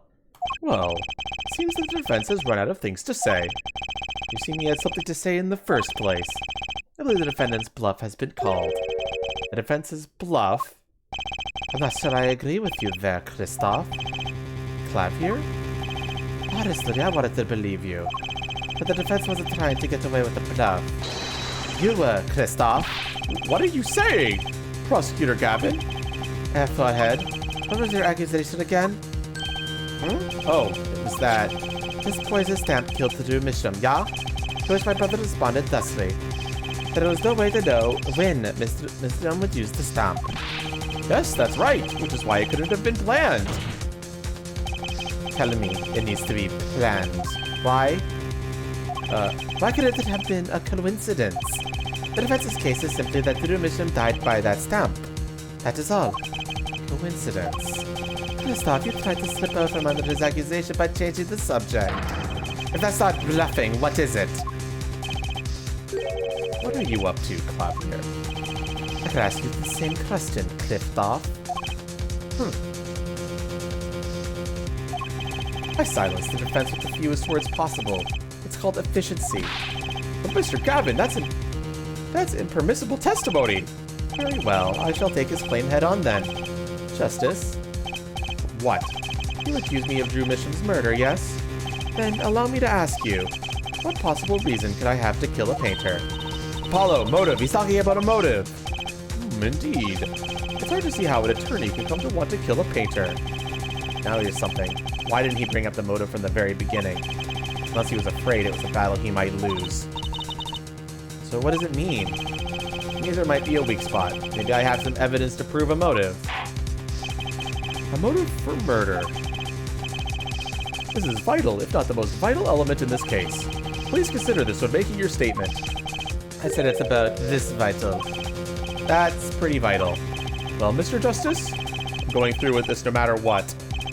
Understood, Your Honor. I'd like to present evidence. Then let's see what you have for us. What reason did Kristoff have in Gav for wanting to murder Drew Misham?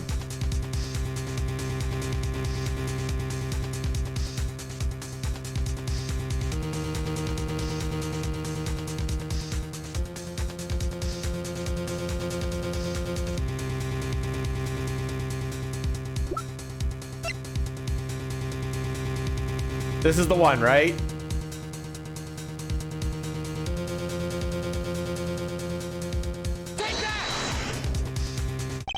Kristoff Gavin's motive becomes clear when we consider why the stamp came to Drew Misham's studio in the first place.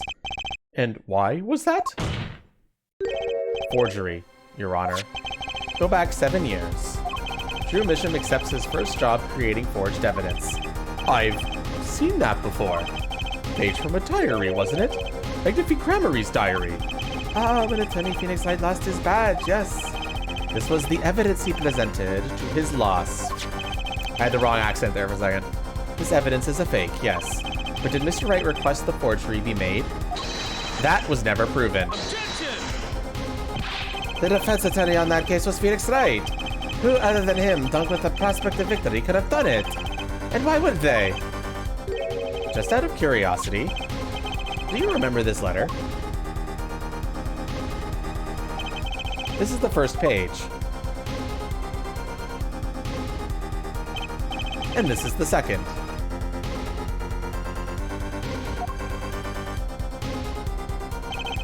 Those were presented in court yesterday. This letter was sent to Drew Misham by the client who requested that forgery. The enclosed stamp was none other than the poison commemorative stamp. Drew Misham drew his last breath just the other day. However, the motive for his murder was already 7 years old. 7 years old. The client who requested this forgery was very cautious. He tried to erase anything and anyone with connections to the forgery to keep them from talking. But he made a mistake. The stamp was a picture of my favorite magicians, so I kept it. Father took me when I was very young. It was a great magic show. I loved it so much. The killer's time bomb was delayed. The poison stamp was sealed within a glass frame, where it sat for 7 whole years.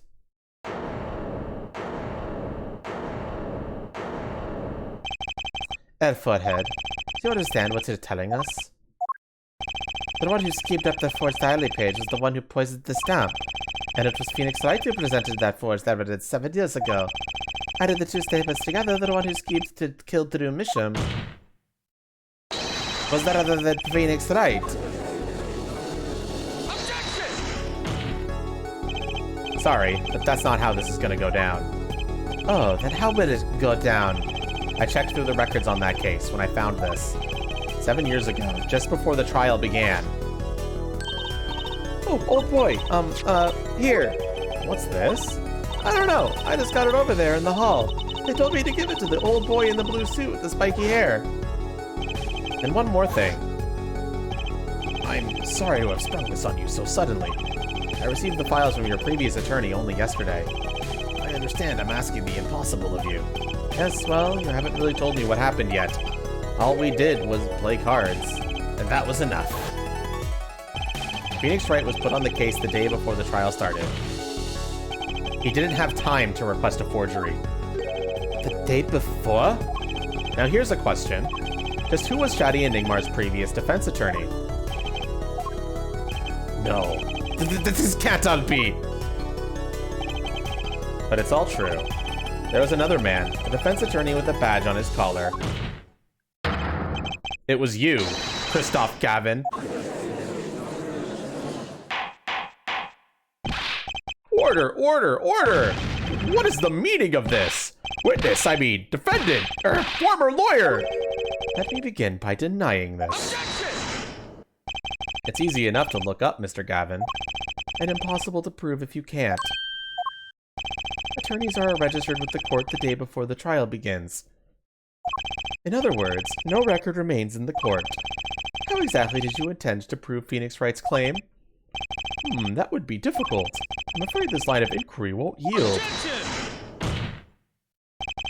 That forehead. Are you sure you don't have evidence? What's wrong with Prosecutor Gavin? He looks clammy. Evidence! Evidence that shows this man, Christoph Gavin, requested that forgery 7 years ago. Javier? Just prove it! Clear up these doubts now or I swear I'm off this case.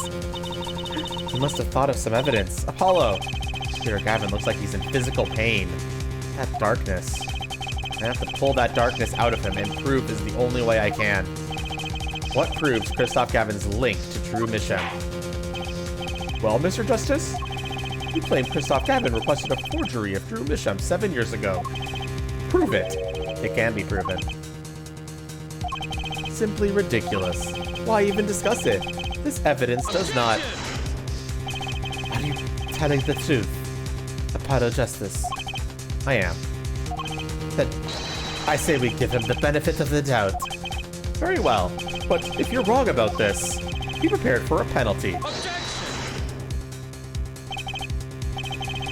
Your Honor, you do the defense an injustice. Mr. Justice is clearly passionate about his claim. Did the penalty not match his passion? I haven't given a penalty like that in a long time. Well, Mr. Justice? Fine, Your Honor. Let's save, chat. Our entire health bar is gone if we fail this.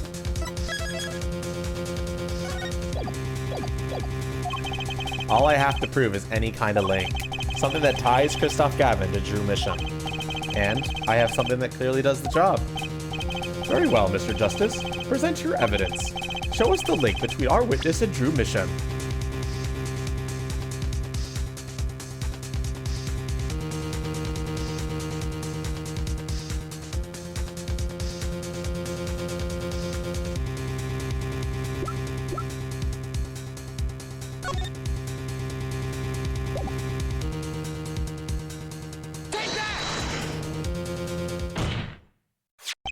This evidence proves there's a link. Hi, Mato. That scrap of paper? I'm afraid I can't let you submit that. Is there some problem? There is. How could you possibly have that? You couldn't. Hey, that's Daddy's handwriting. Mr. Wright's handwriting? What is the meaning of this? Ah, I see now. Yes, of course. What do you mean, of course? I just remembered I had a visitor yesterday. Phoenix Wright came to my cell. Except I wasn't there. Phoenix Wright? When I returned, I saw he had something of mine in his possession. Of course, I had no intention of letting him get away reading my private mail. Mail? You mean this letter was in your cell? No. However, it appears Mr. Wright has yet to be cured of his bad forging habit. Well, if it's a forgery, it's not a very good one. The handwriting's terrible. This is Mr. Wright's reproduction of what was written in the real letter. Reproduction? When Mr. Wright visited Christoph Gavin's cell, he brought with him a small video camera. What? Oh, look at his face! He recorded his entire conversation with you, Mr. Gavin, and the contents of your personal mail. Regardless, this mockery of a piece of evidence will never be accepted by the court. Evidence based on a video a man with no authority whatsoever claims he took? A man who happens to be an ex-attorney suspected of forgery? Prosecutor Gavin? Prosecutor Gavin? How embarrassing as this is for me to say, I'm afraid my brother is incapable of making rational judgments at the moment. Your Honor, your decision, please. The defense's claim is denied. What? Only actual evidence is permitted in a court of law. Please remove the defense's evidence from the record. Better luck next time, Justice. Does it actually get removed now?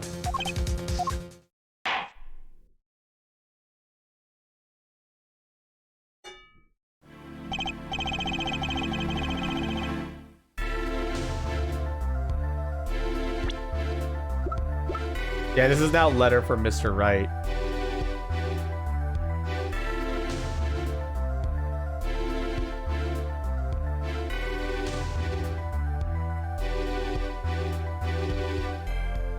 Oh, whoops.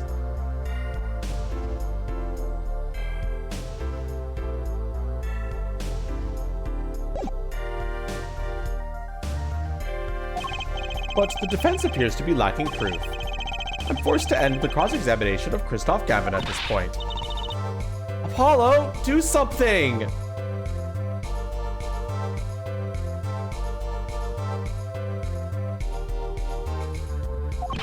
I'm thinking, but without evidence. I don't have anything I can use on him. Very well, this ends the special witness's cross-examination. The show is over, yet the crowd screams for more. Only now do I understand why. Prosecutor Gavin, frankly, I'm relieved. This has been bothering me for 7 whole years. And I'm tired of the whole youthful angst scene. Now's our chance. Let's clean out the family closet, eh, Christoph? Javier, you're spinning out of control. Calm yourself before you say something you'll regret. Spinning out of whose control? Mine or yours? Take a moment to consider everything you've built. Your reputation as a prosecutor. Your fame with the masses. You could lose it all, Clavier. Paulo, did you see that? He's trying to press Prosecutor Gavin. Prosecutor Gavin, try to remember what's really important to you. You amaze me, forehead. I can forget what's really important to me if I tried.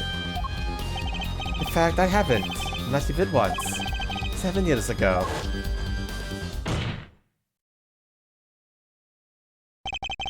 Finally, you just couldn't resist, could you, right? Resist what? Presenting solid evidence?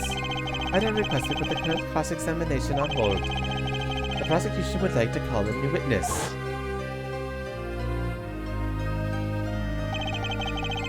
Stated name and occupation for the record. I'm familiar with the trial. I've watched the video several times. Did you find anything unnatural about it? Unnatural? Well, you did seem unusually well prepared. I mean, Mr. Wright had only just presented his evidence. And the next moment you call in Drew Mission. It was almost as if... Almost as if what? Funny, it didn't even occur to me to wonder. But now that I do, I see there's only one possible explanation. Almost as if, from the very beginning, you knew Mr. Wright was going to present that evidence. Ah! Correct. I knew that if I applied to the usual pressure, Phoenix Wright would eventually come up with that forged diary page. Don't do this, Clavier. I knew because you told me, Christoph. Well... What?! It was the night before the trial. Clavier. Christoph, I'll see you at the prosecutor's office the day before this trial. I won't be appearing in the trial, actually. Huh? Why not? I won't be facing off with you on your first trial, apparently. But in exchange, I brought information. Information? The attorney who will be there in my place tomorrow is not to be trusted. Don't even give him the benefit of your respect. Listen, I want you to call in a special witness. Then... I wondered about it all of the time. How did Christoph know so much? Prosecutor Gavin. Christoph, we were supposed to face each other in that trial. A fair fight, brother to brother. I deserved that much. Let me borrow the victim's belongings. You showed me all your research on the case. The victim's belongings? Which would have included Magnifi's diary, wouldn't it? Mr. Gavin? My, Clavier, you disappoint me. You find trees, yet miss the forest. You're the one missing the forest, Mr. Gavin. You can't sweep this under the rug, not anymore. Tell me what was going on behind that trial. Why not? I've achieved what I came here to do. I see no harm in a little reminiscing. Apollo, I think we're finally going to shine a light on the black belly of this thing, Crucy. We've done everything we could. I hope it's enough. 7 years ago, the day before the trial, I visited the detention center at the request of my client, Zach Gramarye. 2 cards. 1 card.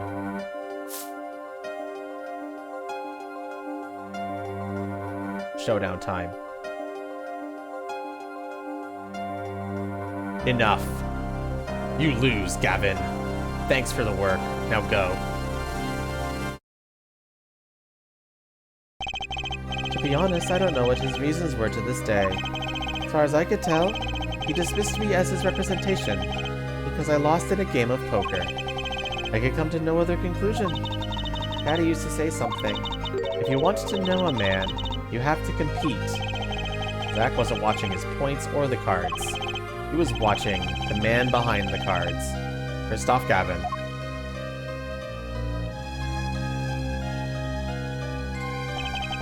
I couldn't believe it. Phoenix Wright, a second-rate attorney who relies on luck and bluffs.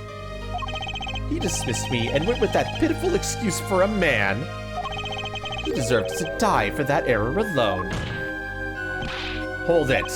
So, the one who requested that forgery was... Oh, I'm not admitting to anything.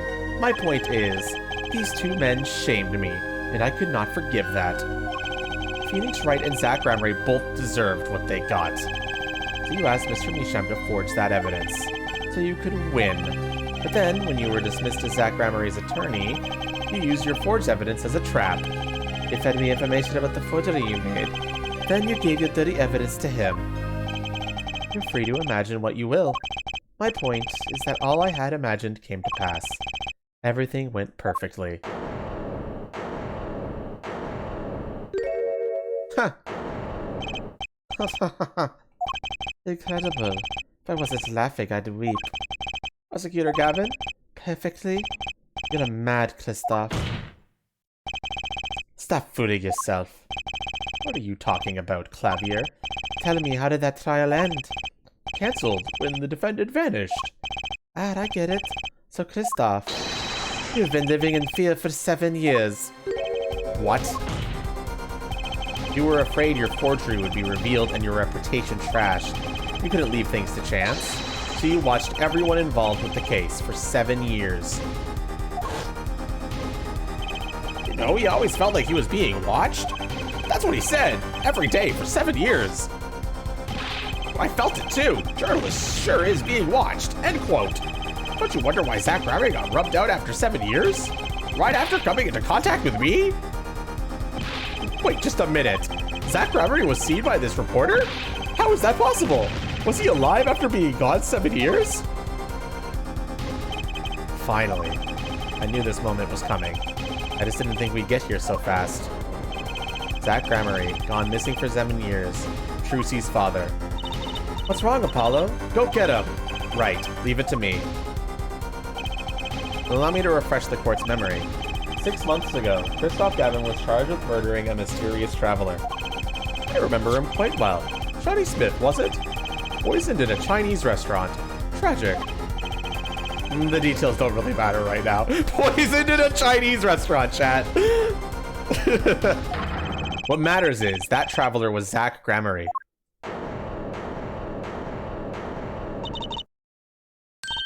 What is it, Apollo?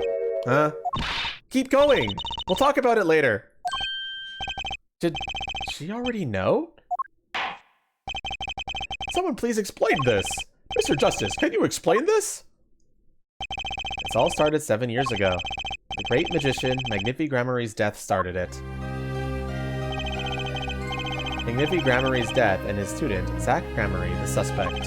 Whoever defended Zach in court successfully would be famous beyond belief. Thinking that, Christoph Gavin did the unthinkable. He forged evidence. Misham. Actually, it was his daughter, Vera, who really did the work. You took precautions when you had that forgery made, didn't you, Mr. Gavin? Precautions? To keep people from talking, of course. These two know too much. Leave them alive and there'll be nothing but trouble. That's when you planned your poisoning of the forgers. At Stroquinine. Applied to a commemorative stamp. But luck was on Mr. Meesham's side. The bomb didn't go off. His daughter. She saved him by taking the stamp, I see. But that wasn't the only bomb he set up. The Ariadoni nail polish, of course. He noticed something when you requested that forgery. When Vera Misham is nervous, she has a bad habit. A tendency to bite her nails.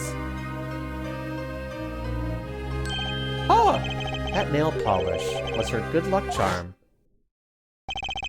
She was almost kidnapped once. It's just that she's been, well, you can see for yourself.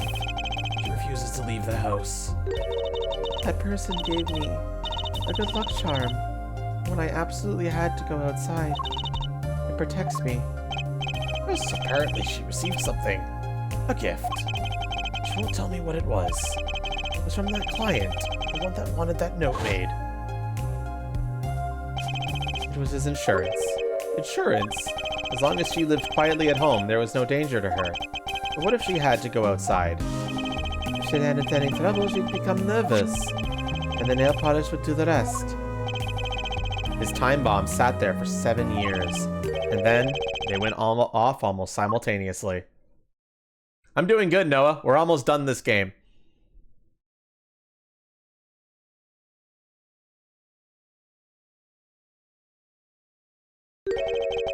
If you're finished, may I return to my cell now? I'm not accustomed to standing for such long periods of time.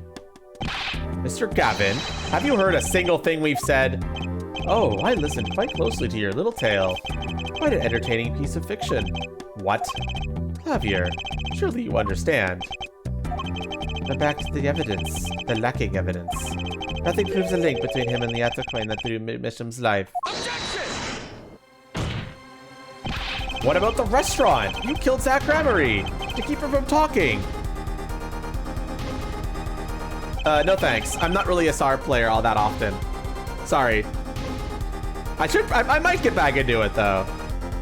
Someday. Well, when it gets updates, I'll probably play it again. And also, when I'm done this, I'm probably gonna want to go to bed, if I'm being honest. I killed no man of that name. Read over the report again if you like. The victim was a traveler, by the name of Shadi Smith, about whom we know little else. You can't seriously think I knew he was that particular fugitive? Okay, then why did you kill him? I plead my rights to remain silent. Remember, this court did not convene to put me on trial. The defendant's name is Vera Misham, suspected of the murder of her father. My trial's been finished for 6 months now. I'm afraid we have strayed considerably from our purpose here. This court concurs with the witness. If it is defendant Vera Misham who's on trial here. No, but you were doing so well, Apollo. As long as there is no evidence to support the accusation against him, this course of inquiry cannot find Vera Misham innocent. Your Honor, Phoenix Wright said 7 years collecting this evidence. You still don't get it, do you? Let us assume there was poison in the nail polish. Who then was responsible for causing Vera Misham to bite her nails? What? It wasn't me, I know that much. Who brought that poison to her lips was you. What? Evidence is everything. There is nothing more. I believe this discussion has reached its conclusion. Your Honor, Mr. Justice, you have performed admirably well for a novice attorney. I respect your partner, Phoenix Wright's determination as well. However, without direct proof, you have nothing. Isn't that right, Clavier? Unfortunately, yes, Christoph, you're right. That is, you would have been right. Until now. What? Did the news not reach your desk in solitary? The eyes of the nation are on this courtroom today. This is the trial case for the new judicial system. That's right! I totally forgotten! The jurist system! Jurists, you say? The current judicial system has been deemed too closed off from society. This new system attempts to inject the wisdom of common citizens into the law. Common citizens? Wisdom? Is this some kind of joke? What could we possibly gain from doing this? Entrusting our judicial system to a mindless emotional mob of irrational mouth breeders? Common citizens have something called common sense. Common sense is not restricted by the law. Nonsense! There's only room for two in this court. Me and the law. Keep the riffraff out. Out, I say! They're not in the court, actually. They're watching everything by video camera.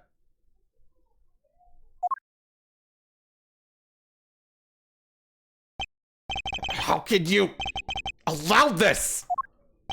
Incidentally, the one responsible for making this happen was Phoenix Wright. Phoenix Wright?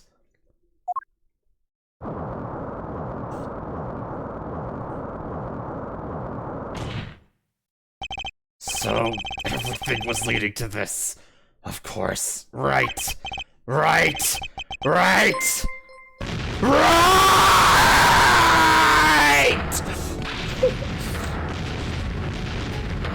I tried my best, chat.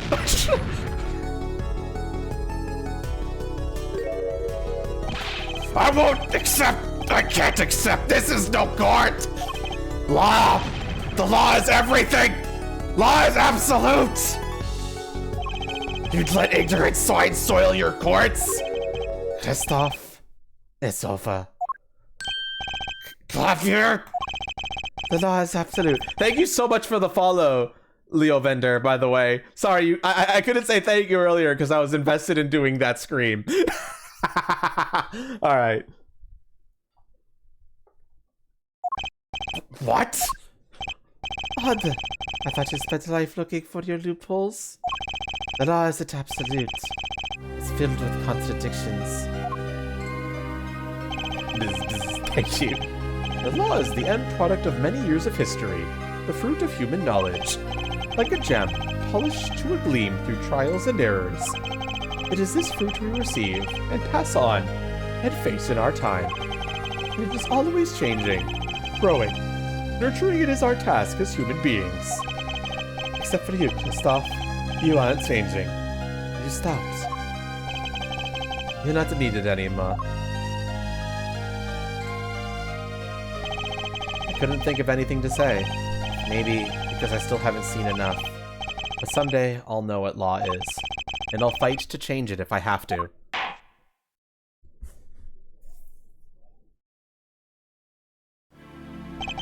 I see no need to further prolong this trial. This began as the trial of Vera Misham, accused of murdering her father, a painter, Drew Misham. However, several other incidents were reviewed, and we seem to have reached a conclusion. Before this court declares a verdict, I await your decision. Jurists of the court, for the death of Drew Misham, how do you find the defendant, Vera Misham, innocent or guilty? I turn to you now to consider this matter.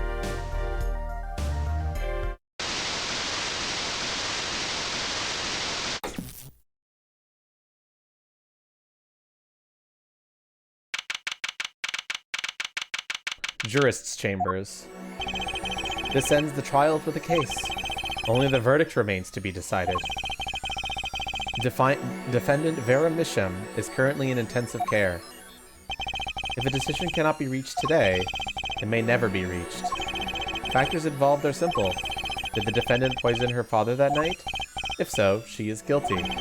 Or was there another reason for Miss Misham's death? Did another person poison him? If so, she is innocent. A panel has been provided for each of you to input your decisions. That is all. Please, wait. Yes, jurist number 6? There's something in the jurist handbook here. Persons involved with the case may not be jurists. That is correct. I've looked into all of your dossiers. None of you were involved with the development of the case. With the development of the case? I see. Does that answer your concern? It's time for your verdicts. Make your decisions in the case against Vera Misham. After 7 years, the truth is ready to be heard. Judge wisely. Judge well.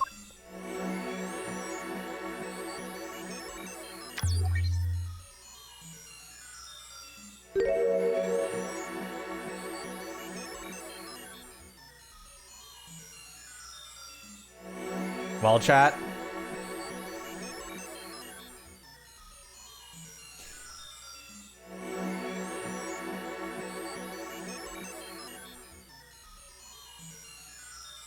Is Vera Misham guilty or not guilty?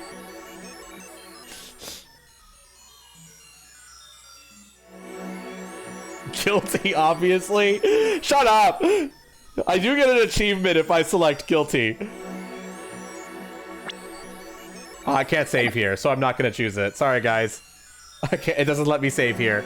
Unfortunately, you guys don't get to see the funny ending. Not guilty.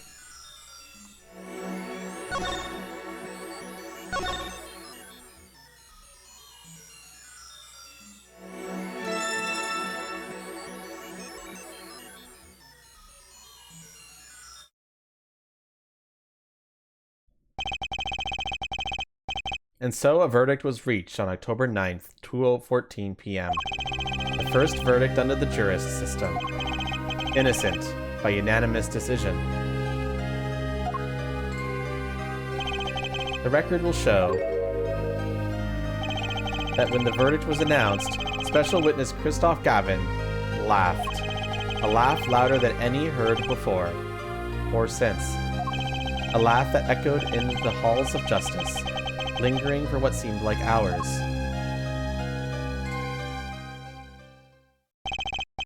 October 10th, 8:30 a.m., the morning after the trial.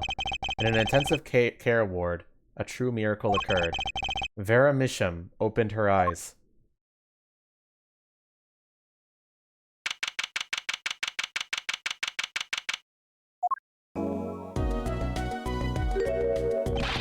Vera, I'm so glad. Don't cry, Apollo. I'm happy too, and proud. You did well, Apollo. When I thought about what if Vera, Hey now, don't you start crying too. Sorry you had to see us like this. Vera? Thank you so much, Apollo. Thank you. No, I'm sorry. I shouldn't have pressed you like that. If I hadn't, you never would have bitten your nails. No, I was wrong. Staying locked inside like that, clinging to my good luck charm? Vera, when I opened my eyes and saw you, I finally understood. It's important to be a part of the world, to see things with your own eyes. Looks like that poison had some effect after all. It killed off whatever was holding Vera back from life. I knew you'd pull through, Vera. I mean, that's what Apollo was fighting for the whole time. Your future. I won't forget it. Here, let me thank you. No, really, it's okay. Oh, look, it's me! I love it! Thanks! Is that me? You really captured your essence, Apollo. Well, I think so, at least. That reminds me. Do you know where the other lawyer is? The other lawyer? Oh, you mean Daddy. Except he's not a lawyer anymore. It's my fault, isn't it? I'm sorry. Oh, no, that's not what I meant! No, it's okay. I'm through looking away from the things I've done. I hope I can look him in the eye someday and apologize. I'm sure he'd be happy to hear that. He bought all those things for me when he came to visit earlier. You mean that stack of videos? Mr. Wright's finished watching them all? You know, I knew my real daddy was alive. Huh? I was there 7 years ago, remember? I was the one who helped them vanish from the courtroom. You did what? How? I'm not telling. He promised me that day he went away. We may not meet again for some time, Trucy. But know this, I will be watching, and one day I shall return. You're the next Gramarye, after all. Oh, Trucy. In the end, he couldn't keep that promise, could he? It's okay. Phoenix is my daddy now, even if he can't really play the piano. That he can't. Oh, and I've got you too, even if your voice is kinda loud sometimes. Glad I made your list. Hey, come to think of it, where is Daddy, the one who can't play? Do you know Apollo? I think he said he had to meet someone. I wonder. Maybe it's a new mommy. Oh, Trucy? Yes, Vera? I was wondering, could you show him to me once more? Sir Hat, was it? Oh, he's not been knighted yet. Here goes. Do us an impersonation, Mr. Hat. Objection! Not loud enough, and I like Miss Magic underwear better anyway. That's Magic Panties, Apollo.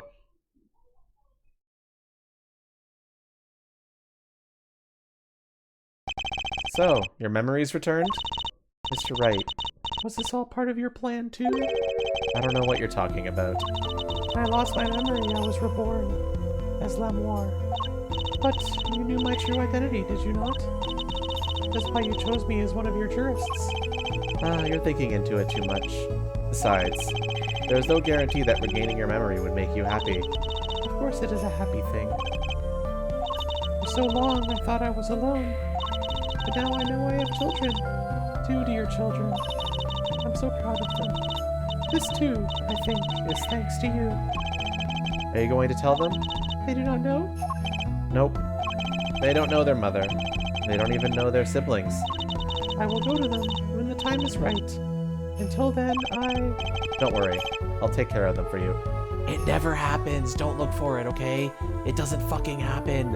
It's never brought up again. Which is kind of upsetting, but whatever. They're very important to me, too. A little annoying at times, but still. Really? Really?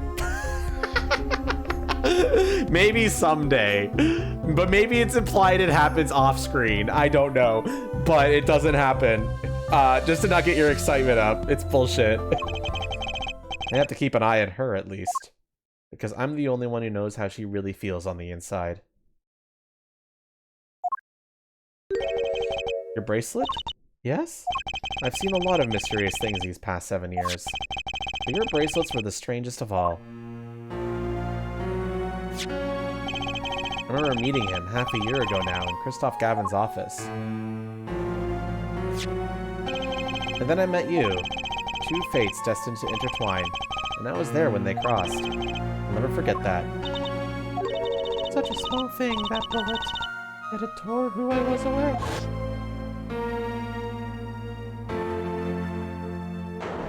And to think Phoenix just knows this, I know, right? 10 years ago, during a simple rehearsal. It was a miracle no one died, but I didn't survive that accident.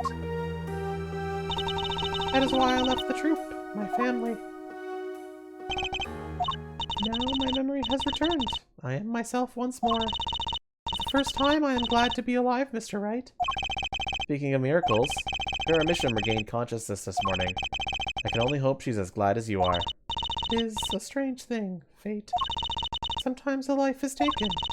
Sometimes a life is spared. You know what I've been thinking? People don't die that easily, really. As long as they've got something worth living for. And that's pretty much the end of my story, for now anyway. I've still got a long way to go, and this power of mine, well, it needs some work. But there's hope now. We'd lost it, but somehow we found it again. That's why people are smiling again. Hope. Yeah, I think I'll keep at this lawyer thing for a while. Oops, training time. Gotta go. Cords of steel, here comes justice.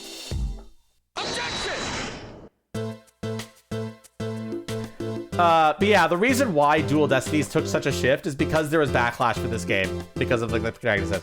I just did with the agency, Apollo. It's like I found my long-lost big little brother. Which is a shame, because I like this game. Oh, and don't you worry about Troop Grammary. Trucy's on the case. Now that I have this, thanks to Daddy. Trucy Grammary, frankly, I got my doubts. But Hat Grammary? Now that'll pack him in.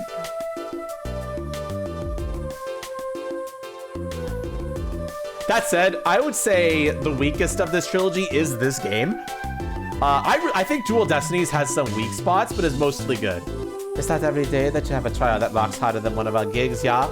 That's why it's over. The Gaviniers are breaking up. The news caused it on our tissues at supermarkets nationwide. You're the real stars now. I look forward to our next jam session. But Spirit of Justice is easily the strongest of the trilogy. I love Spirit of Justice, mainly because its final case is so fucking crazy. I love Spirit of Justice Final Case, and I've forgotten a lot of it. I'm excited to play just Spirit of Justice with you guys again, because that game I've forgotten a lot of. Well, it's finally over, you know, thinking about it. I've been a piano player longer than I was a lawyer. Yes, we're gonna be doing all of them, Your Imagination. Now that everything's sorted and I've got time on my hands, maybe I'll take some lessons. Maybe I'll take the bar exam again. When's my next one? It'll be in a bit. I want to do some games in between. When we have a gap of no new releases, that's when we're gonna do it.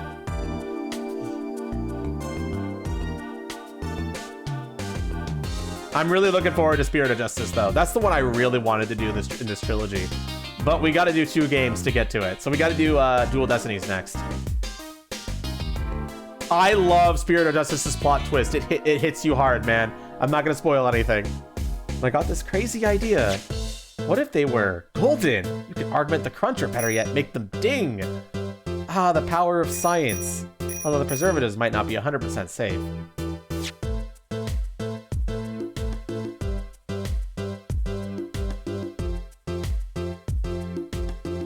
5 hours late to something you scheduled because you didn't want to miss the end? Hell yeah. I'll let you, if you join my Discord, it'll be more obvious when I'm going to start the next game. An unlikely event you are awaiting Russian feast. Come to Borscht Bowl Club. The only thing colder than restaurant is borscht. Da, but if greater challenge is being required. Then come to the hideout. You know who to ask for. I forgot what voice I used for her. Whatever.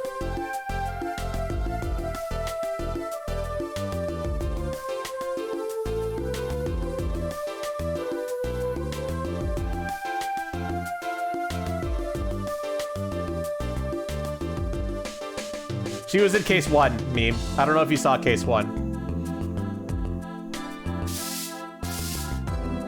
Oh yeah, that one's good too. So Kentucky Pastries is getting back to its Eastern roots. Like the culture and all. Yo boss, culture time. This is how we write root, capiche? But we're still about giving back to the people. Yo boss, PR time.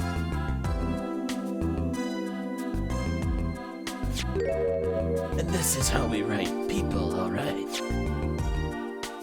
Now that Walkie's paying, not that Walkie's paying any attention. Ooh, kids. You love that apron so much. I do too, don't worry.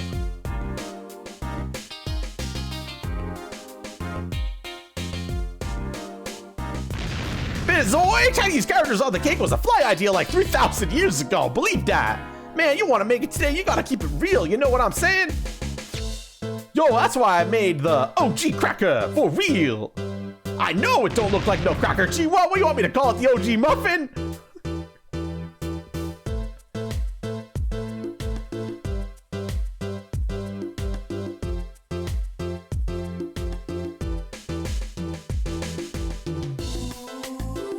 I don't know where all this talk about food is coming from.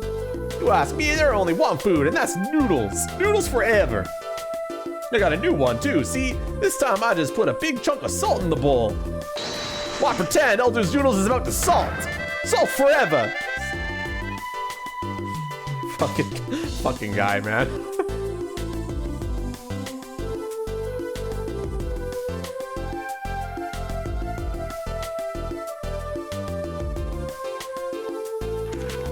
This guy, man.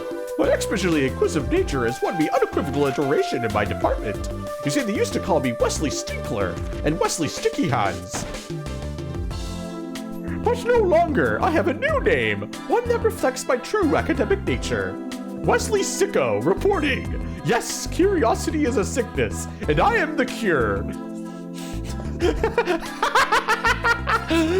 This fucking guy!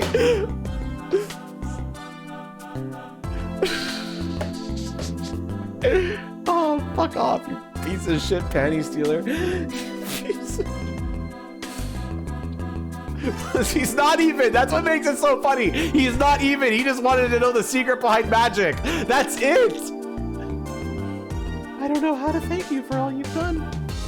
Light has returned to my life, and with it, joy. I may have lost years, but I have gained a treasure. 2 treasures, in fact. I will think of them when I write my next song. named Brandon Gay. Incredible.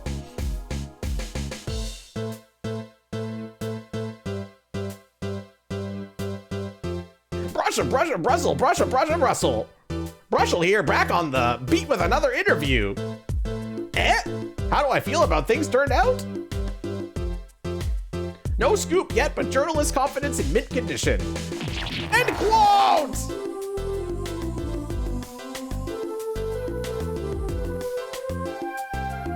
The funniest thing is that Brussel is like one of the you might not like the guy, but in terms of his testimony, he had the most accurate testimony of all time. I decided to keep painting. Original onlys, of course. To see a bit of the world outside to find what to paint. But I know there are good people out there now. I've met them. The door is open. The world is waiting. Thank you.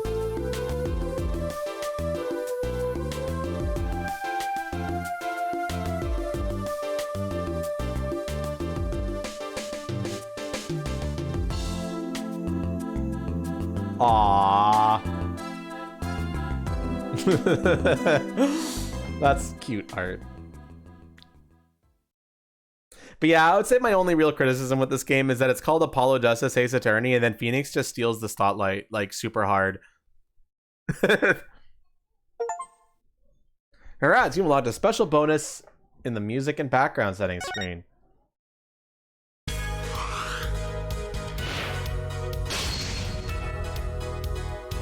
Continue on. Not yet, game. You're getting a little ahead of the game there. All right, chat. So we are going to be, it's not a joke ending, Kite. It's straight up a bad ending. It's like straight up just bad and depressing. I think like Vera dies and like it's horrible.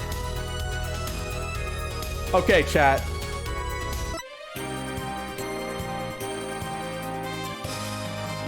I guess this is just your little teaser.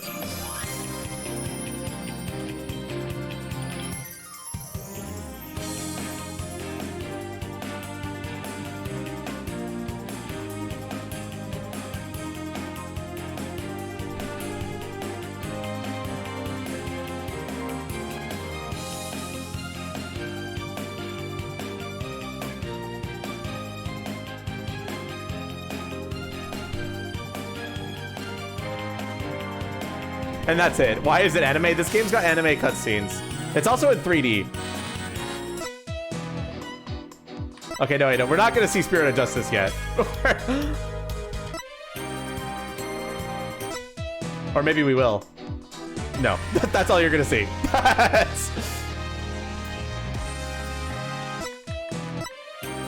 But yeah, so the plan for stream is I need to check what's coming out this month. Shonen anime ass trailer. I'm trying to think about it. What's the word I'm looking for? So next week is Hyper Light Breakers primarily, is going to be the primary thing. I also want to try Smite 2 one day because Smite 2 is going into free-to-play next week. And apparently it's way better than the last time I streamed it. So we're going to return to Smite 2, give that a try. And then Tales of Grace's F comes out on Friday, but we're probably going to be starting it Saturday. That's a Tales of game that I really enjoy. And then after Tales of, I don't think I've got any major games planned, so we're probably going to do Dual Destinies then. But if there's a new release I'd rather play, we'll probably do that, but we'll see. And then after Dual Destinies, we're probably going to be like Monster Hunter Wilds and a whole bunch of other stuff. And then we're going to be doing Spirit of Justice. So it'll be like we play an Ace Attorney game, take a break, play an Ace Attorney game, take a break, play an Ace Attorney game. That's what we're going to do. So yeah, that's it. We finished it. We're done. And we're going to be doing the same evidence stuff that we did here. It's all the same. So it'll be great. I hope you guys join me for those games as well. It'll be a lot of fun. Follow in the destroyed courtroom out of context is too good.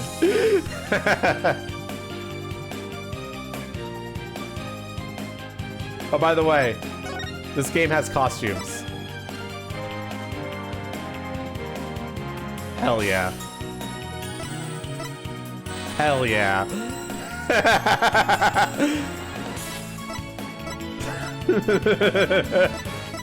I am shocked they never gave him his outfit from Apollo Justice. That feels like a missed opportunity.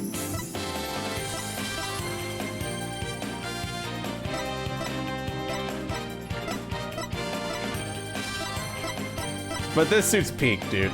This shit's peak right here.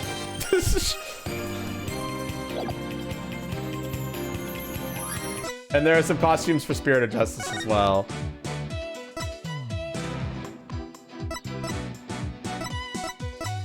Oh my gosh, I can't believe they gave Athena that. All right, whatever. Okay. It's not in Spirit of Justice, Crokyu, unfortunately. All right, gamers. I will see you all next week for Hyper Light Breaker on Tuesday. Hyper Light Breaker. I hope that game's good. I swear to fucking God, if it's bad, I'm gonna be pissed. If that game is bad, I'm gonna be fucking pissed, chat. I want that game to be good. I want it to be good so bad. You're gonna get that game too? Yeah! Let's fucking go. And then, so we're gonna do Hyper Light Breaker next week. By the way, I haven't been advertising it, but the poll is still open. One sec. I really should be advertising it more. I have a poll for,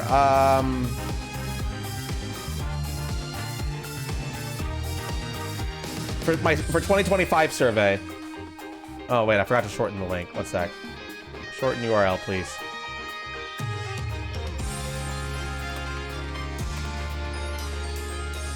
So this will help me determine what games for me to play on stream in 2025. So please fill it out if you haven't yet. It'll be a huge help for me in determining what games to focus on and prioritize. Like a great, for example, like it'll let me know if I should skip playing a game on its release date and instead play like Ace Attorney Dual Destinies instead in its place, basically. So please fill that out. It'll be a huge help for me in choosing games. So where's Tails? I think Tales of Grace's F scored well on this, right? Tales of Grace's F got 21% votes, so not a huge amount, but I don't really have anything else planned for 2025 for January, so I think I'm still gonna stream that just because it's a nostalgic game for me. It's a Tales of game I really love.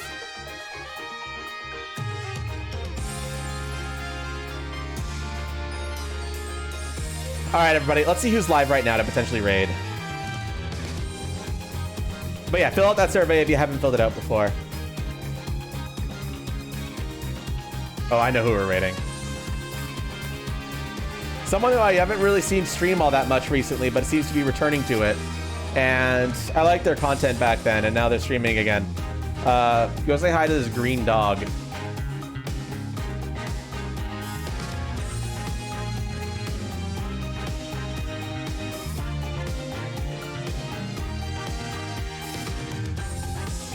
Go say hi to this fucking green dog. All right, everybody. I hope you enjoyed the Ace Attorneys. I will now go sleep. I will go rest. I'll see you all on Tuesday.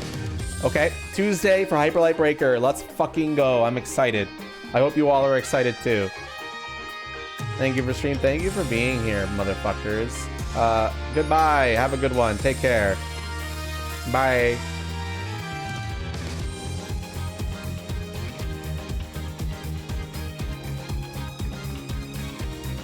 Get a load of that dog, actually. Yeah, let me catch